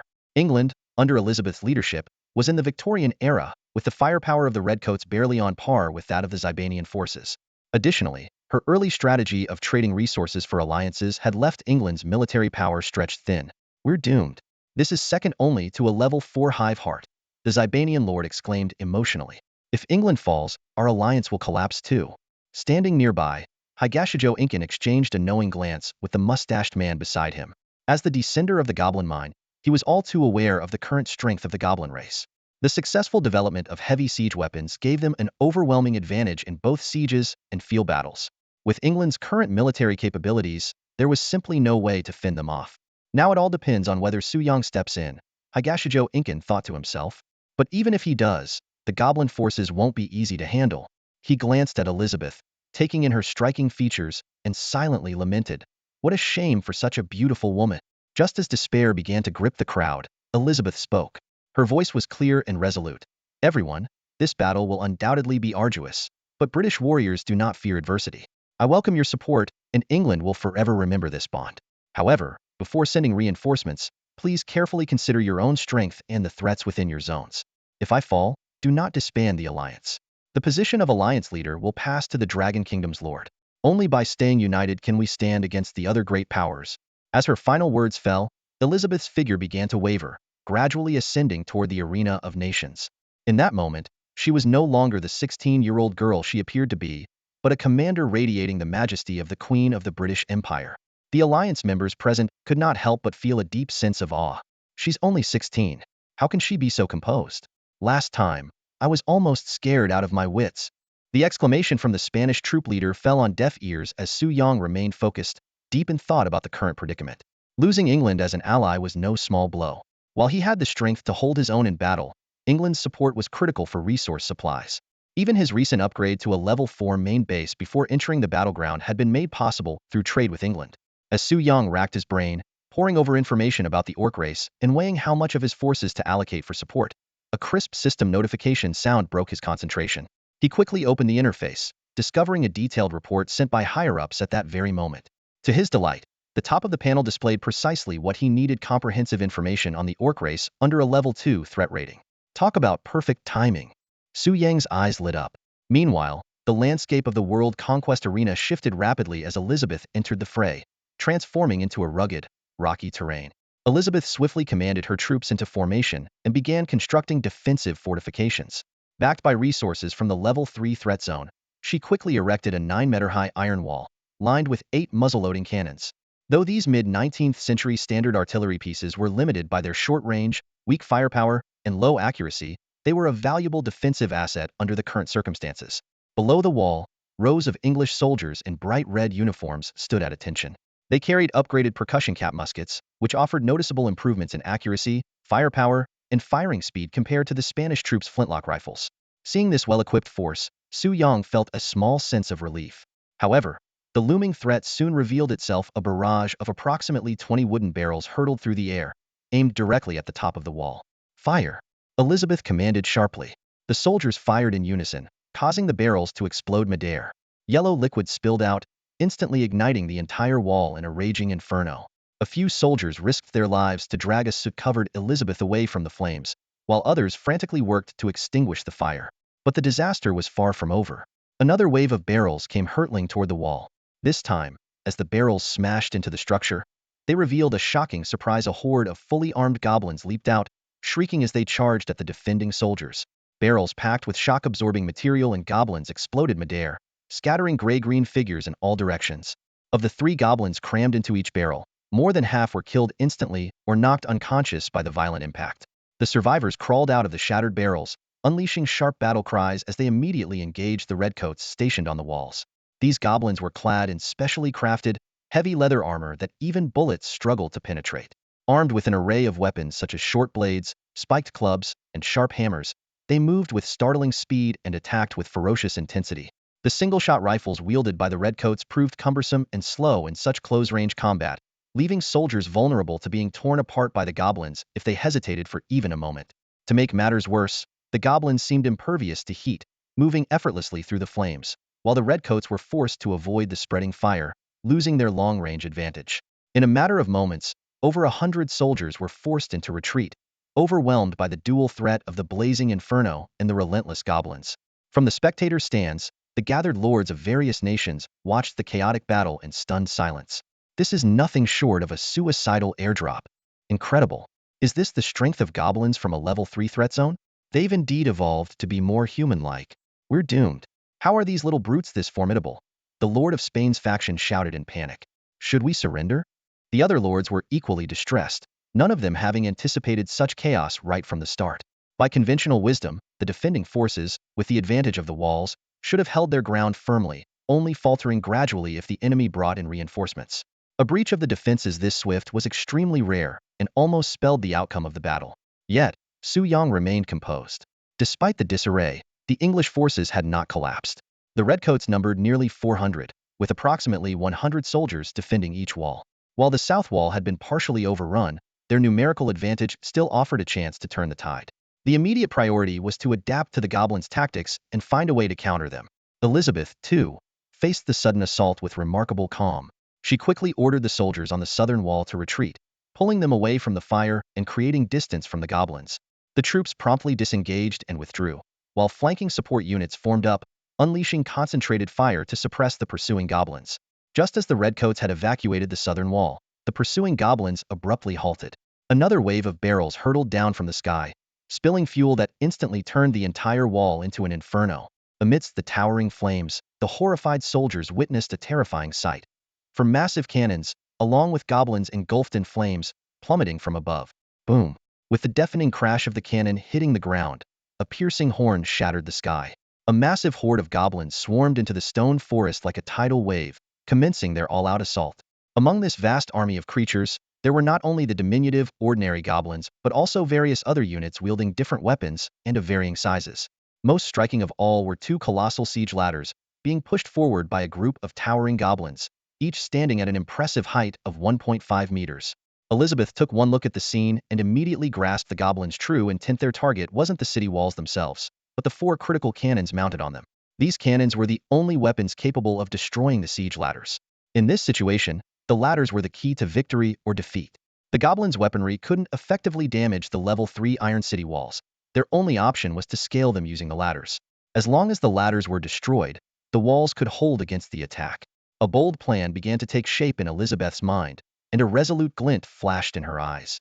She swiftly issued orders, assembling 200-man teams to launch an offensive from the east and west walls, aiming directly at the 2 siege ladders. Rather than passively waiting for destruction, she chose to take the initiative and seize a chance for survival. For the glory of the British Empire, she opted for the most dangerous yet promising tactic. In the spectator stands, her decision caused an immediate uproar. Most of the lords cried out, calling it a suicidal move, arguing that defending the walls was already a challenge, and venturing out would only lead to certain death. However, a few saw the deeper strategy defending on a large scale left them vulnerable to firebomb attacks, and once the enemy breached the walls, they would lose their ranged advantage. Destroying the siege ladders was indeed the key to victory. MacArthur, with a cigar between his teeth, smirked smugly. If England were defeated, his alliance would remain at the top, and the next step would be to secure victory over the fractured Independent Nations alliance, ensuring his faction's position in the safe zone. Tojo Hideki wore a similar cold smile, even more confident that the 200 redcoats were doomed. The goblins were not only adept at siege tactics, but also fearsome in open-field combat. Standing to the side, Su Yang watched the battlefield with a serious expression. Though he feigned indifference, his eyes never left the unfolding events. As the distance between the 2 sides closed, he couldn't help but feel a pang of anxiety for Elizabeth. This was indeed a high-stakes gamble. Failure would mean the complete annihilation of her forces, leaving the remaining soldiers trapped within the city to face slaughter. But if she succeeded in breaking through and destroying the siege ladders, England would still have a fighting chance. This decision epitomized the fearless spirit of the Iron Lady of England. The outcome of this first clash would determine the course of the battle and whether he would need to dispatch reinforcements. Scatter! At the command, another row of barrels came crashing down from above, landing precisely in the midst of the redcoat formation. Yellow grease splattered everywhere, forcing the oil-soaked soldiers to immediately retreat from their ranks. These soldiers, drenched in oil, had become a liability. They dared not fire their guns, as even a single spark from the muzzle could ignite them. In the distance, among the stone forest, the goblins demonstrated an exceptional level of tactical ingenuity. Instead of charging recklessly, they halted their advance the moment they spotted the redcoats and adopted this cunning war of attrition. Elizabeth stood on higher ground, her brow furrowed in worry. The initial skirmish had already cost her 200-strong force a quarter of its men. Just then, a long, resonant horn echoed through the air, signaling the enemy's imminent assault. Form ranks and prepare to engage, Elizabeth shouted hoarsely, her clenched fists betraying the tension within her. This would be the decisive battle. When the redcoats finally clashed head-on with the goblin forces amidst the stone forest, they quickly formed a battle line. Hundreds of muskets fired in unison, turning the area into a deadly kill zone, forcing the goblins to take cover behind the stone pillars. As the redcoats advanced steadily, the ground began to quake. Dust and debris fell from the stone pillars, and loose rocks trembled on the ground. The goblins, hiding behind the pillars, let out a cacophony of eerie cries, as if they were welcoming some terrifying presence. A thunderous roar erupted from deep within the stone forest, and moments later, a massive figure over 5 meters tall charged into view. It was a cyclopean troll, its entire body covered in tough, olive-green skin. In its hands, it wielded a colossal spiked club and an iron-rimmed shield as tall as itself. This was the elite warrior of the goblin horde. Concentrate fire. The redcoats directed all their firepower at the towering behemoth. However, the troll easily raised its half-meter-thick solid oak shield, nullifying the barrage of bullets. The shots either ricocheted off the iron plating or embedded themselves deeply into the wood, doing nothing to halt its relentless advance. On the city walls, the light in Elizabeth's eyes dimmed. She now remembered that a level 3 threat meant the enemy could deploy elite units. The appearance of the troll marked the turning point of the battle. Gasps erupted from the spectators in the stands. My God, there's a troll. There's no way to win without machine guns. The gap is too wide. The English lord has already done everything possible. This goblin force is terrifying. They might be even harder to deal with than the Zerg swarm. England's downfall is inevitable, and their alliance is on the brink of collapse. The moment the troll appeared, the atmosphere in the spectator stands froze. A flicker of despair crossed the eyes of the lords, and they silently concluded that England's defeat was inevitable. Among the alliance lords, faces turned ashen. Any thought of sending reinforcements was immediately quashed by the harsh reality there was some hope in battling goblins, but facing such an elite monster? Sending troops would be nothing short of suicide. The Lord of Spain fidgeted in his seat, as anxious as a cat on a hot tin roof, consumed by a single thought. How could he save her? Meanwhile, MacArthur and Tojo Incan could barely contain their inner delight. To them, England was on the verge of being permanently erased as a threat. They mocked silently. England's greatest mistake was allying with a group of useless fools. A band of weaklings is still weak, and survival in this forbidden land was never in the cards for them. Just then, a resolute voice shattered the silence in the stands. The Dragon Kingdom requests to provide reinforcements. It was Su Yong. This was the first time in the competition that a lord had made such a request. Request granted. Determining the type and number of reinforcements. 6 elite Qin armored warriors, 6 elite Qin armored crossbowmen. The announcement sent shockwaves through the crowd. The lords widened their eyes, staring at Su Yong in disbelief. Just 12 people? Is this a joke? They wouldn't even be enough to fill the troll's teeth. So, this is what they call an ally? Mockery and doubt rippled through the stands. Su Yong ignored the surrounding chatter and focused intently on selecting the drop zone. Drop zone selected. Confirm deployment? Confirm, he replied decisively. Moments later, dozens of beams of light descended from the heavens, landing directly in the heart of the battlefield. MacArthur and Tojo Incan frowned simultaneously. They knew Su Yong wasn't one to act recklessly, but how could just 12 soldiers possibly turn the tide of this battle? On the battlefield, the troll's deafening roars shook the earth. Though bullets rained down on it, they could not halt its advance. The redcoats held their ground, knowing full well they were the last line of defense protecting their queen. Elizabeth stood atop the city wall, her face pale but her posture unwavering. If victory was impossible, then they would die with honor, ensuring England's glory remained untarnished. Suddenly, 12 beams of light descended without warning, landing between the troll and the redcoats. As the light faded, a thick white mist spread across the battlefield. A voice resonated in everyone's mind. I am Qin Wu, sent by the Emperor's command to provide reinforcements. Thick steam suddenly spread across the battlefield, leaving all the lords stunned. Where did this smoke come from? Steam? The lords exchanged bewildered glances, completely baffled as to why reinforcements would arrive with such dramatic effects. The steam quickly dissipated, revealing 12 Qin elite soldiers clad in bronze exoskeleton armor. They were impeccably equipped and stood tall with perfect posture. Suddenly, the sound of steam propulsion roared, and the 6 soldiers in the front row shot forward like arrows, heading straight for the giant troll. What in the world just charged forward? My God, are those exoskeletons? Bronze can create something like that? Steam propulsion with exoskeletons, are we really in the Bronze Age? Shocked murmurs erupted among the crowd. Reinforcements from the Dragon Kingdom? Elizabeth gasped at the thought, but before she could process it further, the battle had already begun. The steam propulsion systems roared as Qin Wu led his team in a 2-pronged assault on the troll. As the front row was about to engage, the 6 crossbowmen in the rear simultaneously pulled their triggers. Powered by both steam and bowstring tension, bronze-tipped bolts whistled through the air, striking the troll's exposed feet beneath its shield. Thud! The bolts spun as they pierced the troll's tough hide, pinning its feet to the ground. The troll roared in pain, dropping its shield. The crossbowmen seized the opportunity, unleashing a second volley. The bolts peppered the troll's exposed body, with 2 of them shattering its left kneecap. Losing its balance, the troll collapsed to the ground with a thunderous crash, sending dust flying everywhere. Before the dust could settle, Qin Wu and his team were already at the troll's side. 6 powered bronze swords precisely struck the vital points on the troll's back, its neck, heart, and spine. The steam-driven spinning strikes were swift and lethal. The 5 Maturtle Elite Level 3 Goblin Cave Monster, which had previously left hundreds of soldiers helpless, didn't last even 10 seconds against the elite Qin squad. The soldiers withdrew their blood-stained bronze swords and pressed onward into the stone forest. The goblins hiding behind the stone pillars were left dumbfounded, their eyes darting between the backs of the departing soldiers and the lifeless troll on the ground. Yee-ya! Yee-ya! The frantic cries of the goblins echoed once more through the stone forest. The terrified screams erupting from the city walls completely drowned out the earlier cheers. Standing atop the wall, Elizabeth's usually composed and graceful expression was now utterly distorted. The noble etiquette she had been taught since childhood had entirely deserted her in this moment. The fact that just 12 soldiers had effortlessly resolved the crisis she was helpless against was a truth she struggled to accept. What kind of soldiers are these? She murmured to herself. The Qin Dynasty. What kind of civilization is this? Clearly still in the Bronze Age, yet they've already mastered such advanced exoskeleton technology. The lords in the spectator seats were equally stunned into silence. They had just witnessed the armored vanguard effortlessly slay the trolls. This wasn't a challenge against monstrous creatures, it was a massacre. Someone couldn't help but mutter under their breath, "This is ridiculous." These troops are completely overpowered. Bronze swords with steam propulsion? No wonder they only sent 12. Any more and the battlefield might not even fit them. The minor lords quickly shifted their attitudes, scrambling to curry favor. Lord Suyang, we were just joking earlier, really? Suyang Appa, could you spare us some assistance?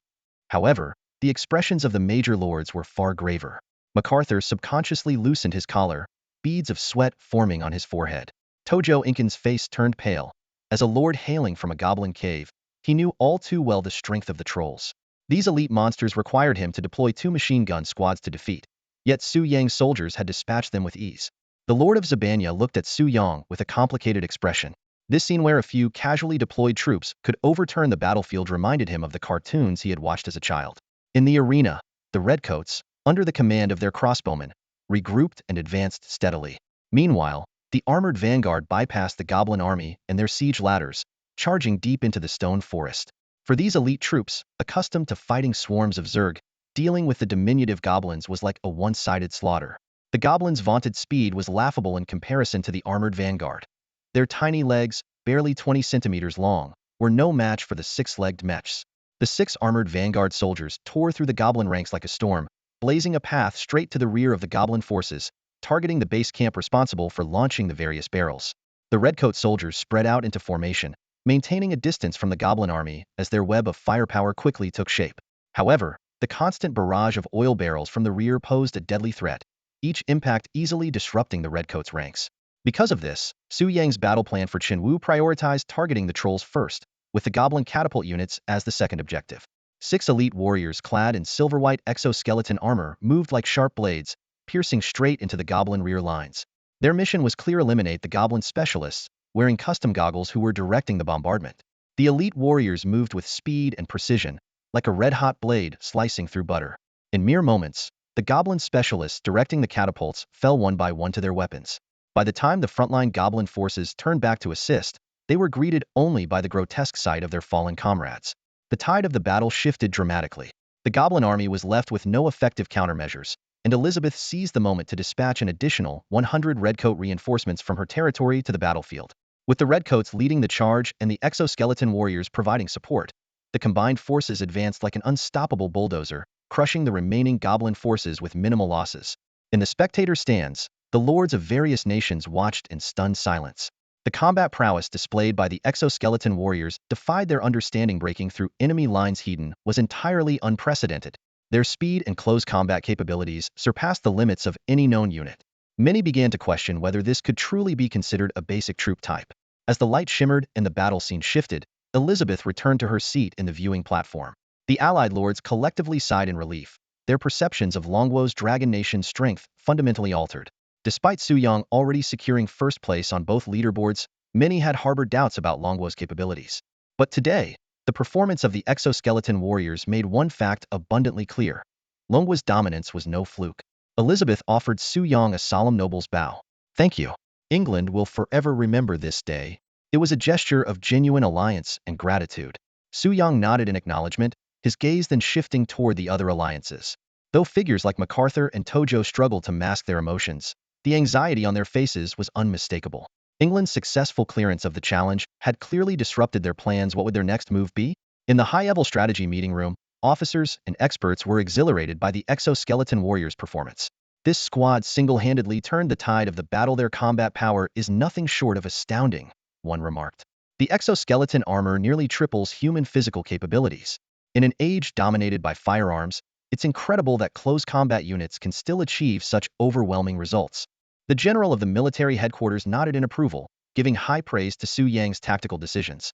From the number of support troops, the timing of their deployment, to the prioritization of targets, every aspect was executed flawlessly. Particularly, the decision to support England showcased his exceptional strategic foresight. If England were to fall, the entire alliance would face instability. What was even more commendable was the measured display of strength by the Imperial Armor Squad. While they effortlessly eliminated the strategic units of the Goblin forces, the victory on the main battlefield was ultimately achieved by the Red Army. This deployment perfectly created the illusion that the Qin forces were elite but limited in number, subtly intimidating other lords without provoking them to unite against Qin. From the spectator stands, discussions buzzed non-stop. They would never guess that this is just our most basic unit. The hardest part is over. Now it's up to the other alliances to respond. Meanwhile, in the International Forbidden Zone livestream, reactions from viewers worldwide were even more intense. The soldiers from Longhua are like Iron Man. Could Su Yang be Tony Stark reincarnated? English viewers expressed their gratitude enthusiastically, while viewers from Korea eagerly hoped for similar support. In the official livestream, the citizens of Longhua were ecstatic. The strength displayed by the Imperial armor warriors exceeded everyone's expectations. The comment section was filled with admiration and anticipation, with some even humorously mocking the Goblin forces. Many viewers were eager to see the Imperial armor army face off against other forces, especially those with higher threat levels. As the competition progressed, Su Yang provided support 2 more times. Each time, the pattern was the same: a minimal number of troops, overwhelming victories, and most importantly, 0 casualties. This performance made the support efforts of other alliances pale in comparison. No matter how many troops they deployed, they could only increase firepower, but they couldn't achieve strategic objectives as decisively as the Imperial Armor Squad, let alone do so without any losses. An unexpected highlight was the performance of the Independent States Alliance. Known for their solitary nature, they had already conquered 2 level 3 threat zones without losing a single lord. In contrast, the Eastern Alliance had lost 1 lord, while other alliances had not suffered any casualties. At that moment, the screen flickered, displaying information about a new challenger. Lord Longhua Su Yang. Arrival Zone Wild Mountains. Threat level 2. Finally, it's my turn. Su Yang stretched his neck. Even though this body was merely a projection of his consciousness, the fatigue from hovering all day was still hard to shake off. As the screen displayed the Dragon Kingdom, dozens of eyes turned toward him simultaneously. The looks were no longer filled with doubt and disdain as before, but were now a mix of hostility and expectation. Good luck, Elizabeth said. Brother Su Yang, I believe in you, the enthusiastic lord from Zabanya shouted. Ever since witnessing the combat prowess of the armored guards, he had upgraded his address from bro to big brother. Su Yang nodded slightly and selected 16 armored guards and 12 armored crossbowmen with a single thought. This precise configuration was the result of his meticulous analysis of high-level data. In the level 2 Wild Mountain range, there were only 2 types of creature: pigmen and werewolves, with their numbers ranging from 30 to 50 in a wave. Compared to a level 2 insect hive that could reach 150 units, this was almost negligible. With the added defense of a city wall, this team was somewhat overpowered. However, considering that he would personally take part in the battle, he decided to play it safe. As light flickered, Su Yang felt his body transform into a phantom, as if being flushed down a drain, and he was pulled into the battlefield. The scenery before him shifted rapidly before settling on a vast grassland. In the distance, towering rolling mountains outlined the highlands. The familiar sight of grass brought a sense of warmth. After years of battling strange crystalline spores, he had almost forgotten what normal vegetation looked like. The moment he landed, he immediately summoned his soldiers and began constructing city walls.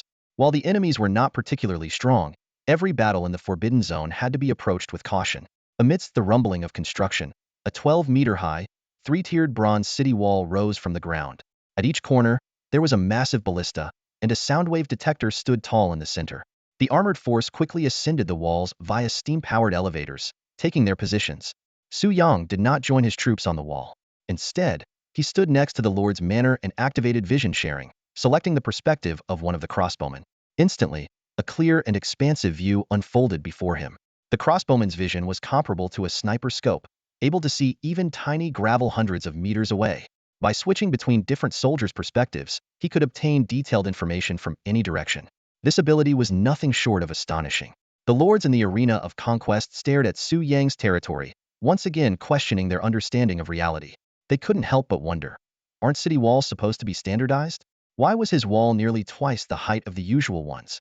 The specialized merlins, firing ports, watchtowers, and steam-powered elevators — was this truly technology from the Bronze Age? How could such advanced features be crafted with basic materials? Was the Qin Dynasty cheating?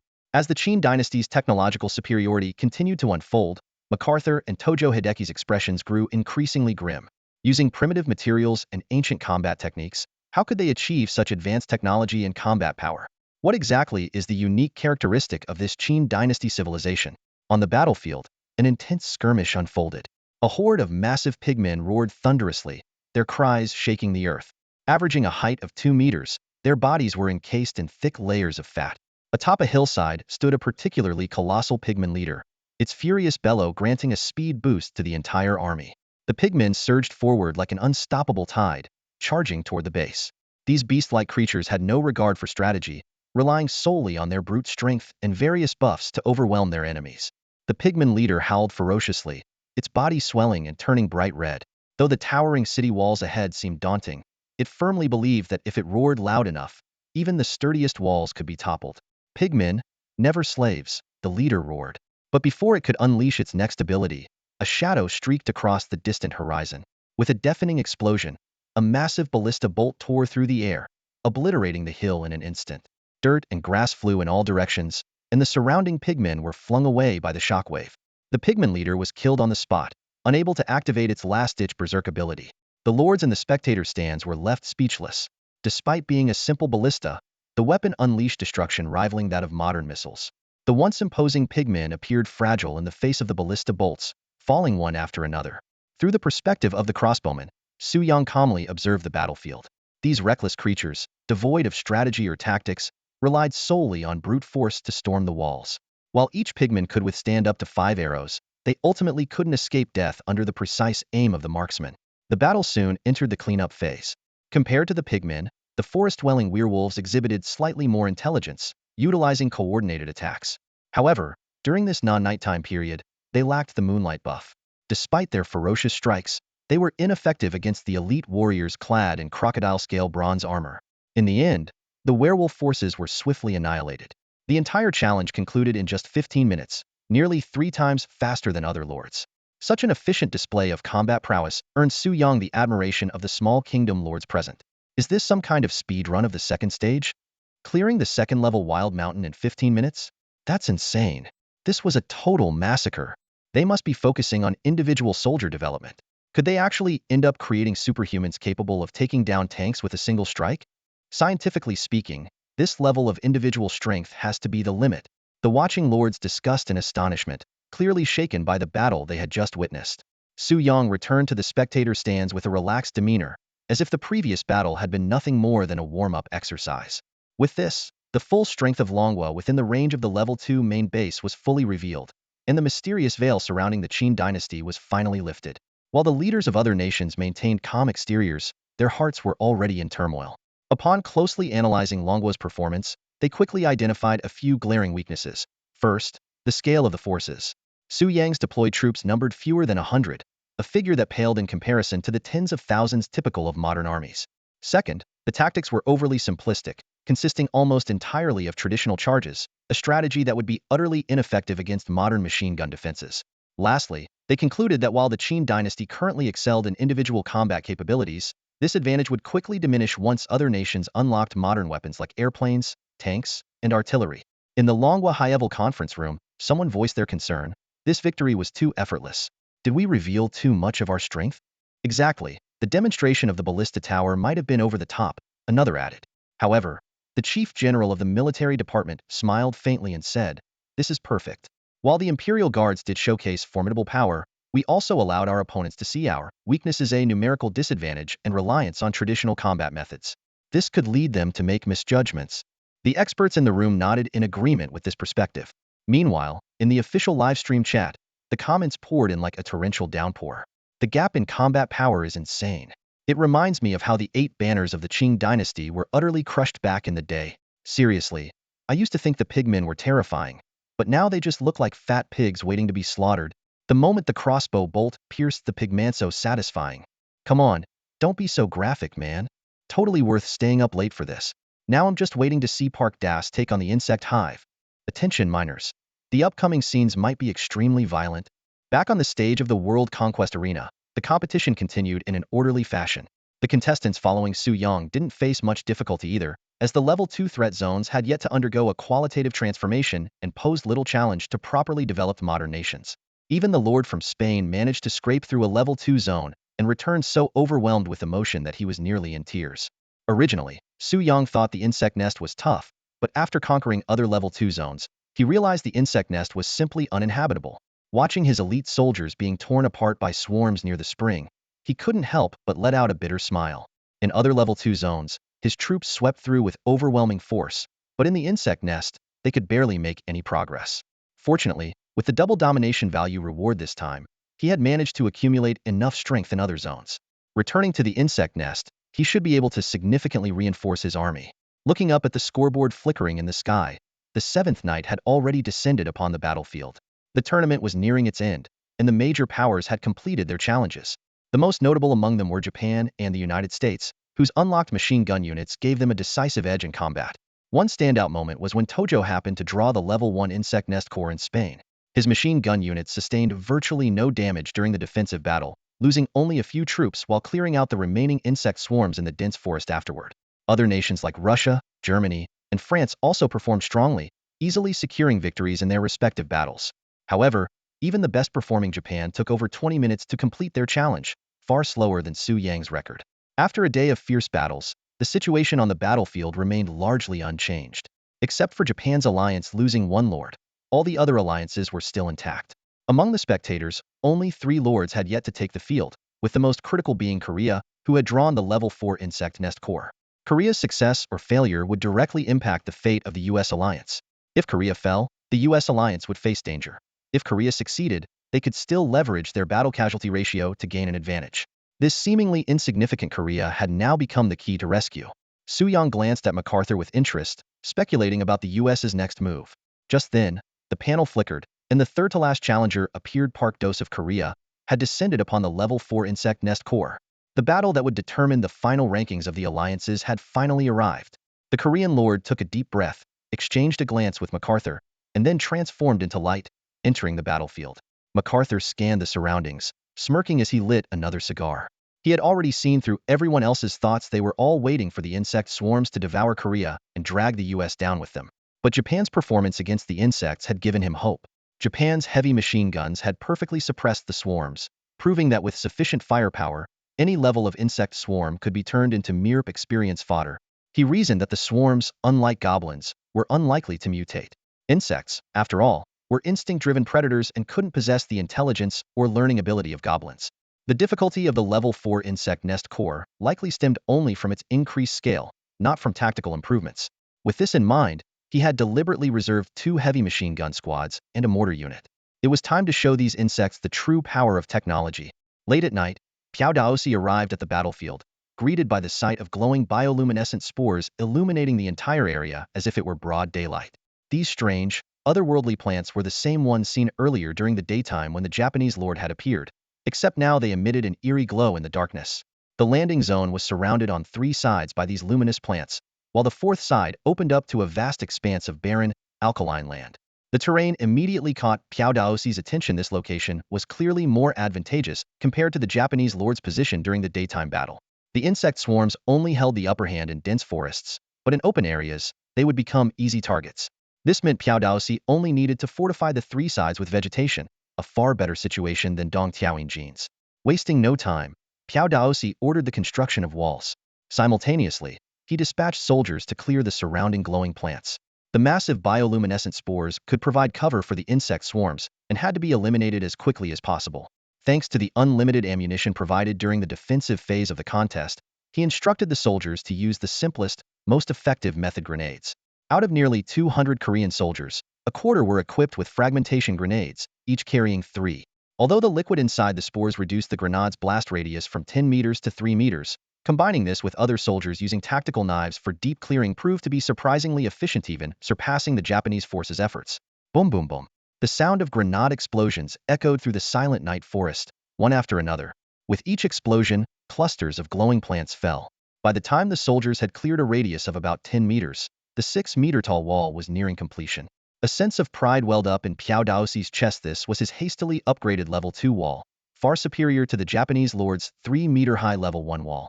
If the Japanese could fend off the insect swarms with a Level 1 wall, his Level 2 wall would surely be impenetrable. As he placed the final segment of the wall, boom boom, a sudden scream sent a chill down Piao Daosi's spine. Squad leaders, conduct a head count immediately, he shouted into his communicator while running toward the territory. 1st squad, all present. 3rd squad, all present. 4th squad. Slash, crackle, hiss. Bizarre, unsettling sounds came through the communicator. Piao Daosi's face turned pale with terror, and he nearly dropped the device. Something's wrong. We can't stay out here any longer, he shouted into the communicator. Everyone, fall back to the territory. Retreat immediately. Before his words had even settled, a chaotic burst of gunfire erupted from deep within the forest. Bang, bang. How is this possible? The restricted zone hasn't even issued a warning, and the Zerg are already here. Everyone, Stay on high alert. Prepare for combat. The floodlights on the city walls blazed to life in an instant, and soldiers armed with submachine guns swiftly assumed defensive positions. Park Daosi rushed up to the wall, his eyes locked on the direction of the gunfire. Suddenly, he saw a soldier, sprinting out of the forest, sliced cleanly in half by something invisible. Blood sprayed into the air, tracing the outline of an eerie, unseen figure. Sisiba, what is that thing? Park Daosi's voice trembled. Gunfire and screams echoed chaotically from the forest, but no more soldiers emerged. Suddenly, a bone-chilling cold swept over Park Daosi, from the top of his head to the soles of his feet, as if some terrifying presence had fixed its gaze upon him. In the spectator stands, the gathered lords stared in stunned silence. The supposedly safe city-building zone had come under attack, and no one had even managed to see the enemy clearly. What's launching the attack? The mission hasn't even started. Why is this happening already? This isn't an invasion wave. It's a wild mutant. Over a dozen soldiers from Goryeo have already been killed. What kind of creature is that? MacArthur's brows furrowed deeply, while Tojo Hideki's expression grew grim. This level 4 Zerg nest was clearly nothing like the ones encountered earlier in the day. On the other side of the viewing platform, Su Yang frowned in thought. This feeling it was the same as that Zerg squad near the entrance to their territory. Although the restricted zone's countdown hadn't ended to officially trigger the mutant wave, the rules had never guaranteed safety during the city-building phase. Park Dao's shortcut of using grenades to clear the way had instead drawn the attention of that specialized Zerg squad. Meanwhile, the Dragon Nation's official livestream chat exploded with activity. This is terrifying. They're killing people without even being seen. Park Daosi looks pale with fear. Other regions are just grinding mobs, but this is turning into a horror movie. Don't worry, we have Li Xian and the Skyfire Guards. This is just the beginning. The invasion wave hasn't even started yet, and Goryeo's already in serious trouble. The relentless pursuit of the mysterious insectoid creatures came to a halt at the edge of the dense forest, allowing the Goryeo soldiers to retreat swiftly back to their territory. As the last soldier stepped through the city gates, Park Daosi finally felt a slight release of the tension that had gripped him. The barracks beneath the city walls, the readily available ammunition supplies, and the well-equipped elite infantry all gave him a renewed sense of confidence. The loss of a dozen or so low-ranking soldiers equipped with M1 Garand rifles had little impact on the overall combat strength. The elite troops armed with grenades and submachine guns remained unharmed. However, just as the countdown ended, a grotesque object hurtled out from the forest and landed heavily in front of the city gates. Park Daosi's eyes widened in shock. It was half the mutilated corpse of a Goryeo soldier. Sureball. Rage surged to his head as he grabbed an M3 submachine gun and unleashed a relentless barrage of bullets into the forest. The rounds tore through the air, creating streaks of fire among the foliage. The humiliation of their earlier retreat, witnessed by the entire world, now transformed into an uncontainable fury. Suddenly, a faint rustling sound began to echo from the distance, like countless insect legs scraping against the ground. Park Daosi's finger froze on the trigger. Emerging from the forest was an unending wave of gray-brown creatures, surging forward like a tide. The scale of this swarm far exceeded what he had witnessed earlier that day in Japan. Rat-a-tat! Gunfire erupted from another section of the city wall. Park Daosi turned his head, and his breath caught in his throat. The insectoids pouring out of the forest were even larger, each bearing 4 menacing, blade-like limbs protruding from their chests. Their exoskeletons were so unnervingly resilient that most bullets merely embedded themselves without causing significant damage, unless they struck a critical weak point. It was nearly impossible to halt their advance. On 3 sides of the city, the walls were simultaneously under siege by the insect swarm, and the deafening sounds of gunfire echoed all around. The mass of creatures formed an overwhelming, suffocating encirclement. Grenades! Throw them all! Park Daosi roared the order with every ounce of his strength. Instantly, a barrage of grenades arced through the air, detonating in the dense swarm of creatures. The explosions finally began to slow the relentless advance of the monstrous horde, but the battle was only just beginning. But the suppression was far too brief. The dense swarm of insects surged forward relentlessly in the gaps between grenade explosions, leaving Park Daosi no chance to catch his breath. After 3 rounds of grenade throws, the intensity of the swarm's assault showed no signs of diminishing. It was at this moment that Park Daosi realized his critical miscalculation. While defensive battles theoretically had an unlimited supply of ammunition, restocking required time. The soldiers on the wall were in no position to descend and replenish their ammo. If their firepower weakened, the swarm would inevitably breach the defenses. Gazing at the relentless insect tide inching closer, Park Daosi looked up in despair toward the spectator stands. The terrifying scale of the level 4 swarm was far beyond his imagination. Not only were the individual creatures immensely powerful, but their overwhelming numbers were suffocating. What kind of units could someone possibly use to cultivate such creatures to level 4? In the spectator stands, Su Yang was closely monitoring the battle. He was acutely aware that the exoskeletons of the third-generation Zerg had evolved to withstand standard bullets. Without armor-piercing or explosive arrows, even the elite archers of Qin would struggle to inflict significant damage. However, the greatest weakness of the Goryeo forces lay in their lack of frontline warriors like the armored vanguard, who could excel in both offense and defense. Their margin for error against the swarm was too narrow, requiring them to maintain a safe distance at all times. In contrast, the armored legion was fearless even in close combat with the swarm, where the synergy between the vanguards and archers could unleash maximum combat effectiveness. Su Yang turned to look at MacArthur, fully aware that without U.S. support, this battle would soon reach its conclusion. For the third-generation Zerg, the 6-meter-high city walls were essentially meaningless. Once the swarm reached the base of the walls, Goryeo would lose all ability to resist. At that moment, MacArthur announced the U.S. decision to provide support, 2 Browning M1917 heavy machine gun squads. The announcement shocked all the lords present. The U.S. had already impressed everyone earlier with 4 light machine guns. Now, they had even heavier firepower as a backup. Su Yang quickly reviewed his knowledge of the Browning M1917. It was the U.S. Army's primary heavy machine gun during World War I and the Pacific War. Chambered for 7.62 mm ammunition and equipped with a water-cooled barrel, it could fire 400 to 600 rounds per minute with a muzzle velocity of 854 meters per second and a maximum range of 3,000 meters. Such firepower could be considered a superweapon. The U.S. was undoubtedly making a substantial investment, as even for them, 2 heavy machine guns were a precious strategic resource at this time. As beams of light descended onto the battlefield, the 2 heavy machine gun squads were swiftly deployed to the most heavily assaulted sections of the city wall. Watching this unfold, Su Yang understood that this battle would reveal the true outcome of conventional military forces clashing with the Zerg. While the firepower of the heavy machine guns was sufficient to tear through the third-generation Zerg's exoskeletons and disrupt the swarm's assault, he also knew that the third-generation Zerg's methods of attack extended far beyond mere swarm tactics. 2 Browning M1917 heavy machine gun squads from the U.S. forces swiftly completed their deployment.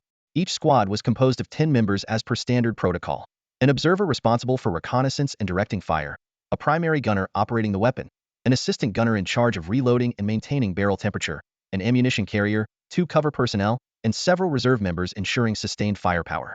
Seeing the heavy machine guns in position, Park Daosi's eyes reignited with a glimmer of hope. The M1917 heavy machine gun, a weapon capable of easily piercing light armored vehicles, was lethal enough to shred the swarm into pieces. "Kill those bastards," he roared. The gunners quickly loaded their weapons and pulled the triggers.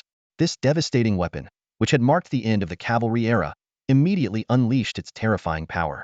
The thunderous roar of the heavy machine guns echoed through the dense forest as countless bullets rained down like a storm.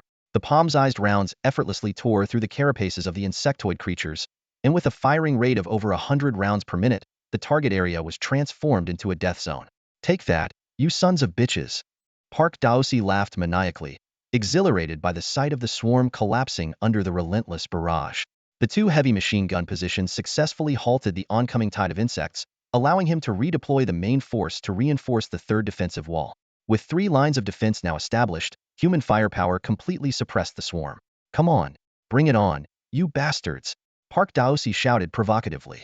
Suddenly, with a deafening boom, an unidentified projectile struck the wall and exploded, sending him flying. Moments later, more red, spike-like projectiles shot out from the dense forest, triggering a series of explosions along the wall. The unprepared soldiers were blown away, with only a handful of those taking cover behind the wall managing to survive. Struggling to his feet, Park Daosi found his left arm bleeding profusely, his shoulder blade pierced by some kind of object. He watched in horror as explosions continued to erupt along the wall, forcing the soldiers to cower behind it. One of the machine gun squads had ceased firing entirely, while the other, having just resumed fire, was struck again. The insectoids possessed such precise long-range firepower? This completely overturned his understanding of a species that relied on swarm tactics. As he took in the chaos, a troubling question arose in his mind. What weaknesses did this species actually have? His gaze instinctively shifted toward the viewing platform. "I thought we were about to win, but they actually have ranged units." Park Daosi shouted in disbelief. This turn of events was truly shocking. Level 3 goblins only had melee units, yet this swarm possessed ranged attack capabilities. The relentless strikes from the depths of the dense forest rendered the machine gun fire completely ineffective. In this critical moment, MacArthur suddenly roared, "America requests reinforcements." His face was tense, his expression carrying a hint of grim determination. Reinforcement Unit. M2 Mortar Team. This decision immediately caused an uproar in the spectator stands. America still had a trump card in this dire situation, which explained how they had twice claimed the top spot in the Forbidden Zone. Even Su Yong couldn't help but marvel at the strength of America's civilization traits being able to produce such diverse equipment in such a short time, and unlocking indirect fire artillery that perfectly countered covered targets at this crucial point. As the request was approved, a beam of light descended onto the battlefield. A team equipped with two 60mm M2 mortars quickly deployed, coordinating closely with the heavy machine gun squad spotter through a radio link. Set fire coordinates. Azimuth 0300, elevation 0608, fire. Thump thump, two shells soared into the air. Park Do-si momentarily forgot his injuries and shouted excitedly, "MacArthur, the man himself, unlocked mortars. He's gonna blow those bugs back to the Stone Age." But his cheer was cut short. A blazing red meteor suddenly descended from the sky. Oh no! With a deafening explosion, black oil gushed out, instantly turning the entire area into a sea of fire. The shockwave slammed the soldiers against the walls. Taking advantage of the disrupted firepower, the long-waiting swarm of stingers surged forward. The 6-meter-high walls were meaningless as insect blades ruthlessly tore through human flesh, turning the battlefield into a gory slaughterhouse. The spectator stands fell into dead silence. MacArthur looked dazed. Elizabeth turned her head away, and the other national leaders frowned deeply. Even the usually talkative Spanish leader remained silent. Su Yong keenly realized that this was a new ability the swarm had evolved after battling the Heavenly Fire Guard. Their capacity for adaptation far exceeded expectations. Amid this hellish carnage, Park Do-si, his body charred and trembling, collapsed at the base of the wall. Through blood-blurred vision, he saw a massive figure of the swarm slowly approaching. It was a Tyran warrior. Its massive body towered like a mountain, standing at an imposing height of 3.5 meters. In its hand, it gripped a bone blade that gleamed with a chilling, deadly light. Its jaws were lined with rows of serrated teeth resembling those of a shark, and fresh crimson blood dripped slowly from the gaps between them. The Tyran warrior stood motionless before the gravely injured Piao Daosi, a flicker of uncertainty flashing through its compound eyes. It stepped forward slowly, its giant claw effortlessly lifting the barely breathing Piao Daosi to eye level for closer inspection. Piao Daosi let out a guttural, agonized rasp as dark red blood gushed from the corners of his mouth. In the spectator stands, the faces of the lords turned ashen, their eyes filled with dread. "That's a damn Zerg," someone exclaimed in a trembling voice. "They're firepower rivals that of modern missiles." More murmurs of alarm rippled through the crowd. Is this really an enemy we can fight? The heart of the swarm being called the hardest landing zone is no exaggeration. These creatures are unstoppable. They even have stealth capabilities. Is this Tyran warrior toying with its prey? It's horrifying. Amidst the rising clamor, the Tyran warrior suddenly exerted its strength, tearing Piao Daosi's body in half. A blood-curdling scream echoed through the air but was abruptly cut short. Without hesitation, it crushed Piao Daosi's head in its claw, raising the shattered remains high as the bright red brain matter oozed into its jaws. As it swallowed, the Tyran warrior abruptly lifted its gaze. Its eyes pierced through the void, locking directly onto the spectator stands. Hissus, it unleashed a deafening roar, its rows of razor-sharp teeth vibrating violently. The scene abruptly shifted, and a system notification appeared. Goryeo Lord has fallen. Challenge failed. The next round will begin in 5 minutes. The audience erupted in panic. Oh my god, is it looking at us? That can't be a coincidence, can it? Could the Zerg really be this intelligent? Su Yong frowned deeply, his mind racing. He could feel if Tyran warrior was indeed challenging him directly. The warning from the level 4 abyss gaze about becoming the Zerg's top enemy was clearly no empty threat. Even a mere projection of consciousness could be precisely targeted by them. He began strategizing internally, preparing for the potential Zerg swarm attack. Still, today had not been without its gains. Thanks to the persistence of Piao Daosi and MacArthur, he had been able to closely observe the tactical methods of this Zerg swarm, gaining valuable insights for future confrontations. With Goryeo's downfall, the United States Alliance and the Eastern Alliance would now find themselves in grave danger. The outcomes of the next 2 matches were all but certain. Both alliances would suffer a week-long debuff effect. This result was nothing short of astonishing. The 2 alliances with the strongest paper strength both suffered defeats, a result that left many sighing in disbelief. In this enigmatic forbidden land, any prediction seems powerless. As the final 2 matches concluded, this week's Lord rankings are about to be finalized, marking the end of the World Domination Tournament. In the high-level meeting room of Longhua, the atmosphere was heavy. Even though they were in their own landing zone and had dealt with the Zerg for so long, the scene before them still caused the officers and experts present to gasp in shock. The monstrous Zerg warriors on the screen were truly spine-chilling. My God, Su Yang faces opponents like this every day. It's a miracle he's still alive. The strength of this swarm is astonishing. It could even rival our regular troops. The most terrifying thing about the Zerg is their ability to evolve. Every time they encounter a formidable enemy, they adapt and grow stronger. This current state must have been forced out by Su Yang. So, after being tempered by Su Yang, they unleashed all their power on the Goryeo Lord? Goryeo really got caught in the crossfire this time. There was no escaping it. The impact of this battle goes beyond that. The loss of 2 heavy machine gun squads and a mortar team by the Migwa will undoubtedly slow down their development pace significantly. In Longwa's livestream chatroom, the screen was flooded with comments. Woohoo! The Terran Zerg are so cool. There are so many attack techniques, it's overwhelming. Compared to the Zerg, other alien species are just playing house. The power of those shells is almost on par with the heavenly fire guard. Poor neighbors. Suffered a minor scrape, the kind that wipes you off the map. Su Yang should hurry up and secure the Lord ranking to focus on development at home. There's no room for complacency in the heart of the swarm. Agreed. The Zerg evolve way too quickly. Even a moment of slack could mean being overtaken. Don't worry. Trust Su Yang. Trust the warriors of Qin.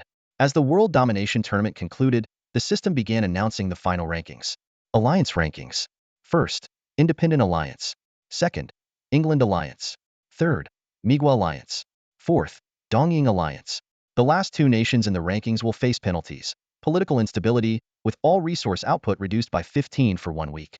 Individual rankings. First, Longwa Rewards, 20,000 command points, military power level 3, resource realization authority. Second, Migwa. Third, France. Fourth, Dongying. Fifth, Bear Country. The second and third places received 15,000 command points and other rewards, while the fourth and fifth places received 10,000 command points and additional rewards. The moment Su Yang's consciousness returned to his territory, he immediately ordered Li Xian to gather the troops and prepare for full defensive mode on the city walls. The strength of the Zerg swarm they had just faced was deeply unsettling, leaving no room for carelessness. At the same time, he eagerly opened the interface for the upgrading Lord's Mansion. The Zerg's combat power was rapidly approaching.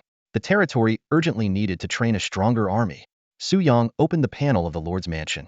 The level 4 Lord's Mansion was still under construction, with 1 day and 23 hours remaining. Without hesitation, he took out a rare-grade Heart of the Swarm and activated it with a thought, submitting it to the system.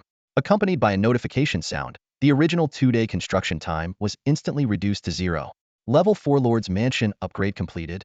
As the notification echoed, the entire structure underwent dramatic changes. The sound of metal clashing filled the air as the Level 3 Lord's Mansion was continuously restructured and remodeled according to the blueprint. With a deafening boom, the brand new Level 4 Lord's Mansion stood proudly in its place. Although the building's footprint and height remained unchanged, its appearance had undergone a complete transformation. The once dull iron exterior was replaced with a smoother and shinier metallic surface. Su Yang immediately recognized the material steel. The most significant upgrade this time was the replacement of the building's primary material from iron to steel. As the backbone of modern industry, steel, while still primarily composed of iron, possesses greater strength, lighter weight, and better malleability. Additionally, steel offers excellent resistance to corrosion, high temperatures, and adaptability, making it ideal for complex structural needs. Unlocking steelmaking technology marked a pivotal step toward modern industrial civilization for the territory. While this material upgrade was not as groundbreaking as the transition from copper to iron, the advancements brought by the steel era were equally monumental. After completing the upgrade of the main base, Su Yang immediately began upgrading the 1,000 Mechanisms Tower. Surprisingly, the materials required for this upgrade were simple: 100 units of iron ore and 50 units of copper ore, with no need for steel, a technology not yet fully mastered. Once the resources were submitted, the level 4,000 Mechanisms Tower was swiftly completed, its exterior now crafted from refined steel. Opening the panel of the 1,000 Mechanisms Tower, 2 brand new resource technologies appeared: steel and oil. These 2 resources are the foundation of modern industry, and their introduction signified the dawn of a true industrial era. While the previous eras of bronze and steam had already demonstrated remarkable power, the age of steel and oil would allow the unique traits of Qin heavy industries to reach their full potential. Taking a deep breath, Su Yang clicked on the steel option. A new era belonging to Qin had officially begun. Su Yang quickly scanned through the newly unlocked technology options. The first one that caught his eye was the steel casting technology, requiring 8,000 Dominion points and 24 hours of research time. This modern metallurgy and casting technology would not only unlock the steel mill but also enable a series of upgrades for steel-based equipment. As a prerequisite for many upgrades in the Level 4 main base, Su Yang chose it without hesitation. With the 1,000 machine tower now supporting dual-line research, Su Yang's focus shifted to another critical technology, petroleum industry, also requiring 8,000 Dominion points and 24 hours of research time. This technology would bring the capability for oil extraction and processing, unlocking the refinery building. From powering internal combustion engines to supplying industrial materials like rubber and plastics, the significance of oil in modern industry was undeniable. After selecting these two core technologies, Su Yang decisively used his last rare hive heart to instantly reduce the research time by 48 hours. As soon as the research was completed, the system notification chimed, announcing that the special unit, the Qin Fire Dragon Guard, had been unlocked. Filled with anticipation, Su Yang opened the armored camp panel. The Fire Dragon Guard, a heavy infantry unit, required a Level 4 armored camp, steel casting, and petroleum industry as prerequisites. This specialized unit, equipped with heavy flamethrowers, could deliver devastating attacks to enemies within range. Each summon cost 3,000 Dominion points, with daily maintenance requiring 5 units of fuel and purified water. Repairs needed 5 units of copper and steel, while reloading required 3 units of petroleum fuel. Seeing the Fire Dragon Guard's attributes, Su Yang's eyes sparkled with excitement. Ever since witnessing the relentless waves of insect swarms, he had fantasized about incinerating them with flamethrowers. Compared to the Skyfire Guard's long-range precision bombing, the Fire Dragon Guard's close-range, wide-area attacks offered greater flexibility and a broader range of targets. If he could assemble a Fire Dragon Guard army, even the largest insect swarms would stand no chance of escaping fiery annihilation. However, the most pressing issue at the moment was the scarcity of petroleum resources. The Qin technology tree seemed to lack oil exploration technology, and determining whether there were oil reserves in tropical regions like the high forest was challenging. Even if reserves existed, they were unlikely to be abundant. This resource bottleneck posed a critical problem that urgently needed a solution. How can the issue of oil scarcity be resolved? Standing in the command center of the base, Su Yang crossed his arms over his chest, his brows furrowed in deep thought. The oil resources in the heart of the hive were almost non-existent, making self-sufficiency, like with coal and iron, entirely unrealistic. Currently, the only stable trade partner was England, but even they struggled to meet their own oil demands. Among other nations, apart from Afuhin and the Middle Eastern Alliance, most regions produced just enough oil for their own consumption. As for the Middle Eastern Alliance, it had long been firmly controlled by the United States, serving as a massive oil reservoir at their disposal. A faint, cold smile appeared on Su Yang's lips. Acquiring oil from these nations would be tantamount to exposing his vulnerability. They could manipulate oil prices at any time to hinder his development. How satisfying it would be to bring these nations under his control. Under the rules of the Forbidden Zone, battles between lords had no restrictions as long as one successfully conquered another. They would gain access to all of the opponent's resources and production facilities. This thought reminded Su Yang of a certain mustachioed man's expansionist strategies. When a nation's economic lifeline is controlled by others, war does indeed become the most direct solution. Given his current strength, sweeping through these smaller nations would be a trivial task assuming no interference from the United States. However, the harsh reality was that he didn't even know the exact locations of these nations, let alone how to mobilize his forces. According to the distribution rules of the Forbidden Zone, neighboring territories were at least 100 kilometers apart, and the nearest territory, Zabanya, had yet to be discovered. Suddenly, a new question flashed through Su Yang's mind. Would a Level 4 main base unlock transportation vehicles? As the scope of exploration expanded, this issue became increasingly critical. It already took an entire day just to travel to and from the hive for clearing missions. Without the support of transportation tools, long-distance operations would severely limit the development of his territory. Realizing that the immediate priority was to complete the evaluation for upgrading to a Level 4 main base, Su Yang temporarily set aside the oil problem. He needed to review all the upgrade options, identify any issues, calculate resource requirements, and plan the next steps for development. The two highest priority technologies had already been upgraded. Next came the construction and building upgrades. The Level 4 main base also provided 2 new mining machines, which could be deployed later based on demand. However, when Su Yang saw the newly unlocked Level 4 building option, his eyes lit up War Vehicle Factory. The name alone evoked visions of armored vehicles, tanks, and other heavy weaponry. Just as Su Yang eagerly opened the factory panel, a system notification sounded in his mind. The moment the war factory construction was detected, the system notification sounded instantly. The Qin heavy industry trait was triggered once again, ensuring that all machinery produced by the Gongshu Heavy Equipment Camp would undergo mechanical enhancements, granting them superior performance and more versatile functions. Su Yang's eyes lit up. Memories of Gongshu Ban flooded his mind.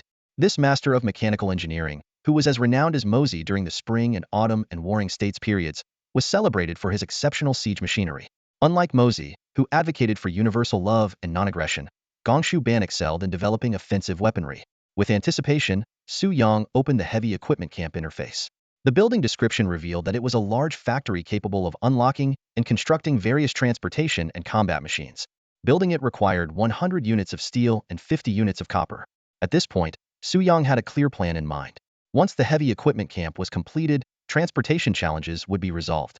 To secure the necessary steel, he immediately turned his attention to the last two tabs on the construction panel, the steel mill and the oil refinery.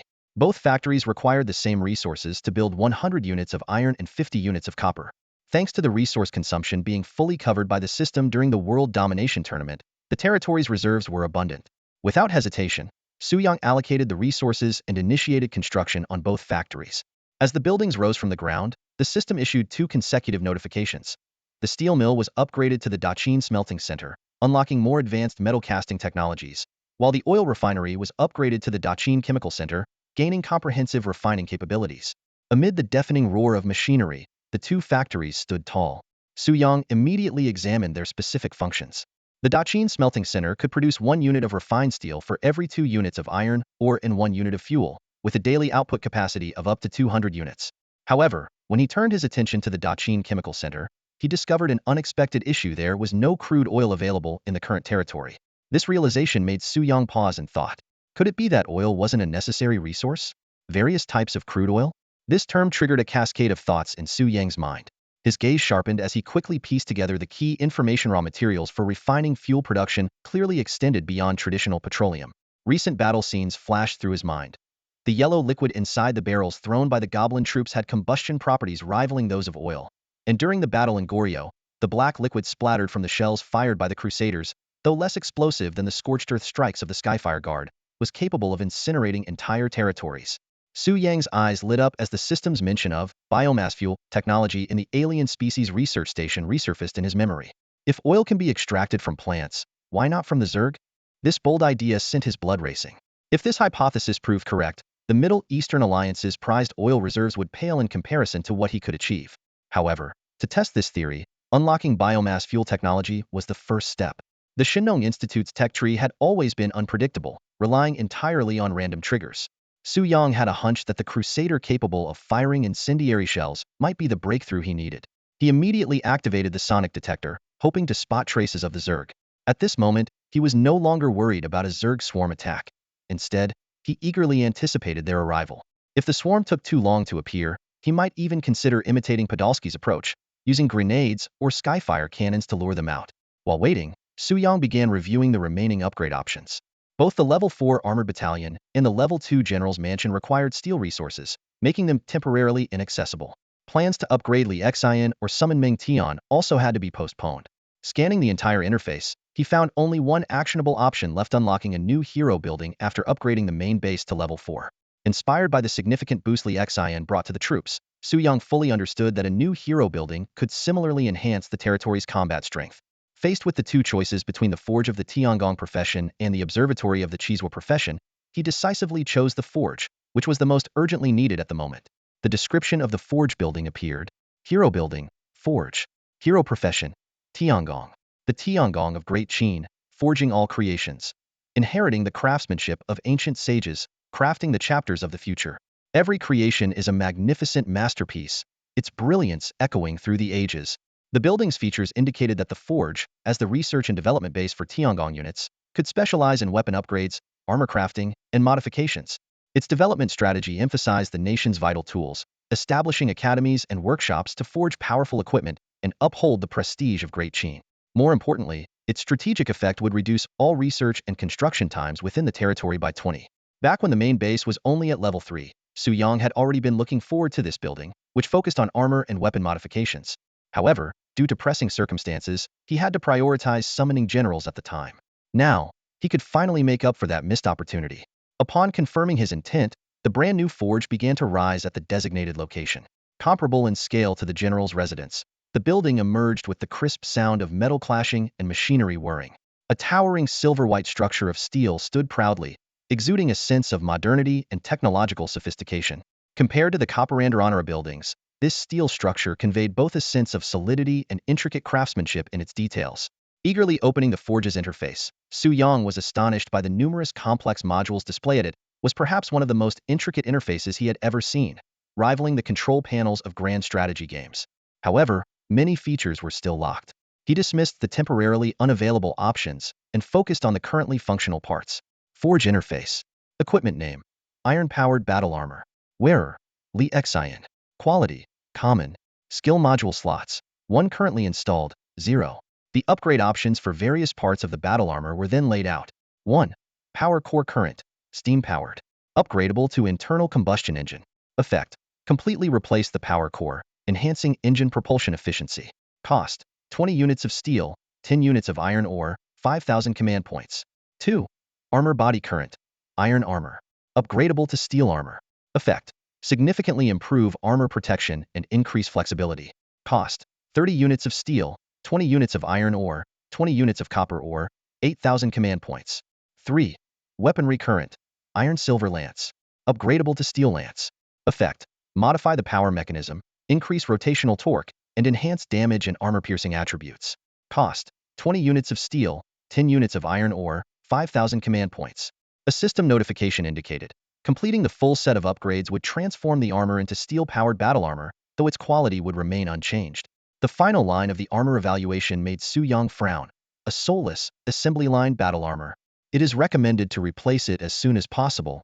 Soulless armor? Such a harsh critique? Su Yang pondered. Could there be such a thing as a soulful armor? With this question in mind, he continued scrolling through the interface. After quickly scanning through the forge interface, Su Yang's brow instinctively arched, and a hint of surprise flashed in his eyes. The sheer depth of content and the high upgrade potential of the forge far exceeded his expectations. Although the current Lord's trial primarily revolves around the Mosey Thousand Mechanisms Tower tech tree, Su Yang quickly realized that the tech tree of this forge alone could support an entirely new trial system. Unlike structures such as the armor camp or the heavy weapon camp, which focus on large-scale army upgrades, the forge specializes in pushing the limits of individual combat power seemingly without any ceiling. He carefully examined the armor upgrade system. Take Li Xian's basic armor as an example. Even its core components, power core, mech body, and weapon assembly could all be upgraded. And this was just the tip of the iceberg. The names of other upgradable parts were dizzying. Defensive field, propulsion system, specialized modules, symbiotic systems, psionic projection. The purposes of the first few could be vaguely guessed, but the latter ones were completely beyond Su Yang's comprehension. In addition to parts upgrades, the armor could also be equipped with skill modules. The higher the quality of the armor, the more modules it could support. These modules could not only be swapped and combined, but could also unleash astonishing power. However, there was currently only one way to obtain them: defeating specialized Terran warriors. The system labeled Li Xian's current armor as soulless, which sparked a bold hypothesis in Su Yang's mind. A so-called soulful armor might actually require the fusion of a living soul into the steel during its creation.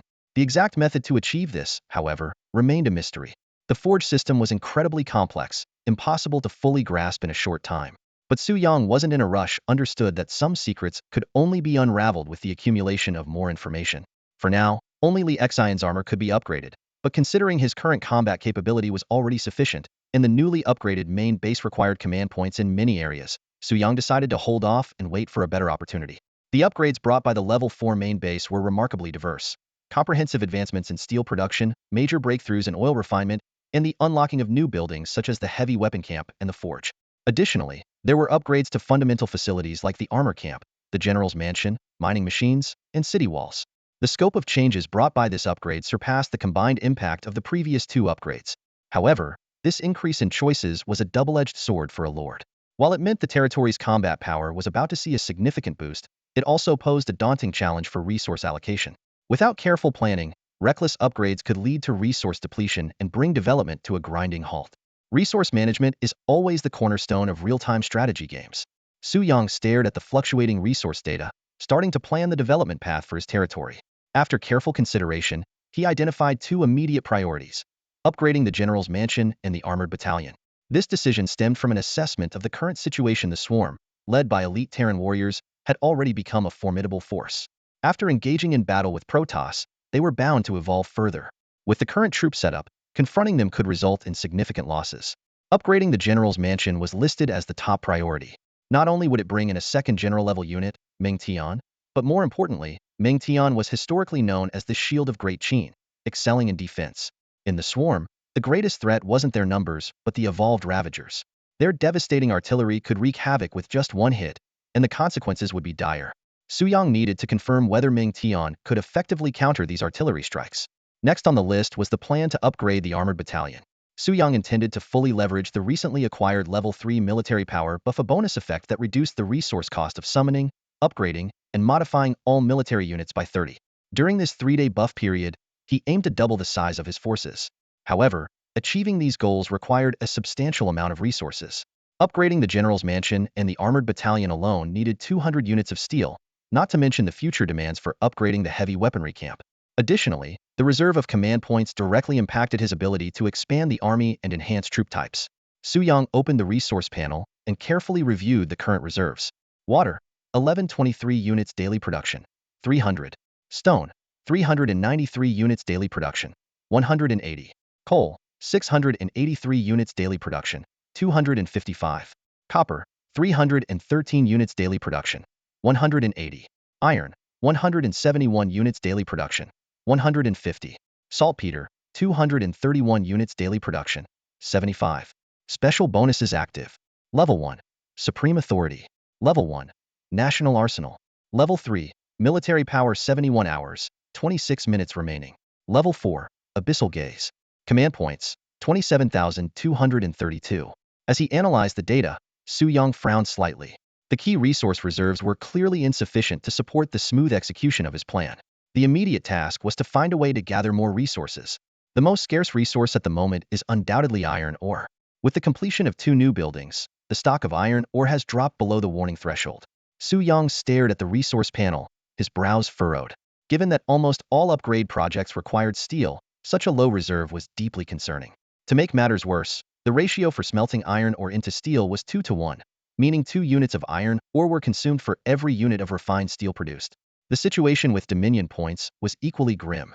Even with the double experience bonus and his frequent participation in battles, the Dominion points earned in this round of the Global Conquest Tournament were limited. The points from combat barely exceeded 20,000, and with the additional Lord ranking rewards, the total amounted to 40,000. After completing 2 critical technology upgrades, less than 30,000 Dominion points remained. This was the most severe shortage of Dominion points he had faced since entering the Forbidden Zone. I must track down that swarm of Zergs, Su Yang calculated silently.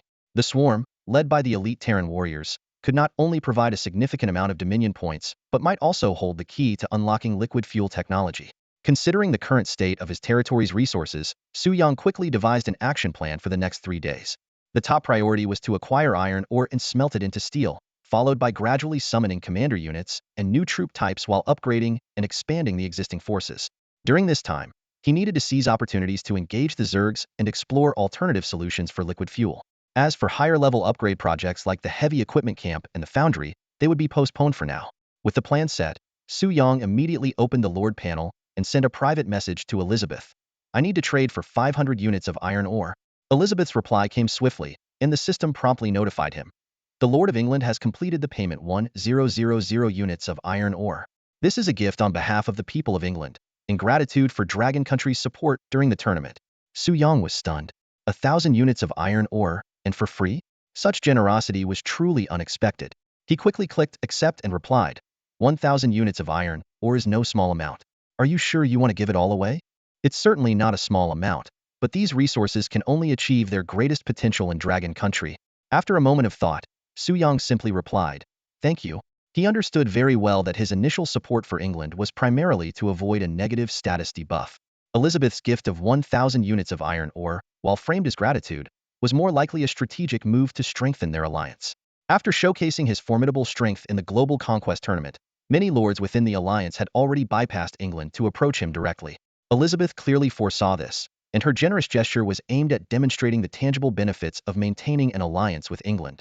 Actually, even without any gifts, Su Yang wasn't particularly interested in other lords.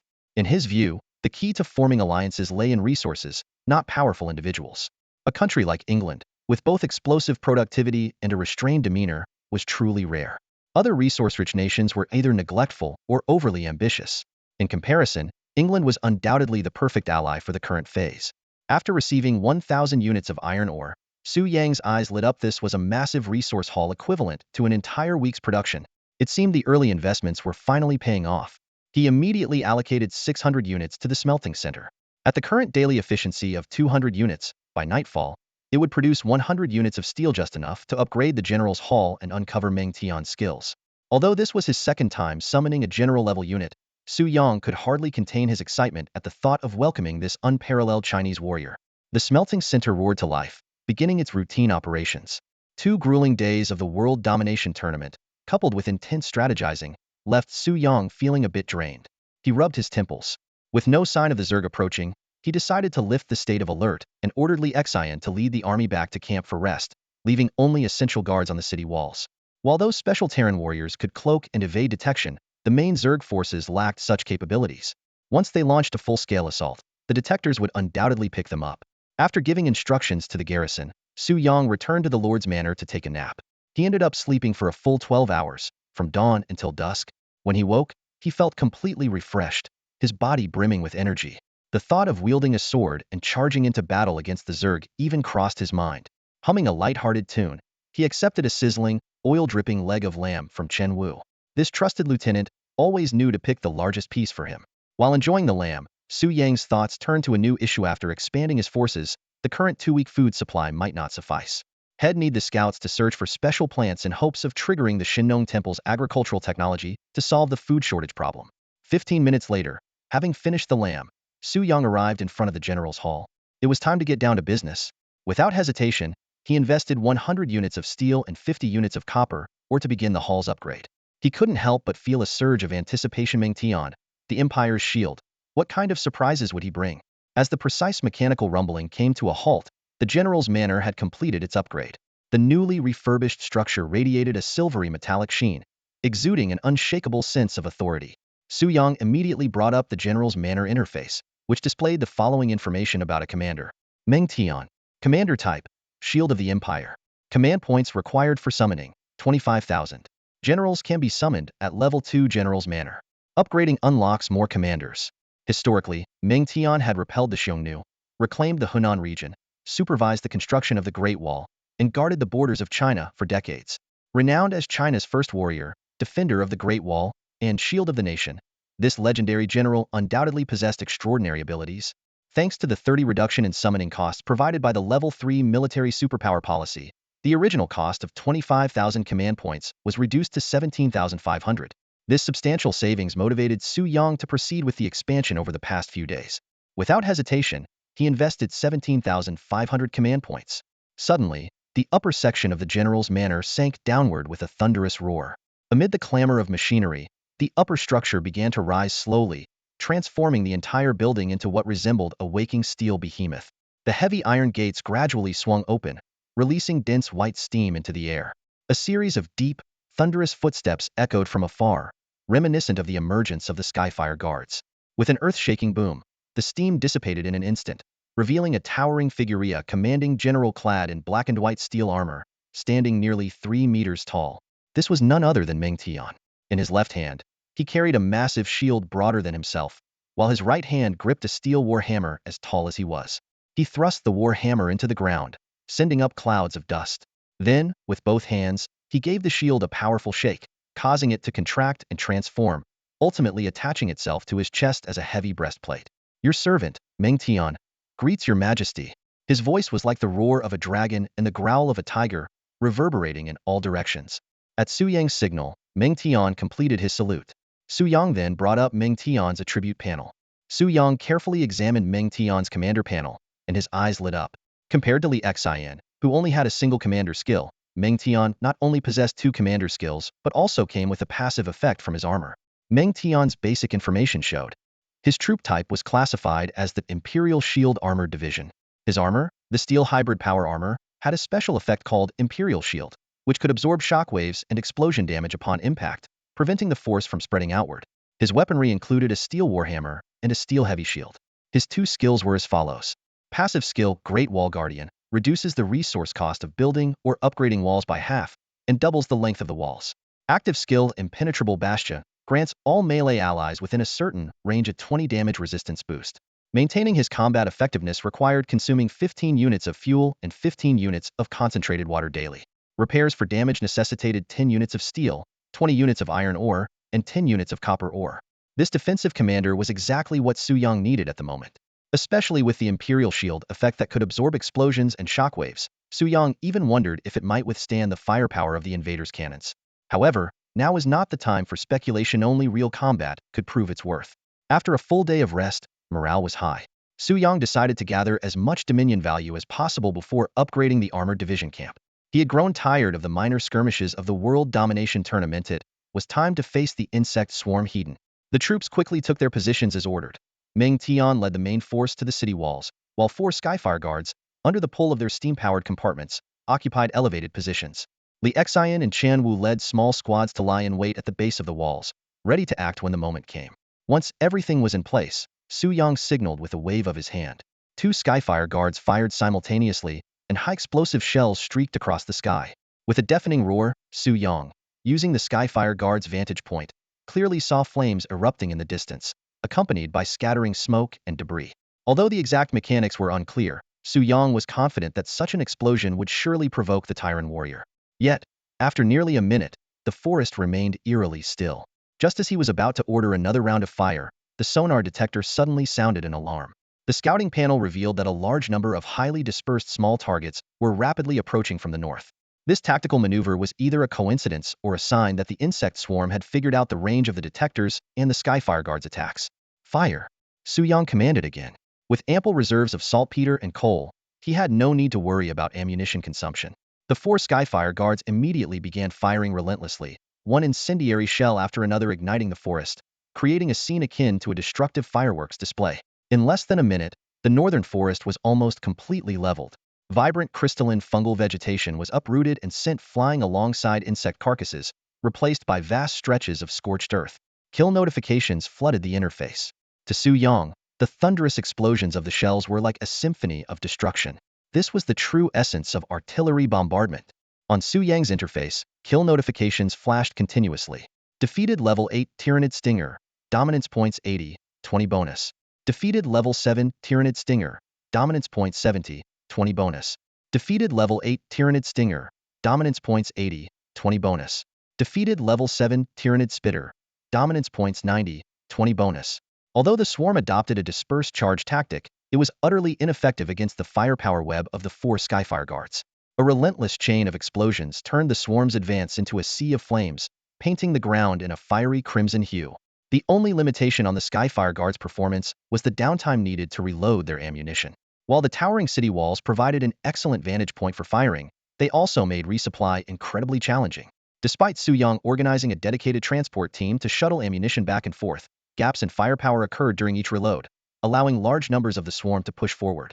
When these stragglers finally breached the firepower web and approached the walls, an even deadlier assault awaited them.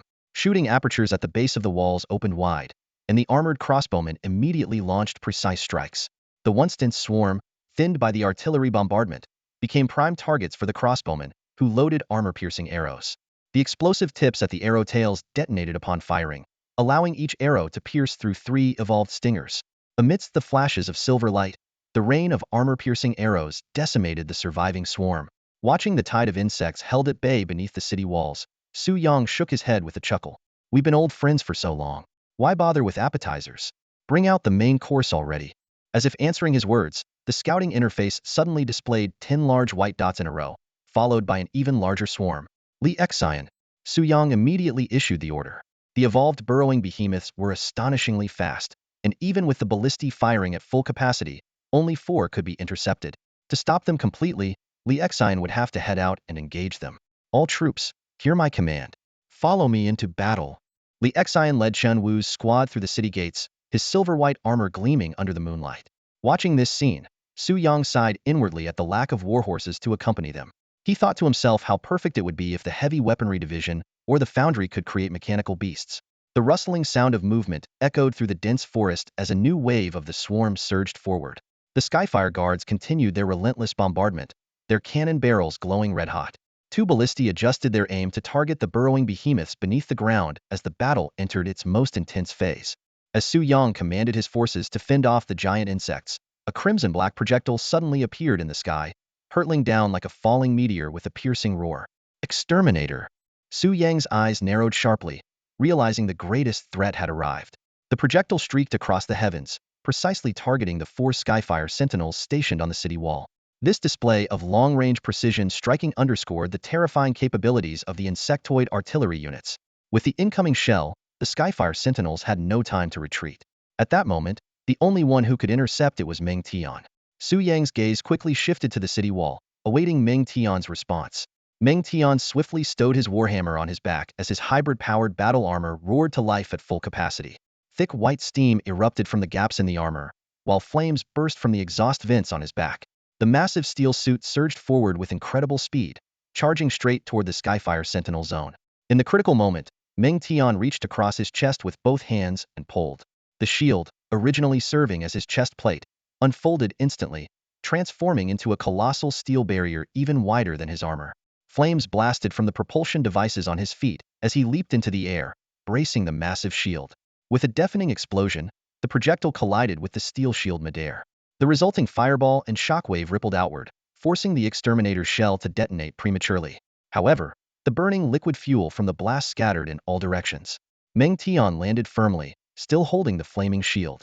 With a forceful shake, the steel shield released a burst of steam and shockwaves, extinguishing the flames in an instant. He actually tanked that shell hidden. Su Yang stared in disbelief at this most direct and hardcore interception. The specially crafted shield had not only absorbed the explosive energy and shockwave, but also reduced the projectile's destructive power by at least half. While some burning fuel rained down, the steel fortifications and fully equipped soldiers within the territory were more than capable of handling it. Well done. Su Yang praised sincerely. Your Majesty flatters me. It was nothing more than a simple task, Meng Tian replied steadily, as if he had merely completed an ordinary duty. No wonder he had defended the borders of Great Qin for decades with such steadfast reliability. Su Yang smiled, his mind already formulating a plan. The insectoids had clearly scouted the range of the Skyfire Sentinels and would undoubtedly position the exterminator units safely beyond that range, likely with heavy defenses to prevent a repeat attack. However, they would never suspect that a hidden trump card lay within the city walls. Activate the Skyfire Tower, Su Yang commanded. 2 Skyfire Sentinel soldiers quickly entered the Skyfire Tower. As the mechanism powered up, the barrel began to heat in concentric rings, and the entire tower glowed red-hot. While still outside the enemy's scouting range, the exterminator's earlier shot had betrayed its location. Skyfire Tower ready. Inferno shells loaded. Target locked. Requesting permission to fire. Target locked. Requesting launch. Su Yang's eyes gleamed. Let's see whose is bigger. Fire. Boom.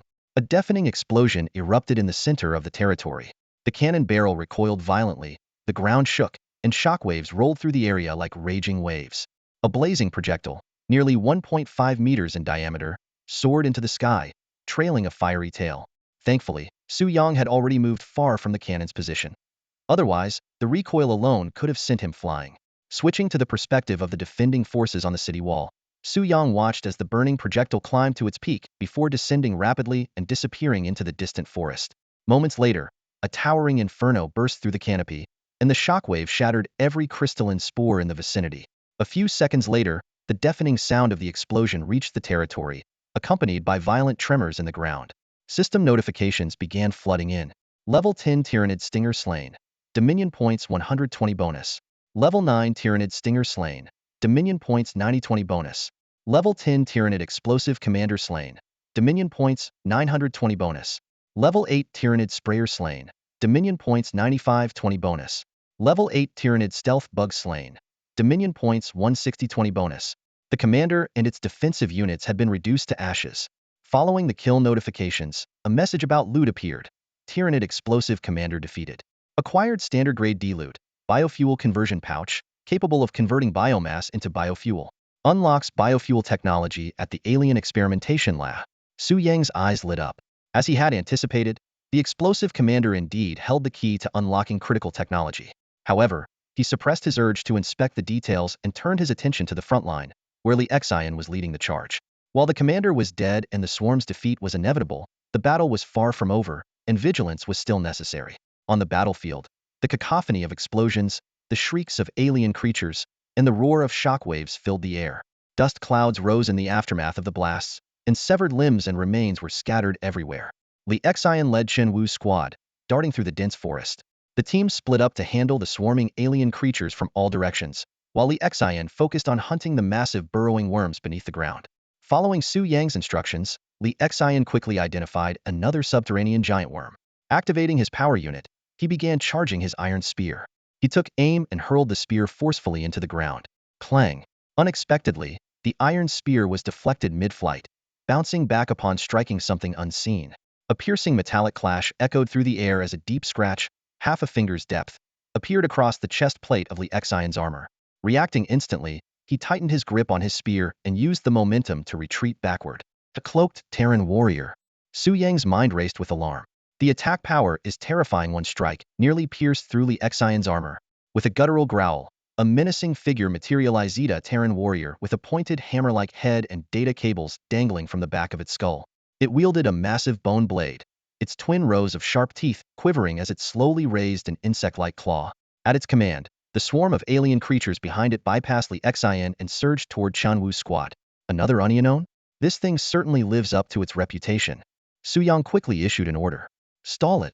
Switching to the wall's viewpoint, Su Yang was preparing to have Meng Tian lead his team down to defend when he noticed two stray giant insects halt in front of the city wall. Before he could react, a thunderous explosion erupted as the creatures burrowed through the ground, emerging at the base of the northern gate. What followed was even more horrifying. A swarm of unusual brain bugs poured out in succession. Unlike the ordinary variety, these had disproportionately large heads riddled with dark purple cracks, resembling grotesque tumors on a queen insect's body. The archers on the wall seized the opportunity, unleashing a volley of arrows.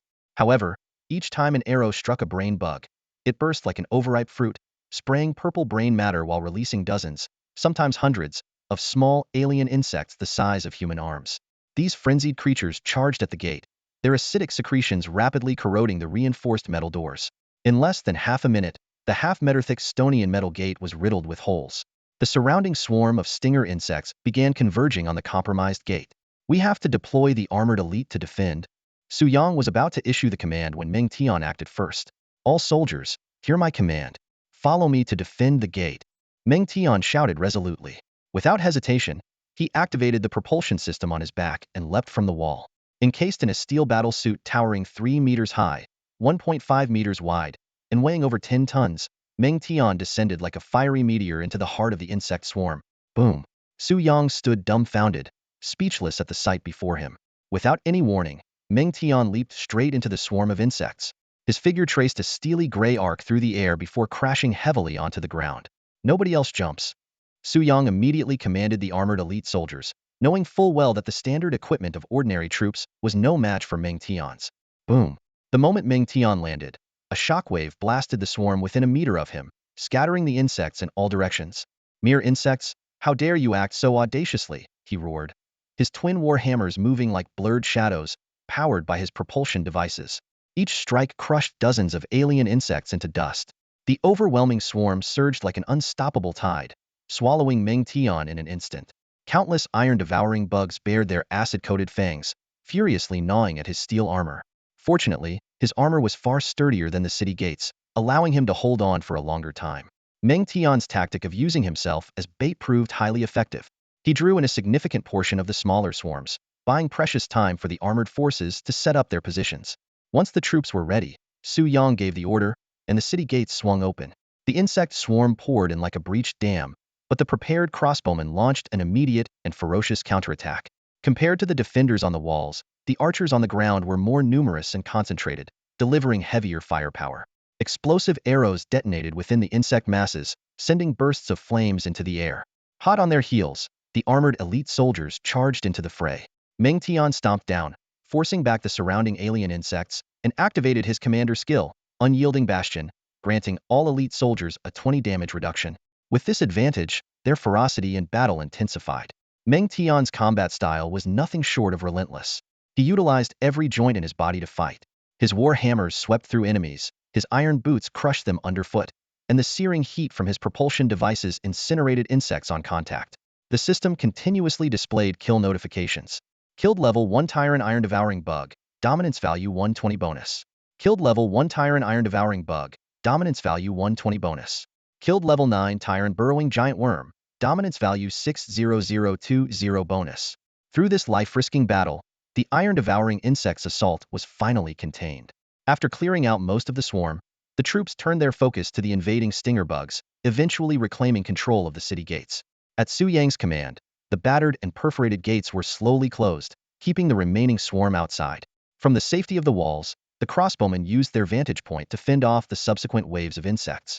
As the crisis subsided, Su Yang stared at the metal gates riddled with holes, still shaken. The sight of the iron-devouring insects madly gnawing at the gates had sent chills down his spine. Compared to them, the earlier stinger bugs seemed trivial. What worried him even more was the thought that this had only been the force of 2 giant worms.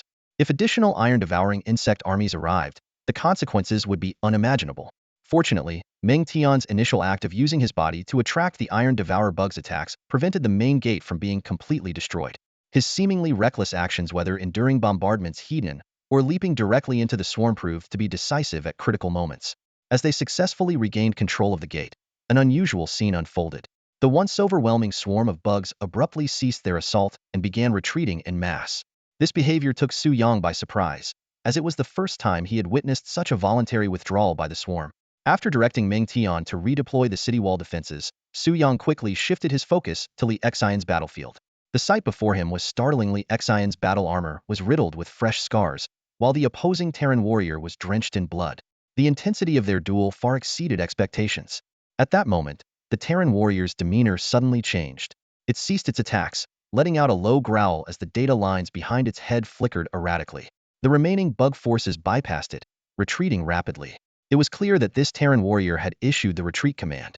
Take it down at all costs, Su Yang ordered immediately. Li Xian, obeying the command, launched another charge. However, the Terran warrior seemed to have lost its will to fight. It suddenly grabbed an object out of thin air and hurled it at Li Xian. Sensing the danger, Li Xian halted and thrust his spear forward, piercing the target. Blood splattered as the figure of a previously cloaked, small bug was revealed impaled on the spear's tip.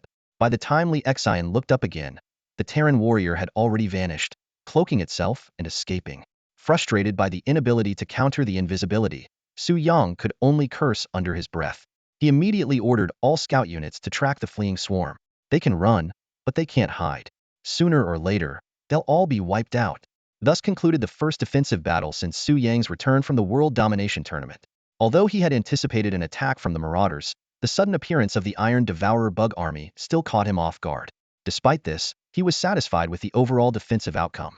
Even though the Abyssal Gaze level hadn't advanced, being able to fend off what appeared to be a 4th-generation swarm with his territory only at level 4 and many combat capabilities still locked was a remarkable achievement.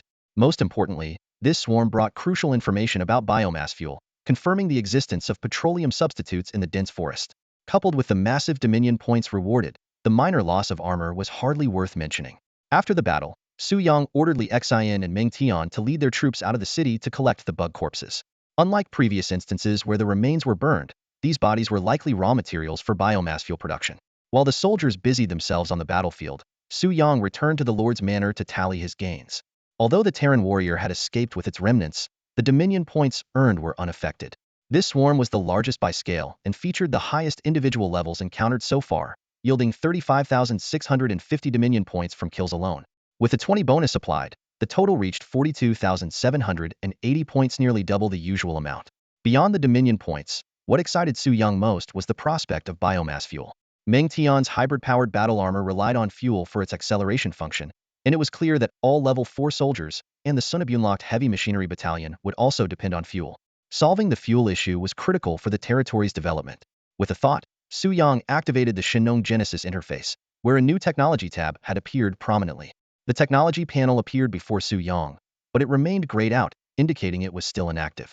He quickly navigated to the Tyrannid Swarm Research Branch under the Alien Biology section, and then accessed the Swarm Intelligence sub-branch. The research entry for biomass fuel caught his eye, containing detailed information about the critical processes for analyzing Zerg biomass and converting it into fuel. This technology would grant him access to a biomass smelting station, unlocking the ability to transform alien corpses into biomass and then convert it into fuel. The prerequisites were clearly listed: a living and intact 4th-generation or higher broodmother, a fuel conversion sac, 20,000 command points, and a research duration of 2 days. Upon seeing this information, Su Yang's tightly furrowed brow finally relaxed. Converting Zerg corpses into biomass fuel, which could then be refined at the Great Qin refinery, would yield a fuel comparable to petroleum. This breakthrough meant he could overcome the fuel shortages that nearly all nations struggled with. Even more exciting was the fact that Zerg corpses were practically limitless. Once the system was operational, fuel shortages would no longer be a concern. The entire conversion process consisted of 2 stages. First, transforming Zerg corpses into biomass, and then converting the biomass into fuel. Although the exact composition of the biomass remained a mystery, the ability to replicate in a single day what would normally take millions of years to form petroleum was nothing short of revolutionary for the modern world. Tyranids truly terrifying. Su Yang took a deep breath, then opened the resource panel. After upgrading the general's manor, his steel reserves were down to just 13 units. Unlocking either the armored barracks or the heavy weaponry camp would have to wait until tomorrow. Fortunately, there was no immediate rush, as scouts were still tracking the fleeing swarms, and it would take at least until tomorrow to pinpoint their exact locations. During the post-battle review, handling the Iron Devourers had been a major headache for Su Yang, until he remembered the Yedobun-locked Fire Dragon Guards.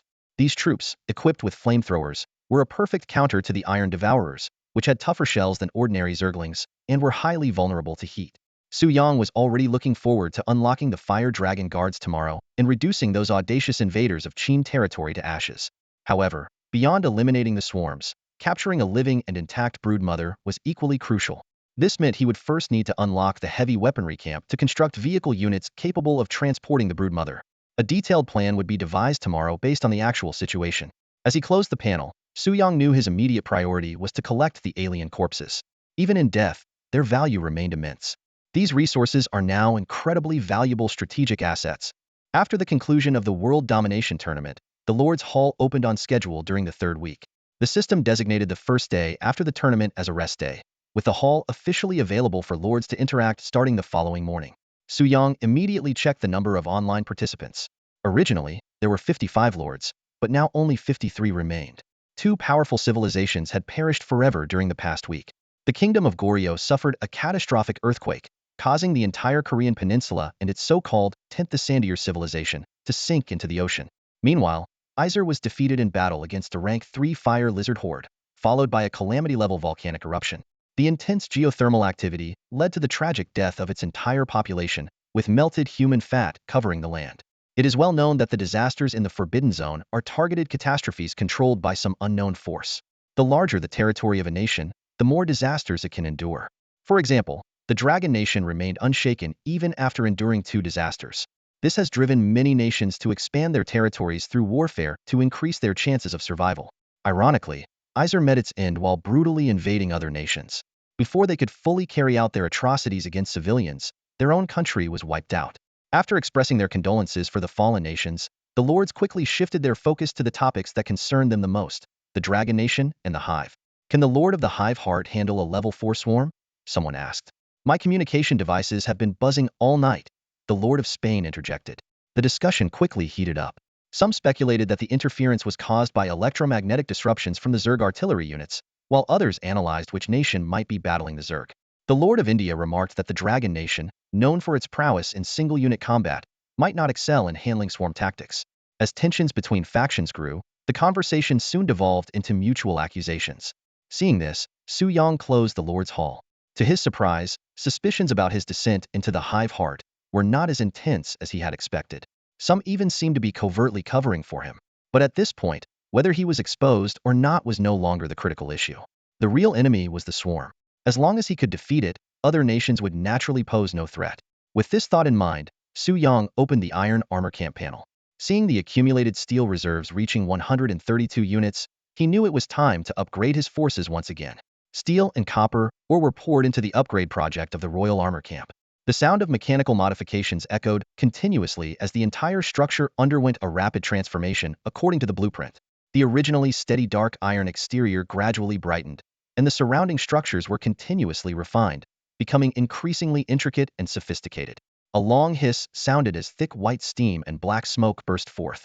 This marked the successful installation of the hybrid power system. At the 4th level Lord's Mansion stage, nearly all devices adopted this dual power modes. Team handled daily operations, while fuel was reserved for emergency acceleration and rapid construction. The upgraded 4th level Royal Armor Camp stood tall before Su Yang. He quickly checked the camp's control panel and discovered that, aside from the addition of the Fire Dragon Guards, none of the other armor units could yet be upgraded, likely due to a shortage of fuel resources. Without hesitation, Su Yang immediately spent 16,800 command points to summon 4 Fire Dragon Guards. Thanks to the military superpower buff, the original cost of 24,000 points was reduced by 7,200 points. As black and white smoke intertwined and swirled, the doors of the Royal Armor Camp slowly opened. 4 ultra-heavy mechs emerged from the mist. Their overall design resembled the Skyfire Guards, but their most striking feature was the pair of flamethrower nozzles, each the size of a basketball, mounted on their robust mechanical arms. On their backs, they carried fuel tanks on each side, connected by oil pipes and pressurization devices. By adjusting the pressure, their flame jets could reach up to 200 meters. Now this is a true fire dragon, Su Yang thought with anticipation in his eyes. With the Fire Dragon Guards, the dense swarms of iron devourer bugs would no longer pose a threat. The Skyfire Guards could handle long-range bombardments, the Fire Dragon Guards could counter close-range insect hordes, and the regular armor units would clean up the aftermath. Next, Su Yang opened the General's Mansion control panel. With the support of the tuned-level General's Mansion, the Xin could be upgraded. The morale boost from the skilled Command Vanguard would increase from 20 to 30. The command point gain from the strategy, Dominance overall, would increase from 20 to 30. Upgrade cost, 15,000 command points. The earlier this upgrade was completed, the greater the benefits it would bring. Su Yang began to carefully evaluate the cost-effectiveness of the investment. Su Yang focused his thoughts and began using domination points to upgrade. On the data panel, the notification 10,500 domination points flashed, and Li Xion's ability stats started to shift. As terms like commanding troops enhanced and leading vanguard upgraded appeared in succession, Li Xion's upgrades were completed swiftly. Once all the upgrades were confirmed, Su Yang immediately pulled up the reconnaissance report from the scouts the previous night. The intelligence confirmed that the location of the Zerg nest matched the earlier estimates, but its scale far exceeded expectations. It was a massive 4th-generation Zerg swarm nest. This discovery made Su Yang's eyes light up. The larger the nest, the more fuel and domination points could be acquired. Without delay, Su Yang summoned Li Xion and issued the order to march. Although the heavy weaponry camp had not yet been unlocked, the timing worked out perfectly based on their marching speed. The key now was to seize the opportunity and destroy the Zerg nest in one decisive strike, while the swarm was still weakened. Soon, an elite force assembled at the city gates, 30 armored infantry, 20 armored crossbowmen, 2 Skyfire Guards, and 4 Fire Dragon Guards. After a brief inspection, Su Yang sent the troops northward. Meng Tian remained behind due to running out of fuel after the previous night's battle, but this arrangement was ideal. Thanks to the passive effect of the Great Wall Defender, his role within the territory was far more significant. Su Yang entrusted Meng Tian with the tasks of expanding and planning the territory. For the general who once oversaw the construction of the Great Wall, this was a straightforward mission. Following the orders, Meng Tian immediately led his team to begin surveying the surrounding areas. After assigning all the tasks, Su Yang returned to the Lord's estate and switched to the first-person perspective of Li Xin's unit. Ever since gaining the ability to share vision with the Zerg swarm, watching battles through Li Xion's eyes gave Su Yang the illusion of being a peerless warrior himself. Perhaps it wasn't just an illusion? Scanning the territory's surroundings, Su Yang saw only scorched earth. The once dense crystal spore forest had been reduced to ashes under the bombardment of the Skyfire Guards. On the nearest patch of scorched ground, piles of alien insect corpses towered like mountains. Collecting these scattered corpses had been a laborious task. Li Xion and Meng Tian had led their troops in this effort throughout the night. Even Su Yang had tossed and turned for half a minute before finally falling asleep. As he reflected on this, an important question suddenly struck him. If collecting corpses around the territory was already this troublesome, how would they handle the battlefield cleanup after the upcoming campaign? Relying solely on soldiers to transport the remains was clearly impractical. Transport vehicles would be necessary. However, early transport vehicles would have limited capacity, and repeated trips would not only take time but also consume a large amount of fuel. Should they abandon the idea altogether? Considering that they were still in the early stages of development, giving up such a vast energy resource seemed like a waste. Suddenly, a thought struck Su Yang. Ordinary transport vehicles might have limited capacity, but these were transport vehicles from the mighty Qin Dynasty. Surely, they would exceed expectations? MacArthur stared at the unstable situation debuff on the panel, his expression complicated. He had a damaged cigar clamped between his teeth, the wrapper almost unraveling. This was the second of the 7 cigars he had brought with him, originally planning to light one for every major advantage gained. By the time all 7 were smoked, the US would have surpassed all other nations, standing unrivaled. Yet reality was harsh. So far, he had only lit 1 cigar, and that had been a premature celebration. This second one had been sitting in his mouth for days, nearly soaked in saliva, but he still couldn't find a reason to light it. Why the hell hasn't he shown up yet? He muttered under his breath, cursing. Suddenly, a notification sounded from the communicator. Kept you waiting, huh? came the voice of the Japanese leader. MacArthur immediately sat up straight. The purpose of this meeting was simply intended to form an alliance with Japan, which was also suffering under the same debuff. Shall we get straight to the point? The US leader said bluntly. Just what I had in mind. No need for unnecessary foreplay between old friends. MacArthur sneered internally. Who the hell is your friend? The discussion quickly moved to the main topic. They confirmed that neither of their alliances had a leader with the Hive's core ability. Their attention then turned to the Dragon Nation and the Independent Alliance. Although some suspected these two forces might be one and the same, MacArthur, relying on the micro-expression analysis of his team's expert, was confident that Su Yang's confusion and surprise during the insect swarm incident were genuine. When the Japanese leader questioned the credibility of MacArthur's expert, MacArthur immediately pointed out that the Japanese leader had been dealing with constipation at the time, which made the conversation momentarily awkward. However, the two quickly reached an agreement. They would begin by cutting off oil supplies, imposing a comprehensive resource blockade on their targets, while intensifying reconnaissance efforts. If the location of their territories was discovered, they would launch a blitzkrieg without hesitation.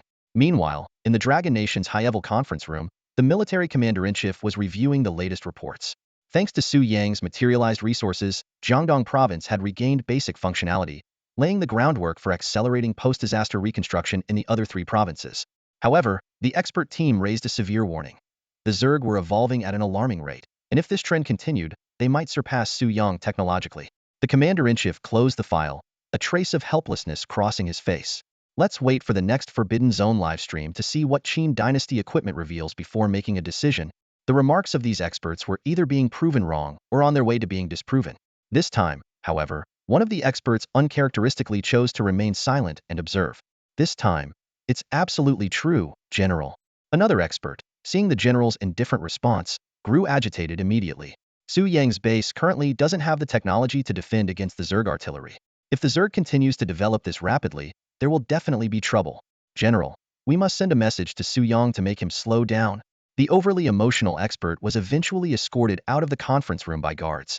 Just then, the large screen in the meeting room lit up, and the live broadcast from the Forbidden Zone began.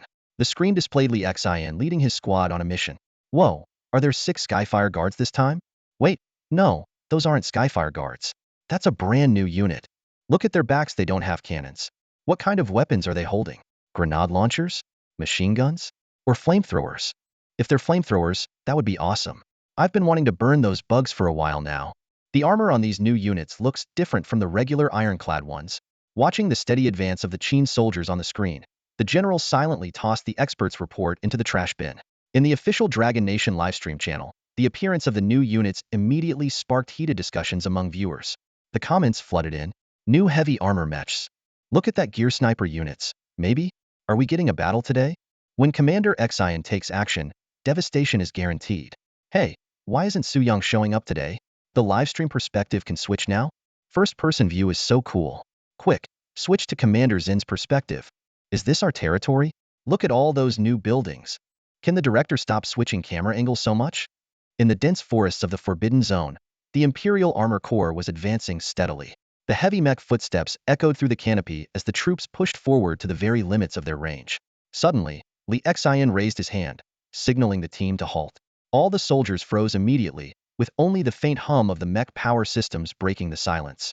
Your Majesty, something feels off, Li Xian said quietly. Hearing this, Su Yang quickly switched to the perspectives of the 4 scouts and inquired about their findings. The scouts, patrolling the flanks, reported no abnormalities. Just to be safe, Su Yang meticulously reviewed their perspectives again. After confirming the area was secure, Su Yang was about to give the order to proceed when a sudden barrage of bang-bang sounds erupted. In Li Xian's field of vision, countless burrowing giant worms burst out from the ground, encircling the entire squad. Moments later, swarms of alien insects surged forward, their piercing screeches reverberating through the forest. It was an ambush. Amidst the dense forest, an abrupt cacophony erupted. A series of earth-shattering sounds reverberated around them, and the once silent woods were instantly filled with the piercing screeches of the insectoid creatures.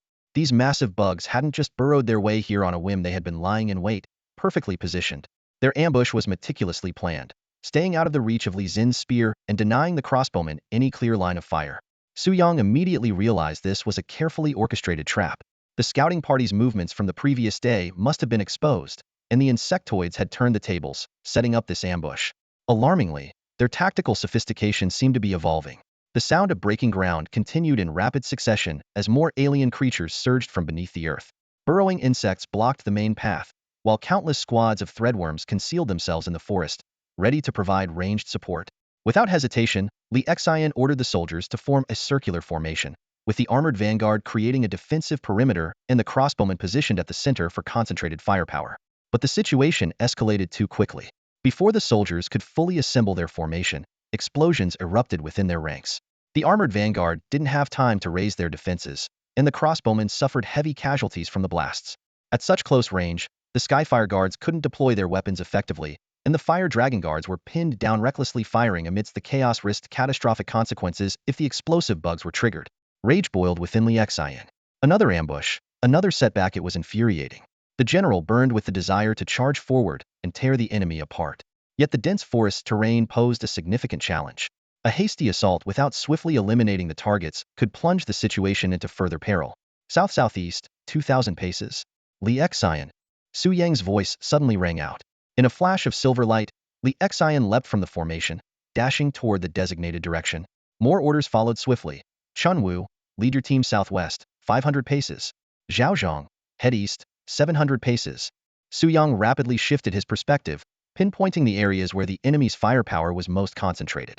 Under Su Yang's precise guidance, Li Xian and his troops successfully broke through to the enemy's rear. The threadworms either scattered or were eliminated, significantly weakening the enemy's frontal assault. With the pressure eased, the Fire Dragon guards finally had the opportunity to unleash their devastating firepower. In the confined terrain, their destructive capabilities were unleashed to full effect. For Fire Dragon units advanced to the front line, directly engaging the oncoming swarm of burrowing insects. Suddenly, several brainworm variants emerged from the burrowing insect swarm, each carrying iron-eating parasites. One by one, they detonated, releasing countless swarms of tiny iron-eating bugs. These parasites surged forth like a tidal wave, instantly blanketing the ground. Where patches of earth had been visible between the burrowing insects, now there was nothing but an endless, writhing mass of iron-eating bugs, overwhelming everything in their path. The livestream audience watching this unfold was utterly stunned. Li Xian led his team in a daring maneuver behind enemy lines, successfully dismantling the Zerg's long-range units. Just as the team began to breathe a sigh of relief after what seemed like a harrowing skirmish, an overwhelming and suffocating sight unfolded before their eyes. A massive swarm of Zerg surged forward like an unstoppable tide. From the perspective of the frontline soldiers, the scene was even more terrifying. Countless alien insects filled the entire field of vision, blotting out the sky and plunging the area into darkness, with not even a ray of sunlight breaking through. Panic spread through the ranks in an instant. Oh my god, what are these creatures? What do we do? The swarm actually set a trap. We're doomed. Let the Tianhui units self-destruct already. Somebody help us. At this critical moment, the Fire Dragon units at the front of the formation sprang into action. White steam hissed from the mech's entire frames, while the barrels of their flamethrowers began to heat up, shifting from silver-white to a molten red glow. Preheating complete. Fuel loaded. Setting to level 3. Requesting ignition. Ignite. With Su Yang's command, 8 massive pillars of fire, each stretching hundreds of meters, erupted with a thunderous roar. The searing flames instantly sealed off all paths of advance for the Zerg, transforming the dense forest into a raging inferno in mere moments. Through the Fire Dragon unit's perspective, Su Yang could see a world of intense crimson, bordering on pure white, as if standing at the core of the sun. The flames, the blistering heat, and the deafening explosions filled every inch of space. The sensory overload was so overwhelming that Su Yang had to immediately exit the view to avoid potential permanent visual damage. The Zerg screams of agony echoed incessantly. The iron-devouring insects were instantly reduced to ash upon contact with the flames, while the more resilient thorned insects managed to hold out for a few seconds longer, but only to prolong their suffering. The 8 fire pillars swept through the forest, leaving nothing but scorched earth in their wake. Kill notifications popped up one after another. Killed level 10 Terran thorned insect, command points 130 bonus. Killed level 1 Terran iron-devouring insect, command points 130 bonus. Additional kill notifications displayed in succession. In less than a minute, the swarm within a 100-meter radius had been completely annihilated. As the wailing subsided, the Fire Dragon units ceased their flamethrowers, releasing clouds of white steam from various points on their mechs, part of the cooling system to prevent the extreme heat from melting the barrels. With the battle nearing its end, the armored warriors disbanded their circular formation and began mopping up the remaining enemies. Deep within the forest, Li Xian engaged in a final duel with a cloaked Terran warrior. This time, Fueled by rage, Li Xian held the upper hand, forcing his opponent into a relentless retreat. Upon realizing that their forces had been utterly decimated, the Terran warrior lost all will to fight and was ultimately run through the chest by Li Xian's sword. In the official live broadcast room of Longhua, the moment the Fire Dragon Guard unleashed its flames, the crowd erupted into thunderous cheers. Unbelievable! Citizens stared at the screen in astonishment as the fiery breath swept across the battlefield like a blazing tongue, reducing everything in its path to ashes. The sheer power and wide range of destruction left every viewer gasping, as if the air itself carried the scent of charred remains. In the high-level conference room, the blinding flash of the Fire Dragon Guard's attack nearly overwhelmed the presbyopic eyes of the gathered experts. Yet, they refused to look away from the screen. "What a spectacle!" one expert exclaimed. "The craftsmanship of the Qin Dynasty is truly astounding. While the principles are similar, their technology surpasses ours by far. Qin Dynasty engineering is indeed worthy of admiration." Amid the deafening cheers outside the restricted zone, the battle within was nearing its conclusion. Soldiers were clearing the last remnants of the insectoid swarm. Li Xian dragged the lifeless body of the Terran warrior to Su Yang. The system immediately displayed a series of achievement notifications. Eliminated a level 12 Terran stealth warrior variant, 1500 Dominion points. Acquired expert a grade drop. Heart of the Hive greatly enhances research and construction speed. Acquired expert a grade drop. Brain of the Swarm unlocks biological information recognition devices. Acquired rared grade drop. Mimetic armor activates mimicry abilities. Additionally, multiple achievements were unlocked. Bug Exterminator level 5, eliminate 2,000 insectoids, 4,000 Dominion points. Time to Feast use artillery to kill 1,000 enemies, 3,000 Dominion points. A Man's Dream ability eliminate elite level stealth units, 3,000 Dominion points. The system also triggered the Gaze of the Abyss level 5 event, warning of relentless, round-the-clock retaliatory attacks from the insectoids. Su Yang was puzzled. How could killing a single Terran warrior yield the heart of the hive? Could the queen insect have self-destructed? Without dwelling on it further, he immediately ordered Li Xian to lead the troops toward the hive, with the primary objective of capturing the queen alive.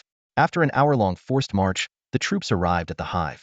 Unlike the single entrance of earlier generations, this hive had dozens of openings of varying sizes. To ensure the queen's capture, Su Yang refrained from ordering the Fire Dragon Guard to incinerate the hive, and instead sent Li Xian to lead a reconnaissance mission. When they located the main chamber and entered, the sight before them left Su Yang utterly speechless. Two queen insects were hanging inside the cavern.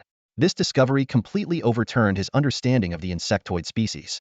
Conventionally, their strong territorial instincts would never allow two queens to coexist in the same area. And now, not only were these two hives within the same range, but their queens were actually living together. Su Yang stood in the dimly lit cave, gazing up at the two massive queens above him. They hung upside down from the ceiling like grotesque, swollen tumors. The one on the left was about 8 meters in size, while the one on the right was even larger, nearly 10 meters tall. The queen on the left had already lost all signs of life. Its surface was shriveled and showed no activity. In contrast, the one on the right was still pulsating rhythmically, with a dark purple glow flickering across its body. Seeing that one of the queens was still alive, Su Yang let out a sigh of relief. He immediately called out to Li Xian to organize a team and ensure the living queen was securely protected. At this moment, he had become the queen's most devoted guardian, terrified that it might summon its minions to end its own life. After confirming the queen's safety, Su Yang began to reflect on the many puzzling aspects of this battle. The swarm from this dual queen hive displayed power far beyond anything he had encountered before. From the initial reconnaissance of their territory to defeating the combined forces of Korea and America, last night's assault, and today's ambush, every aspect, from their numbers and combat quality to their tactical proficiency, was astonishing. What puzzled him most was the human-like intelligence exhibited by this swarm. Unlike the simple mimicry of human behavior he'd seen in other insectoid creatures such as the Terran warrior that had demanded a duel, this swarm's actions resembled a strategic game against actual humans. They coordinated organized retreats, set up ambushes, and even displayed despair when faced with failure.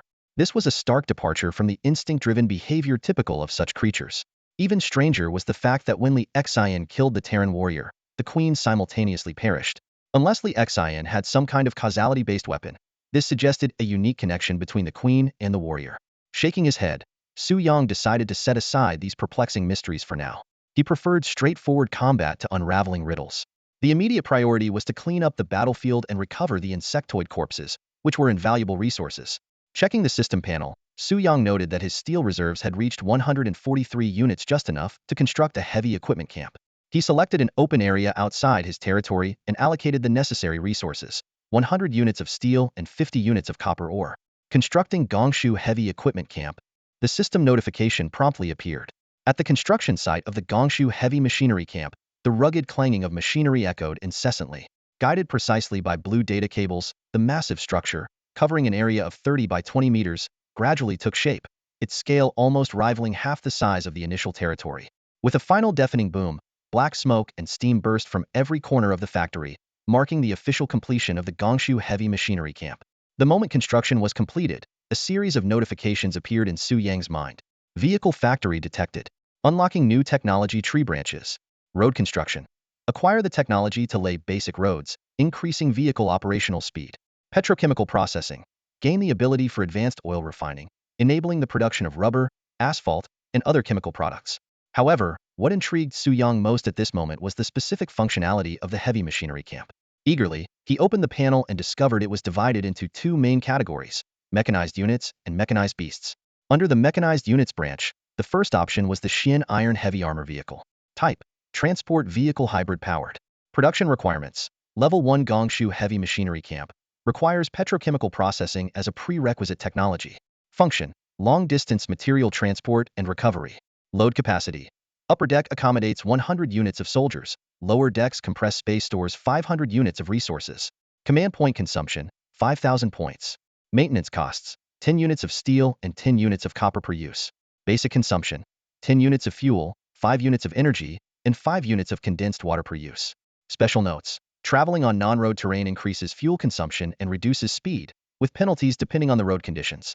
Under the Mechanized Beasts branch, the 1,000-mile fiery steed was displayed. Type: multi-terrain transport vehicle hybrid powered. Production requirements: Level 1 Gongshu Heavy Machinery Camp. Function: a multi-terrain transport unit suitable for individual use. Load capacity: can carry 1 commander or 3 soldiers. Command point consumption: 1,000 points. Maintenance costs: 5 units of steel and 5 units of copper per use. Basic consumption: 5 units of fuel, 5 units of energy, and 5 units of condensed water per use. This discovery greatly delighted Su Yang. As the commander leading the Chinese warriors, he had always hoped to equip his generals with war horses, and the appearance of the mechanized beasts perfectly fulfilled this wish. However, both the stylish mechanized beasts and the practical Qin Iron vehicles had their own unique advantages. While the Qin Iron vehicle boasted impressive transportation capacity, it heavily depended on proper road conditions. Without suitable roads, it would consume excessive fuel and suffer significant speed reductions. As a personal transport unit, the Blazing Steed, despite its limited passenger capacity, excels in mobility and adaptability to all terrains, making it an ideal choice for reconnaissance and support. Especially in complex early-stage terrains, it demonstrates exceptional efficiency in exploration. Staring at the two units before him, Su Yang's mind raced, and a brilliant plan surfaced in his thoughts. He realized that Meng Tian's passive ability could substitute for building basic infrastructure. By having Meng Tian ride ahead to clear the path, followed closely by the Qin Iron vehicle, they could perfectly avoid the speed penalty and reach the target hive at maximum speed. Seizing the moment while Li Xin and the others were still sorting out the battlefield, Su Yang immediately opened the 1,000 Machines Tower interface. To execute this plan, he needed to unlock 2 critical technologies: road construction and petrochemical engineering. Road construction. Cost: 2,000 command points. Time: 12 hours. Effect: acquire knowledge of basic terrain surveying and unlock level 1 road construction technology. Petrochemical engineering. Cost: 10,000 command points. Time: 2 days. Effect: gain advanced petroleum refining capabilities, enabling the production of essential chemical products like tires and asphalt. The 2 technologies required a total of 12,000 command points, reduced to 8,400 points after applying buffs. Petrochemical engineering, as a crucial modern technology, took a full 2 days, while basic road construction needed only half a day. Given the urgency, Su Yang immediately used the recently acquired expert-level Hive Heart to instantly complete the 2.5 days of research. The moment the technology research was completed, a system notification popped up. Civilization trait: Qin Dao. This civilization possesses advanced road construction techniques. Constructed roads gain double width and a 50 increase in operational speed. Su Yang couldn't help but marvel at the Qin Dynasty's incredible achievements in infrastructure upon seeing this notification. The Qin Dao wasn't merely a simple road. Its precisely calculated wooden track structures could even resonate with the stride of horses, creating a self-exciting oscillation effect remarkably similar to modern railway technology. This advanced transportation network allowed the Qin dynasty to mobilize hundreds of thousands of troops rapidly, playing a crucial role in unifying the six states. Emperor Qin Shi Huang further expanded this system nationwide, establishing an extensive network of Qidao roads. The modern military principle of logistics before troop and the strategic importance of railway networks were already being practiced by the Qin dynasty over 2,000 years ago. The system's double width and 50 speed boost made what was supposed to be a strategic game suddenly feel overwhelmingly dominant. Staring at the data on the interface, Su Yang couldn't help but laugh and cry, sensing the Qin ancestors' relentless dedication to infrastructure.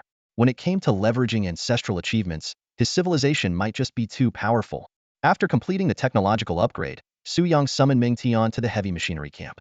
With the input of command points, the camp roared to life with a deafening rumble. A total of 4,200 command points were consumed to summon an ironclad heavy armor vehicle and 2 flaming stallions, with the cost of summoning each flaming stallion adjusted to 1,000 command points. Inside the heavy machinery camp, the sound of heavy pounding far exceeded that of any other structure, resembling continuous thunderclaps. Thick black smoke billowed from the massive chimney at the top, rising straight into the sky. After 2 final explosive booms, the operations of the camp gradually settled. The massive steel gates slowly opened, releasing clouds of steam and smoke. Accompanied by the roar of engines that sounded like a chorus of bears, a colossal machine emerged from the haze. The ironclad heavy armor vehicle, measuring 25 meters in length, 7.2 meters in width, and 6 meters in height. Its body was entirely encased in thick steel armor. Each side was equipped with 6 nearly 3-meter-tall solid explosion-proof wheels. The upper compartment could accommodate 100 soldiers, and even the largest-sized Skyfire guards could be effortlessly transported. Underneath the vehicle, 2 large fuel storage tanks and a compression collection chamber capable of storing 500 units of material were installed. At the front, a massive steel snowplow was mounted. The entire vehicle was painted in a dark silver hue, reflecting a cold metallic sheen under the sunlight, resembling a dormant steel beast. Standing before this towering giant, whose wheels alone required him to look up, Su Yang felt an overwhelming sense of pride. This was truly a masterpiece that embodied the essence of Great Qin's heavy industry. Shortly after, 2 steam-powered hissing sounds echoed. 2 towering steel warhorses, the flaming stallions, strode out with heads held high. Each stood 3 meters tall, and with every step, dense white steam burst from their nostrils. Before Su Yang could express his admiration, Meng Tian, standing beside him, already had eyes glimmering with excitement, clearly captivated by these mechanical steeds. Seeing this, Su Yang immediately commanded him to mount one of the stallions and head to Li Xian's location to pave the way. "Thank you, Your Majesty." Meng Tian cupped his fists in salute and swiftly mounted the warhorse. Fully armored, he merged seamlessly with the steel steed, exuding an imposing aura. Hiya! With Meng Tian's command, the propulsion devices on the flaming stallion's 4 limbs activated simultaneously, releasing a burst of steam. The warhorse lunged forward abruptly, vanishing into the thick black smoke in an instant, leaving only a faint afterimage behind. The blazing steed, an all-terrain vehicle, demonstrated exceptional maneuverability even in the rugged terrain of dense forests. Meng Tian skillfully guided this iron warhorse forward, laying down roads as he advanced. As the renowned general who once oversaw the construction of the Great Wall of Qin, he possessed unparalleled expertise in infrastructure engineering.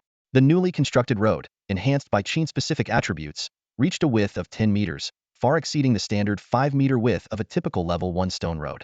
Although also made of stone, the Qin Qidao stood out with superior foundation treatment and road surface structure. The road extended straight from the northern edge of the territory deep into the forest, forming a direct and efficient pathway. In the Forbidden Zone, time equated to vitality and was critical to development. This Qidao would significantly reduce travel time for external military operations, providing strong support for the territory's rapid growth. Shortly after Meng Tian departed, Su Yang ordered the Xiantai vehicle to set off. Once this heavy armored vehicle hit the Qin Qidao, it unleashed astonishing speed. Its powerful propulsion system, combined with the smooth road surface, allowed this massive machine to accelerate with a force comparable to a sports car. The thunderous roar of its engine reverberated through the forest canopy, heralding the advent of mechanical civilization. Deep within the forest, Li Xian led his team to guard the broodmother, while Qian Wu commanded the armored soldiers to collect the corpses of the alien insects. This task was grueling, requiring extensive searches for remnants scattered throughout the forest and transporting them to a central location. The remote position of the twin broodmother nests alone required a 7-hour journey, and with the additional time spent on combat and transport, the fuel reserves of all the armored soldiers had dropped to a precarious level of less than 20. Just as Qian Wu grew increasingly concerned about the fuel shortage, a mechanical roar approached from afar. Meng Tian rode the blazing steed at full speed, swiftly laying down a road leading deep into the forest. Shortly after, a silver mechanical behemoth, the Qian Jia vehicle, roared into view. The Qian Jia vehicle activated its front-mounted multifunctional apparatus, resembling the gaping maw of a beast with sharp teeth, and rapidly shredded and absorbed the towering piles of insect corpses. As it traversed the forest, it consumed all alien insect remains in its path, while excess soil and vegetation were expelled through side vents. This mechanical giant effortlessly accomplished a task that would have required significant manpower and time, showcasing its extraordinary efficiency. This is the power of technology. Su Yang observed the progress of the Qian Tai vehicle in real time from a first-person perspective. The steel behemoth, equipped with cutting-edge technology, sped through the dense forest at high speed, with the lush vegetation on both sides blurring into streaks of green light.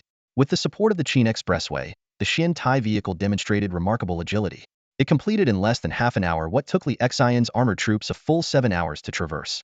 Moreover, while the armored troops required over 15 hours for a round trip, the Qian Tai vehicle could complete the journey in less than an hour. By calculating fuel consumption, Su Yang estimated the twin mother nests to be roughly 60 kilometers away from the territory. With a current single-trip fuel consumption of 18, the Qian Tai vehicle could transport soldiers up to 150 kilometers away without losses, while the endurance of the blazing steed could reach an impressive 250 kilometers. This extended the territory's maximum raid range to 200 kilometers, with reconnaissance distances surpassing 300 kilometers.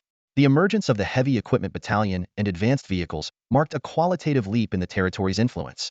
A broader exploration range promised access to richer resources and greater opportunities. The golden age of Great Qin truly begins with the advent of modern industry. Su Yang's heart surged with excitement. Upon reaching the destination, the Qian Tai vehicle immediately began efficiently collecting the corpses of the alien insects. Its powerful suction device and cutting system at the front handled various terrains with ease, while the built-in material recognition function automatically filtered out impurities. This automated process completely revolutionized the efficiency of traditional manual collection. After clearing the battlefield, the Qian Tai vehicle turned toward the twin mother nests. Following Su Yang's instructions, Li Xian led the armored warriors in painstakingly detaching the massive mother insects from the top of the cave and dragging them out. Just as he was fretting over how to transport them, the steel behemoth parked at the cave entrance instantly resolved his concerns. As Li Xian marveled at the Qian Tai vehicle, he noticed Meng Tian standing nearby, accompanied by a towering, majestic, blazing steed. What a fine horse! Li Xian couldn't help but exclaim in admiration.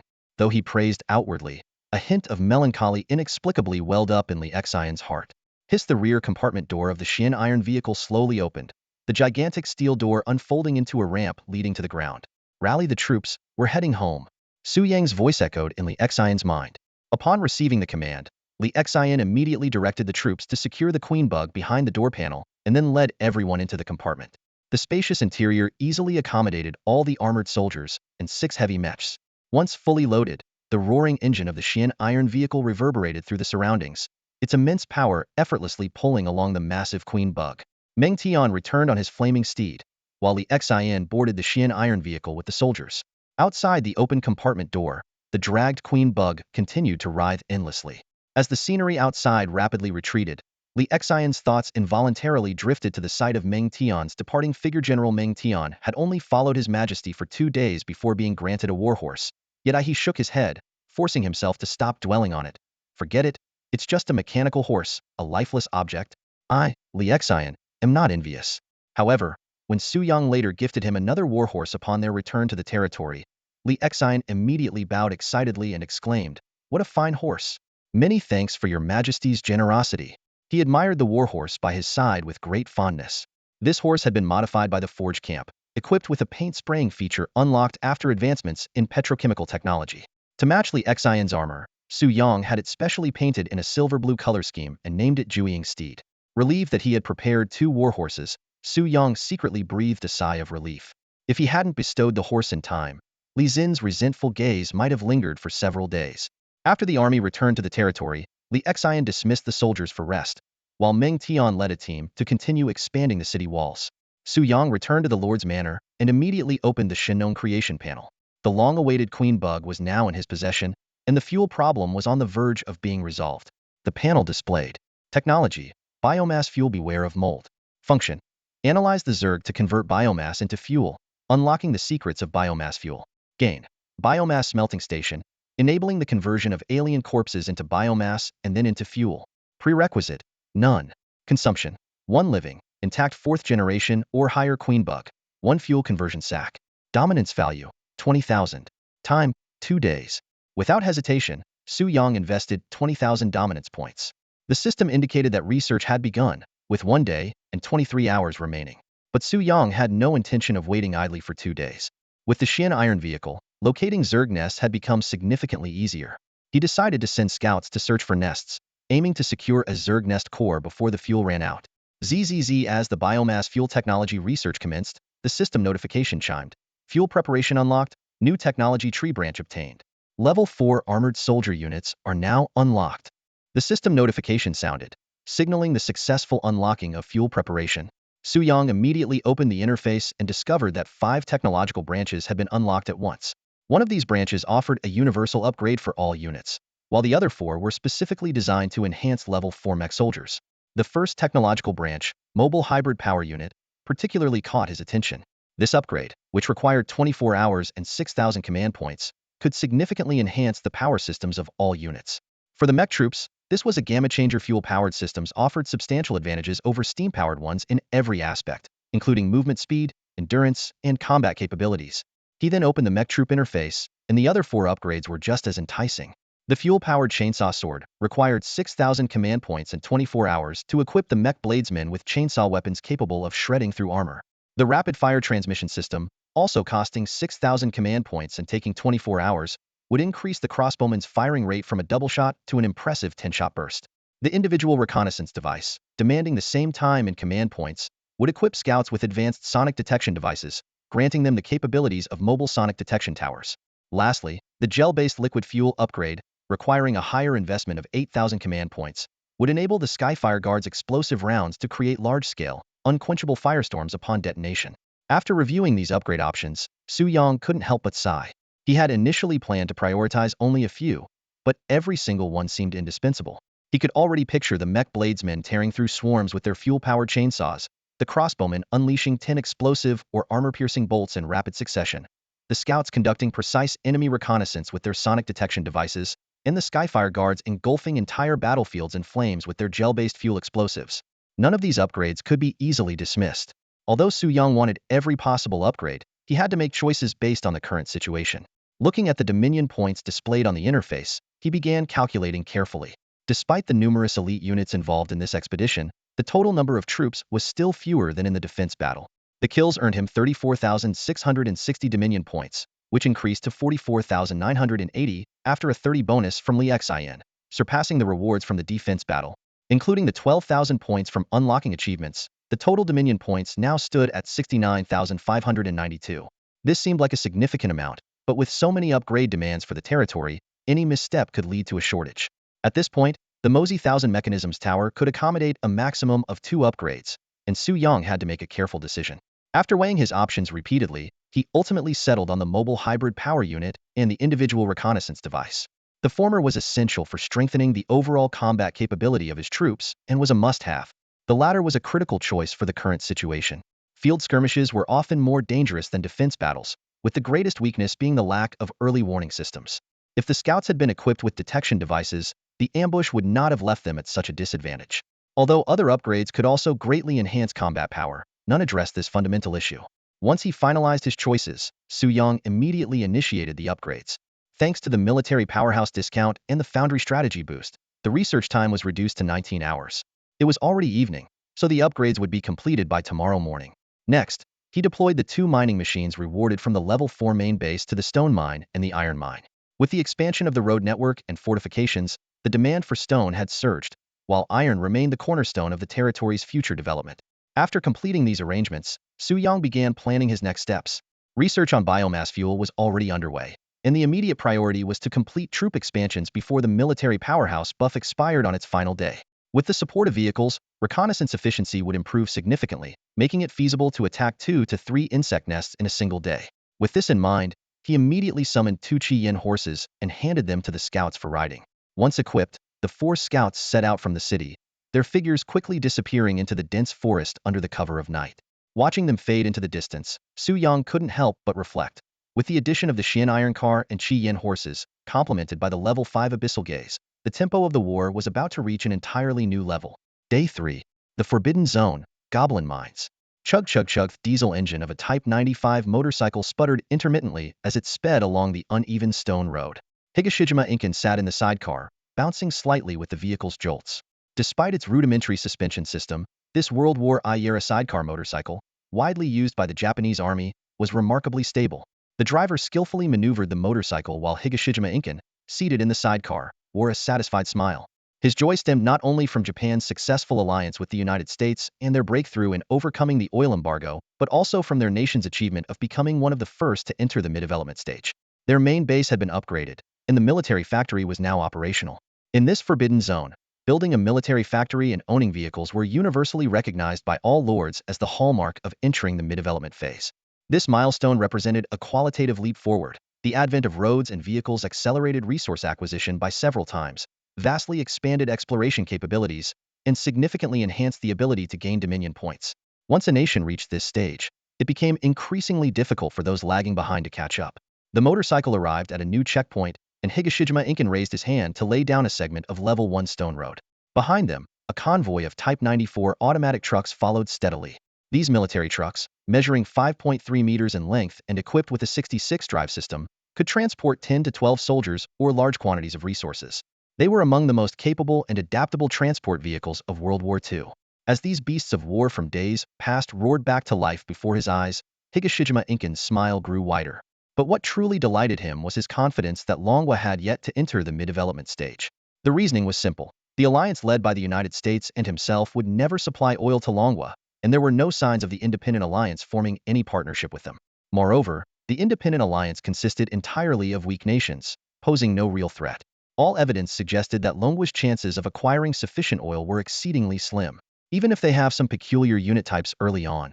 So what? Higashi Tojo whispered as he immersed himself in his own strategic calculations. Without a sufficient supply of oil, they'll never push past the mid-game.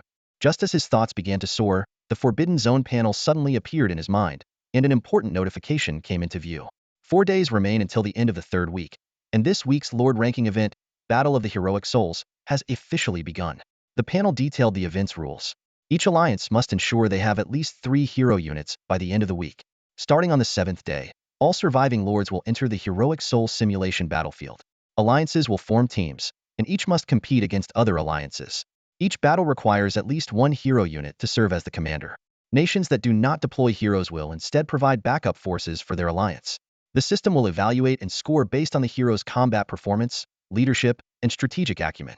The top 5 heroes will receive rewards and leadership points, with the 1st and 2nd places also earning special rewards and resource materialization rights. The alliance ranking last will face penalty debuffs. Additional notes explain that the entire Battle of the Heroic Souls would be broadcast live for all lords and citizens. Upon entering the simulation battlefield, all units would be directly commanded by the hero units. Each lord would start with 100 summoning points, which they could allocate to deploy troops on the battlefield. Reading this notification, Higashi Tojo's eyes lit up with excitement. For the warlike Japanese people, this event seemed tailor-made for them. Recalling the glorious achievements of the Japanese heroes in the first 2 trials, he smirked coldly. Not only will we break through the mid-game bottleneck this time, but we've also encountered an event perfectly suited for Japan's strengths. The tide is about to turn. Meanwhile, Su Yang felt a tinge of surprise as he finished reading the system prompt. This event was entirely unexpected for him. He glanced down from the city walls, his gaze falling on his 2 heroes, Li Xian, who helped Qin Shi Huang unify the 6 states, and Meng Tian, who led 300,000 troops to crush the Xiongnu. Are they really going to lead? Su Yang mused thoughtfully. The appearance of the new event, Battle of Heroic Souls, in the Lord's Hall sparked a heated discussion. Su Yang sat in his seat, opening the chat interface to quickly browse through the comments from all sides. Messages flooded in like a snowstorm. Battle of Heroic Souls? Already? Are you kidding me? I just upgraded my main base to level 2, and someone's already unlocked hero units.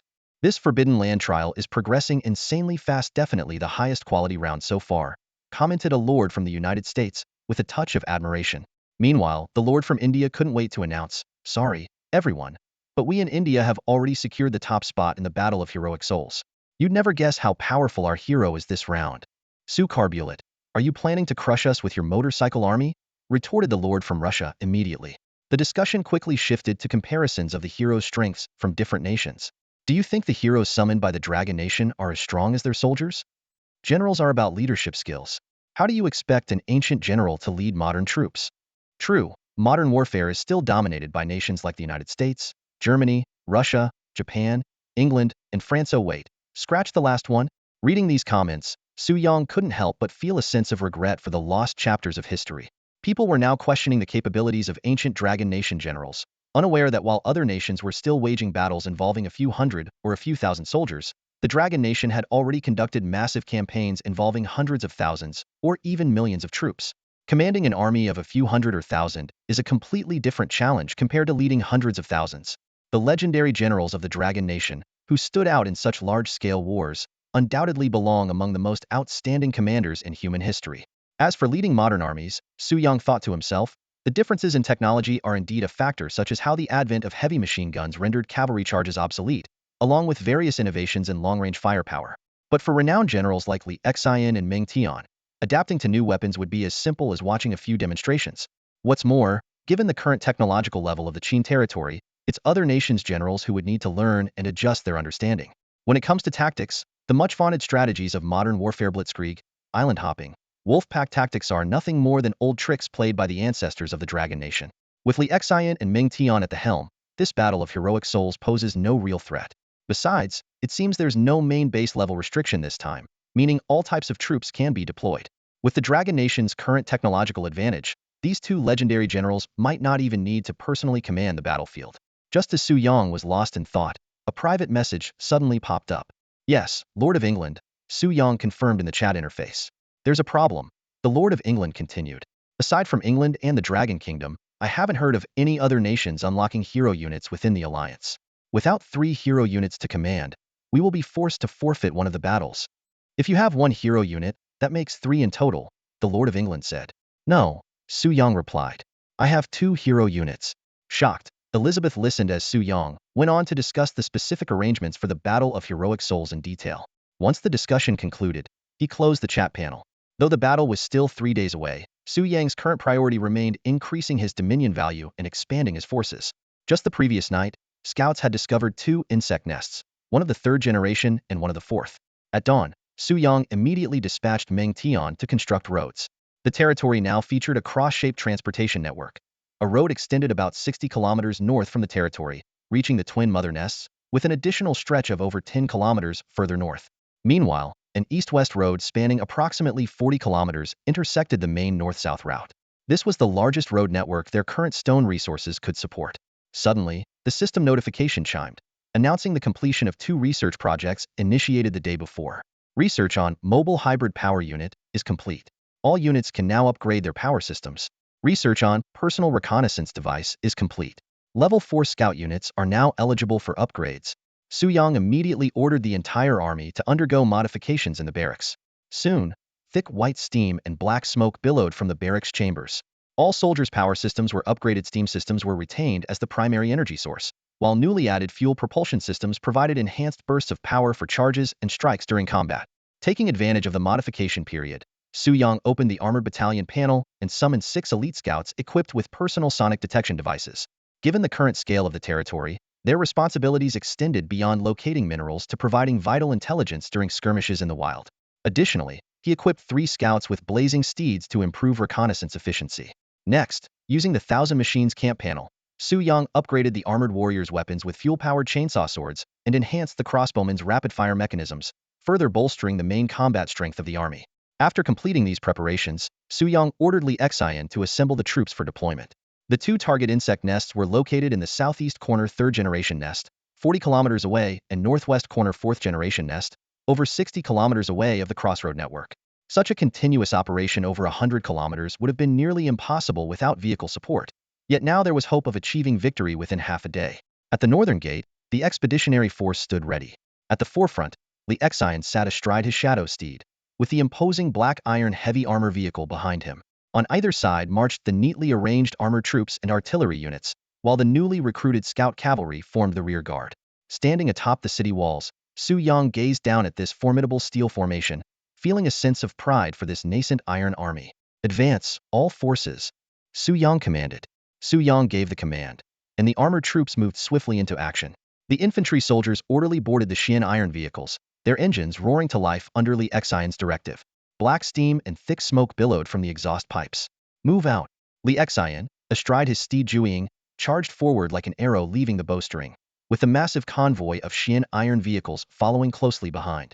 6 scouts split into 3 groups. 2 remained with the main force, while the other 4 advanced separately toward the east and south. This was Su Yang's meticulously planned carpet search strategy. The northern region, from the territory to the twin mother nests, had been largely mapped out, while the eastern and southern directions remained uncharted. The southern area, in particular, posed a natural barrier with its nearly 100-meter elevation drop from the territory. Aside from a previous punitive expedition, it had been scarcely explored. Given the current circumstances, in addition to hunting alien insects to gain dominion points, finding viable crops had become a pressing priority. The territory's food reserves were steadily depleting, and the expansion of the troops only exacerbated the issue. While the northern salini-alkali land was unsuitable for agriculture, the southern plains, rich in water resources, might offer a breakthrough. With the military powerhouse buff entering its final day, Su Yang decided to lead the team in a full-scale push to maximize dominion points. Amidst the rumbling engines, the Qian iron convoy plowed through the dense forest. Their first target was a third-generation insect nest located 40 kilometers from the territory. While the Qinchi Road couldn't provide direct access, the Qian iron vehicles equipped with crushing devices were capable of carving a path through the forest. Despite the reduced speed, overall march time was cut by 83 kilometers from the target area. The troops disembarked to set up their positions. 2 scouts, mounted on blazing steeds, advanced to conduct reconnaissance. The sonic detectors indicated that the main insect swarm was dormant within the nest. Heaven Fire Guard, prepare! Li Xian commanded, overseeing the loading of specialized ammunition 1 high-explosive shell to destroy the nest and force the swarm out, followed by 1 Heaven Fire shell to annihilate the ground targets. This was Su Yang's most efficient extermination configuration. Loaded and locked onto the target. Fire Dragon Guard, prepare! High-explosive shell, fire! At Li Xian's order, the high-explosive shell traced an arc through the air, precisely entering the largest opening of the nest. A deafening explosion erupted, with fire and smoke surging from underground. The detector showed that 1/3 of the alien insect signals had been instantly eliminated. Amid the shrill screeches, the surviving alien insects frantically swarmed out of the densely packed nest openings, flooding the ground in a chaotic frenzy. The heavenly fire bomb crashed to the ground, and a violent explosion instantly engulfed all the entrances to the insect hive. The alien bugs that had just emerged from the surface were incinerated into ash by the intense heat. The ground churned, releasing plumes of white smoke, creating a scene both spectacular and terrifying.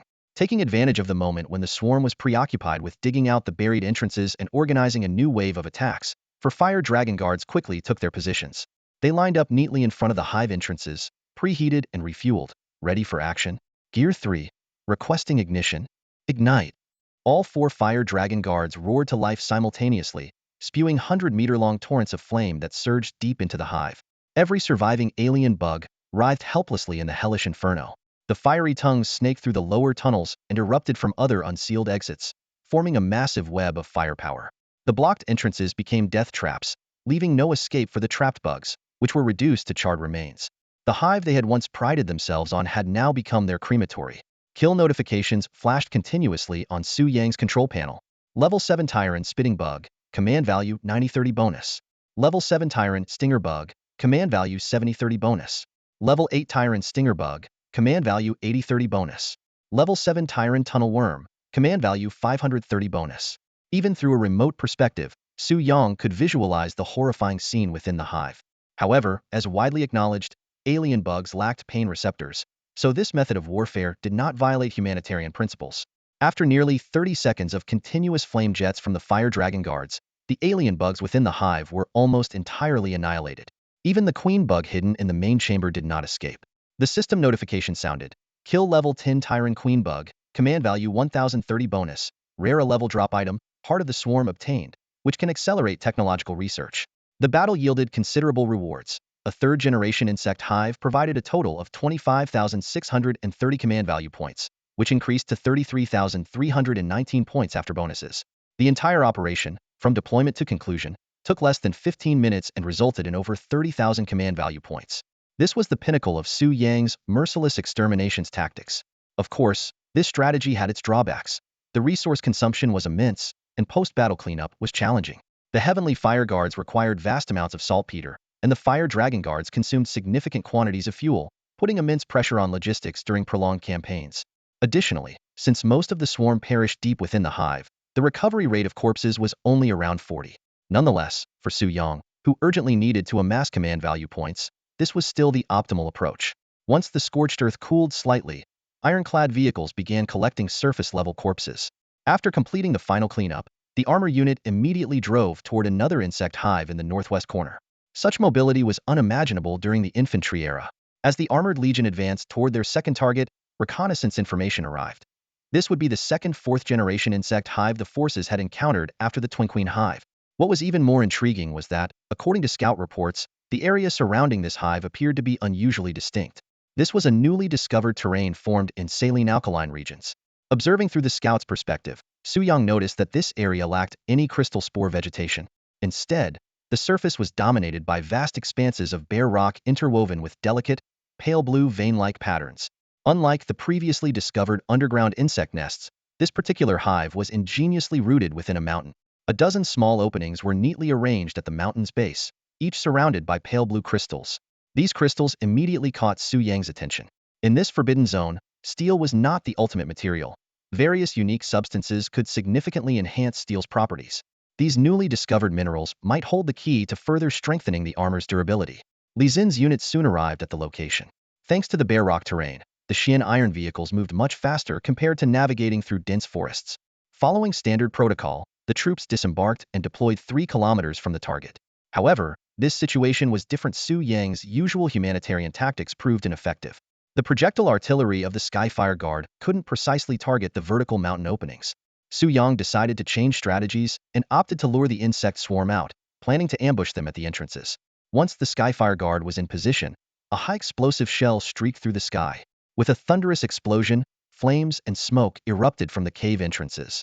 As the dust began to settle, Su Yang was astonished by what he saw. Even with the enhanced explosive and impact damage of the high-explosive rounds, the blast only dislodged minor fragments of limestone from the entrances. The sections reinforced by the pale blue crystals remained virtually unscathed. This starkly contrasted with the usual collapse-prone insect nests, highlighting the extraordinary strength of these crystals. The sound of rustling footsteps echoed from the cave entrances as a swarm of pale blue-shelled spiked insects surged out. It was the same gray rock species encountered before. This unique race, capable of enhancing themselves by consuming inorganic materials, had reappeared. The Skyfire Guard immediately launched another barrage, and explosions engulfed the entire entrance area. Yet, to their shock, as the smoke cleared, the pale blue insects broke through the fire line and charged directly at the Skyfire Guard's position.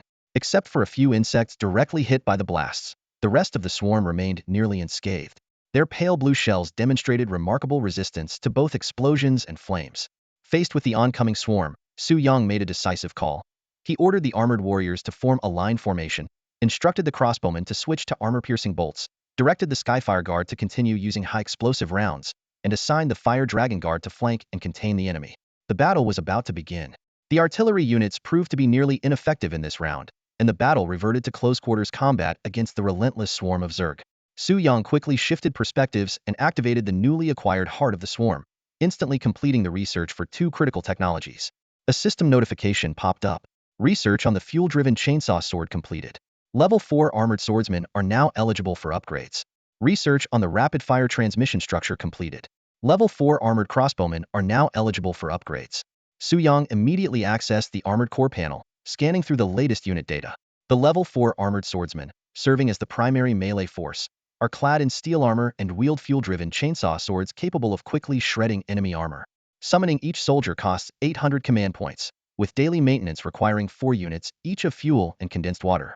Equipment upkeep demands 4 units, each of steel and copper, while every combat deployment consumes 1 unit of fuel. The Level 4 armored crossbowmen, forming the core of ranged firepower, are equipped with upgraded rapid-fire crossbows capable of up to 10 consecutive shots. Each crossbowman costs 1,000 command points to summon and has the same daily maintenance requirements as the swordsman. However, reloading their weapons requires an additional 2 units of steel, 1 unit of saltpeter, and 1 unit of fuel. With 80,371 command points currently available, immediate reinforcements were crucial for the front lines. Without hesitation, Su Yang allocated 77,700 command points to summon 70 armored swordsmen, 50 armored crossbowmen, and a single Qian iron heavy armor vehicle. The gates of the armored core facility swung open repeatedly, belching steam and black smoke. Fully armed soldiers marched out in orderly ranks, rapidly tripling the size of the original forces. 60 swordsmen and 40 crossbowmen boarded the newly deployed Qian iron heavy armor vehicle and, under Meng Tian's command, rumbled toward the front lines. Meanwhile, the situation at the front grew increasingly dire. Two Skyfire Guardians, unable to deal sufficient armor-piercing damage, were forced to switch to high-explosive rounds for a final barrage. While the last two high-explosive shells unleashed powerful blasts, their limited coverage left a large number of Zerglings unscathed. Even more concerning was the endless wave of alien creatures surging from behind. For Fire Dragon Guardians unleashed maximum firepower, creating a blazing firewall along the battlefield's flank. Yet, the Zerg displayed astonishing resistance to high temperatures, pausing only briefly before breaking through the fiery barricade. Li Exine swung his spear with a powerful motion and shouted, "Prepare for battle." Arrows whistled through the air as armor-piercing bolts, accelerated by explosive mechanisms, transformed into a deadly storm. The pale blue shells of the first wave of spiked insects were riddled with cracks from the explosions, shattering under the relentless assault of arrows to reveal their vulnerable interiors.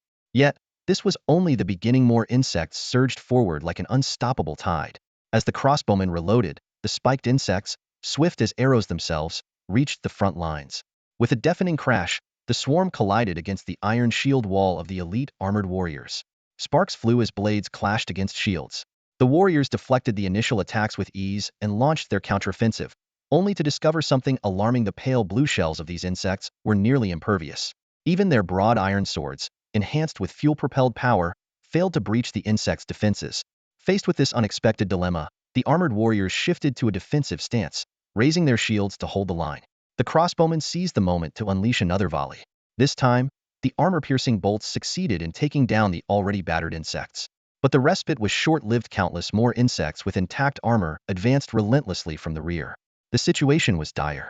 Only the coordinated efforts of level 4 armored warriors and crossbowmen could barely hold the line, and the path of retreat had already been cut off. Su Yang moved back and forth between the front lines and the support units, fully aware that the time before reinforcements arrived would be the most grueling test of their resolve. At that critical moment, Li Exine's voice rang out across the battlefield. "All soldiers, switch to thrusting attacks. Warriors of Great Qin, fight to the death without retreat." Before the echo of his command faded, he had already charged into the swarm alone, wielding his silver spear.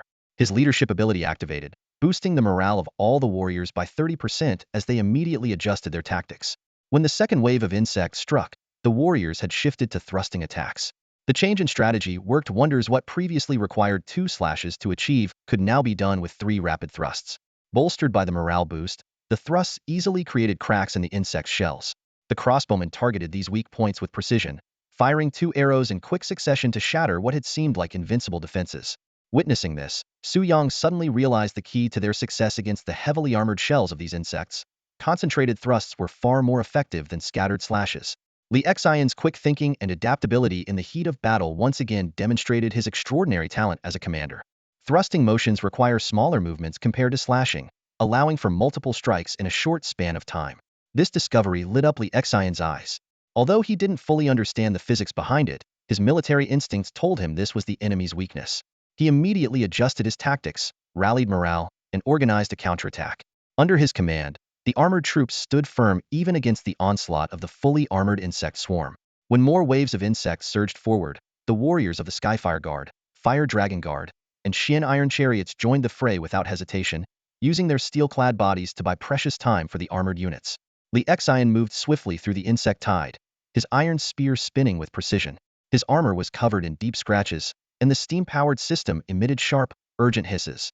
This unupgraded equipment was struggling to keep up against the dense swarm of stingers, but he continued to intercept the incoming alien insects, buying critical breathing room for his troops. Yet, deep down, he knew that without reinforcements, this grueling battle would ultimately be futile. Just then, the sound of mechanical hooves pierced through the shrill cries of the insects. It was the mechanized blazing steed. Su Yang's heart leaped with joy. Meng Tian charged forward on his fiery red steed.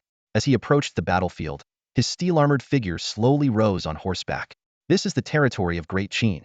Invaders shall not act recklessly," he roared, activating his commander's skill and launching himself from the saddle like a cannonball. Li Exine quickly dodged aside. With a thunderous crash, the massive Meng Tian, weighing over 10 tons, slammed into the insect swarm, crushing 3 stingers and their shells into fragments. As he rose, his colossal shield was already raised before him, and his war hammer swept forward in a wide arc. No stinger could survive the devastating impact of his hammer. The armored elite on the front lines, bolstered by Meng Tian's presence, fought with renewed vigor.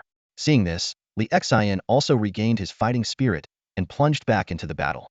While the situation had improved, fully turning the tide would require the arrival of the final critical reinforcements. When Su Yang switched to the Qian Iron Chariot driver's perspective, the battlefield came into view through the vehicle's windows. Astonishingly, the driver maneuvered the 25-meter-long behemoth into a stunning drift, aligning the rear of the chariot to face the front lines. With a resounding crash, the chariot's rear door dropped open, and a newly equipped army of armored troops poured out in an orderly manner, quickly forming ranks. 60 armored elites positioned themselves in 3 rows at the front, while 40 armored crossbowmen arranged themselves in 2 staggered rows at the rear. Under Su Yang's command, this well-equipped 100-man unit advanced in unison. Each step they took shook the ground, their heavy footsteps echoing like the heartbeat of the earth. Full retreat. Su Yang commanded the frontline soldiers, clearing the way for the approaching Tier 4 mecha army. Tier 3 mecha soldiers swiftly fell back. As they turned, their eyes met the sight of the neatly assembled Tier 4 mecha units. Sunlight gleamed off the silvery steel armor, reflecting a dazzling brilliance. Form ranks and prepare for battle. At Su Yang's order, the mecha warriors raised their longswords. Fuel engines roared to life, black smoke billowing from the seams of their armor. The chainsaws attached to the sides of their swords revved up, emitting a menacing, bone-chilling growl. Behind the retreating frontline soldiers, a swarm of insect-like creatures gave relentless chase. They brandished pale blue, blade-like limbs that shimmered coldly, their piercing screeches echoing through the air. The insect swarm collided head-on with the steel-shielded defensive line of the mecha warriors. This time, they faced not the Tier 3 units but the fully upgraded Tier 4 forces. The frontline mecha warriors used brute force to bash away the leading attackers, and as the creatures lost their balance, they swung their chainsaw swords. The moment the chainsaw met the insect's exoskeleton, cracks spread rapidly. With a sharp crack, the shell shattered, and the chainsaw sword slashed through the creature from shoulder to leg, cleaving it in half. Pale blue ichor sprayed out, and as the first line finished their kill, the rear mecha warriors stepped forward to engage the next wave of the swarm. The Tier 4 mecha units operated like an unstoppable meat grinder, shredding the incoming alien creatures to pieces. Though the Tier 4 crossbowmen had limited room to maneuver, they seized every opportunity to unleash deadly armor-piercing bolts. Before long, the insect swarm was in complete disarray. The armored vehicles and artillery units, having completed their delaying tasks, retreated to the rear of the mecha warriors' defensive line. The 100-strong mecha unit advanced like an unstoppable force, pushing all the way to the entrance of the insect hive. This insect species, known for its durable exoskeletons, crumbled under the relentless assault of the chainsaw swords. The command value kept surging. Eliminated level 12 Terran Titanium Carapace Stinger variant, 12030. Eliminated level 11 Terran Titanium Carapace Stinger variant, 11030. Eliminated level 11 Terran Titanium Carapace Stinger variant, 11030. At the hive entrance, the mecha warriors launched another wave of slaughter. With the added buffs from Meng Tian and Li Xian, the warriors even set aside their shields, gripping their swords with both hands. Each swing of their blades cut through multiple stingers at once, and the ichor splattered by the chainsaws painted the entire area around the hive entrance a deep, bloody red. The armor of the vanguard elite soldiers was completely coated in the viscous blood of the stinger insects, rendering its original color unrecognizable. At the entrance of the nest, the troops continued their efficient slaughter, leaving a towering pile of nearly 200 insect corpses. Once the perimeter was secured, Li Xian and Meng Tian cautiously led the team deeper into the insect hive. The interior structure of the hive was similar to other nests they had previously breached, but the walls and passageways were reinforced with a distinct pale blue crystal. Relying on his knowledge of stinger insect variants, Su Yang quickly identified the material as Anatacea titanium dioxide mineral that forms pale blue square-shaped crystals. This rare metal, primarily used in aerospace materials, could also be fused with steel to create stronger alloyed steel. Seeing this, Su Yang's eyes lit up as an idea for upgrading the next level of armor began to take shape in his mind. As the troops ventured further, they discovered a previously unseen broodmother in the central chamber. Its body was covered in intricate pale blue markings. The most striking feature of the brood chamber was a massive anatase mineral vein, above which hundreds of iron-eating insects were clustered.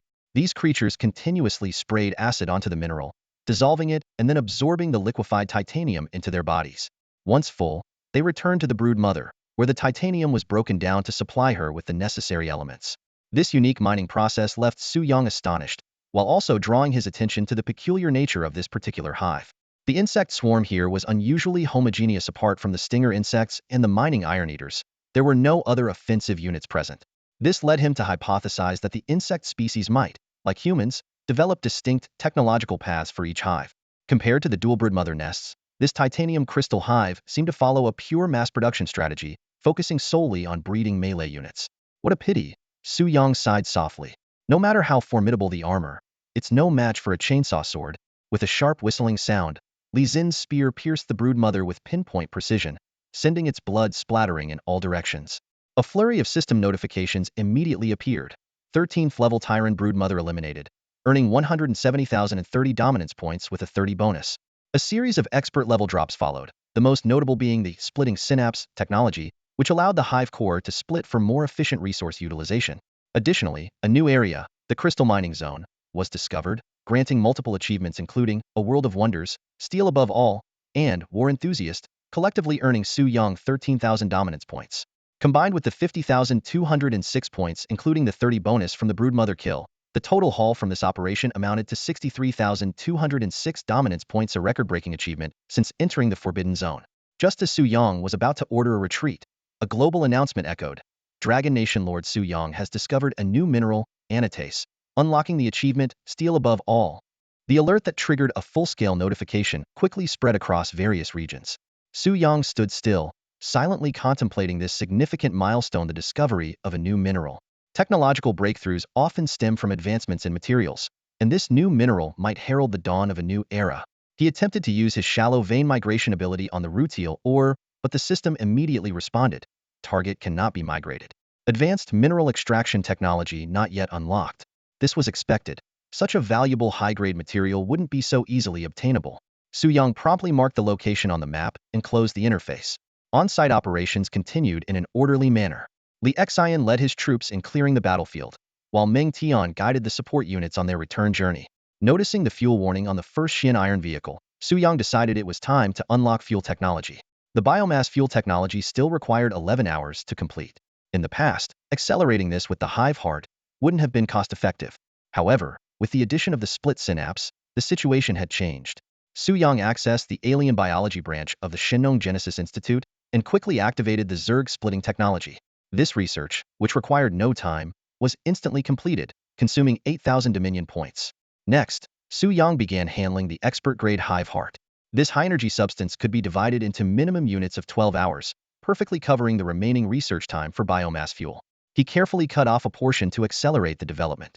Suddenly, the system displayed a notification. Achievement unlocked. Penny Pincher, 1 Dominion point.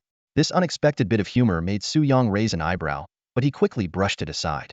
The priority now was to establish the biomass smelting station as soon as possible. In the industrial zone planned by Meng Tian, Su Yang selected a spot adjacent to the Great Qin Smelting Center for the new building. During this time, Meng Tian had not only completed the territorial zoning, but also led a thorough survey of the surrounding environment. Together with Su Yang, he analyzed the Zerg's primary attack routes. Based on these conditions, Meng Tian initiated an ambitious territory expansion plan that mirrored his bold personality. He retained the original 5,050 lords area of Su Yang as the core and extended the city walls outward by 50 meters. On the western side, the production zone expanded an additional 50 meters compared to the other sides. This resulted in the territory's total area growing to 200,150 meters, covering a scale of 30,000 square meters. Within the largest rectangular section on the west side, measuring 150,100 meters, Meng Tian divided the area into production and industrial zones at a 2-to-1 ratio. In the production zone, mining machines and various production facilities were neatly arranged. The industrial zone housed advanced facilities like the Great Qin Smelting Center and a refinery, responsible for processing raw materials into higher-grade resources. To isolate industrial noise, a north-south wall was constructed, dividing the territory into eastern and western sections. East of the wall were the Lord's area, Barracks, and a campaign preparation zone. The Lord's area retained the Lord's Mansion and research buildings, while war structures such as the Skyfire Tower and sonic detectors were relocated to the northern barracks.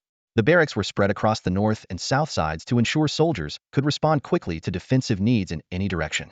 In the 50-50 area directly facing the main gate on the eastern side, Meng Tian designated the campaign preparation zone. The most striking feature here was the massive Gongshu heavy equipment camp.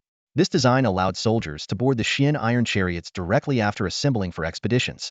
The expansion required nearly 800 meters of city walls, which would typically consume a tremendous amount of resources. However, thanks to Meng Tian's Great Wall Guardian passive skill, the resource cost for wall construction was halved, and the wall length was doubled. This meant that building 800 meters of walls only consumed resources equivalent to 200 meters. This showcased the exceptional infrastructure capabilities of the Huaxia civilization.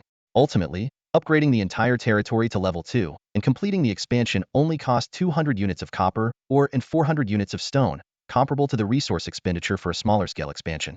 With a burst of black steam, the biomass smelting station was completed. Upon inspection, Su Yang discovered that this facility could convert Zerg corpses into biomass, which could then be refined into biocrude oil. 2 Zerglings could produce 1 unit of biomass, and 5 units of biomass could be refined into 3 units of biocrude oil. While the refinement ratio for crude oil to fuel was known to be 2:1 for petroleum crude oil, the ratio for biocrude oil was still under investigation. Since the initial collection of Zerg corpses, the soldiers had battled with twin brood nests, crystal brood nests, and a third-generation brood nest, amassing a total of approximately 1,500 Zergling corpses. This was estimated to yield 500 units of biocrude oil. Su Yang immediately activated the smelting station and assigned soldiers to begin depositing the Zerg corpses. The smelting station's efficiency was remarkable, with a daily production capacity of 500 units. Soon, the warehouse interface displayed the biocrude oil data. Su Yang promptly transferred it to the Great Qin chemical plant. As black smoke billowed into the air, the industrial lifeblood of the territory was about to be born. The roaring sounds of the biomass smelting plant and the chemical center's machinery intertwined, and as the equipment operated, Su Yang's lordship panel finally displayed the first units of fuel. This marked a significant milestone. The territory had overcome the most challenging fuel bottleneck of the early stage. Su Yang immediately pulled up the detailed panel of the chemical center to calculate. The data revealed that 3 units of biocrude oil could be converted into 2 units of fuel, a conversion rate that exceeded the traditional 2:1 output ratio of petroleum. Staring at these figures, Su Yang couldn't hide his excitement. Biocrude oil, which could be produced in just a matter of minutes, was proving to be more efficient than petroleum that had been buried underground for millions of years. He quickly reviewed the key parameters. On average, 5 stinger bugs could be refined into 1 unit of crude oil, and a 4th-generation insect hive typically contained 400,600 stinger bugs. This meant that attacking one hive could yield approximately 100 units of fuel. Currently, a full-scale supply for the troops required 300 units of fuel, enough to sustain at least 3 battles. Even under maximum intensity, where every battle involved full troop deployment, the current fuel production capacity could meet consumption needs. With proper allocation of forces, a surplus of fuel could even be achieved. More importantly, as the army expanded, fuel consumption would increase, but so would the fuel obtained from the insect swarms, creating a self-sustaining cycle. This meant that, as long as combat resources were strategically managed, the territory could achieve fuel self-sufficiency without worrying about being choked by other nations. With this, the short-term goals of army expansion and fuel supply had been perfectly resolved. However, new challenges emerged. The resource consumption problem brought by the expanded forces. As the saying goes, recruiting soldiers is easy, maintaining them is hard, and many nations had been crushed under the weight of overwhelming military expenses. After careful calculations, Su Yang was stunned by the numbers. The daily consumption of just the armored guards and crossbowmen alone reached an astonishing 760 units of fuel, 190 soldiers 4 units day. This figure didn't even account for the cannons and vehicles. If the troops engaged in round-the-clock operations combined with nighttime defenses, daily fuel consumption could easily surpass 1,000 units. Even by limiting combat frequency to no more than 2 battles per day and avoiding nighttime engagements, fuel usage would still remain in the range of 400,500 units per day. Meanwhile, the current daily carbon mine output of the territory was only 255 units, far from meeting the demand. This won't do, Su Yang muttered as he glanced at the mining machines within his territory, a slight frown forming on his brow. The main base had already been upgraded to level 4, yet the production facilities were still stuck at level 2, a glaring imbalance. He quickly calculated the resources needed for the upgrades. Upgrading a level 2 mining machine to level 3 required 20 units of iron and 10 units of copper. Thanks to the 1,000 units of iron gifted by Elizabeth earlier, the territory's iron reserves were more than sufficient. With a single thought, Su Yang initiated the upgrade of 10 mining machines simultaneously. The process consumed 200 units of iron and 100 units of copper. The upgrades proceeded without a hitch, and soon all the machines reached level 3, boosting their base output by 50, effectively doubling their capacity compared to level 1. But it still wasn't enough. Su Yang's gaze shifted to the level 4 upgrade plan. Reaching level 4 would not only transform the steam mining machines into steel mining machines, but also upgrade their drive systems to hybrid power. Each machine required 20 units of steel and 20 units of copper, with an additional daily consumption of 1 unit of fuel for operation. While conserving fuel was crucial, the territory's production capacity remained among the highest. Even at this stage, apart from oil-rich nations like Afghanistan, other countries' maximum daily fuel output barely reached 50 units. In contrast, as long as biomass fuel was abundant, Su Yang's territory could produce 200 units of fuel daily. By comparison, the daily consumption of 10 level 4 mining machines, just 10 units of fuel, was negligible. Once again, with a mental command, the 10 mining machines began their leap to level 4. The upgrades consumed 200 units of steel and 200 units of copper. In no time, the machines' exteriors were transformed into steel, and the steam they emitted shifted from pure white to a mix of black and white. Upon completing the upgrades, the carbon mine's daily production capacity surged to 510 units. Even accounting for consumption during expeditions, resource reserves could now remain stable. Su Yang opened the territory's resource panel, where all data was clearly displayed. From water to fuel, the production rates of all resources had significantly increased, with most exceeding consumption levels. Coal resources had reached a perfect supply-demand balance, while other resources showed substantial surpluses. Despite these upgrades, there were still 50,000 points of dominion value remaining. However, with fuel and food consumption already maxed out, these points could no longer be used to summon soldiers. Remembering Li Xin's fatigue during the recent battle against the Crystal Mine Hive, Su Yang decided to take advantage of the ongoing military buff to carry out a comprehensive upgrade of his entire army. Finally, it was time to activate the foundry. Su Yang took a deep breath, his gaze lingering for a moment on the majestic silhouette of the facility. He recalled that the only time he had used it before was to paint the blazing steed, which now felt like a waste. With so many critical upgrades to attend to, the plan to enhance Li Xian's battle armor had been delayed repeatedly. Now, the foundry could finally be used to its full potential. With a thought, the foundry's holographic interface unfolded before his eyes. A cascade of densely packed options appeared like a waterfall. Su Yang skillfully filtered out the irrelevant ones and quickly narrowed the focus to a few viable upgrade choices. The main panel displayed the basic information of the battle armor. Iron-powered battle armor. Wearer: Li Xian. Quality: common. Skill module slots: 1. Skill modules equipped: 0. Power core: steam-powered. 3 primary upgrade options were listed. The first was the power core upgrade modification to an internal combustion engine. This would completely replace the power core, enhancing propulsion efficiency. The upgrade required 20 units of steel, 10 units of iron ore, and 5,000 domination points. The second was the armor body upgrade conversion to steel armor. This would significantly enhance defensive properties and flexibility. It demanded a larger investment of 30 units of steel, 20 units of iron ore, 20 units of copper ore, and 8,000 domination points. The final option was a weapon upgrade modifying the silver iron spear into a steel spear. This included adjustments to the power mechanism and increased rotational torque, boosting both damage and armor-piercing capabilities. The cost was 20 units of steel, 10 units of iron ore, and 5,000 domination points. A note on the panel stated, upon completing the full set of upgrades, the armor will be enhanced to steel-powered battle armor, but its quality will remain unchanged. Current evaluation of the armor: a soulless, mass-produced battle armor. Replacement is highly recommended.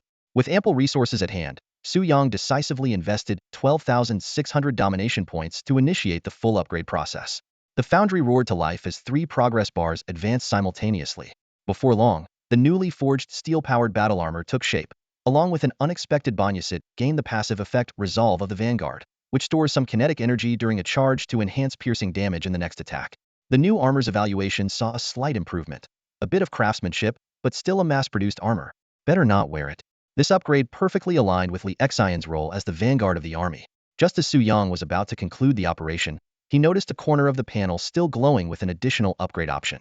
Su Yang brought up the system interface and carefully examined the information on the newly acquired skill module. Mimetic armor. Effect: unlocks mimetic capabilities for the battle armor, consuming energy to enter a temporary mimetic mode. Features: simulates the surrounding environment to achieve invisibility. The more complex the environment, the better the effect. Cost: mimetic armor 1. Command points 10,000. Attributes: detachable, mutually exclusive module conflicts with visibility-related skills. This mimetic armor looks impressive. Su Yang's eyes lit up. By defeating Tyran warriors with special abilities and obtaining their loot, corresponding skill modules could be crafted. The invisibility ability could significantly enhance combat potential, making it an excellent supplementary skill. Without hesitation, he invested 7,000 command points to begin the upgrade. A system notification sounded. Skill module mimetic armor upgraded. Please select the target for installation.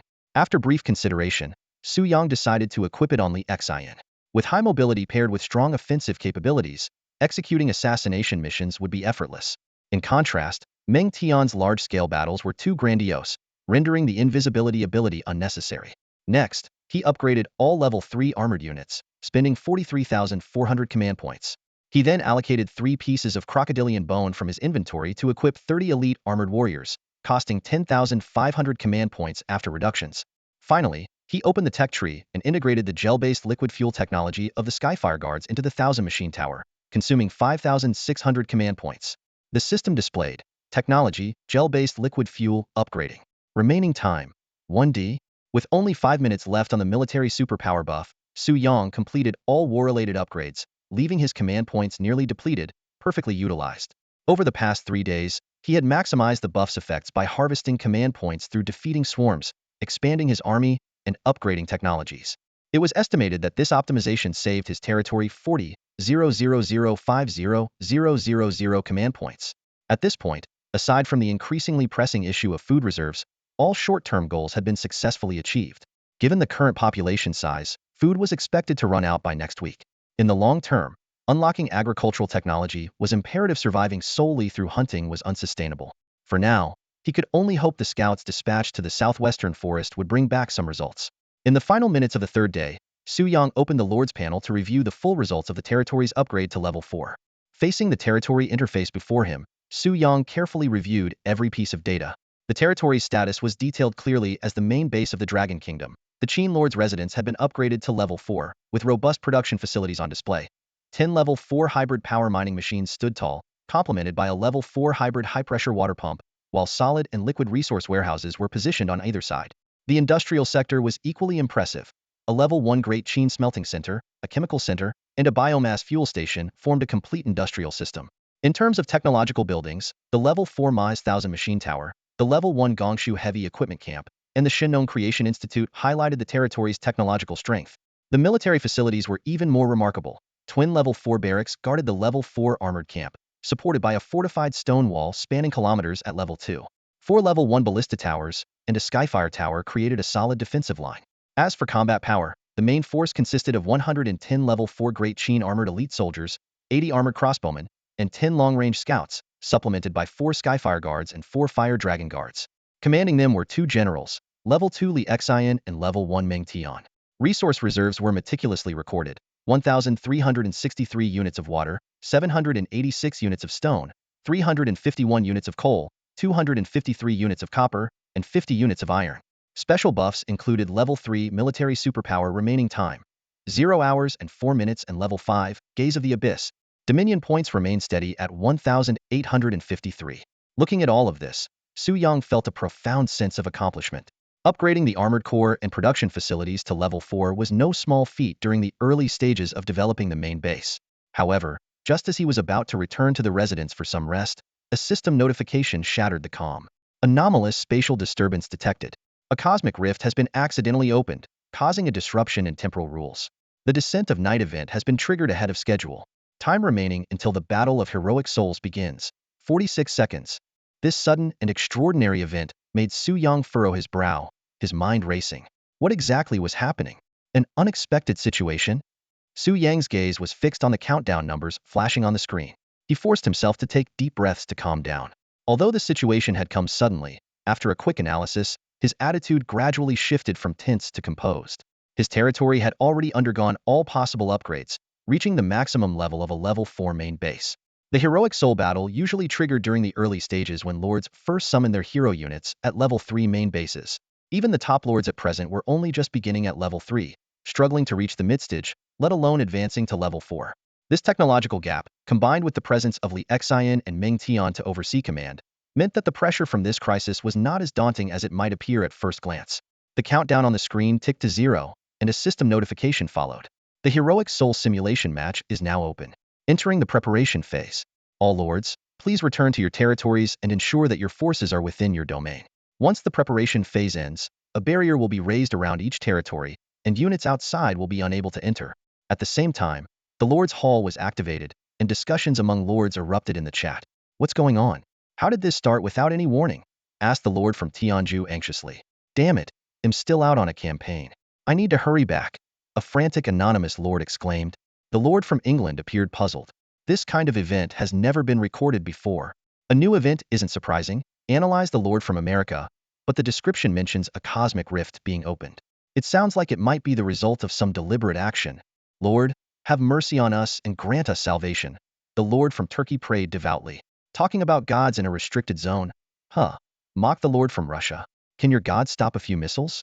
Su Yang skimmed through the messages and quickly came to a conclusion. The other lords were clearly unprepared for this event. It was indeed a completely random and sudden occurrence. He couldn't help but sigh to himself. The restricted zone truly lives up to its name. There's not even a chance to sleep peacefully. As he pondered, the preparation phase ended, and the system notification sounded again, signaling the start of the next stage. The rules for the first stage of the Soul Battle were announced. Each lord was granted 100 units of troop deployment capacity, which could be flexibly allocated across 3 battles. On the battlefield, at least 1 hero unit must be deployed. Otherwise, the entire alliance would be directly disqualified. Su Yang quickly scanned the deployment requirements for the Dragon Kingdom's various units. Commanders. Li Xian level 2, 20 units. Meng Tian level 1, 20 units. Elite troops. Great Qin Armored Spearman level 4, 2 units. Great Qin Armored Crossbowman level 4, 2 units. 1000-mile Scout level 4, 4 units. Basic troops. Great Qin Skyfire Guard level 1, 10 units. Great Qin Fire Dragon Guard level 1, 10 units. Xin Iron Heavy Armored Chariot level 1, 20 units. 1000-mile Blazing Steed level 1, 10 units. Su Yang furrowed his brows, contemplating his tactical arrangements. Winning at least 2 out of 3 battles was necessary to avoid ending up at the bottom, but the 100-unit deployment capacity felt far too limited. What made it even more challenging was the fact that only he and England possessed hero units in the alliance, meaning he had to participate in 2 battles.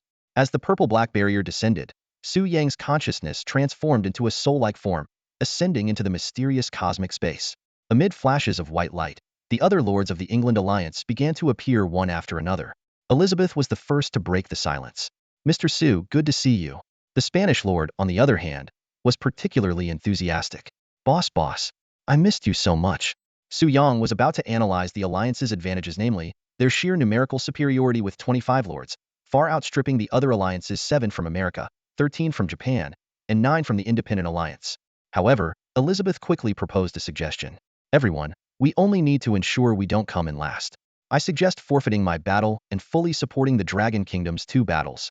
The other lords began discussing the matter, some marveling at the Dragon Kingdom's dual hero configuration, while others expressed concern about England losing its chance to rank higher. Just then, the system notification rang out. Soul Simulation Arena is ready. Soul Battle begins. First battle, England Alliance versus America Alliance. Please select your hero and deploy soldier units. Dragon Kingdom, late at night.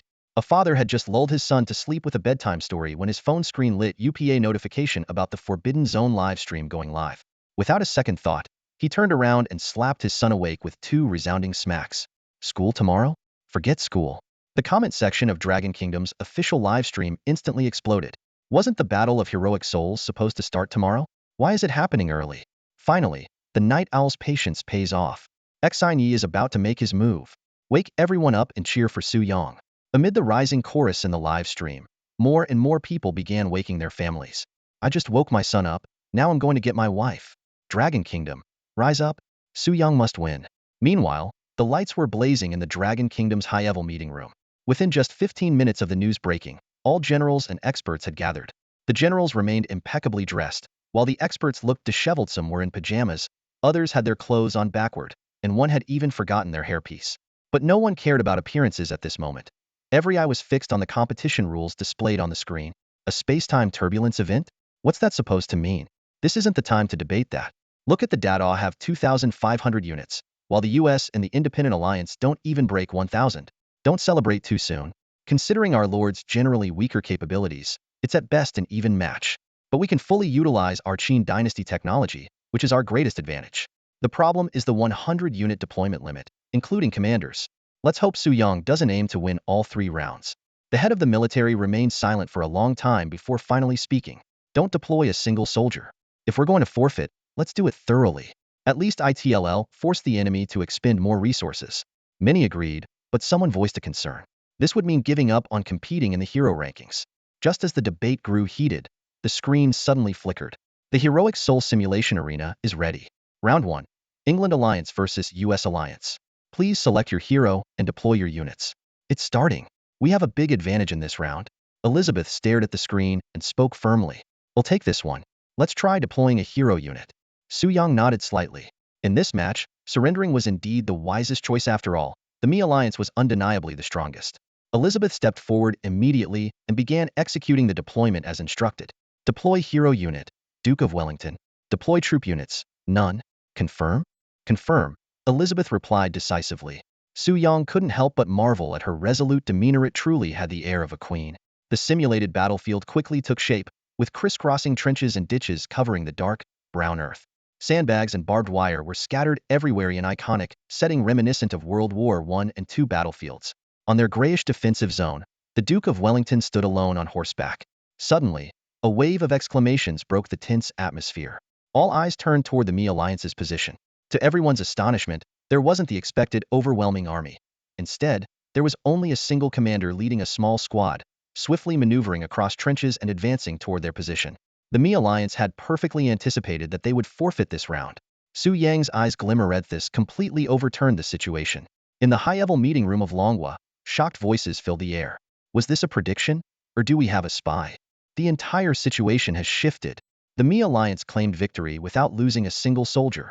What was even more concerning was the likelihood that, to avoid facing the formidable Mi Alliance, other alliances might choose to forfeit in the upcoming matches. This meant that 3 out of the 6 victories could fall into the Mi Alliance's hands without a fight, leaving the remaining 3 alliances to fiercely battle over the last 3 wins. Meanwhile, on the other side of the restricted zone, the lords of the Mi Alliance, the Dongying Alliance, and the Independent Alliance had gathered together. MacArthur chuckled smugly. Well, my friends, didn't I say I could predict their strategy? Who's your friend? Scoffed the burly lord from the Bear Alliance. We're only in a temporary alliance. Once Longhua is dealt with, you'll be next. Ha ha ha. MacArthur burst into laughter. Ah, the Bear Alliance, as spirited as ever. I've already secured a win against Longhua. Now it's up to the rest of you. Let them enjoy the taste of maintaining a week-long debuff. The alliance of the 3 major forces came together swiftly and with precision. The United States, Japan, and the Independent Alliance all coincidentally chose to form a coalition, with their apparent target being the England Alliance. However, their true objective was Dragon Country. Initially spearheaded by the United States and Japan, the alliance welcomed the Independent Alliance, led by Bear Country, after the discovery of Rutiel Ore across Dragon Country was publicly reported. Although the discovery of Rutiel Ore itself wasn't particularly extraordinary, the series of critical achievements continuously made by Dragon Country had raised alarm across other nations. Since entering the Forbidden Zone, nearly all major breakthroughs had come from Dragon Country, a pattern that could not be dismissed as mere luck. Furthermore, Dragon Country's stellar performance in the World Domination Tournament prompted the Independent Alliance to align itself with the US-Japan Alliance. In the 3 subsequent matches, Japan Alliance faced the Independent Alliance, the Independent Alliance battled the US Alliance, and the US Alliance competed against the Japan Alliance. All 3 sides employed a similar strategy, dispatching a single general with a small squad to take down an opposing general, each securing 1 victory. This approach preserved their strength while preparing for the ultimate confrontation with Dragon Country. Once the alliance was formed, all non-general units could be freely reassigned among the alliances. Their plan was to have each alliance achieve 2 wins, then pool their forces to defeat the England Alliance, ensuring it fell to the bottom of the rankings and suffered the resulting debuffs. The screen suddenly flickered and information about the 5th battle appeared. The Seoul Simulation Arena was ready, and the 5th Seoul battle was about to begin. England Alliance versus Japan Alliance. MacArthur gazed at the screen, a faint smile playing on his lips. What do you all think? Will Dragon Country make an appearance this time? A cold gleam flashed in Tojo Inken's eyes as he replied gravely, it's bound to be Dragon Country. If they lose another match, their entire alliance will crumble. But it doesn't matter who they send out. Dragon Country has already lost its previous advantage. Why is that? The leader of India pressed. The strength of Dragon Country's soldiers is nothing to scoff at. Are we truly capable of handling them? Tojo Inken sneered. No matter how strong their soldiers are, they cannot escape the constraints of their era. Their so-called high-tech troops are still relying on swords and crossbows. No matter how fast a melee soldier is, they can't dodge machine gun fire. No matter how powerful a crossbow bolt is, it pales in comparison to the firepower of a sniper rifle. This is a civilization that has completely misallocated its technological advancements, a high-tech, low-capability society. MacArthur chimed in. Not to mention, their command and strategy are their weakest points. This is modern warfare, yet Dragon Country's heroes are nothing more than reckless brutes who only know how to order charges. With commanders like that, the more they lead, the more chaotic their forces will become. Losing to them would be harder than winning. His laughter echoed through the command room. Ancient generals simply can't bridge the gap to modern warfare. With such ineffective leadership, half their chances of victory are already gone. Others in the room agreed one after another. Tojo Inkan slowly rose and approached the deployment panel. Let the mighty empire of Japan face this arrogant boy who knows no bounds. With a dark expression, Higashikuni Tojo issued orders to deploy the hero unit Matsui Iwane, while mobilizing all available forces. Turning to face MacArthur and the other allied leaders, his voice carried a tone of arrogance. Come, gentlemen, lend your strength to the Empire of Japan.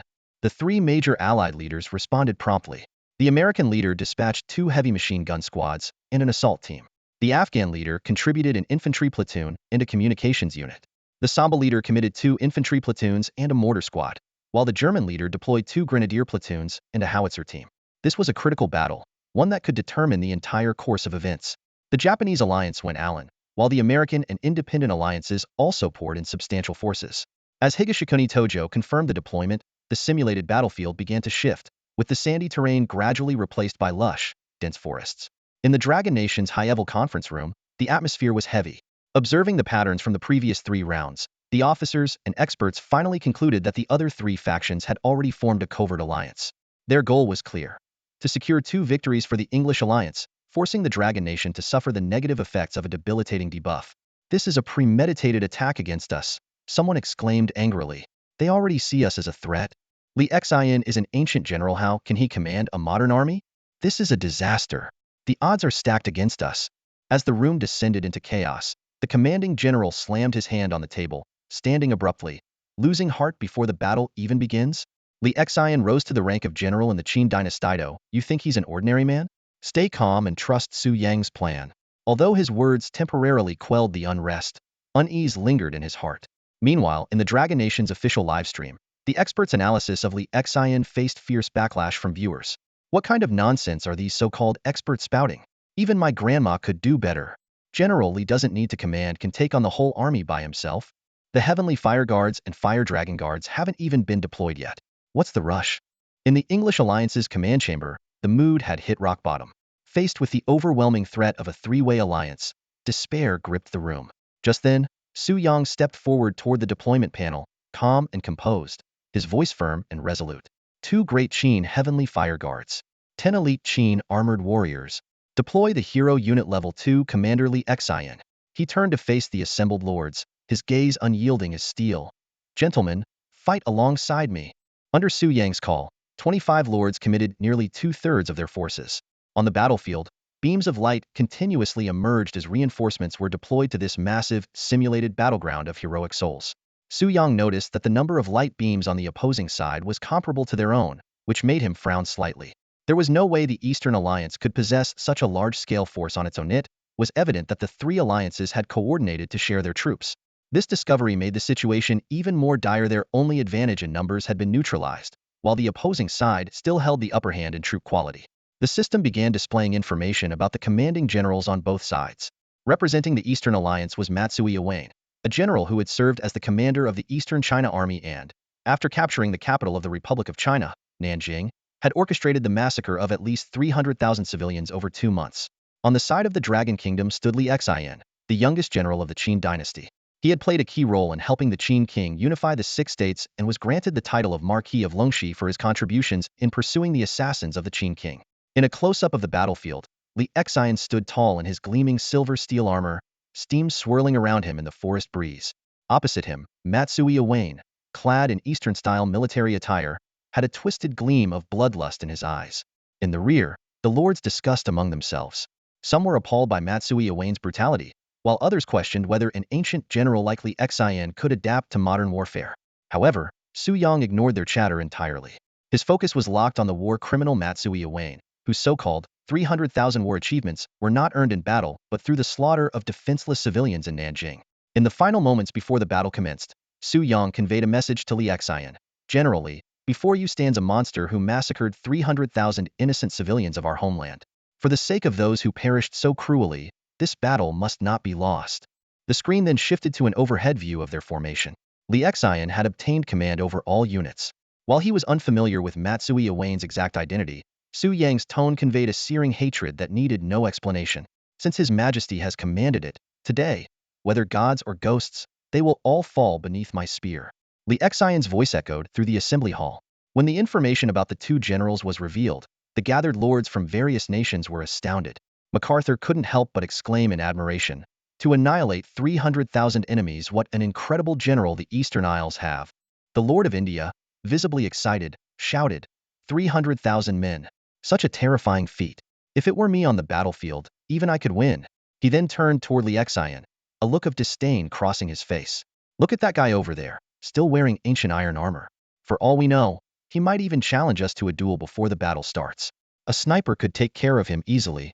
Tojo Hideki smirked slightly, a glint of contempt in his eyes. The strength and command abilities of both sides aren't even on the same level. This battle is already over. He turned to Matsui Iwane, his voice cold and sinister. General Matsui, begin the slaughter. Though the war of heroic spirits causes no physical harm, the mental scars it leaves are permanent. After this battle, General Matsui will once again become the nightmare of the Dragon Kingdom. The fifth war of heroic spirits simulation this time. The first true combat of the event was finally about to begin. It was a battle of annihilation, with the objective to completely destroy or rout the enemy forces. The battlefield was set in a dense forest, with towering, sturdy trees scattered throughout. Li Xian stood at the center, silver spear in hand, carefully observing the terrain. He had concealed 2 Tianhua guards and a squad of elite armored soldiers at the far back of the battlefield, his trump card, reserved for the perfect moment to strike. Under his command were 1,200 soldiers, most of whom were akin to riflemen equipped with rapid-loading single-shot crossbows. According to His Majesty's warnings, the enemy was not only armed with cannons and high-rate-of-fire repeating crossbows, but also significantly stronger in combat. This advantage would likely make the enemy overconfident, though they would still remain wary of the Dragon Kingdom's elite forces. While Li Xian was maneuvering his troops, Matsui Iwane had already dispatched 3 reconnaissance platoons of 40 men each. He believed that both sides would be cautious in the initial stages, and sending out units of this size would allow him to completely eliminate the opponent's scouts, cutting off their intelligence and dealing a blow to their morale. Suddenly, the forest erupted with a barrage of gunfire. It's a trap, Matsui Iwane exclaimed, his excitement palpable as he issued an order. Eliminate them all, leave no one alive. But soon, frantic reports came in from the front lines. Commander, the enemy numbers are overwhelming, fear everywhere. Stay calm. I said stay calm. Matsui Iwane's voice trembled over the radio. What's the situation? Report. Before he could finish, a sudden barrage of gunfire erupted in the forest. The sharp, staccato bursts of gunshots cut him off. The enemy is launching a full-scale attack, came a frantic report from the front line. Matsui's pupils contracted sharply. This was entirely unexpected. This phase was supposed to be reconnaissance. How could the enemy dare to launch a full-scale assault so recklessly? Without even knowing the terrain, this was nothing short of suicidal. What on earth was the opposing commander thinking? Retreat. Fall back immediately, he shouted into the radio. In the dense forest, the two forces clashed. Unlike open terrain, visibility here was severely limited, and both sides often only spotted each other at close range. Initially, the Eastern soldiers managed to suppress the Dragon Nation's forces with their superior firepower, advancing slowly as they fired, attempting to annihilate the opposing reconnaissance team. But the situation quickly spiraled out of control. The enemy numbers far exceeded their expectations. With wave after wave pouring in, his was no reconnaissance squad. This was a meticulously planned full-scale assault. The Eastern platoon leader desperately continued to direct his troops, trying to hold back the advancing enemy. When the retreat order came through, he immediately organized a tactical withdrawal, ensuring one group covered the other to avoid being encircled and annihilated. Their plan was to retreat from the engagement zone and call in artillery strikes to obliterate the enemy's main force. Just as the company commander thought the retreat was proceeding relatively smoothly, an unusual sound came from the forest trees rustling, accompanied by the metallic clank of machinery and the hiss of steam. Enemy on the left. We've got. The warning was cut short. A flash of cold steel tore through the trees. The soldiers standing at the front, along with the surrounding foliage, were cleaved from shoulder to thigh by a jagged blade. Blood sprayed across the company commander's face as he realized the horrifying truth: the Dragon Nation's super soldier had arrived. But the realization came too late. Before he could sound the alarm, the armored warrior had already pivoted and unleashed another lethal strike. The commander felt a sudden weight on his upper body as his vision began to tilt downward. Blood, steam, and black smoke erupted in the forest, coalescing into a shroud of death. The body of the Eastern commander split open from shoulder to abdomen, collapsing to the ground like a torn rag. A cold glint of steel flashed, and blood sprayed forth. Chun Wu stood at the designated spot, his twin swords claiming 2 lives in an instant. Without the slightest pause, the fuel thrusters beneath his feet roared to life, propelling him forward like an arrow loosed from a bow. He charged at the remaining eastern soldiers, with several elite Qin armored warriors following closely behind. Their steel armor carved streaks of silver through the dense forest. Rat-a-tat-a-tat-tat. Enemy attack on the flank. The flank. Ah, fire. Fire. Damn it. The forest erupted with the deafening sound of gunfire, but the bullets left not a scratch on the fully covered steel armor of the elite warriors. In contrast, every strike of the warriors' blades claimed a life. Having faced off against deadly insectoid creatures in the past, these warriors found human opponents far easier to dispatch. In the blink of an eye, the reconnaissance platoon's left flank crumbled under the assault of the 5 armored warriors. The right flank fared no better. Zhao Zhang and his team had already broken through. The main force followed in swift succession, sealing the fate of the eastern soldiers. This forest was destined to become their graveyard. Back in the high-level conference room of Longhua, the atmosphere was electric. Just days ago, the elite Qin warriors had only partial armor protection, but now they were equipped with fully covered steel suits. This level of defense was impervious to anything short of heavy weaponry. The supreme commander of the military stared intently at the screen, an unusual gleam in his eyes. He admired not only the unmatched combat prowess of the armored warriors, but also the strategic brilliance of their leader, Li Xian. His ability to completely read the enemy's intentions and act decisively with limited information was a hallmark of a truly exceptional commander. Meanwhile, the official Longhua livestream was in an uproar. Comments flooded the screen. Hell yeah, taking them down one by one. This is like a dream come true. Viewers marveled at the upgraded armor of the Qin warriors, their fully covered steel suits making them seem like walking tanks. In the United Nations Assembly, MacArthur's face was a mask of shock. What in the world are these soldiers? They're leagues beyond anything we've seen in the World Championship. Watching the armored warriors move like phantoms across the battlefield, impervious to modern firepower, he couldn't help but exclaim, "This armor, there's no way it was created with contemporary technology." Use the cannons, we must use the cannons now. Higashido Inken's facial muscles twitched violently, his bloodshot eyes fixed on the simulated battlefield below as he roared at the top of his lungs. His fingers gripped the edge of the command platform, so tightly that his knuckles turned white. These soldiers can't be many. Blast them, and we win. Fire the cannons now, he bellowed uncontrollably, saliva flying as he raged. This Forbidden Zone mission was supposed to be the perfect opportunity to crush Longhua, but he couldn't stomach losing to them again and again. An obscure civilization, a group of supposed losers waiting for death. How could they possibly claw their way back from the brink of destruction? Higashido Inken's frenzied outburst drew the sidelong glances of other nations' leaders, but at this point, it was meaningless. The commanders on the battlefield could no longer receive new orders, and his shouting was nothing more than a futile venting of anger. Suddenly, the thunderous roar of cannon fire echoed across the battlefield. 2 howitzer positions from the Higashido forces opened fire simultaneously, bombarding the encounter zone with a relentless hail of shells, engulfing it in flames and smoke. They really fired. The leaders of various nations stared in shock. Their own men are still in there.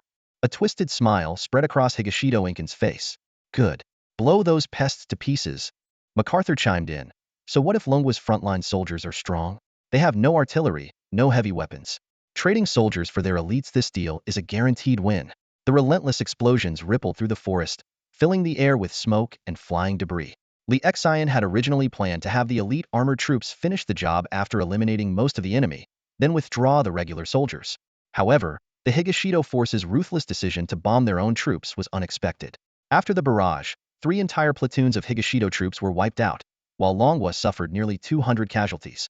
Some of the closer-range shell impacts even caused about 2 damage to the armored troops' protective gear. But these sacrifices were not in vain. The positions of the enemy artillery units were now fully exposed. We've been waiting for this moment. A sharp glint flashed in Li Xian's eyes as he raised his spear. Skyfire Battalion, get ready. In the high-level meeting room, an excited cheer erupted. The Skyfire Battalion is here. Everyone who had witnessed the might of the Skyfire Battalion eagerly anticipated what would come next. Those fools thought we didn't have artillery and dared to act so recklessly. Let's hope they've grouped their cannons together so the Skyfire Battalion can wipe them out in one go. Let them taste the power of our Great Qin artillery. In the official live stream, viewers were abuzz with anticipation, eagerly awaiting the turning point in the battle. The arrival of the Tianhui artillery instantly turned the tide of the battlefield. The once arrogant Japanese artillery positions now seemed insignificant in the face of this massive 500mm cannon. Let me show you the might of my Qin Empire's 500 millimeters firepower. Li Xian's eyes glimmered with confidence. One shot, and they'll be sent straight to meet their ancestors. The two Tianhui units quickly completed their reloads. Meanwhile, the Japanese forces, unaware of their impending doom, foolishly deployed 2 additional artillery positions, increasing the targets within the Tianhui's range to 3. Li Xian let out a cold laugh. He had initially planned to save this trump card for later, but now it seemed unnecessary to wait. Fire! With a thunderous command from Li Xian, 2 massive Tianhui shells roared into the sky. Reaching their apex, the shells split apart, releasing hundreds of smaller incendiary fragments that rained down like a fiery storm. Amid deafening explosions, everyone present in the Allied Council instinctively shielded their eyes from the blinding light. The shockwaves from the blast swept across the battlefield, toppling trees, charring vegetation, and cracking the ground. 2 artillery positions were obliterated in an instant, leaving nothing but scorched earth and no trace of the soldiers who once manned them. MacArthur, in a moment of stunned reflex, attempted to light his cigar, only to realize he couldn't even find a match. Instead, he wiped the cold sweat from his brow with his sleeve. Tojo's confident smirk froze on his face as his complexion turned pale. A deathly silence fell over the Allied Council. That can't be an ordinary shell. MacArthur managed to force a strained smile. Before his words could fully sink in, another Tianhui shell struck the 3rd artillery position with pinpoint accuracy, erasing it completely. The other world leaders quickly realized how laughable their earlier doubts had been, whether in command strategy, individual combat prowess, or this apocalyptic firepower. The strength of the Long Kingdom far exceeded their wildest imaginations. From the English delegation, Elizabeth watched the devastation unfold in stunned silence. The Spanish leader wore a look of awe, privately speculating whether the mysterious explosions disrupting communications were also the handiwork of Su Yong. Meanwhile, viewers in the Long Kingdom's livestream erupted with excitement, repeatedly marveling at the sheer power of the Tianhui artillery. Back in the simulated trial grounds, Li Xian regrouped his forces. Despite the loss of nearly 300 men, the devastation wrought by the Tianhui was far more catastrophic for the enemy. Gripping his silver spear tightly, his gaze was resolute. While the enemy is still reeling in shock, let's end this battle once and for all. A deafening explosion jolted Matsui Iwane awake, followed by a sudden brilliance lighting up the sky. He rushed out of the command room, only to be met with a chilling sight. The artillery positions behind the base were engulfed in raging flames, the inferno consuming everything in its path. Bakayuru. Matsui's face turned ashen as he stared in disbelief at the devastation before him. Fear churned within him. Could this be divine retribution for the atrocities he had committed in Nanjing? Suddenly, the communicator crackled with the panicked shouts of frontline soldiers. Commander, the enemy is advancing. Damn those Chinese. Hold your positions. We cannot afford to lose. Matsui roared. Gunfire erupted in the forest, with bullets raining down like a storm, striking trees and the ground, sending splinters and soil flying everywhere. The Japanese forces, entrenched on a hilltop, utilized their advantageous position and firepower to repel this wave of attack with relative ease. Yet, the frontline captain sensed something amiss. The enemy's assault seemed merely probing in nature. Why would they refrain from launching a full-scale attack when intelligence was lacking, only to stage a feigned advance now, despite their apparent advantage? What kind of strategy was this? Commander, the enemy is retreating. The communicator buzzed again, just as a soldier tugged at the captain's sleeve in panic, pointing skyward. The captain looked up, his pupils contracting sharply. A fiery rain was descending, blanketing the battlefield. His radio slipped from his grasp and fell to the ground. Relentless artillery bombardments shook the earth, each detonation marking the annihilation of another group of soldiers. The enemy moved like specters through the forest. Any counterattack from the Japanese forces was met with precise and devastating artillery strikes, leaving no room to maneuver or retreat. This is impossible, Matsui exclaimed in disbelief. What kind of weapon has such pinpoint accuracy? Gunfire now echoed ominously close to the command outpost. Matsui drew his katana, his face twisted with fury as he bellowed. We still have 200 elite soldiers and 2 heavy machine gun positions. Their artillery fire can't last forever. The heavy machine guns roared to life, unleashing a torrent of bullets that tore through the forest, piercing tree trunks. Dragon Nation soldiers fell one after another at the base of the hill. Even their heavily armored elite troops struggled to breach the deadly wall of firepower. When the gunfire ceased, an eerie silence returned to the forest. The Dragon Nation soldiers at the foot of the hill had suffered catastrophic losses, their bodies shattered beyond recognition, while 2 towering ancient trees collapsed under the relentless onslaught. The machine gun squad soldiers swiftly doused the scorching barrel with cold water, steam rising in thick clouds. Matsui Iwane fixed his gaze on the sky, but the terrifying blaze of fire remained absent. Are the artillery rounds depleted? Their artillery is out of ammo. A flicker of exhilaration flashed in Matsui Iwane's eyes as he grabbed the radio and roared, "Hold the machine gun positions. Watch both flanks.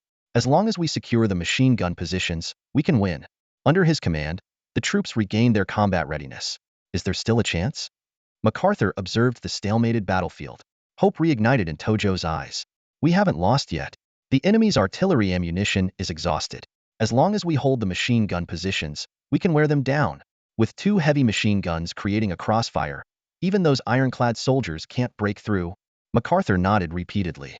The enemy has no long-range firepower without their artillery. They can't do anything to us now. In the high-level meeting room of Longhua, the generals and experts were deep in thought. It's a pity the Skyfire Guard only deployed 2 units. If there were more, we could have flattened the machine gun positions and ended the battle, someone lamented. The commander furrowed his brow in contemplation for a long moment. We truly are in a stalemate now. Sending our forces to charge under heavy machine gun fire is far too risky.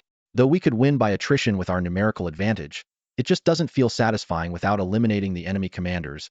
Why is General Li Xian moving? Someone suddenly exclaimed. All eyes turned to the screen, where Li Xian, clad in steel armor, was seen rapidly advancing toward the front lines. Stay calm. We can win just by holding our position. The room was filled with anxiety. Even in steel armor, if the soldiers can't charge through, he won't be able to either. In the official Longhua livestream, the chat exploded with excitement. General Xian is making his move. The way the battle armor runs is just too cool. The head coach is taking the field himself. Be careful, General Xian. Trust General Liha must have a plan. Charge. Don't let them slip away like this. In front of the Eastern Command camp, 200 soldiers and 2 machine gun squads stood in strict formation, positioned at various strategic points. They were acutely aware of the formidable mobility of the enemy warriors they faced. If the enemy got too close, it would mean certain doom. Spotting and taking them down before they could advance became the critical factor in this life-and-death battle. The battlefield was eerily silent. Every soldier was tense, fingers resting on triggers, ready to fire at the slightest sign of movement. Such an impenetrable defense ensured that not even a fly could get through, let alone the cumbersome steel warriors.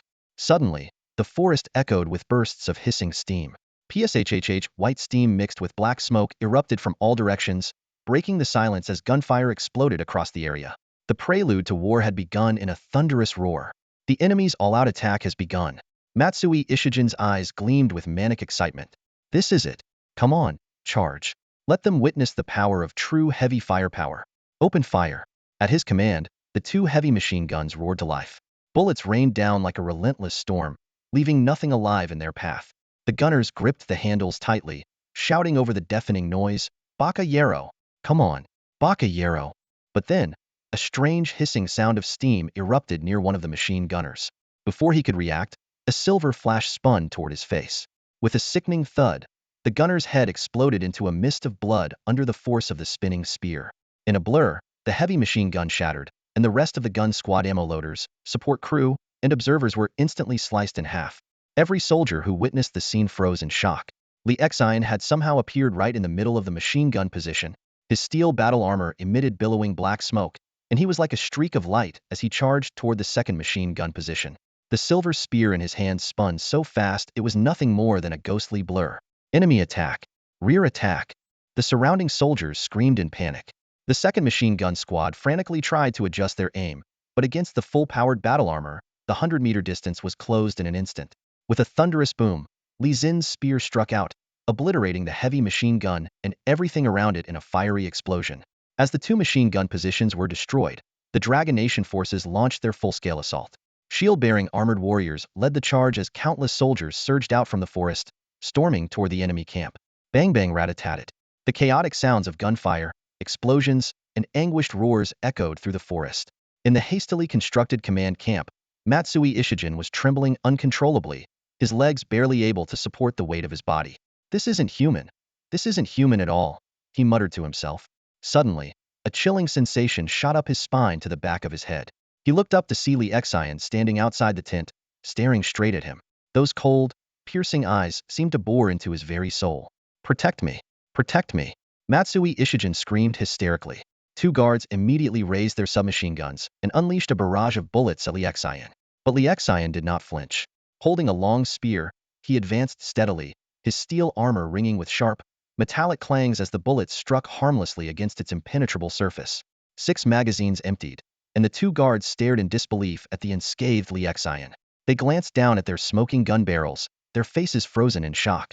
Before they could react, Li Xian's spear darted forward like lightning. With 2 sickening squelches, the guards were reduced to little more than mangled remains.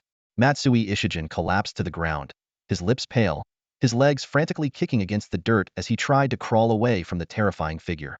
Li Xian approached him slowly, raising his middle finger, a challenge gesture he had learned from the Terran warriors, symbolizing an invitation to a unknown duel. Faced with this provocative gesture, Matsui Ishijin only became more unhinged, spewing curses in frenzied desperation. Sure me Masai. Sure me ma. His curses were abruptly cut off, replaced by a blood-curdling scream. Li Xian's spear had pierced through his body and began to twist slowly.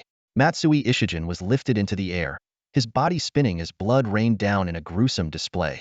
For 5 agonizing minutes, his screams echoed through the air before finally ceasing. Meanwhile, on the front lines, the armored elite had completely annihilated the enemy forces. Li Xian casually flung the disfigured remains of Matsui Ishijin into a corner. Brutal, but still not enough for someone like him, he remarked coldly. The battle was over, and the results of the 5th round of the Heroic Spirit Simulation battle were released. The Longhua Alliance achieved an outstanding victory, while the American Alliance stood at 2 wins and 1 loss. The English Alliance and the Independent Alliance each held 1 win and 1 loss, and the Dongying Alliance suffered 1 win and 2 losses. The 6th round would soon begin, featuring a showdown between the English Alliance and the Independent Alliance.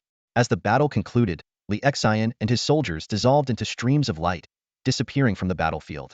Leaders from various nations shared their impressions of the fight, particularly astonished by the supernatural abilities displayed by Li Xian. Elizabeth stood motionless in front of the screen, her mind unable to regain its composure for a long time. Behind Su Yang, the leader of the Zibanian faction even began negotiating. Boss, how about trading some territory for one of those suits of armor? Su Yang ignored their reactions entirely. This victory was critical for the morale of the upcoming battles. While the outcome had been anticipated, Li Xian's heroic performance in the final moments was undeniably awe-inspiring. Su Yang opened his control panel to check the remaining deployment points, only 40 left. This would pose a significant challenge for the next combatant, Meng Tian. In the official Dragon Nation livestream, the audience's comments poured in like a tidal wave. Unbelievable. Commander Xian is my god. The battle suit is awesome, and the fighting is even cooler. Those 2 soldiers emptied their magazines but couldn't do anything. It's hopeless. The best part was spinning Matsui Ishijin like a windmill and flipping the bird. So satisfying. I want an iron battle suit too, so I can deal with those guys myself. As Li Xian achieved an overwhelming victory, the audience's excitement gradually shifted to concern for the next round. How could the generals from other nations possibly compare to General Li Xian? Let's just hope no major mistakes are made. Meanwhile, in the high-level meeting room of the Dragon Nation, military officers and experts were eagerly discussing the astonishing abilities demonstrated by Li Xian. The battle suit has stealth capabilities, one officer exclaimed in shock. Not only is his command exceptional, but his combat skills are also unmatched, instant kills with every move. However, the excitement was soon tempered by reality. Someone voiced their concern. Su Yang has already used 2 Skyfire satellites. We might not have enough firepower for the next round. And we still don't know who the opposing general will be. At the Tri-Alliance leaders' headquarters, the lords of various nations experienced a roller coaster of emotions. From cheering at the sight of the heavy machine guns firing, to shock when Li Xian suddenly appeared and obliterated the machine gun positions, to humiliation when Matsui Ishijin was spun around like a toy. Tojo Inkan stood frozen, his face ashen, his consciousness projection flickering erratically. Damn those Chinese. If they didn't rely on such underhanded tactics, he muttered through gritted teeth. MacArthur broke the silence. Dragon Nation gained stealth technology by defeating the invisible Zerg and obtaining it from the alien experimental station. Their starting point was the Zerg Hive Heart, and that mysterious spokesperson for the Lords is the leader of Dragon Nation. The other Lords suddenly realized why Dragon Nation had achieved such remarkable success and rankings. Not only did they possess powerful units, but they were also learning and adapting Zerg technology. At this thought, the expressions of all the Lords turned exceptionally grim. If this continues, no one will be able to stop Longhua. We must eliminate them first. MacArthur slammed his hand on the table, his expression grave as he surveyed the room. The 3 of us must form a tight alliance. If we don't act against them now, there will be no chance once their technology matures. Someone muttered softly, but I feel like there's already no chance now. There is still a chance. MacArthur's sharp gaze swept across the room as he spoke decisively. A combination of resource blockades and the weekly descent night events is our opportunity. Longwo's technological level is still stuck in the steam era. They don't have vehicles powered by pure fuel. As long as we control the oil supply, we can stifle their technological development. In the weekly team matches, they're also dragged down by their weaker allies. This is the best time to suppress them.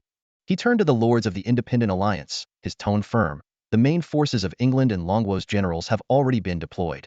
The next match will undoubtedly involve the weaker nations. If we seize this opportunity and secure a victory, we can push them to last place. Stop guarding against each other next round. You must send out your strongest combat units. After hearing this, the Bear Kingdom's lord and the other lords of the Independent Alliance exchanged glances. In the previous round, they had indeed held back their strength, aiming to counter Longwo while keeping their trump cards hidden from the other lords.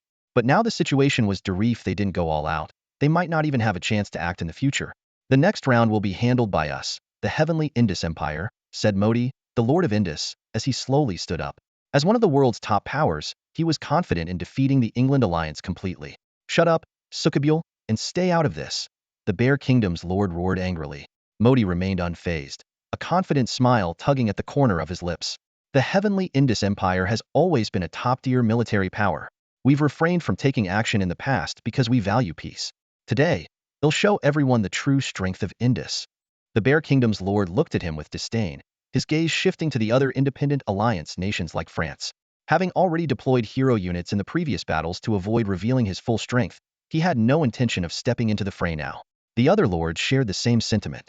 According to their agreement, the rewards for victory were to be equally divided, so there was no benefit in exposing themselves. With Indus volunteering, they were more than happy to let them take the lead. In the end, with no other option, the Bear Kingdom's lord reluctantly agreed to let Indus take the field. The opposing generals were unlikely to be too strong, and as long as Indus deployed powerful troops, victory was assured. With permission granted, Modi confidently approached the deployment panel. He was well aware that losing this battle would be humiliating, and winning wouldn't yield much benefit. But he had another plan in mind: to use an overwhelming victory to showcase Indus' strength. Their opponents not only had weak generals, but Longwo had already exhausted significant resources deploying artillery units in the last round, leaving them unlikely to mount a strong fight this time. Against Indus' elite mobile forces, such adversaries were nothing more than a trivial challenge. Modi intended to use this victory to change the perception of Indus as being underestimated, securing more leverage in future trade negotiations. The simulation battlefield is ready. The Battle of Heroes commences with the sixth match, England Alliance versus Independent Alliance. Please select your hero and deploy your units.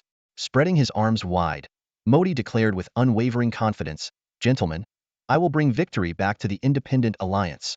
Standing before the deployment panel, the confident leader of Tianju, Modi, declared, "Tianju's Ace Mechanized Special Forces, deploy.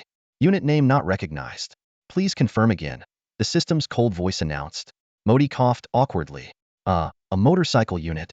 A flicker of embarrassment crossed his face, but he quickly regained his composure, inwardly blaming the overly rigid system for failing to recognize his slightly embellished phrasing. The other leaders promptly began their deployments. Although the total deployment capacity had decreased this round, each nation committed their elite forces. Determined to suppress Longwo's rise, they held nothing back. America's leader, 2 M2105 heavy howitzers. Afghanistan's leader, a mortar unit. Samba's leader, 2 elite infantry platoons. Germany's leader, 1 Lu FH-18 105mm howitzer, and 1 armored infantry platoon. Finally, the leader of Xiongwa made his move, AT-26 armored tank. The announcement sent the room into an uproar. Tojo Inken's face turned ashen. If tanks had been deployed earlier, the battlefield would look entirely different now. MacArthur's eyes gleamed with calculation. Equipped with dual 45mm turrets and 2 7.62mm machine guns, even as a light tank, the T-26 was more than capable of dominating the battlefield at this stage. Although Longwo's artillery had a wide coverage, its single-point firepower was insufficient to penetrate armor. Tianju's leader Modi beamed with delight. "God bless you. Better pray for yourself," the Xiongwa leader scoffed. "If you lose this battle, tanks will be rolling into your territory by tomorrow." "Don't worry, my friend," the English leader chimed in from his seat. "Even the god of war couldn't stop us today." Ultimately, the leaders exhausted their deployment rights, assembling a force of nearly 900. Though not the most formidable army, it represented the peak of their capabilities. Finally, it was Su Yang's turn to deploy. Longwo's leader deploys hero unit. Level 1 General Meng Tian. Deploying soldier units. At that moment, Meng Tian's voice echoed in Su Yang's mind. "Your Majesty, I require only a single crimson flame steed. Su Yang furrowed his brows. With only 40 deployment points remaining, summoning Meng Tian had already consumed 20. A crimson flame steed, a unit with no offensive capability, would require an additional 10 points. He couldn't afford to squander valuable deployment points simply to fulfill Meng Tian's request. General Meng Tian, this war is not something to approach recklessly. We must prioritize the bigger picture. Su Yang reminded sternly. My apologies for my carelessness, Meng Tian responded in a low voice, his tone carrying a hint of disappointment. Witnessing this, Su Yang couldn't help but let out a sigh. Soon, Longwo began deploying its combat units. A level 1,000-mile blazing steed and 5 elite Qin crossbowmen took their positions one after another. After the system displayed deployment complete, a confirmation prompt popped up. Su Yang took a deep breath and clicked confirm without hesitation. Although Meng Tian seemed impulsive in his actions, every step he took carried hidden intent. As a commander, if one couldn't trust their own generals, who else could they rely on? The moment other lords saw this lineup, an intense discussion erupted.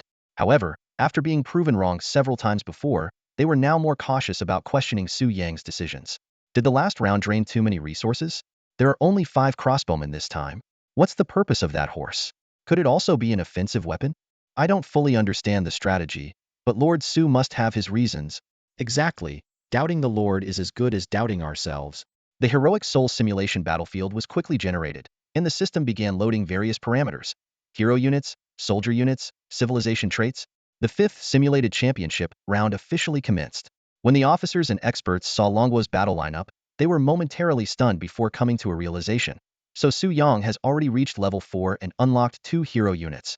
No wonder he can deploy heroes consecutively. Meng Tian, as the 2nd unlocked general, should surpass Li Xian in strength. Although the regular forces are limited this round, with 2 heroes in command, the situation may not be unfavorable. The official livestream audience was equally electrified. Another hero unit. Just hearing the name Meng Tian sounds powerful. Can't wait to see how the new battle armor performs. Don't just charge in recklessly. Strategy is the key. The troops may be few, but I trust General Meng.